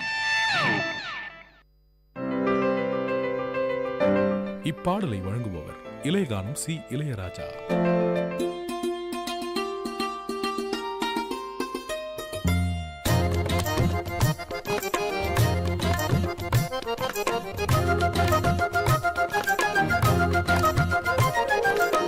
கண்ணே ஒன்ன காணாம நான் கவி பாடுறேன், நெஞ்சுக்குள்ள ஒன்ன வச்சு தினவாடுறேன். மதுரை மல்லி வாசம் உன்னை பார்த்தாலே பேசும், கொலுசு சத்தம் கேட்டு அந்த கோயில் மணியாடும். கண்ணே ஒன்ன காணாம நான் கவி பாடுறேன், நெஞ்சுக்குள்ள ஒன்ன வச்சு தினவாடுறேன்.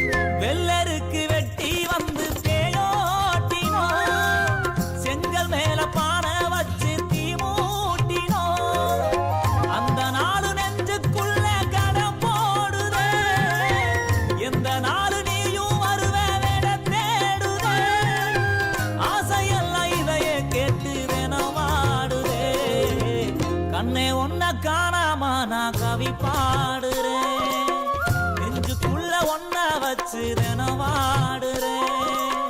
மதுரை மல்லி வாசம் உன்னை பார்த்தாலே பேசும், கொலுசு சத்தம் கேட்டு அந்த கோயில் மணியாடும். கண்ணே உன்னை காணாம நான் கவி பாடுறேன், நெஞ்சுக்குள்ள ஒன்ன வச்சு வாடுறேன். இப்பாடலை வழங்கியவர் இளையகானம் சி இளையராஜா. ஆத்தோரம் ஆத்தி மரம் பூத்திருக்கு நந்தவனம், பூப்பறிக்க போகலாம் வாரியா, நாம பூப்பறிக்க போகலாம் வாரியா. அடி பூவால மாலை கட்டி தோரணமா தொங்க விட்டு கோயிலுக்கு போட்டுடலாம் வாரியா, நாம கோயிலுக்கு போட்டுடலாம் வாரியா, நாம கோயிலுக்கு போட்டுடலாம் வாரியா.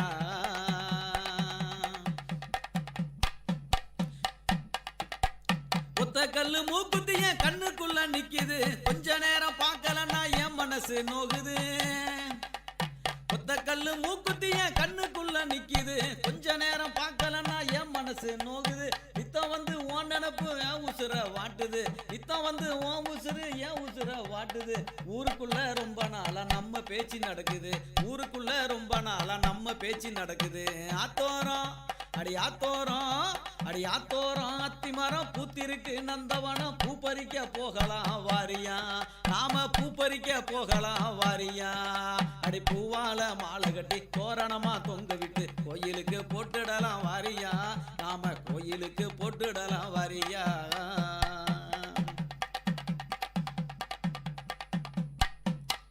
பொழுது விடிஞ்சு நேரமாச்சு புறப்படு நீ கருதருக்க, ஊரு சனா எல்லாம் பாரு போகுது, நம்ம ஊரு சனா எல்லாம் பாரு போகுது. பொழுது விடிஞ்சு நேரமாச்சு புறப்படு நீ கருதருக்க, ஊரு சனா எல்லாம் பாரு போகுது, நம்ம ஊரு சனா எல்லாம் பாரு போகுது. அடி பொதி சுமக்கிற குடும்பம் தாண்டி நம்ம நாட்டு நிலவரம், பொதி சுமக்கிற குடும்பம் தாண்டி நம்மனோட நிலவரம். நிரந்தரமா உழைக்கலேனா நம்ம பாடு அந்தரம், நிரந்தரமா உழைக்கலேனா நம்ம பாடு அந்தரம். ஆத்தோரம் அடி ஆத்தோரம், அடி ஆத்தோரம் அத்தி மரம் பூத்திருக்கு நந்தவனம், பூ பறிக்க போகலாம் வாரியா, நாம பூ பறிக்க போகலாம் வாரியா.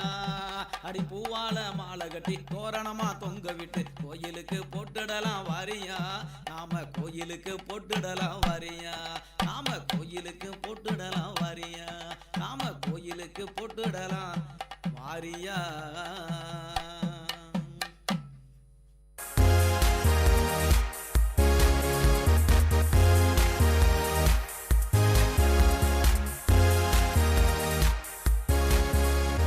பதினெட்டு வயது நிறைவடையாத பெண்ணிற்கும் 21 வயது நிறைவடையாத ஆணிற்கும் நடத்தப்படும் திருமணம் குழந்தை திருமணமாகும். இது குழந்தை திருமண சட்டம் 2006 படி குற்றமாகும். இது குறித்த தகவலை மாவட்ட சமூக நல அலுவலர் தொலைபேசி எண் 041622526663 மற்றும் மாவட்ட குழந்தைகள் பாதுகாப்பு அலுவலர் தொலைபேசி எண் 041622223110 என்ற எண்ணிற்கு தெரிவிக்கலாம்.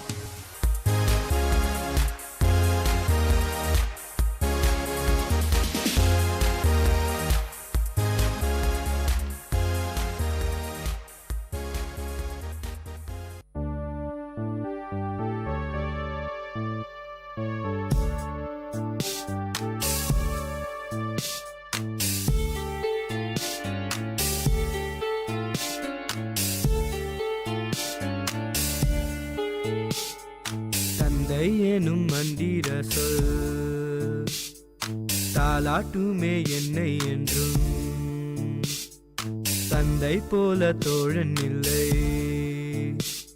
என் தந்தை இன்றி தெய்வம் இல்லை. வரமாய் வந்த தெய்வம் நீ, தவமாய் கிடைத்த செல்வம் நீ, என்னென்னம் நீ வந்தம் நீ, என் தந்தை நீ.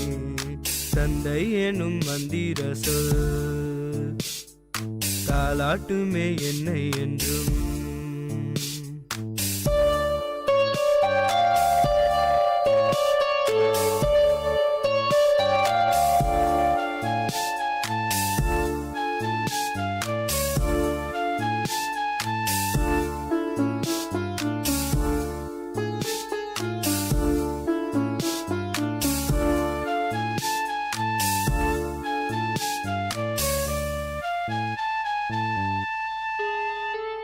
உன் கரம் பிடித்து நடைபயின்றேன், நீ தோள் சுமந்தாய் உலகை ரசித்தேன்.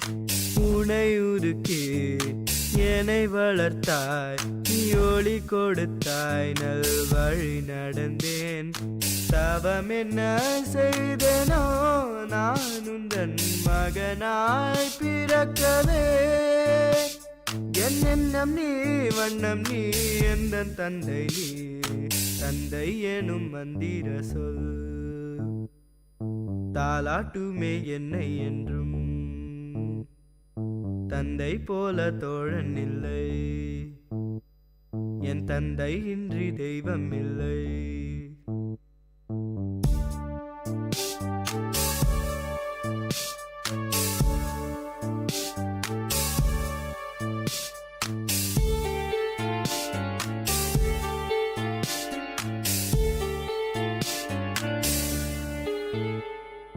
காதல் கொண்டேன் காத்திருந்தேன், நீ கரம் கொடுக்க நான் கரை சேர்ந்தேன். சோர்ந்திருந்தேன் சேர்ந்து நின்றாய், வீழும் முன்னே நீ தாங்கிக் கொண்டாய். இனி வரும் பிறவியும் நான் உந்தன் மகனாய் பிறக்கவே. வரம் ஒன்று கேட்கிறேன் அதை தருவாய், தந்தை எனும் மந்திர சொல் தாலாட்டுமே என்னை என்றும். தந்தை போல தோழன் இல்லை, என் தந்தை இன்றி தெய்வம் இல்லை. வரமாய் வந்த தெய்வம் நீ, தவமாய் கிடைத்த செல்வம் நீ. என் எண்ணம் நீ வண்ணம் நீ எந்தன் தந்தை நீ. கேட்ட பாடலை பாடியவர் அஜய் ரமணா, இசை முருகானந்தம், பாடல் வரிகள் முனைவர் மோகன ஸ்ரீனிவாசன், தயாரிப்பு விஐடி பண்பலை 90.8.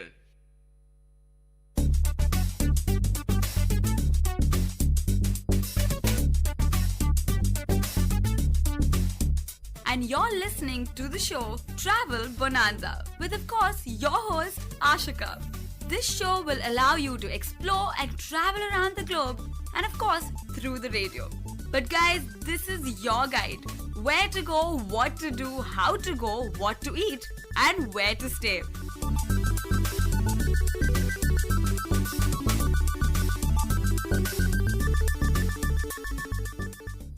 Hello VIT, you're listening to VIT Community Radio 90.8 and this is your show Travel Bonanza with your host Ashika and Anjali. So today we have a very interesting destination for you guys. It's of course Goa.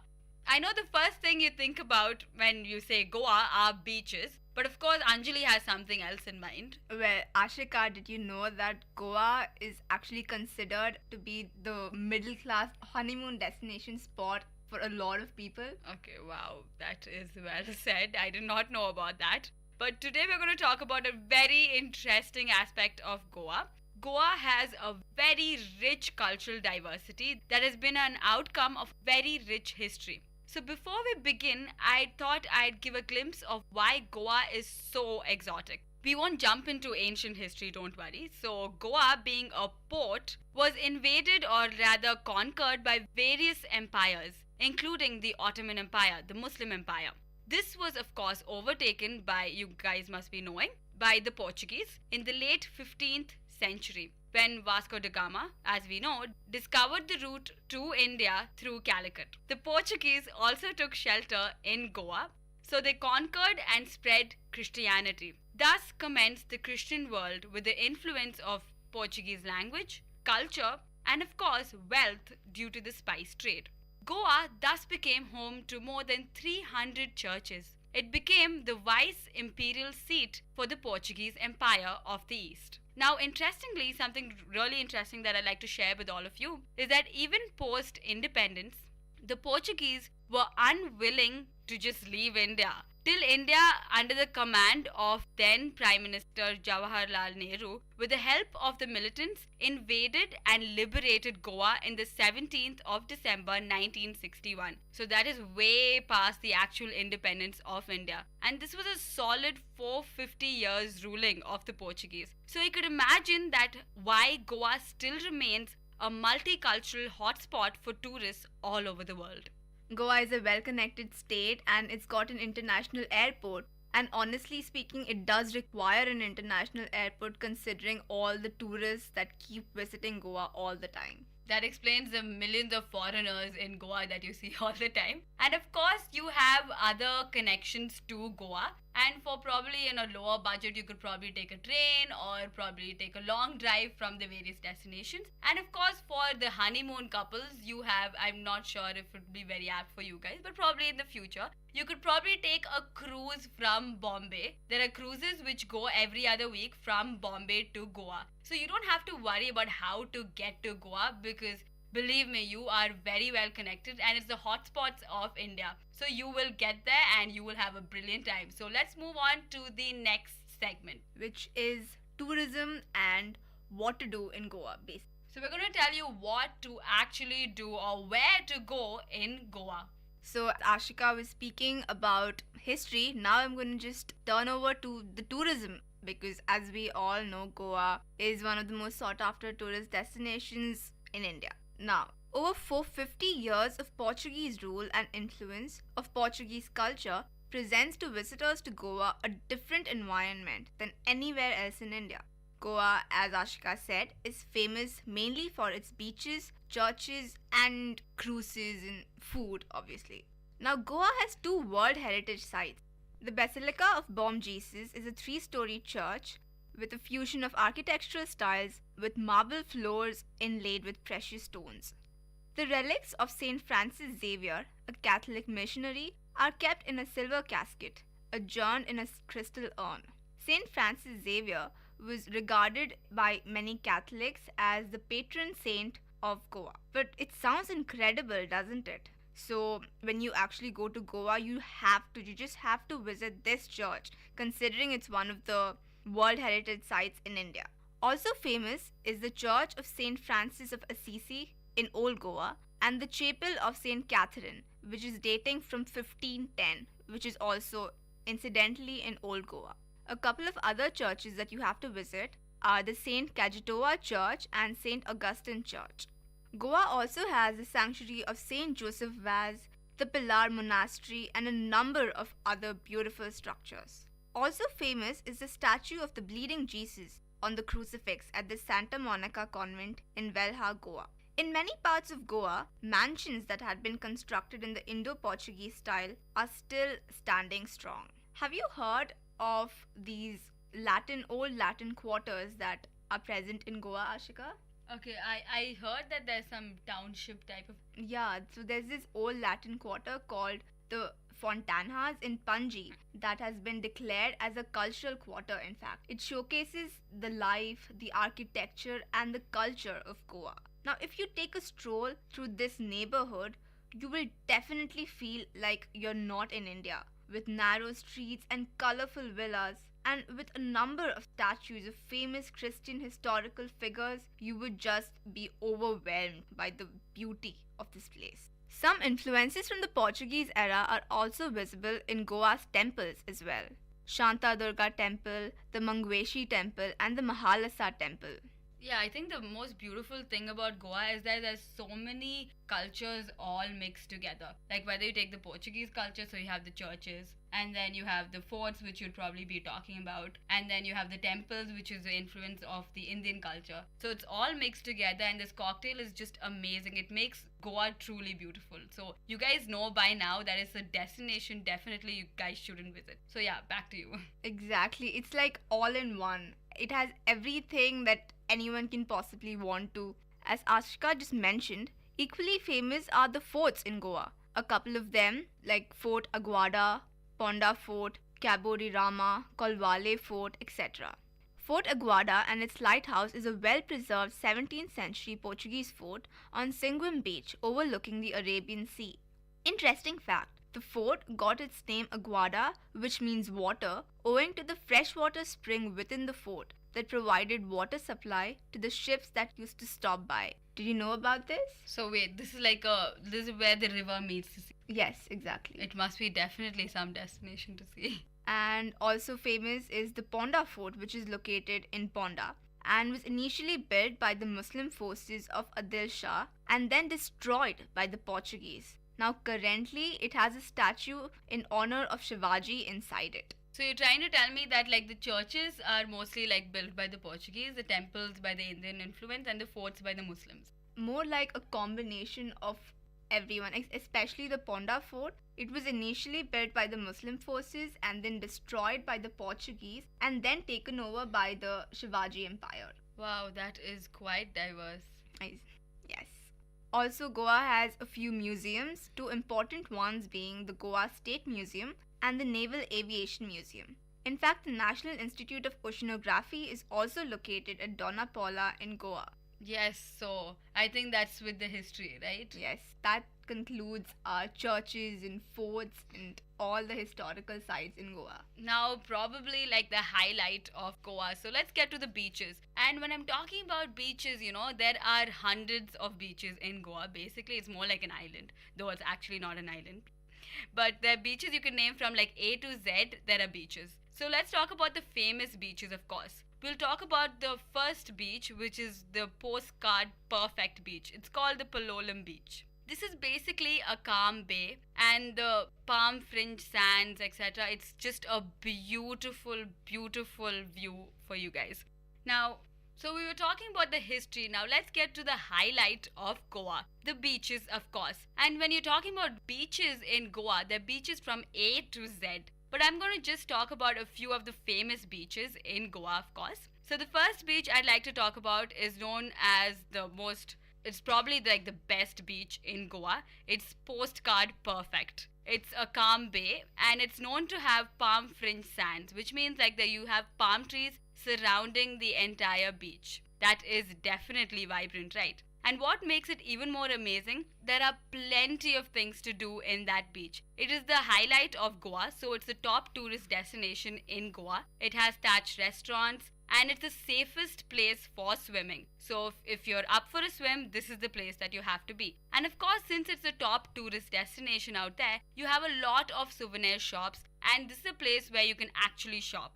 Apart from that, you of course have the adventure sports in that beach. Deal with that entire thing a little bit later. So of course you have kayaking in the Palolem Beach. That is pretty amazing. And then you can also hire bikes to nearby beaches. So basically Goa is surrounded by beaches. It's almost like an island. So yeah, you can probably hire a bike and take the ride all the way to the nearby beaches. So every other meter, you'll probably bump into another beach. It's a bit of an exaggeration, but close to it. Then you have, of course, the waterfalls and the wildlife parks which are close to this place, which you can also take a bike and go to. We will delve with the wildlife parks a little bit later.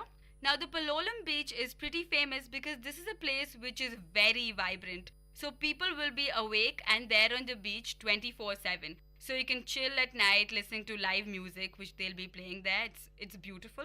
And of course, you have tranquility and vibrance throughout the beach because there are certain periods when nobody is there on the beach, and during the day and during the late nights, of course, there are people enjoying live music and of course kayaking, etc. So it is a place that you definitely do not want to miss.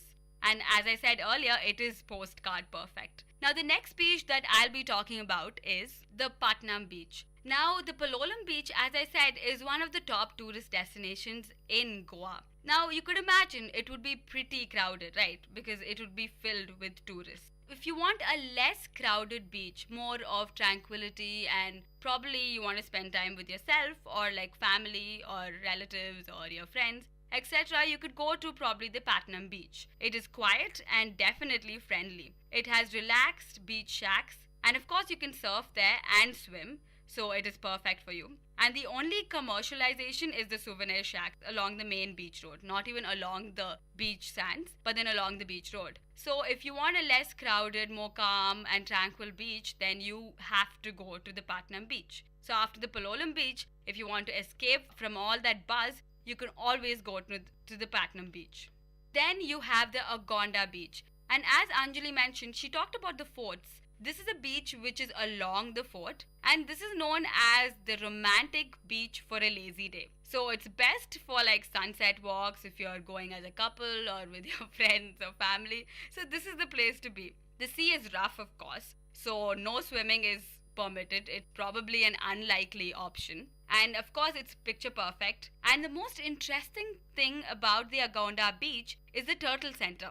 Now you're wondering, what is the Turtle Center? Of course, this is a brilliant showcase for the tourists, something that you definitely do not want to miss. So probably when you visit the forts, you could probably step into the Agonda beach, which has the Turtle Center, which contains eggs, the turtle eggs. So you actually can watch the turtles walk along the sands and then nestle into their area. So it's a beautiful scene, it's a beautiful showcase. So if you're going to all the beaches, do not miss the Agonda beach. Now we're talking about beaches. I just want to mention about Donna Paula Jetty. I think Anjali had mentioned it before. It is a secluded bay, so it's filled with vibrance. And of course you get like cruises from there, which we'll be talking about later.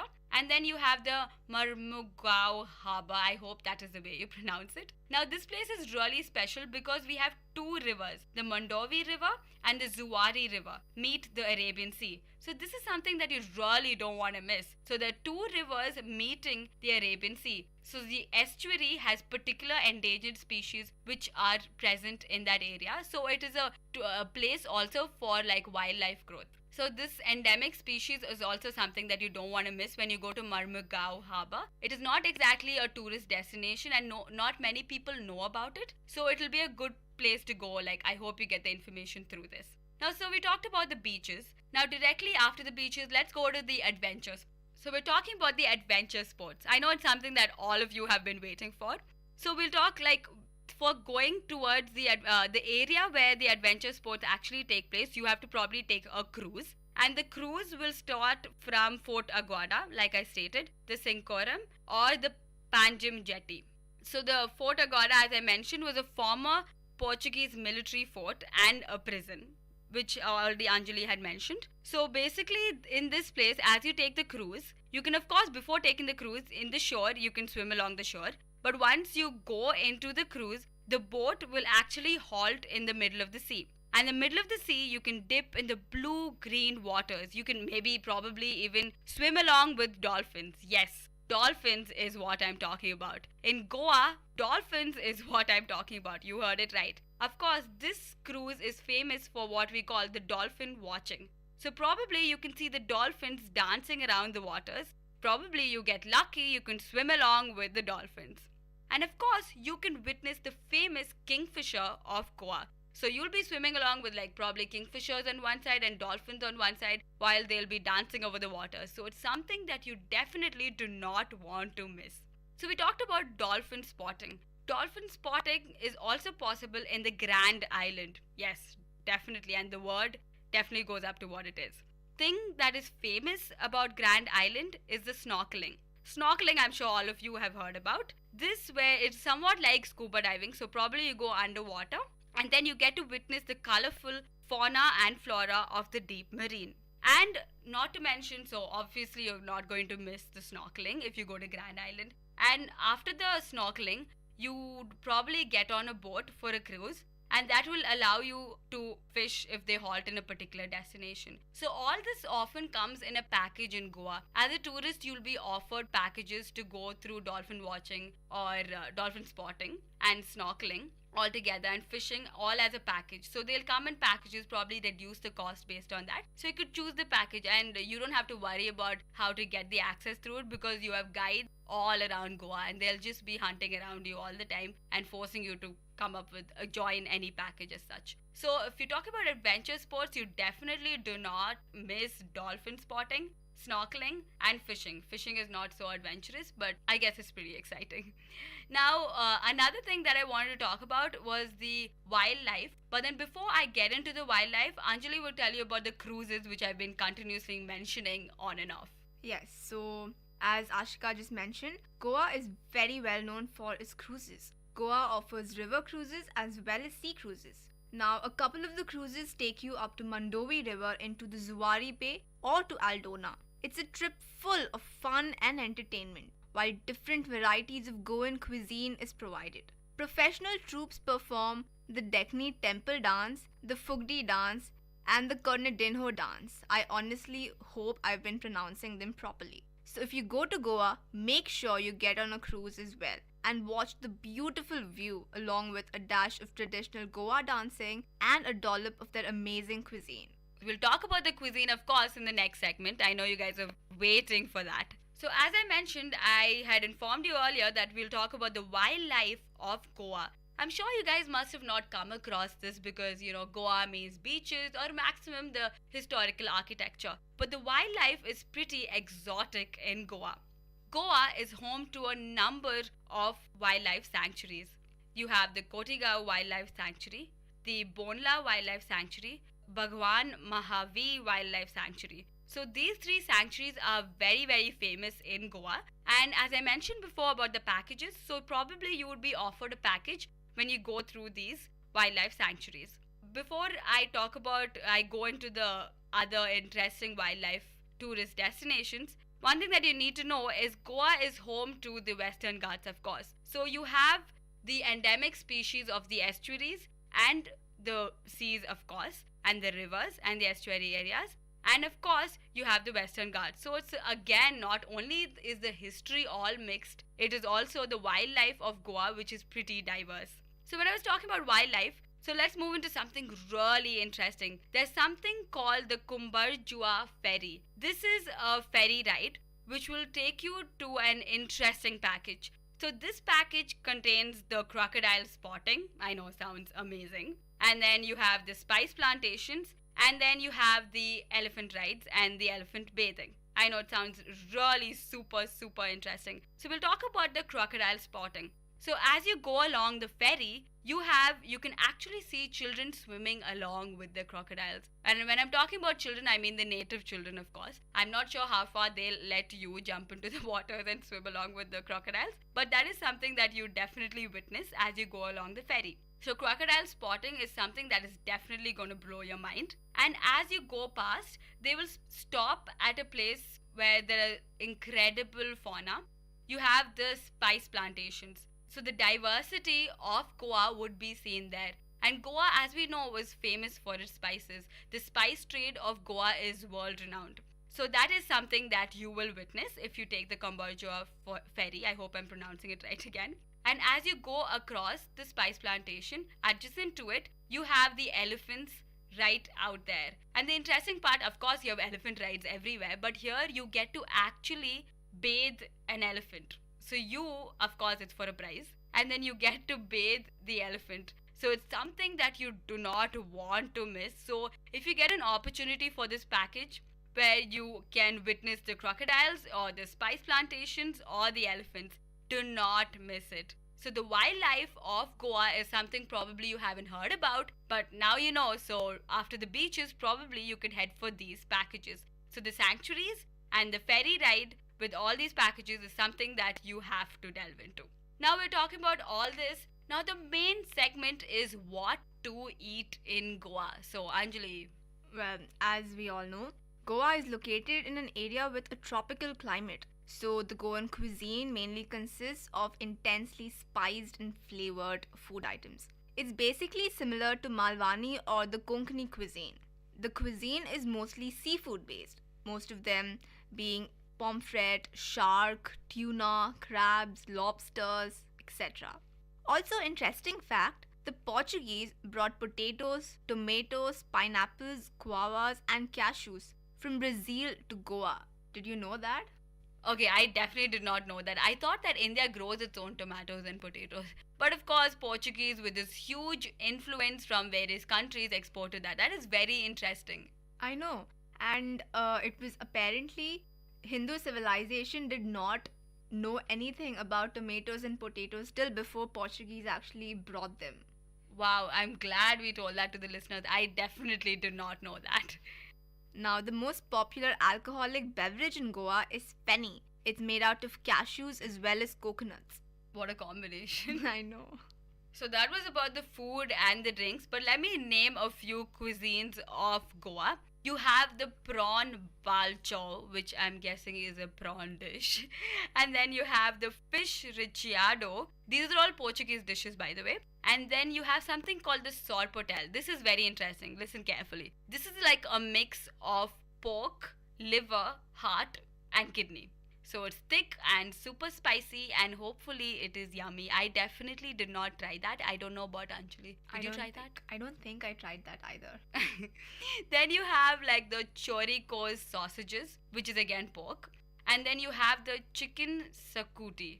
Yes. So these are all like Portuguese dishes, traditional Portuguese dishes. And the other dishes which Anjali mentioned about are typical Goa and Konkani cuisines.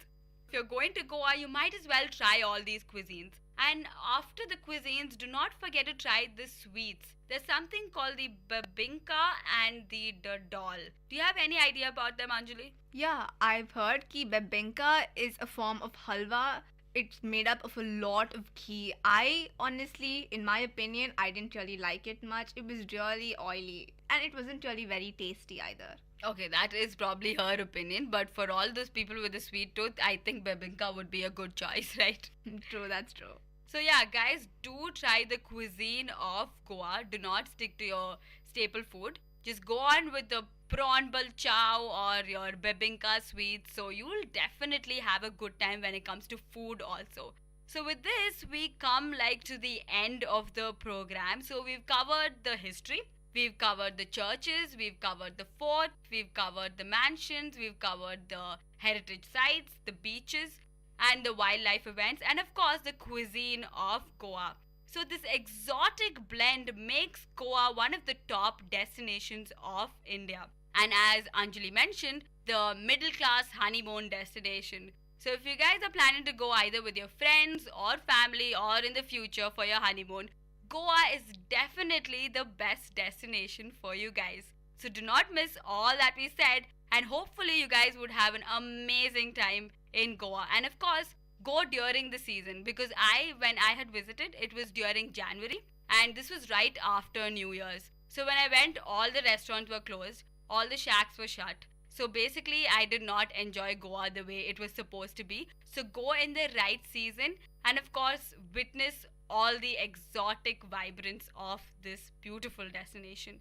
With this, we come to the end of the program. Signing off, this is Ashika and Anjali. You're listening to Travel Bonanza on VIT Community Radio 90.8.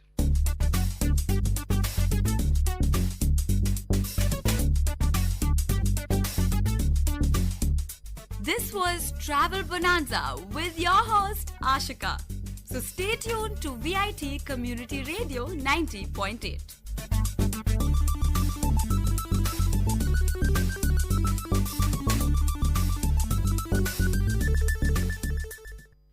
முத்து முத்தாத்த மக சிரிச்சா மனச பட்டா போட்டு தான் புடிச்சா தரிசு விளைஞ்சது போல மனசு நிறைஞ்சிருக்குமானே அடி பொண்ணே எங்க பாதுர குடி ஊர் மண்ணே அடி பொண்ணே எங்க தஞ்சாவூர் மண்ணே முத்து முத்த அத்த மக சிரிச்சா மனச பட்டா போட்டு தான் புடிச்சா முத்து முத்த அத்த மக சிரிச்சா மனச பட்டா போட்டு தான் புடிச்சா தரிசு விளைஞ்சது போல மனசு நிறைஞ்சிருக்குமானே அடி தரிசு விளைஞ்சது போல மனசு நிறைஞ்சிருக்குமானே அடி பொண்ணே எங்க பாதுர குடி ஊர் மண்ணே அடி பொண்ணே எங்க தஞ்சாவூர் மண்ணே முத்து முத்தாத்த மக சிரிச்சா மனச பட்டா போட்டு தான் புடிச்சா மனச பட்டா போட்டு தான் புடிச்சா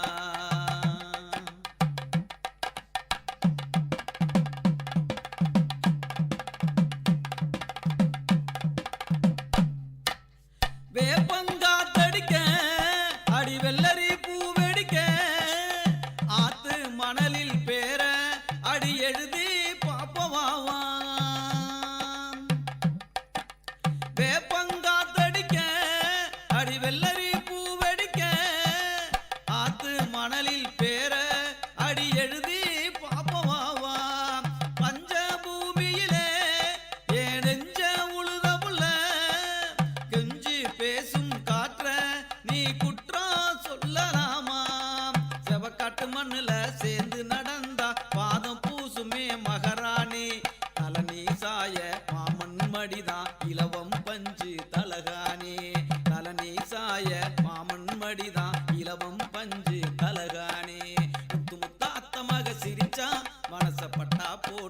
புடிச்சா மனச பட்டா போட்டு தான் புடிச்சா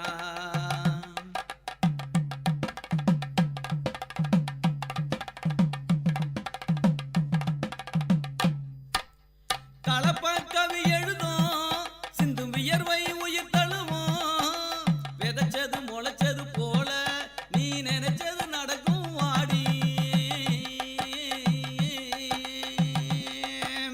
கலப்ப கவி எழுதும் சிந்தும் வியர்வை உயிர் தழுவும் விதைச்சது முளைச்சது போல நீ நினைச்சது நடக்கும் வாடி அடுத்தது மாசம் மாசி அடி அழகே அத நீ யோசி தோளுல விழுமே மாலை சொந்தமாக போற கால உழைச்ச கூலிய உன் கையில் கொடுப்பேன் மிச்சம் வைக்கணும் மகராணி தவிச்ச வாய்க்கு தண்ணிய போல கிடைச்சவள் நீதானம் மாடி முத்து முத்தாத்த மக சிரிச்சா மனச பட்டா போட்டு தான் புடிச்சா முத்து முத்தாத்த மக சிரிச்சா மனச பட்டா போட்டு தான் புடிச்சா பரிசு விளைஞ்சது போல மனசு நிறைஞ்சிருக்குமானே அடி பொண்ணே எங்க தஞ்சாவூர் மண்ணே முத்து முத்தாத்த மக சிரிச்சா மனச பட்டா போட்டு தான் புடிச்சா மனச பட்டா போட்டு தான் புடிச்சா மனச பட்டா போட்டு தான் புடிச்சா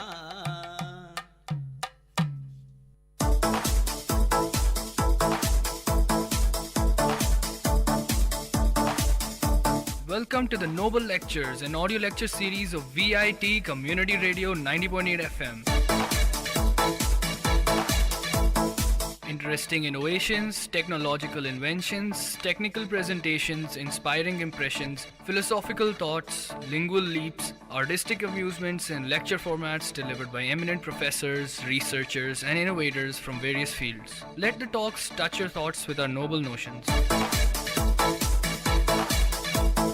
In today's Noble Lectures, we are going to listen to the short lecture on nanotechnology delivered by Professor Muthuraja, VIT University.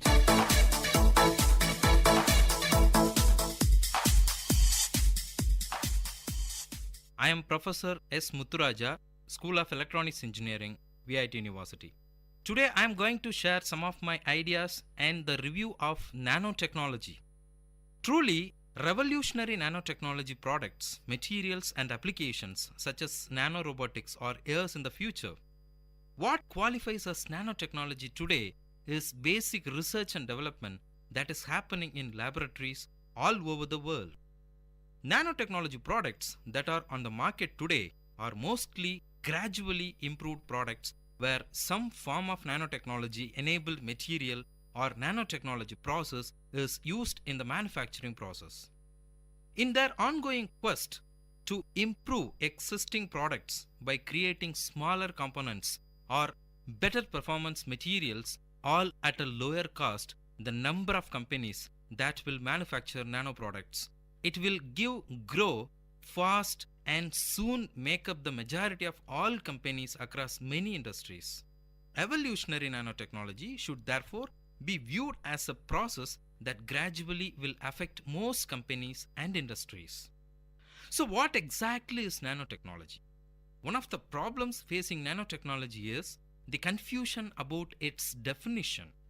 Most definitions revolve around the study and control of phenomena and materials at the length of scale below 100 nanometers, and quite often they make a comprehensive with the human hair, which is about 80,000 nanometer wide.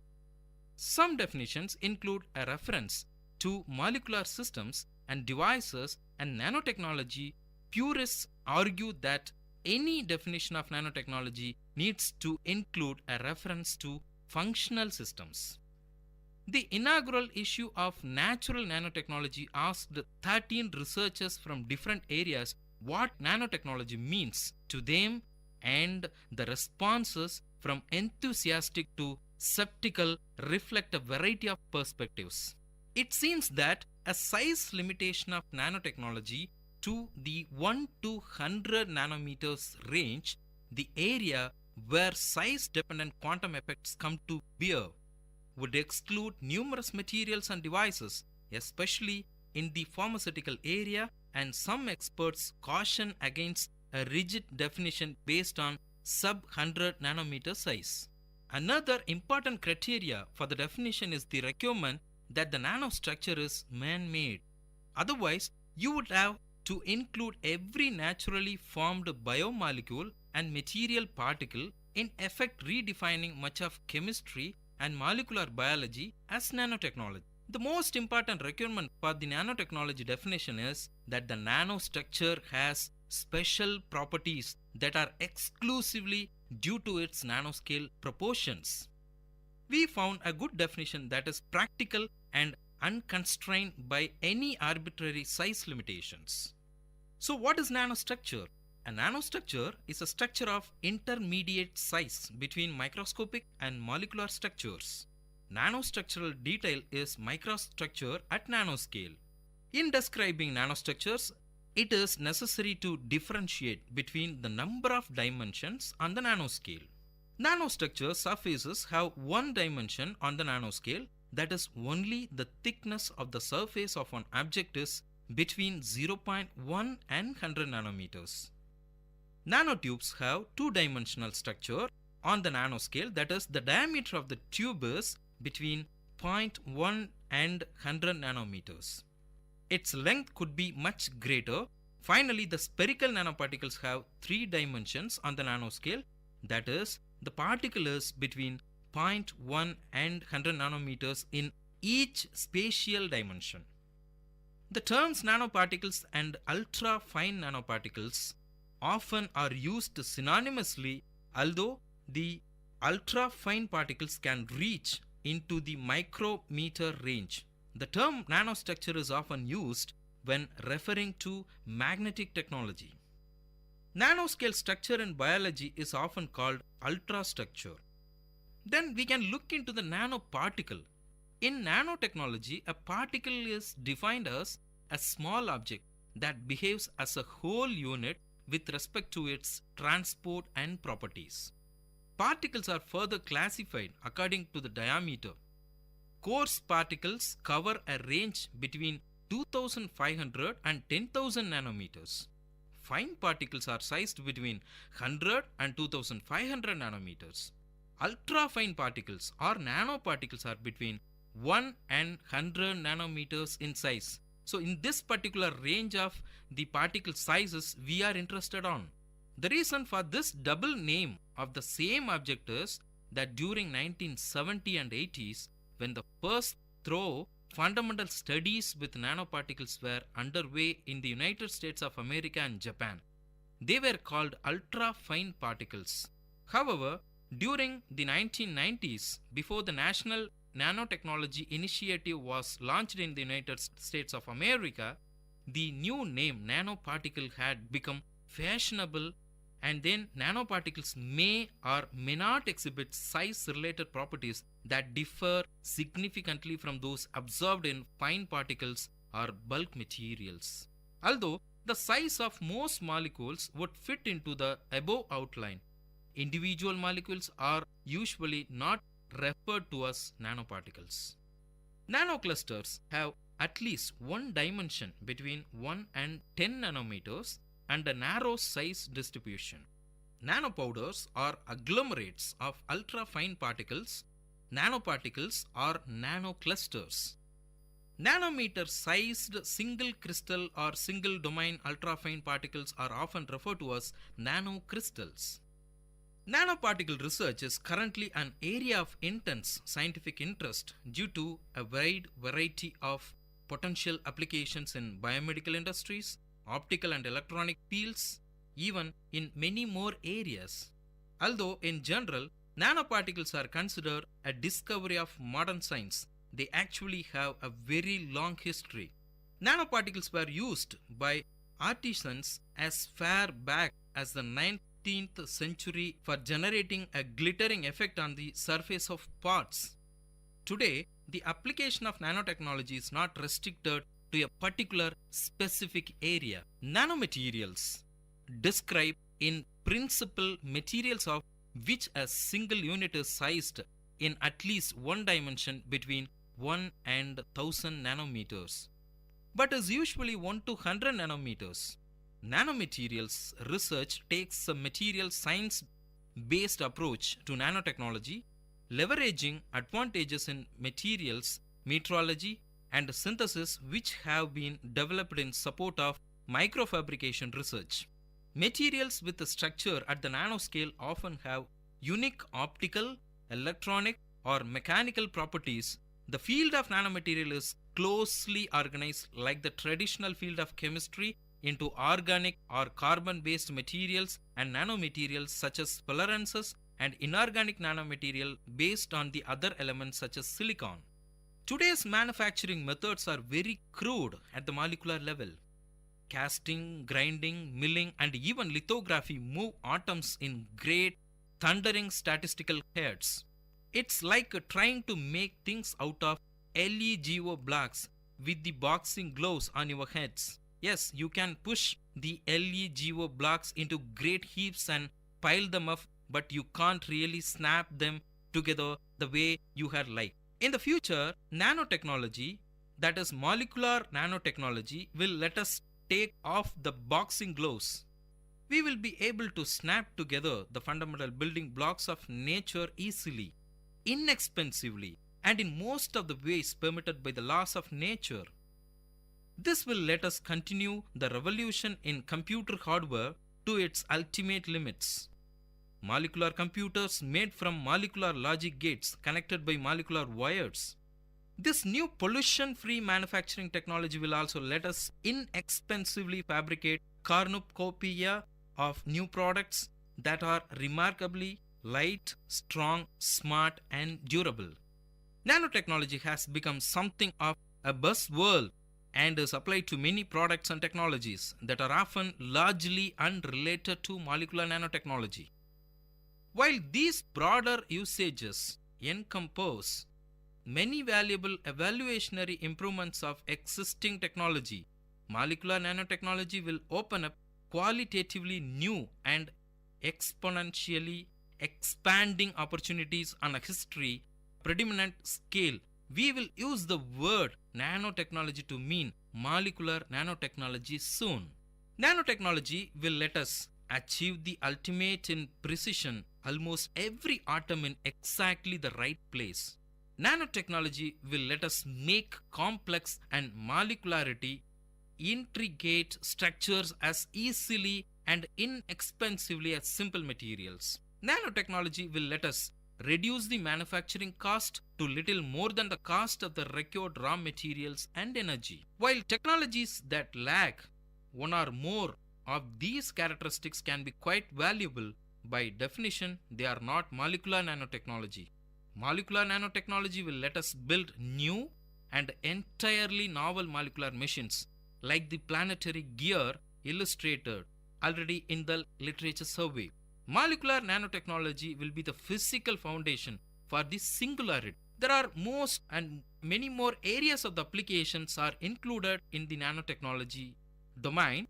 The 2000s has seen the beginnings of the applications of nanotechnology in commercial products, although most applications are limited to the bulk use of passive nanomaterials. Examples include titanium dioxide and zinc oxide nanoparticles in sunscreen lotions, cosmetics, and some food products. Silver nanoparticles in food packaging systems, clothing, disinfectants, and household applications such as silver nano carbon nanotubes for stain-resistant textiles, and cerium oxide as a fuel catalyst. As of March 10th of 2011, the project on emerging nanotechnologies estimated that over 1,300 manufactured identified nanotech products and publicly available, with new ones hitting the market at a pace of 3 to 4 per week.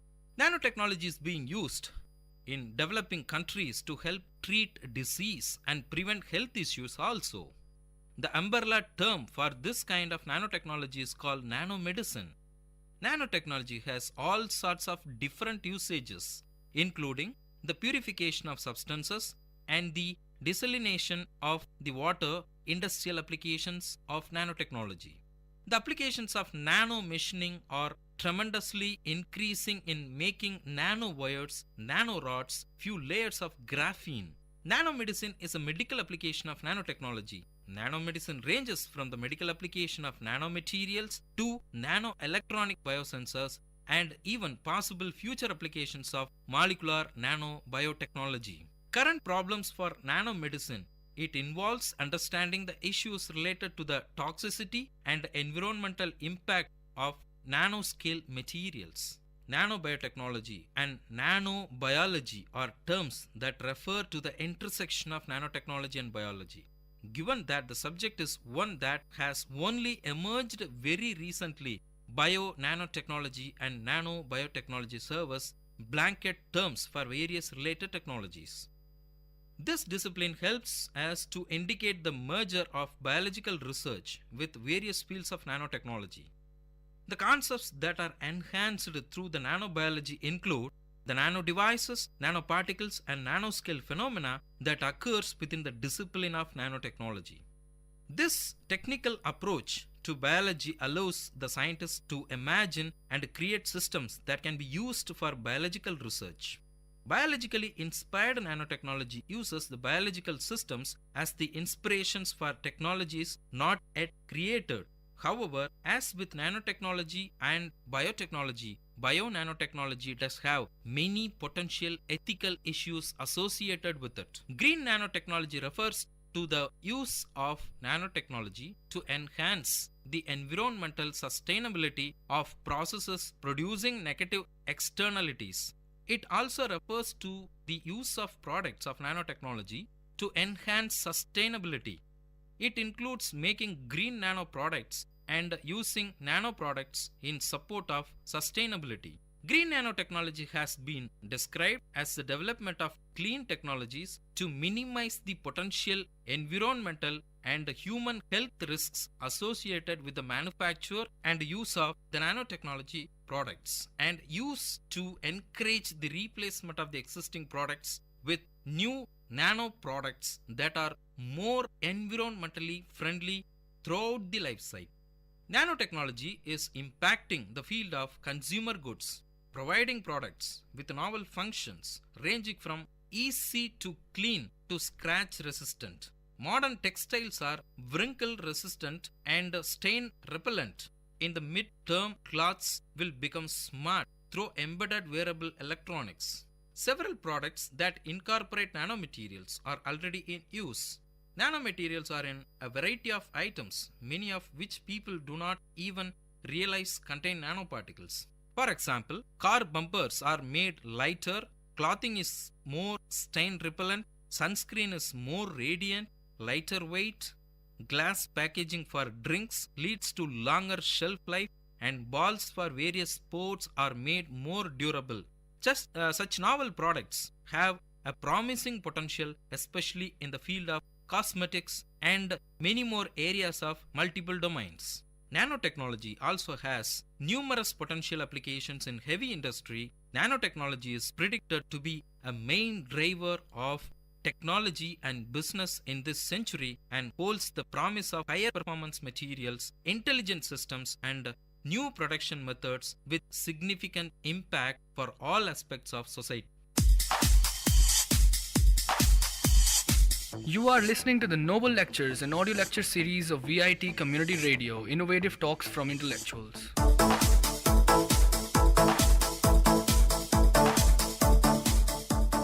Next, we are going to listen to the short lecture on the effect of carbonated drinks on human health, delivered by Professor Ram Babu, VIT University.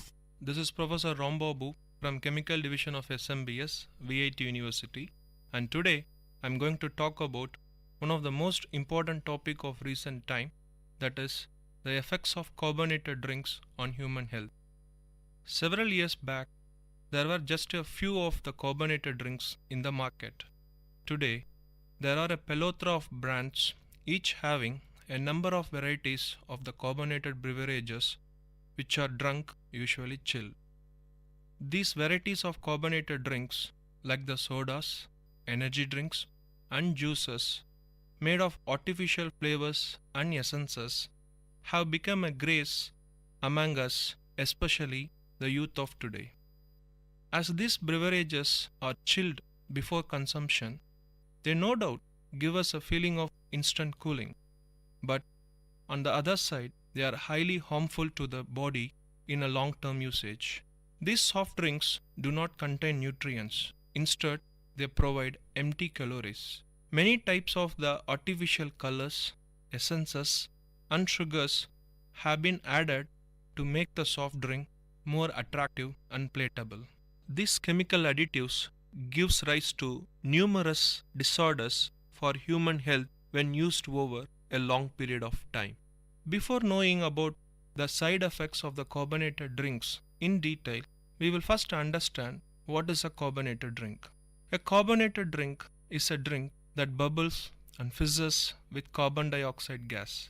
The process by which the gas dissolves in the drink is known as carbonation. This process can occur naturally, as in the case of natural carbonated mineral water that absorbs carbon dioxide from the ground, or it can be a man-made process, as in the case of most of the soft drinks and soda waters. The process involves pumping carbon dioxide into the drink at a high pressure and then sealing the container at the very same pressure. The maximum amount of carbon dioxide that can be dissolved in pure water is 8 grams per liter, and the dissolving capacity of the carbon dioxide increases with the addition of flavors to the water.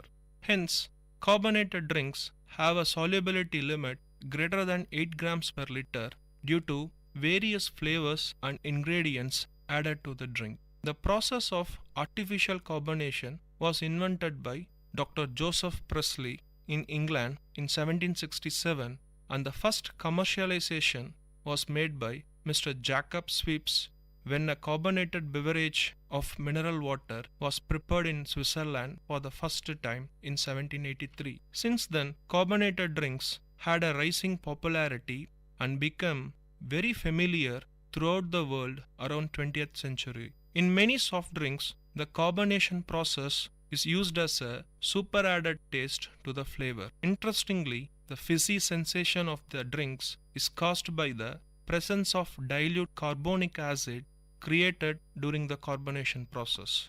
This acid creates a mild tingling sensation on the human tongue.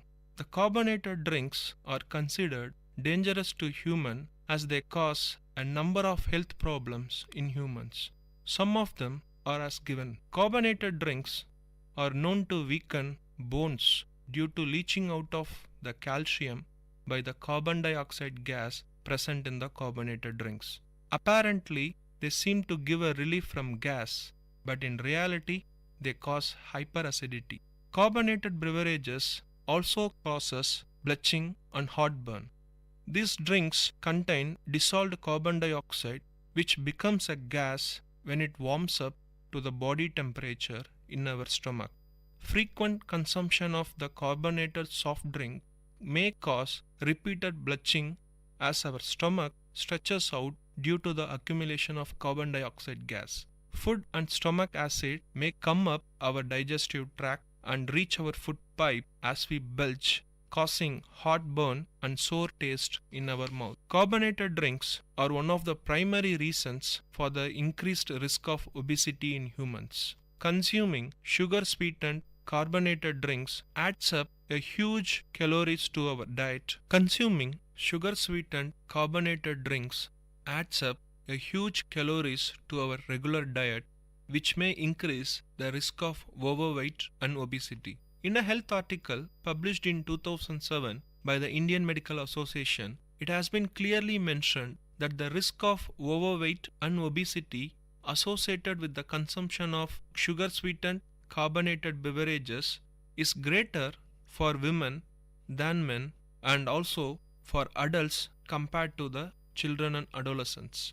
Overweight and obesity are significant risk factors for the development of type 2 diabetics, heart disease, and osteoarthritis. In reality, the high content of sugar in these carbonated drinks causes dehydration by removing water from the tissues. Thus, these carbonated drinks increase the thirst instead of quenching them. Consumption of these carbonated drinks can also adversely affect our overall nutrient intake. Drinking these beverages may reduce our regular consumption of proteins, starch, dietary fiber, and vitamin B2. A recent research clearly states that people who drink carbonated beverages tend to eat less and drink less fruit juices compared to those who do not drink carbonated drinks. Regular consumption of carbonated drinks can even harm our teeth. Our mouth contains a certain bacteria that feed on sugar, producing the chemicals that can break down the hard enamel of our teeth. A cavity forms when erosion of an enamel exposes the soft inner core of our teeth. When we drink sweetened carbonated soda, the regular sugar remains in our mouth, promoting the erosion process of the enamel that lead to the teeth decay. Also, the carbonic acid present in these drinks further increase the likelihood of gum loosening in our teeth, thereby weakening the teeth and ultimately leading to teeth falls. Added to these points, the craze of carbonated energy drinks is on rise. Even young children can be seen getting addicted to them. The moment one feels a bit run down or tired, these drinks immediately comes to mind. We usually find new brands of these energy drinks springing up all over regularly. Though these energy drinks claim to remove fatigue and tiredness and make one fit, they indeed cause increased excitability.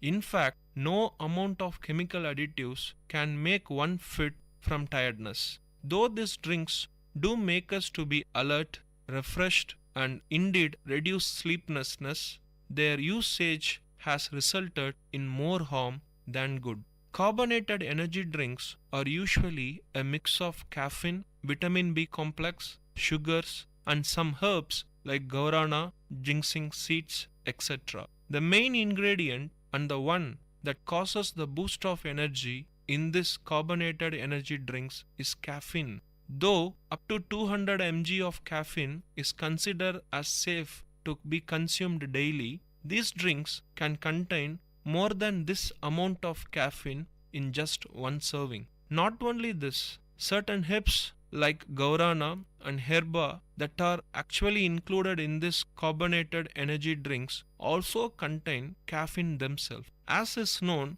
excessive caffeine consumption can lead to sleeplessness, abnormal cardiac activities, high BP, kidney disorders, etc. Also, caffeine causes dehydration since it has a diuretic action. Carbonated energy drinks also gives us a rich supply of vitamin B complex. No doubt, vitamin B complex are good to health. However, excess of vitamin B complex intake is very much harmful to human health. Vitamin B3 and vitamin B6, if consumed in excess, can cause severe nervous symptoms, numbness, flushing of skin, inflammation of liver, vision problems, etc. Coming to the various herb ingredients of carbonated energy drinks, these herb ingredients are usually added in a powdered seed form. Guarana seed has double the amount of caffeine in comparison to a coffee bean and thus has a lot of detrimental effect due to the higher caffeine levels. Ginseng seeds seems to have very reactive detrimental effect with blood thinning drugs. Looking at the sugar levels contained in the carbonated energy drinks and the guidelines as given by the Indian Medical Association for the regular consumption of sugars, that is, for women it is 24 grams, that is close to 100 calories per day, and for men it is 36 grams, that is close to 150 calories per day. Most of the carbonated energy drinks contains about 13 to 50 grams of sugar per 100 ml. Consumption of just one can of 250 ml gives us more than the daily allowance of sugar. The excess sugar gives us an instant boost rise, but also it drops at the very same level as it shoots up, giving us again a feeling of being low down. Also, the excess sugar comes with an unwelcome weight tag, that is obesity. Now, having known all these side effects of carbonated energy drinks and also finally understanding that these carbonated drinks are bad to our health, it is time to give some serious thinking to its consumption. Looking at the alternate options, the best option seems to be the preference to traditional drinks which are quite natural. Some of them are fresh lime juice to which water is added and sweetened with natural honey. If required, ginger, black salt, mint or roasted and powdered cumin seed could be added to give a variety in taste as well as the health benefits. Mango panna is a suitable natural alternate for this softened carbonated drinks, as this mango panna is rich in protein and comes with absolutely no side effects. Buttermilk, sweet or salted lassi are also other viable alternatives. Fresh coconut water seems to be an excellent alternative in place of carbonated drinks, as this fresh coconut water is an excellent thirst quenching rehydration drink and also cools the body at a faster rate. Certain other alternatives which are not quite natural are cold tea and cold coffee. However, there is a botheration on the caffeine level which may be present with the cold tea and cold coffee, and the side effect of the caffeine level is already been outlined. Though all these options seems to be good, there is nothing to beat the good old pure water. It is thus best to give preference to pure drinking water over everything else when it is available readily. The other option discussed here thus become secondary. Finally, I would like to conclude that people, especially the youth of today, should give a serious thought process regarding the consumption of carbonated drinks. Next time, when we want to refresh ourselves, search out for the best natural and healthy refreshing drink rather than a harmful carbonated soft drink. Thank you. I hope this lecture touched your thoughts with a noble notion. Tune into the Noble Lecture series of VIT Community Radio for another noble talk from eminent professors, researchers, and innovators from different fields. You are listening to VIT Community Radio 90.8 FM. Let the talks touch your thoughts with our noble notions.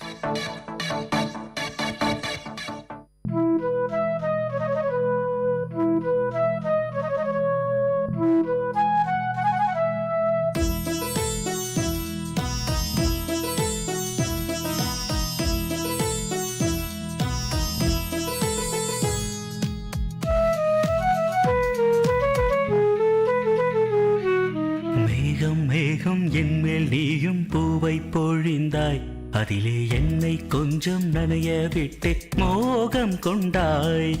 மேகம் மேகம் என்மேல் நீயும் பூவை பொழிந்தாய், அதிலே என்னை கொஞ்சம் நனைய விட்டே மோகம் கொண்டாய். காலை கதிரே உன் பனித்துளி நான், தினம் என்னை கிள்ளியே நீ எழுப்பி விட்டாய். மேகம் மேகம் என்மேல் நீயும் பூவை பொழிந்தாய், அதிலே என்னை கொஞ்சம் நனைய விட்டே மோகம் கொண்டாய்.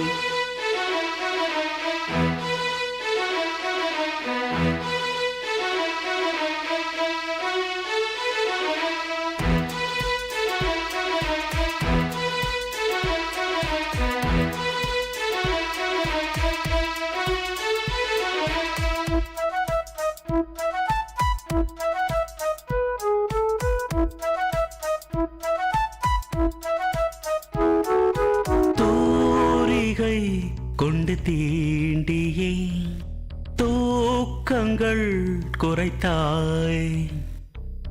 பூமகள் என்று என்னையே போர்வைக்குள் இழுத்தாய்.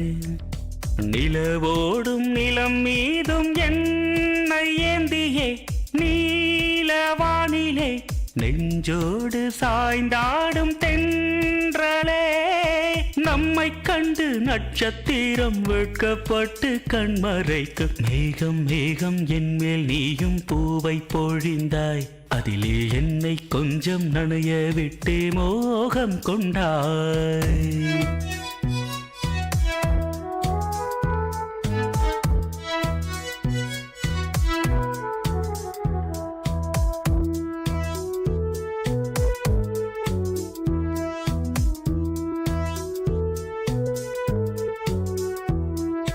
வானவில் வண்ணம் கூட்டியே வார்த்தைகள் வரைந்தாய், தேன் துளி என்று என்னையே நாக்கினுள் ஒளித்தாய். விழியோரம் நடை போடும் ஆசை மேகமே எந்தன் ஜீவனே, கரம் சேர்த்து நடமாடும் சொந்தமே. உன்னை போல மின்னல் கூட மின்னி மின்னி முத்தம் போடும். மேகம் மேகம் என்மேல் நீயும் பூவை பொழிந்தாய், அதிலே என்னை கொஞ்சம் நனைய விட்டே மோகம் கொண்டாய். மேகம் மேகம் என்மேல் நீயும் பூவை பொழிந்தாய், அதிலே என்னை கொஞ்சம் நனைய விட்டே மோகம் கொண்டாய். காலை கதிரே உன் பனித்துளி நான், தினம் என்னை கிள்ளியே நீ எழுப்பி விட்டாய். மேகம் மேகம் என்மேல் நீயும் பூவை பொழிந்தாய், அதிலே என்னை கொஞ்சம் நனைய விட்டு மோகம் கொண்டாய். கேட்ட பாடலை இசையமைத்து பாடியவர் முருகானந்தம். பாடல் வரிகள் பவித்ரா. தயாரிப்பு VIT பண்பலை 90.8. விவசாயி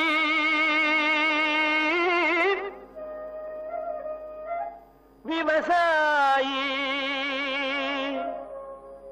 கடவுள் என்னும் முதலாளி கண்டெடுத்த VIT வேளாண் துறை மற்றும் VIT சமுதாய வானொலி இணைந்து வழங்கும் தினம் ஒரு வேளாண் செய்தி. வணக்கம் நேயர்களே, இது உங்கள் VIT பண்பலை 90.8 VITயின் சமுதாய வானொலி. நான் உங்களது பூங்குழலி, உதவி பேராசிரியர் VIT வேளாண்மை துறை. தினம் ஒரு வேளாண் செய்தியில் இன்று நாம் நெல்லில் தண்டு துளைப்பானின் அறிகுறிகளும் அதனை கட்டுப்படுத்தும் முறைகளையும் பற்றி பார்க்கலாம்.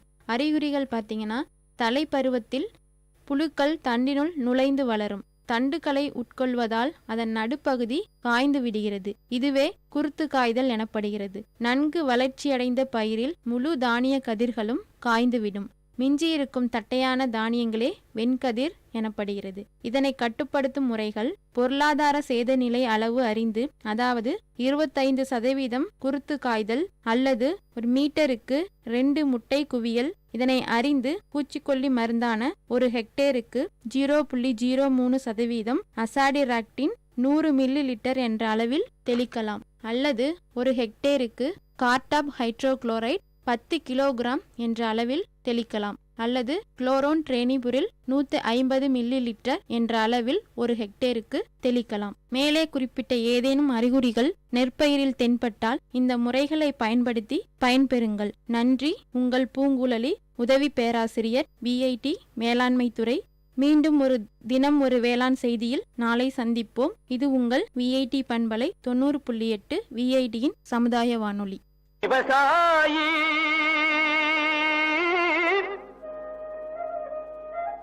விவசாயி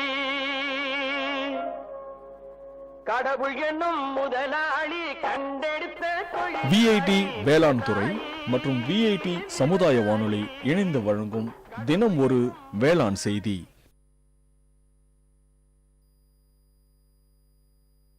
விவசாயி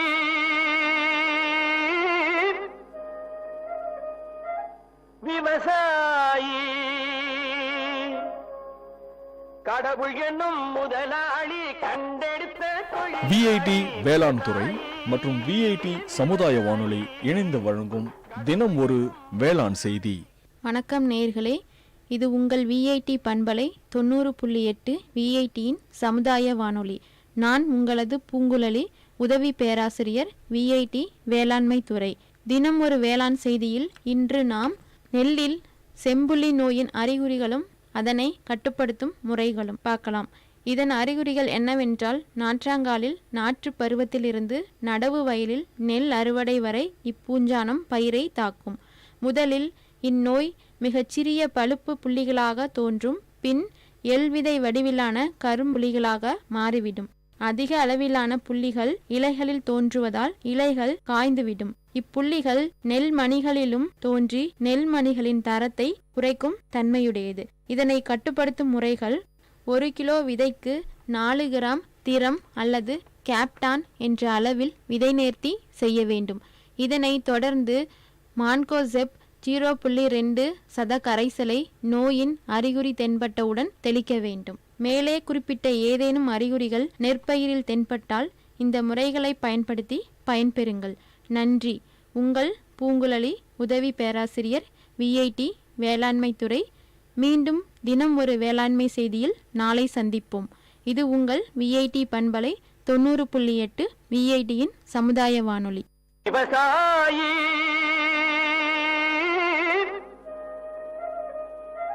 விவசாயி கடவுள் என்னும் முதலாளி கண்டெடுத்த VIT வேளாண் துறை மற்றும் VIT சமுதாய வானொலி இணைந்து வழங்கும் தினம் ஒரு வேளாண் செய்தி. எட்டி எட்டி பாக்குறா, பார்த்தா சிட்டா பறக்குறா. கிட்ட நானும் போனாக்க லட்டா மனதில் நிக்கிறா. எட்டி எட்டி பாக்குறா, பார்த்தா சிட்டா பறக்குறா. எட்டி எட்டி பாக்குறா, பார்த்தா சிட்டா பறக்குறா. கிட்ட நானும் போனாக்க லட்டா மனதில் நிக்கிறா. கிட்ட நானும் போனாக்க லட்டா மனதில் நிக்கிறா. எட்டி எட்டி எட்டி எட்டி என்ன எட்டி எட்டி பாக்குறா, பார்த்தா சிட்டா பறக்குறா. எட்டி எட்டி பாக்குறா, பார்த்தா சிட்டா பறக்குறா.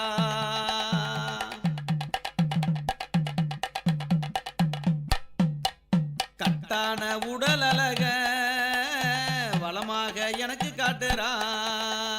கட்டான உடல் அழக வளமாக எனக்கு காட்டுறா. பலமாக நான் புடிச்சா போர்க்களமா துடிக்கிறா. பலமாக நான் புடிச்சா போர்க்களமா துடிக்கிறா. தந்தானானே தந்தானானே தந்தானானே நா. தந்தானானே தந்தானானே தந்தானானே நா. எட்டி எட்டி எட்டி எட்டி என்ன எட்டி எட்டி பாக்குறா, பார்த்தா சிட்டா பறக்குறா. எட்டி எட்டி பாக்குறா, பார்த்தா சிட்டா பறக்குறா.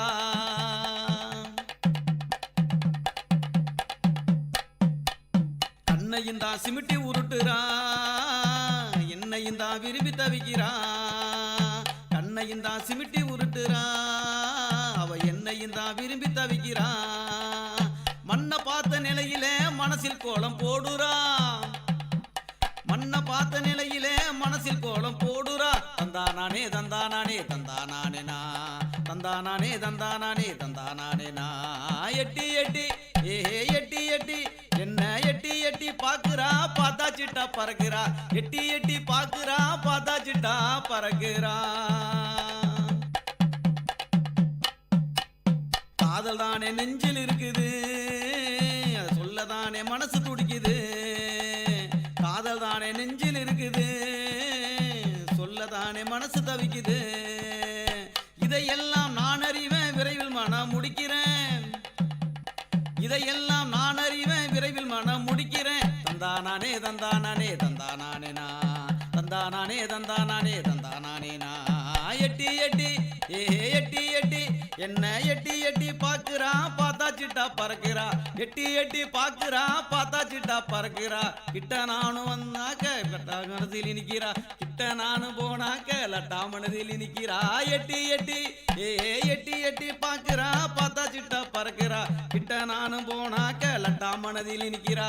கிட்ட நானும் போனாக்க லட்டா மனதில் நிக்கிறா.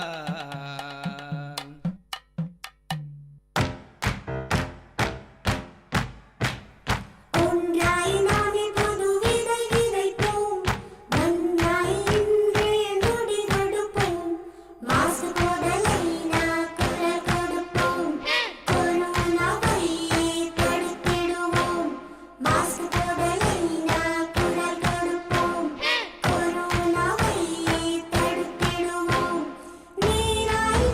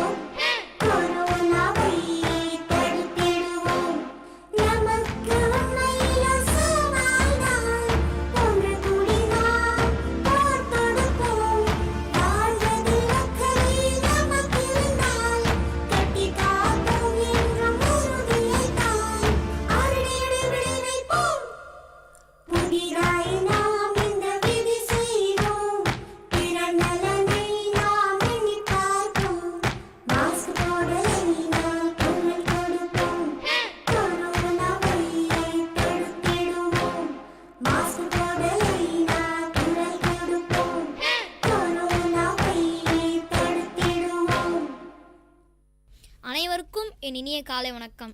நாங்கள் வாணி வித்யாலயா பள்ளியிலிருந்து வந்திருக்கிறோம். உங்களுக்காக இன்று ஒரு தமிழ் பாட்டு. முதலில் ஜெய் விஷ்ணு, இரண்டாம் அவர் கிருஷ்ணபிரியா, மூன்றாம் அவர் இஷிதா. என்று தனியும் இந்த சுதந்திர தாகம், என்று மடியும் எங்கள் அடிமையின் மோகம், என்று தனியும் இந்த சுதந்திர தாகம், என்று மடியும் எங்கள் அடிமையின் மோகம், என்ற மதன்னிக்கை விலங்குகள் போகும், என்ற மதன்னிக்கை விலங்குகள் போகும், என்ற மதின்னல் தீர்ந்து பொய்யாகும், என்ற மதின்னல் தீர்ந்து பொய்யாகும், என்று தனியும் இந்த சுதந்திர தாகம், என்று மடியும் எங்கள் அடிமையின் மோகம், பஞ்சமும் நோயும் மின் மெய்யடியார்க்கோ, பஞ்சமும் நோயும் மின் மெய்யடியார்க்கோ, பாரினில் மேன்மைகள் வேறினியார்க்கோ, பாரினில் மேன்மைகள் வேறினியார்க்கோ, தஞ்சமடைந்த பின் கைவிடலாமோ, தஞ்சமடைந்த பின் கைவிடலாமோ, தாயும் தன் குழந்தையை கல்லிடக்கூடும், என்று தனியும் இந்த சுதந்திர தாகம், என்று மடியும் எங்கள் அடிமையின் மோகம், நெஞ்சில் உரமுமின்றி நேர்மை திறமுமின்றி, நெஞ்சில் உரமுமின்றி நேர்மை திறமுமின்றி, பஞ்சனை சொல்வாரடி கிளியே, வாய் சொல்லில் வீரனடி, கூட்டத்தில் கூடி நின்று கூவி பிதற்றல் அன்றி, நாட்டத்தில் கூடி நின்று கூவி பிதற்றல் அன்றி, நாட்டத்தில் கொள்வாரடி கிளியே, நாளில் மறப்பாரடி, என்று தனியும் இந்த சுதந்திர தாகம், என்று மடியும் எங்கள் அடிமையின் மோகம், என்ற தன் கை விலங்குகள் போகும், என்ற மதன் கை விலங்குகள் போகும், என்ற மதின்னல் தீர்ந்து பொய்யாகும், என்ற மதின்னல் தீர்ந்து பொய்யாகும், என்று தனியும் இந்த சுதந்திர தாகம், என்று மடியும் எங்கள் அடிமையின் மோகம். நன்றி, வணக்கம்.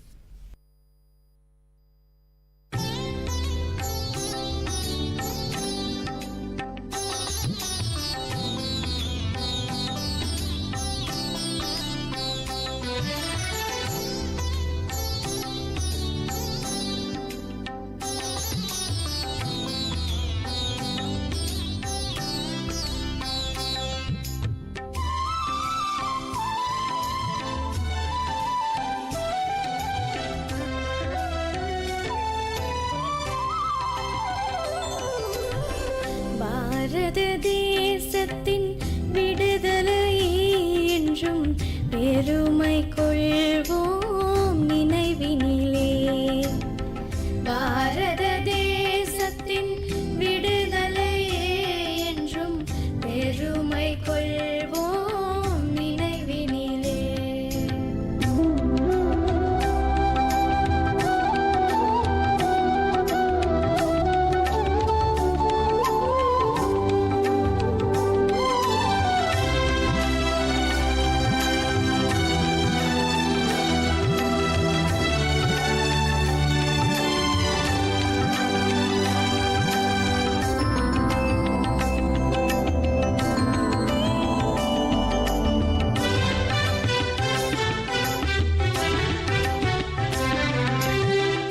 உலகம் போற்றும் உன்னத தேசம், காற்றை போல நம்முடைய உலகம் போற்றும் உன்னத தேசம் காற்றை போல நம்முள் வீசும் மக்களாட்சி மகத்துவத்தை மானிடம் போற்றும் மக்களாட்சி மகத்துவத்தை மானிடம் போற்றும் மகத்தான தேசம் எங்கள் பாரத தேசம் மகத்தான தேசம் எங்கள் பாரத தேசம் பாரத தேசத்தின் விடுதலையே என்றும் பெருமை கொள்வோம் நினைவினிலே.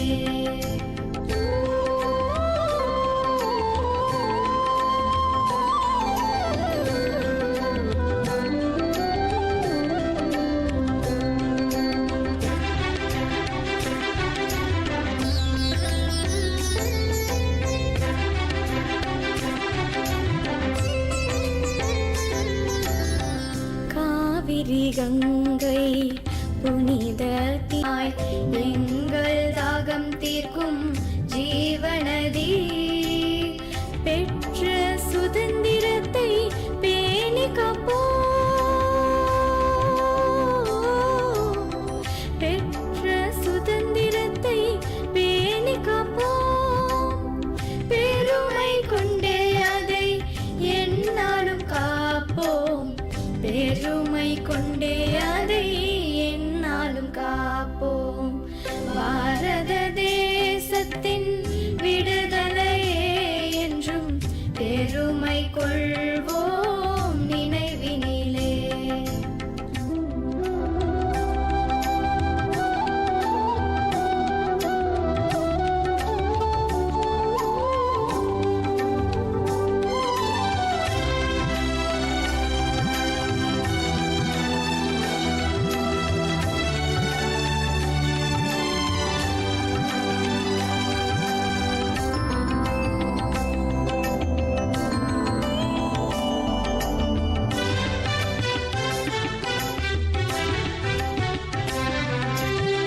பாரத தாயை தலை கொண்டு வணங்கிடுவோம் தரணியிலே நாம் புகழுடன் வாழ்ந்திடுவோம் பாரத தாயை தலை கொண்டு வணங்கிடுவோம் தரணியிலே நாம் புகழுடன் வாழ்ந்திடுவோம் மொழிகளால் வேறுபட்டு இருந்தாலும்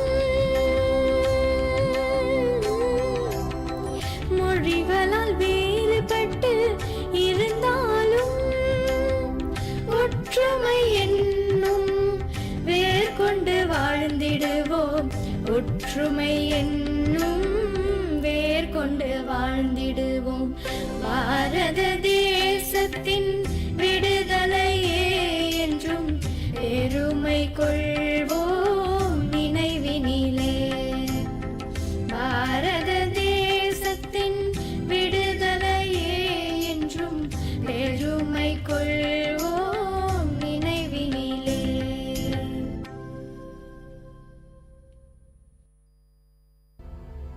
Exchange of ideas. Beasts are unvenerated at the Mara. They are to be hunted, but they're left alone. People who can afford to pay for a flight ticket to come to Africa, they've made the fees quite exorbitant.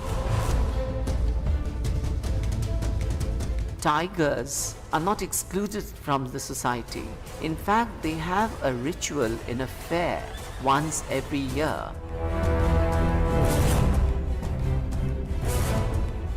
Hello VIT, this is Vit Community Radio 90.8 and I am Akash Goenka here to present to you an exchange of ideas.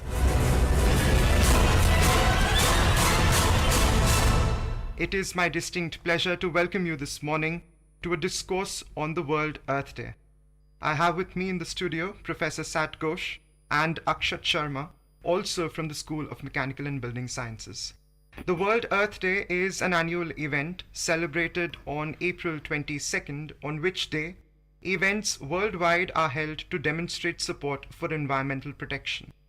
It was first celebrated in the year 1970 and is now coordinated by the Earth Day Network and celebrated in over 192 countries, including India. In India, it is headquartered in the city of Calcutta and is engaging partners to build and enhance the region's civic mobilization and leadership in the environmental protection. So without any further ado, we'll begin this interactive session with Professor Ghosh. Professor Ghosh is a senior professor in the School of Mechanical and Building Sciences and has mentored several projects focusing on issues of sustainability and environmental protection.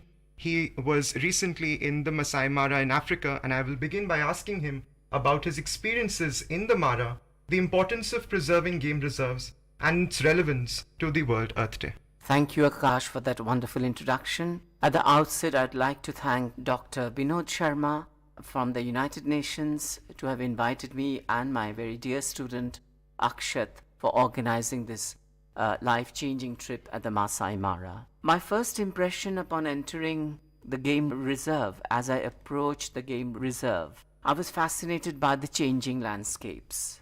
And what I had seen as a child, the iconic acacia tree and the many-pronged cacti started looming up in vista upon vista of sort of sunburnt red soil. So that site itself, that expansive wilderness, and we had a wonderful tour guide in the name of John, who knew the pulse and verve and feel of the place. He knew everything about the animal movements. He knew about their behavior, the characters, the personalities. He knew about every plant and flower and the tree and the shrubs. So it was indeed extremely lucky for us to have John with us. So my first impressions upon entering the reserve was a sense of amazement. Sort of amazement seemed to ravish my senses when I saw a herd of giraffes. And I must mention I had my wonderful student and now a colleague, Mr. Siddhartha Mukherjee from the Technical University of Delft, who photographed the sequence, and Dhruv, an SPST student at VIT University, who is doing a project on fluid flows around game reserves. So we were a team of 4 people on an open-fronted safari jeep with John driving us through. So when we first saw the herd of giraffe, it was uncanny. They sort of peered down at us with a philosophical gaze from their high stature, and they seemed to be completely oblivious of their surroundings. They're munching the way and eating and chewing the leaves. And soon after, we saw a herd of zebras. The striking stripes against the azure of the sky and the green of the savannas was a very uplifting feeling. And the first thought that came into my mind was, this should be left alone, untrammeled, in its pristine purity. Kenya, Safari Kenya, Kenya, Safari Kenya.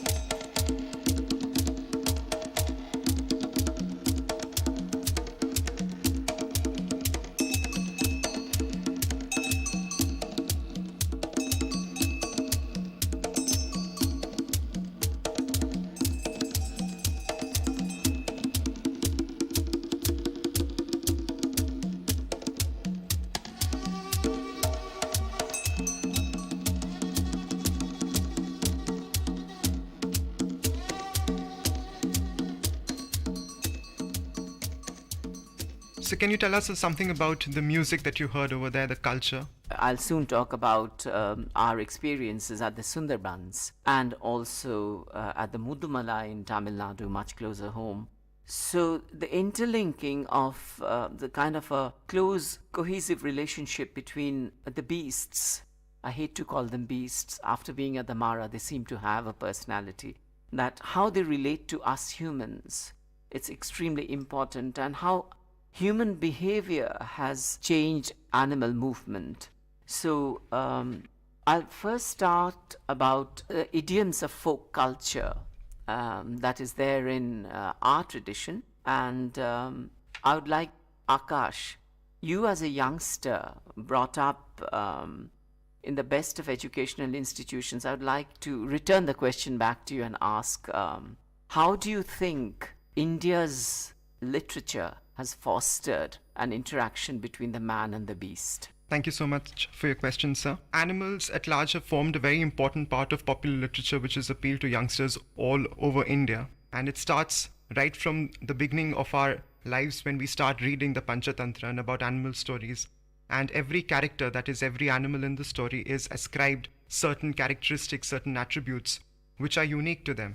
Say for instance, there is the crocodile, there is the monkey, so on and so forth. Then just as I said that the animals seem to have personalities. Exactly. Yeah. They seem to have their own personality.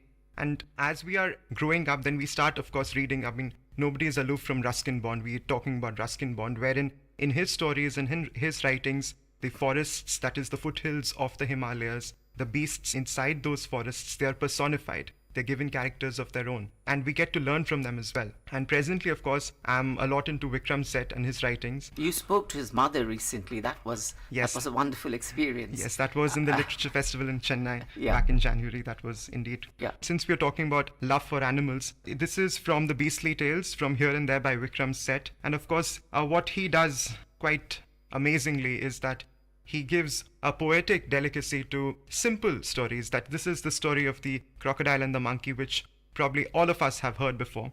But this is a poetic rendition of the same.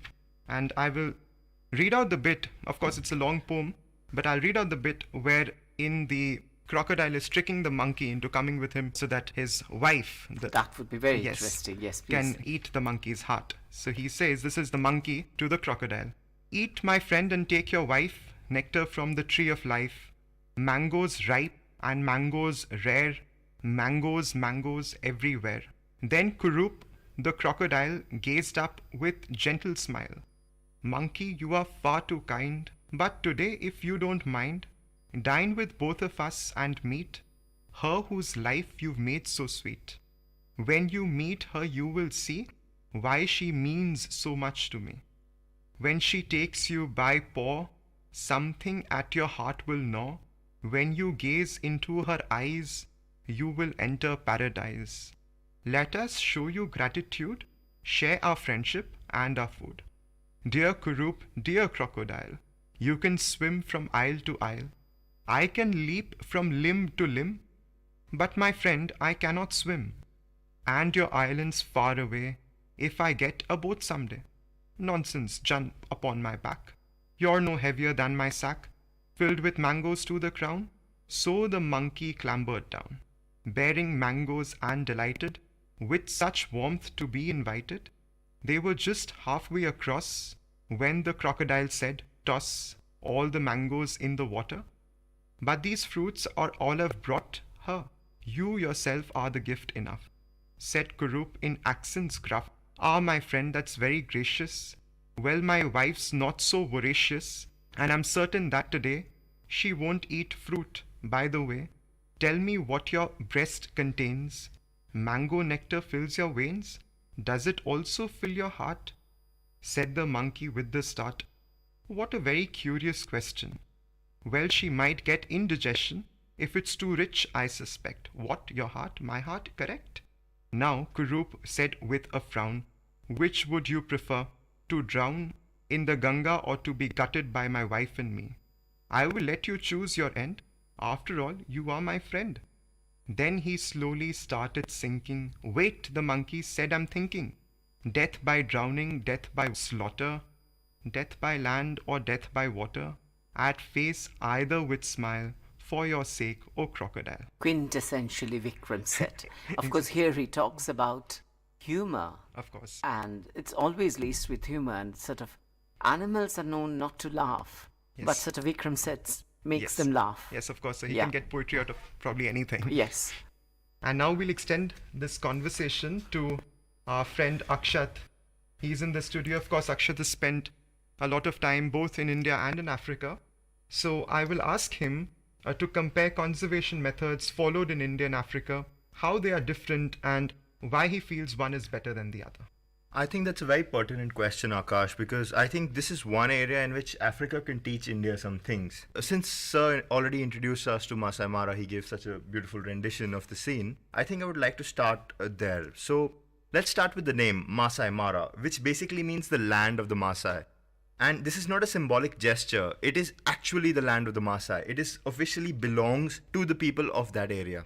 So what the government has done here is, by not calling it a national park and instead making it a game reserve, they have given the ownership of the land to the locals and given them a sense of collective responsibility. They have also educated and incentivized the people by showing them the benefits of tourism and moving with the times. So these Maasai now, Sir will later move on to tell you about the ritual in which the Maasai coming of age ritual, in which they had to kill a lion to prove that they are indeed come into adulthood. But now they realize, because of education, they realize the importance of ecosystem and the biodiversity, and also more importantly the tourists and the money they bring in when they come to see these lions, including the Maasai into the locals into the conservational efforts. They have actually made their job a lot easier, because the Maasai themselves now report cases of poaching, prevent poachers from coming in and hunting these animals. So I think that is one very important lesson that can be learned here. The second important lesson, I would say, would be how they get the money, the capital for funding their conservational schemes.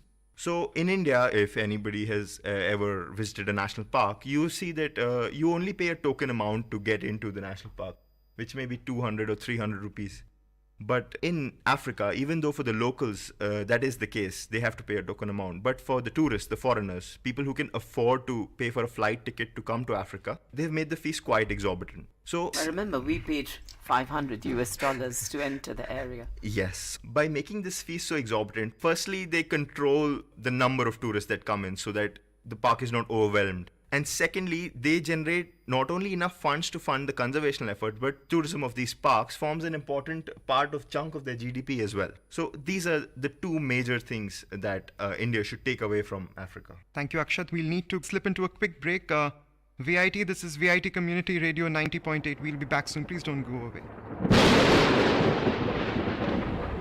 Exchange of ideas.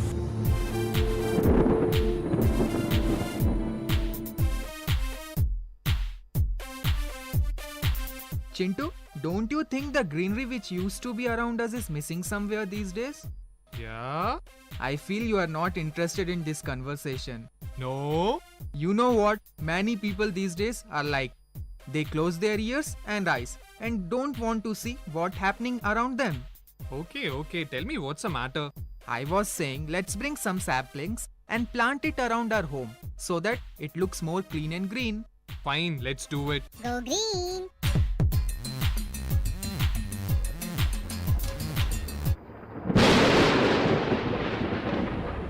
Exchange of ideas.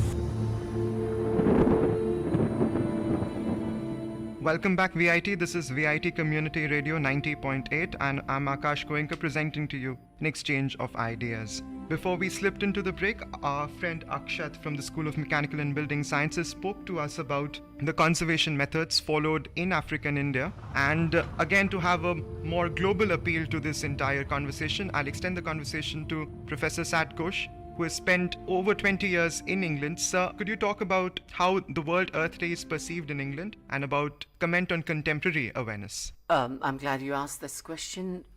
The English are extremely conscious about the environment, and starting from the times of the Raj, they had the British Empire, which covered a lot of Africa and India, and they were with us for a very long time. So they're already sensitized about African culture, then Indian culture, So that sort of seeps into their thinking and their modes of writing.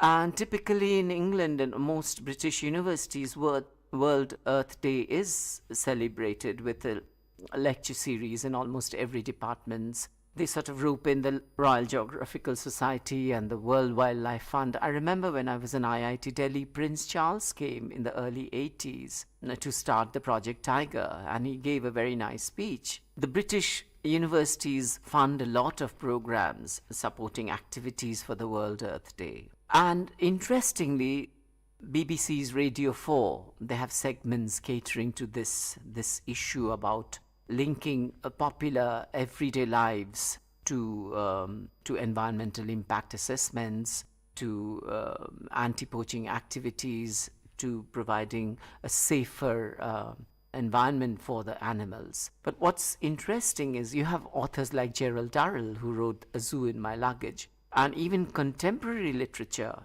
is fostered. I'd like to read a short poem. I mean, you would class it under Commonwealth literature. This is from a book. It's called The Poems of East Africa. And it is contemporary writing, and this is by Amin Kasam from Mombasa. So here you will see that he talks of the villages and life in the villages, and it paints a vivid picture about life there.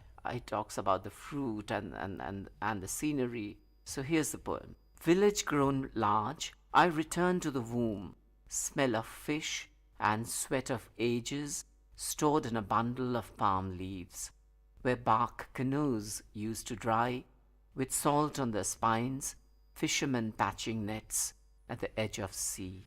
Sharks spread on table under mango tree, nearby heaps of cassava, maize and bananas was market, sands and mosquitoes. I remember a cyclist returned at night through empty streets, still tongue-tied. So there you see he's painting a picture of a village life in Mombasa. And it's quite poetic, isn't it, Akash? Certainly, sir. So we've seen what is being done in Commonwealth countries in Africa, and Akshat gave us a very nice introduction. What should be the patterns of game reserve management? He talked of finances and enhancing the fees. The entry fees would be a very quick fix. I mean, they are not appropriate priced at all in India. And plus about sensitizing the community in Africa. Now, I think the World Earth Day must involve a lot of very young people, especially so in our country. So how do you think that the student community can contribute to the World Earth Day? Akash, you as a typical Indian student, a very clever one at that. Thank you, sir. How do you think you can contribute to the World Earth Day? Thank you for your question, sir. Sir, under your close association with you for almost 2 years now, so you've always taught us, our listeners on the VIT Community Radio, we belong to a very privileged section of the Indian society because we belong to liberated backgrounds and we've received good education. And with this privilege comes in a very strong social responsibility.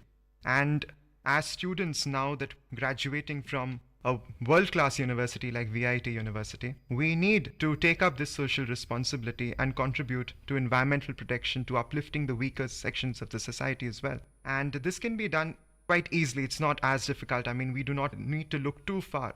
The World Earth Day is organized under the aegis of the Earth Day Network. And this we can easily log on to earthday.org, wherein we will be given a list of events, a list of campaigns that are being run by the Earth Day Network. And I would like to make our viewers, our listeners aware of some of these. So there is the Women and the Green Economy, the Canopy Project, the Earth Day India Project, the Campaign to Protect the Asian Elephants, Green Schools, National Civic Education Projects, Footprint Calculator, Earth Stewardship, etc. So we could be a part of these large-scale projects which are being conducted in India and other places of the world. Otherwise, we could be part of an individual project. So say, we for could be instance, a part of these large-scale projects which are being conducted in India and other places of the world. Of game reserves in India and in Africa. So that is an individual project, and there are, I'm given to understand, various projects which are being carried out throughout VIT, throughout the different schools in VIT, and especially the project-based learning might help. Of course, the PBL is a good scheme wherein projects can be clubbed with the theory that is being taught in the class. And if these projects are given an environmental protection bias, it would do a great deal of good to the society at large. So I think as engineers graduating from VIT, this is our responsibility towards the environment to give it back to the environment from which we have received so much. I would like to ask Akshat now how modern technology can give a better focus to environmental protection. I think I'd like to continue from where I left off, speaking about the education provided to the Maasai people. So technology plays a very important role in this education, and it is through technology that young Maasai children who have grown up listening to songs about killing lions are indeed taught about the value of these lions and indeed other animals present in the Mara and anywhere in the world. So I think first and foremost, we need to follow the principles set by Amartya Sen, the Nobel laureate, who tells about bringing quality education to the masses, to the general people inside India, sensitizing them to the environment, sensitizing them to the ecosystem and biodiversity of our country. That would be the first, probably the most fundamental way in which technology can help the World Environment Day. Can you talk a bit about more sophisticated technology? Yes, of course. Now I would like to go into the specifics of technology, how technology is helping us today prevent poaching. So I recently read an article on the BBC which said poaching an animal more valuable than gold. So this was about rhino poachers in South Africa. They make a very important point here about the incentive of poaching. A rhino horn per kg is more valuable than gold is. It's $60,000 per kg. That much? That much, sir. Okay. So these poachers nowadays, maybe they realize the importance of the rhino or maybe they don't. They have started tranquilizing the rhino instead of shooting them. But now, how to rehabilitate a rhino who has been tranquilized and his horn has been hacked off, which is not just an ornament. In the wild, they need to fend for themselves. They need to, they need to fight for their territory. They need to fend off predators. So how do you rehabilitate a rhino who has lost its horn? They have actually started plastic surgery for rhinos. There was the first case that happened in which plastic surgery was used to reconstruct a part of the horn and repair the horn of the rhino, basically, the hacked off horn. So there is one way in which animals are being rehabilitated. Now, secondly, how is technology helping prevent poaching? You now have trackers, GPS trackers, which are embedded into these endangered animals. And because they're so few in number, a majority of them can be fitted with these chips and tracked real time. Their activities can be tracked in real time, and poaching activities can be thwarted before they even begin. Secondly, coming back to India, closer to India, we recently had the tiger survey, which told us that the tiger populations have nearly doubled in our country over the past decade. So we have techniques like camera capturing, we have other techniques, less sophisticated techniques, such as identifying unique characters within the pug marks and identifying the tigers with the pug marks, and also from, as funny as it may sound, from their excrement. From the feces. From the feces. So yeah. The feces has DNA in it. And as you know, each animal has a unique and distinct characteristic signature in their DNA. So these are some of the most sophisticated measures used to track and control not control exactly, but track the population of endangered animals, and also to mark their territories. I mean, animals obviously mark their territories in less sophisticated manner, but for humans to track these animals, it becomes very difficult. So if we know where the animal lives, then we can more effectively protect this animal. Thank you, Akshat, for that rather detailed answer. We'll need to slip into a quick break, and once we come back, Professor Ghosh will talk about the man-beast relationship. VIT, this is VIT Community Radio 90.8. We'll be back soon. Exchange of ideas.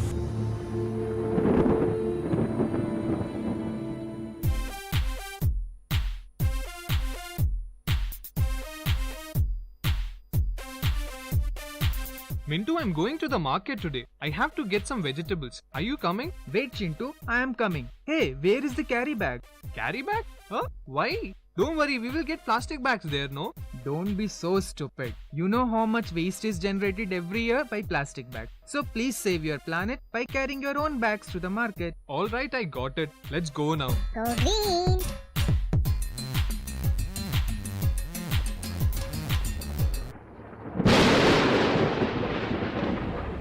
Exchange of ideas.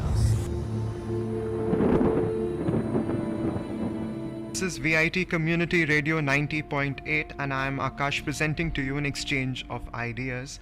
I'll ask Professor Ghosh to talk about the man-beast relationship. Of course, he's well-traveled and he's seen Mudumalai, which is in Tamil Nadu, the Sundarbans back in West Bengal, and the Masai Mara from where he's fresh back. So please talk about the man-beast relationship that you've seen in these game reserves. I'm glad you asked this question. First, I'll talk about the Sundarbans because it's the tiger habitat, and in fact, I visited the Sundarbans after reading Amitabh Ghosh's Hungry Tide. And the man-beast relationship comes up rather beautifully in the book. And what impressed me most was the local people there. They propitiate a goddess called as Ban Bivi. And she has a Durga-like form, but slightly different to a traditional Hindu depiction of Durga. And everyone comes and worships her. And they ask her to protect them from the tiger, from tiger attacks. And if you've read The Hungry Tide, there's a vivid description by Amitabh Ghosh there. So the man-beast relationship here is in a sense of tigers are fearsome and the community has to be protected from them, and a divine power would do that for you. And this propitiation is accompanied by jatra-like spectacle with a lot of drum beating and singing, and the actors are wearing a tiger mask, and there's a convoluted tale about a child being taken away by the tiger and the one BV sort of restoring the dead child back to life. It's a fantastic story. And when we were visiting Mudumalai, we were very lucky that the district forest officer gave us an interview, and I asked him, this is the tradition in Sundarbans and what is the tradition in Tamil Nadu? He said that was completely different. And in Tamil Nadu, tigers are not excluded from the society. In fact, they have a ritual in a fair once every year with a lot of singing and dancing, and within the crowd only a handful, 2 or 3 people who are especially gifted and have psychic abilities are able to perceive the presence of a tiger. And the presence of a tiger in Mudumalai is something to be cherished, something desirable, not something to be feared. And that's the difference. We saw the stark difference between the man-animal relationship in the Sundarbans and the Mudumalai. And this difference is even starker when we went to the Masai Mara. We were extremely fortunate that we could go to a Masai village where the Masai people entertained us with a song that depicts how the coming of age ceremony of the young lads relates to the killing of a lion. And we'll play you some of our own recordings of this piece of music.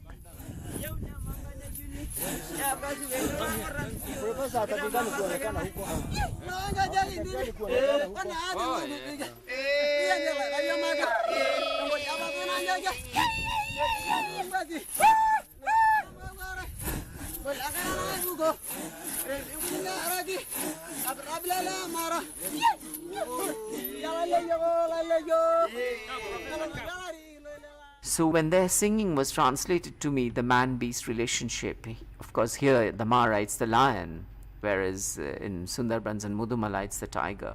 What emerged was that the animals were not treated specially at all. In fact, the coming of age ritual of the young lads describes that I have become a man now.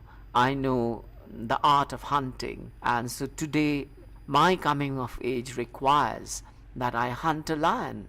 And then I asked him specifically that, do you worship the beasts? They said, no, we do not worship the beasts at all. So we have these 3 strands. Beasts are unvenerated at the Mara. They are to be hunted, but they're left alone. No sense of divinity is ascribed whatsoever.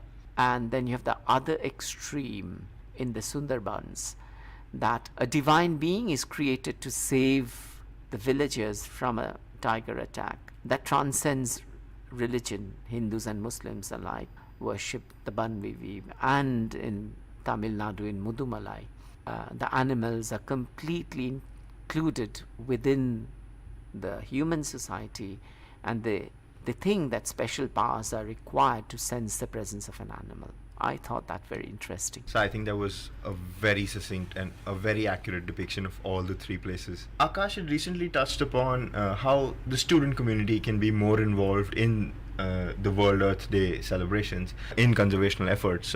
I would like your take now on how the VIT faculty can also be more involved. I've sort of quite seriously thought about these issues. I remember the Chancellor mentioning that the faculty have a great responsibility towards the community. And the whole philosophy of founding the project-based learning is centered upon this and to making the projects more relevant. I'm not saying that you contrive every project to bring in a wildlife flavor.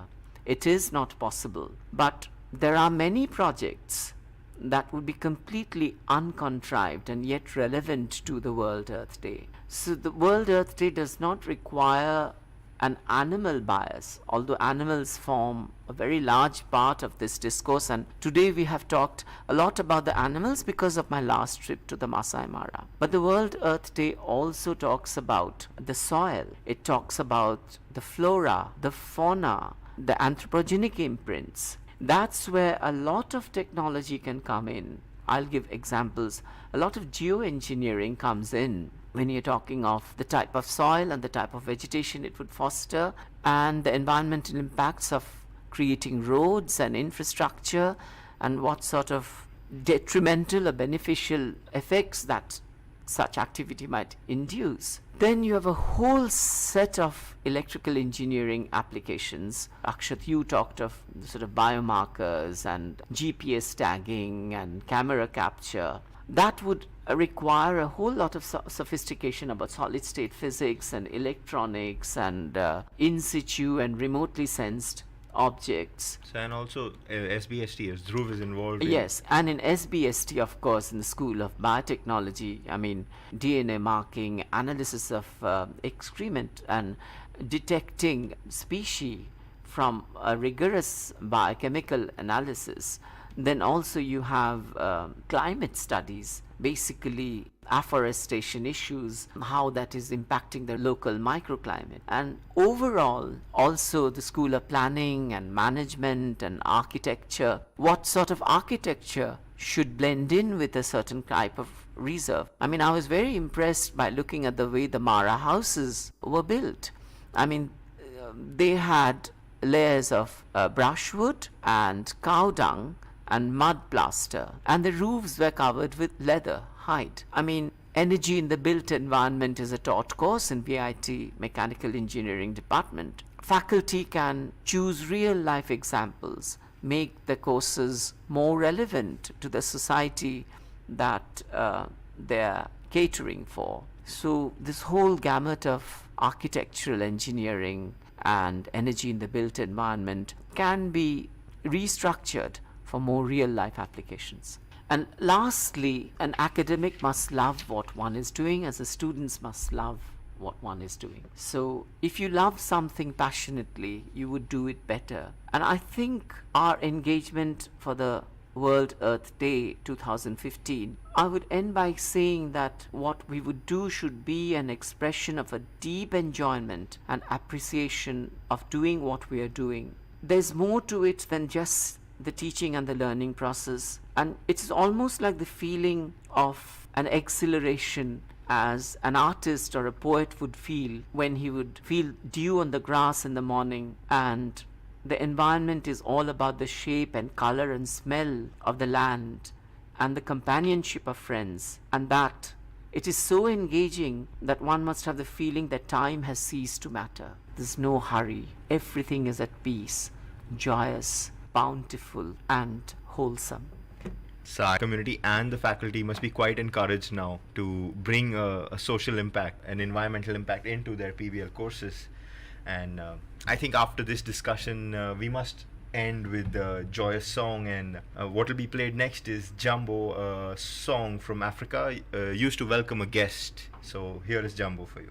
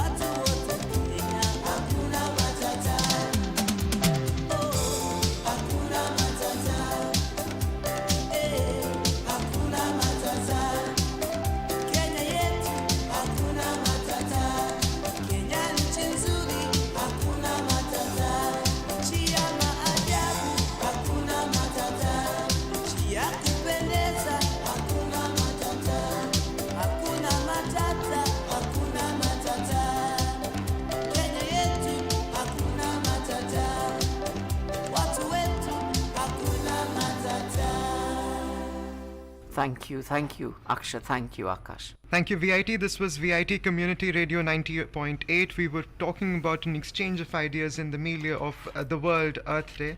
We celebrate the World Earth Day's 45th anniversary this year, the year in which economic growth and sustainability join hands. Thank you, Professor Ghosh. Thank you, Akshat. And thank you to our listeners. Exchange of ideas. This is VIT Community Radio 90.8.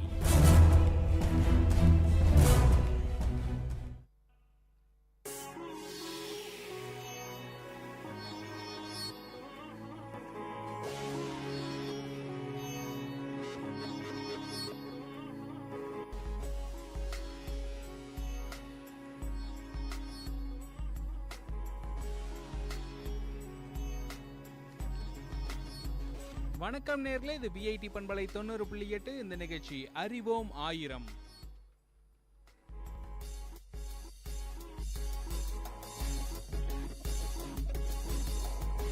அறிவோம் ஆயிரம் நிகழ்ச்சியில் நான் இன்னைக்கு பல விஷயங்களோட அவங்கள வந்து சந்திச்சிருக்கோம். என்னோட பேர் KP ஆனந்த். என் கூட இருக்கிறவங்க நிதிராஜ், ரஞ்சித்.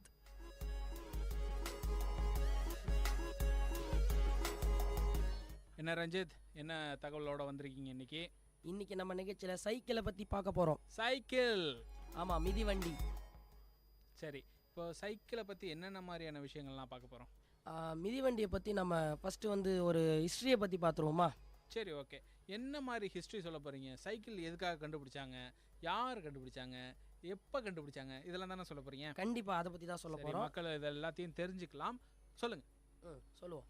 இப்போ மிதிவண்டின்னு பார்த்தீங்கன்னா மனிதனோட ஒரு மிக சிறந்த கண்டுபிடிப்புனே சொல்லலாம். ஆமாம். மனிதன் வந்து முதல் கண்டுபிடிப்பு அப்படின்னு நம்ம நெருப்புன்னு ஒன்று சொல்லுவோம். ஆமாம். அதுக்கு அடுத்து பார்த்தீங்கன்னா டிரான்ஸ்போர்ட்டுக்காக சக்கரம்னு ஒன்று கண்டுபிடிச்சான். ஆமாம். அந்த சக்கரத்தோட ஃபஸ்ட்டு ஒரு வெஹிக்கிள்னு சொன்னோன்னா அது வந்து சைக்கிள் தான். ஆமாம். இதோட டிசைன் பார்த்தீங்கன்னா 1534 கிரெயின் கேக்கினோ கேப்ரிட்டோ அப்படின்றவர் கண்டுபிடிச்சிருக்காரு. ஆமாம். ஆனால் அதை வந்து இம்ப்ளிமெண்ட் பண்ண முடியல.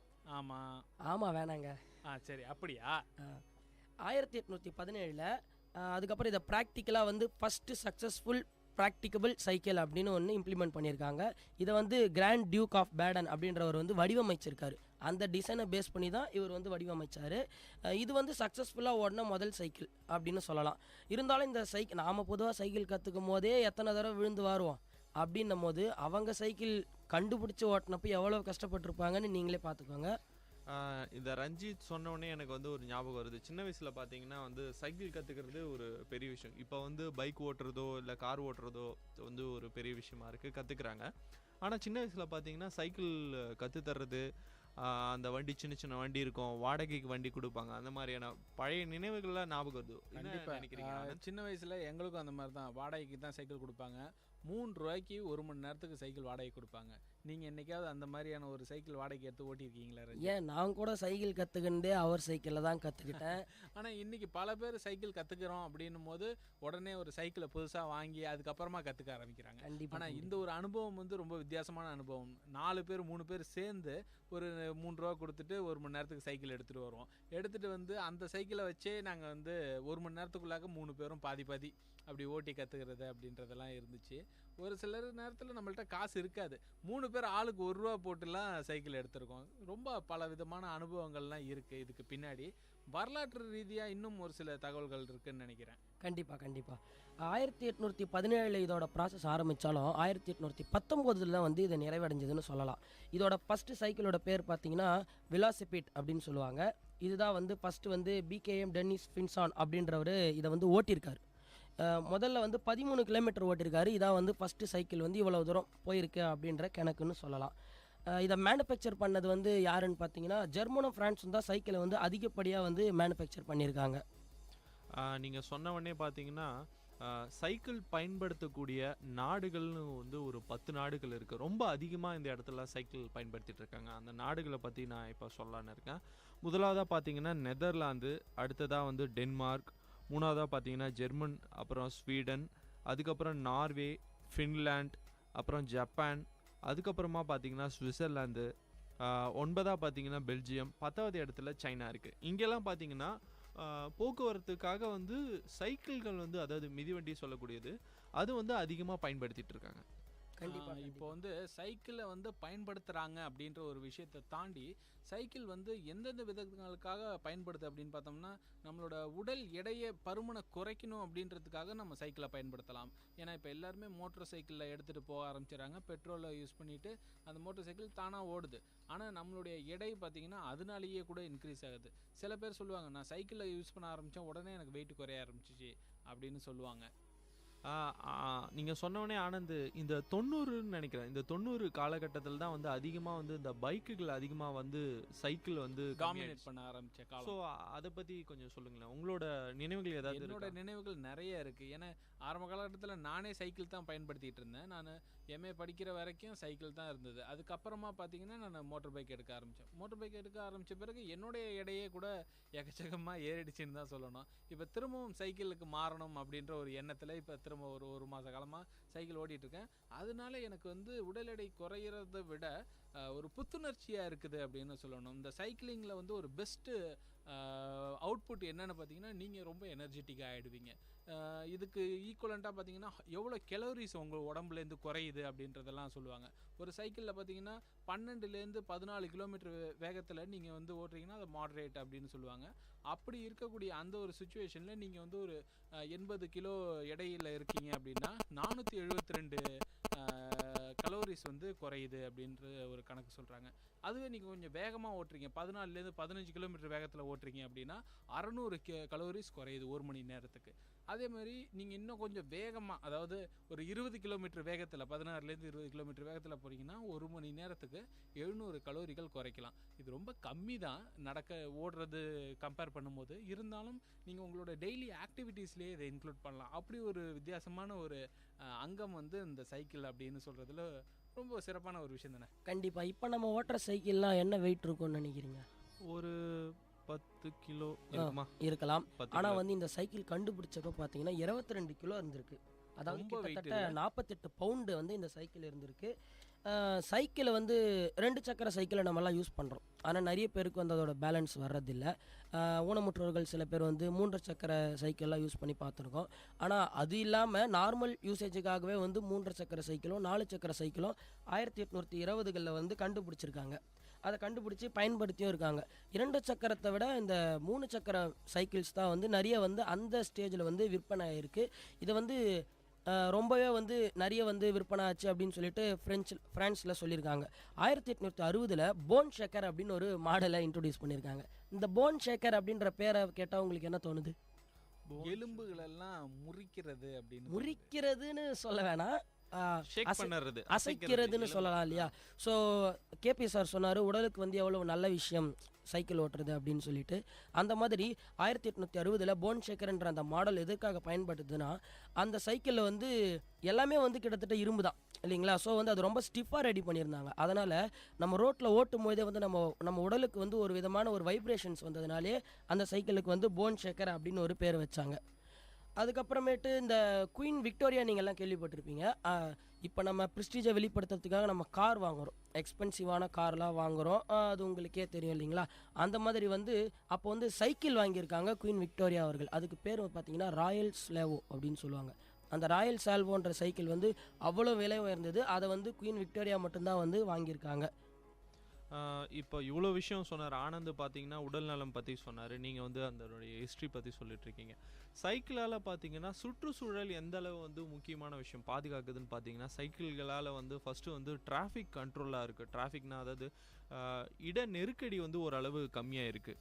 அது மட்டும் இல்லாமல் பார்த்தீங்கன்னா வந்து உடல் நலத்துக்கு ஒரு நல்லது. ரெண்டாவது பார்த்தீங்கன்னா வந்து கார்பன், அதாவது வாகனங்கள், அதாவது ஆட்டோமொபைல்ஸ் யூஸ் பண்ணும்போது அதுங்க விடுற காற்றுனால வந்து காற்று மாசுபாடு அதிகமாகுது. ஆனால் சைக்கிளில் வந்து இது வந்து ரொம்ப குறைவாக இருக்குது. அதனால தான் வெளிநாடுகளில் வந்து தங்களோட கார்பன் எமிஷனை கண்ட்ரோல் பண்ணுறதுக்காக என்ன பண்ணியிருக்காங்கன்னா வந்து மக்களை வந்து சைக்கிள் யூஸ் பண்ண சொல்கிறாங்க. சைக்கிள் யூஸ் பண்ணிங்கன்னா வந்து ஓரளவு வந்து டிராஃபிக்கும் வந்து நெருக்கடி இல்லாமல் வந்து சுலபமாக போக முடியும். அது மட்டும் இல்லாமல் இந்த வண்டிகளை பார்க் பண்ணுறதுக்கான இடங்கள் வந்து அதிகமாக இருக்குது. இதாவது ஒரு கார் நிறுத்துகிற இடத்துல வந்து கிட்டத்தட்ட ஒரு 4 சைக்கிள்கள் நிறுத்தலாம், அந்தளவு இடம் இருக்குது. அதுக்கப்புறம் இல்லாமல் பார்த்தீங்கன்னா ஒரு சின்ன இப்போலாம் பார்த்தீங்கன்னா வந்து ஒரு சின்ன இடத்துக்கு உங்கள் தெருவுலேருந்து பக்கத்து தெரு போகிறதுக்கு கடைக்கு போகிறதுக்கோ அந்த மாதிரி விஷயங்களுக்காக வந்து நம்ம பைக்கை யூஸ் பண்ணுறோம். அதனால கூட வந்து நம்ம சுற்றுச்சூழல் வந்து பயங்கரமாக பாதிக்குது. இதுக்காக வந்து ஒரு சைக்கிள் வாங்கி வச்சுக்கலாம். சைக்கிள் மூலயமா போகிறதுனால வந்து சுற்றுச்சூழலுக்கு வந்து மிக முக்கியமான பாதுகாப்பு ஏற்படும்னு வந்து வலியுறுத்துறாங்க. கண்டிப்பாக சார் சொன்னது இல்லாமல் நம்ம வந்து இப்போ மறுபடியும் கொஞ்சம் வரலாறுக்கே திரும்பி போகலாம். போன் ஷேகர் மாடலை பற்றி பேசிகிட்டு இருந்தோம் இல்லைங்களா, அதுக்கு வந்து கொஞ்சம் மேம்படுத்தி அதுக்கப்புறமேட்டு இந்த வீல்ஸில் வந்து கொஞ்சம் மாடிஃபிகேஷன்ஸ்லாம் பண்ணாங்க. இன்னமும் பார்த்தீங்கன்னா இப்போ 1870 வந்துருச்சு. சொல்லுங்கள். நீங்கள் வீல்ஸு பற்றி சொல்லும் போது பார்த்தீங்கன்னா சிங்கிள் வீல்ஸ் உள்ள சைக்கிள்ஸ்லாம் வந்து சர்க்கஸில் இருக்கும். அதே எனக்கு ஞாபகம் வந்துச்சு. சரி, நீங்கள் மறுபடியும் ஹிஸ்ட்ரியை கண்டினியூ பண்ணுங்கள். சரி, சொல்லுவோம். அதை பற்றியும் பேசுவோம், பின்னாடி பேசுவோம். இவர் சொன்ன மாதிரி இந்த சிங்கிள் வீல் அப்படின்னு நீங்கள் சொன்னீங்கன்னா, வீல் வந்து இப்போ நாம் யூஸ் பண்ணுற சைக்கிள் தான் வந்து சேஃபஸ்ட் சைக்கிள். ஆனால் கண்டுபிடிச்சி 1870 வரைக்கும் மேம்படுத்திப்பட்டு வந்துட்டுருக்கு சைக்கிள். அப்படி இருந்தோ அது இன்னும் சேஃபஸ்ட் சைக்கிள் இல்லைன்னு தான் சொல்லிட்டு வந்தாங்க. அப்படி பார்த்தீங்கன்னா சக்கரத்தை வந்து முன்னாடி வீல் சின்னதாகவும் பின்னாடி வீல் பெருசாகவும் டிசைன் பண்ணி ஃபஸ்ட்டு ஓட்டிக்கிட்டு இருந்தாங்க. அது எதற்காகனா அவங்களோட பாடி பேலன்ஸை மெயின்டைன் பண்ணணும், கீழே விழாமல் கொஞ்சம் தடுக்கலாம் அப்படின்ற அந்த விஷயத்துக்காக ஃபஸ்ட்டு டிசைன் பண்ணாங்க. அதுக்கப்புறமேட்டு பின்னாடி வீலை சின்னது பண்ணி முன்னாடி வீலை பெருசு பண்ணி அதில் மிகப்பெரிய தோல்வியும் அடைஞ்சாங்க. அதற்கு பின் 2 வீல்களையும் சமப்படுத்தி அதுக்கப்புறம் 1880 தான் ஃபஸ்ட்டு சேஃப்டி சைக்கிள் அப்படின்னு ஒன்றே வந்தது. இன்னும் பல சைக்கிள்கள் இருக்குது. அது வந்து ஒரு சின்ன இடைவேளைக்கு பிறகு இது அறிவோம் ஆயிரம் உங்கள் விஐடி பண்பலை 90.8.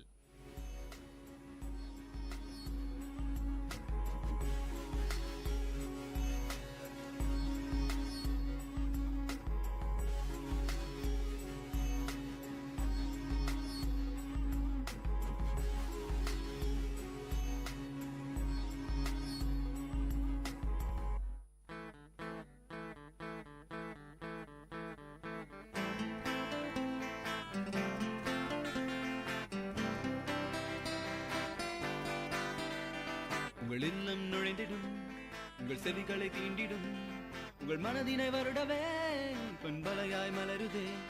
உங்கள் இல்லம் நுழைந்திடும், உங்கள் செவிகளை தீண்டிடும், உங்கள் மனதினை வருடவே பண்பலையாய் மலருதே. VIT 90.8 வேலூரில் நாங்கதாம்பே. VIT 90.8.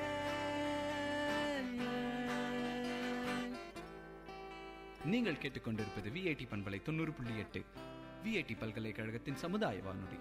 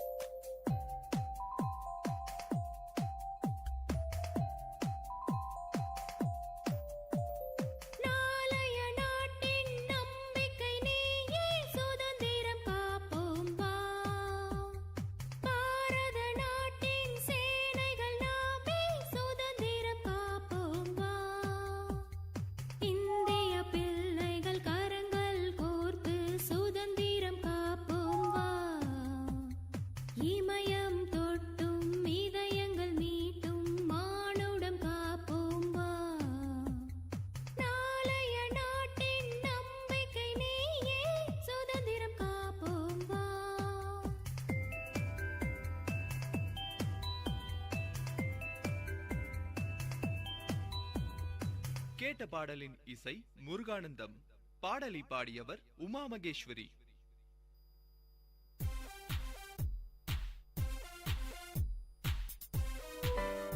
மகிழ்ச்சி நிறைந்த அறிவு சார்ந்த நிகழ்ச்சிகளால் உங்கள் மனங்களை கவர்ந்த இன்றைய ஒளிபரப்பு இனிதே நிறைவு பெறுகிறது. மீண்டும் எமது அடுத்த ஒளிபரப்பு நாளை காலை 9 மணிக்கு 90.8 பண்பலை அலைவரிசையில் ஆரம்பமாகும். விஐடி பண்பலை 90.8 நேயர்கள் அனைவருக்கும் நன்றி, வணக்கம்.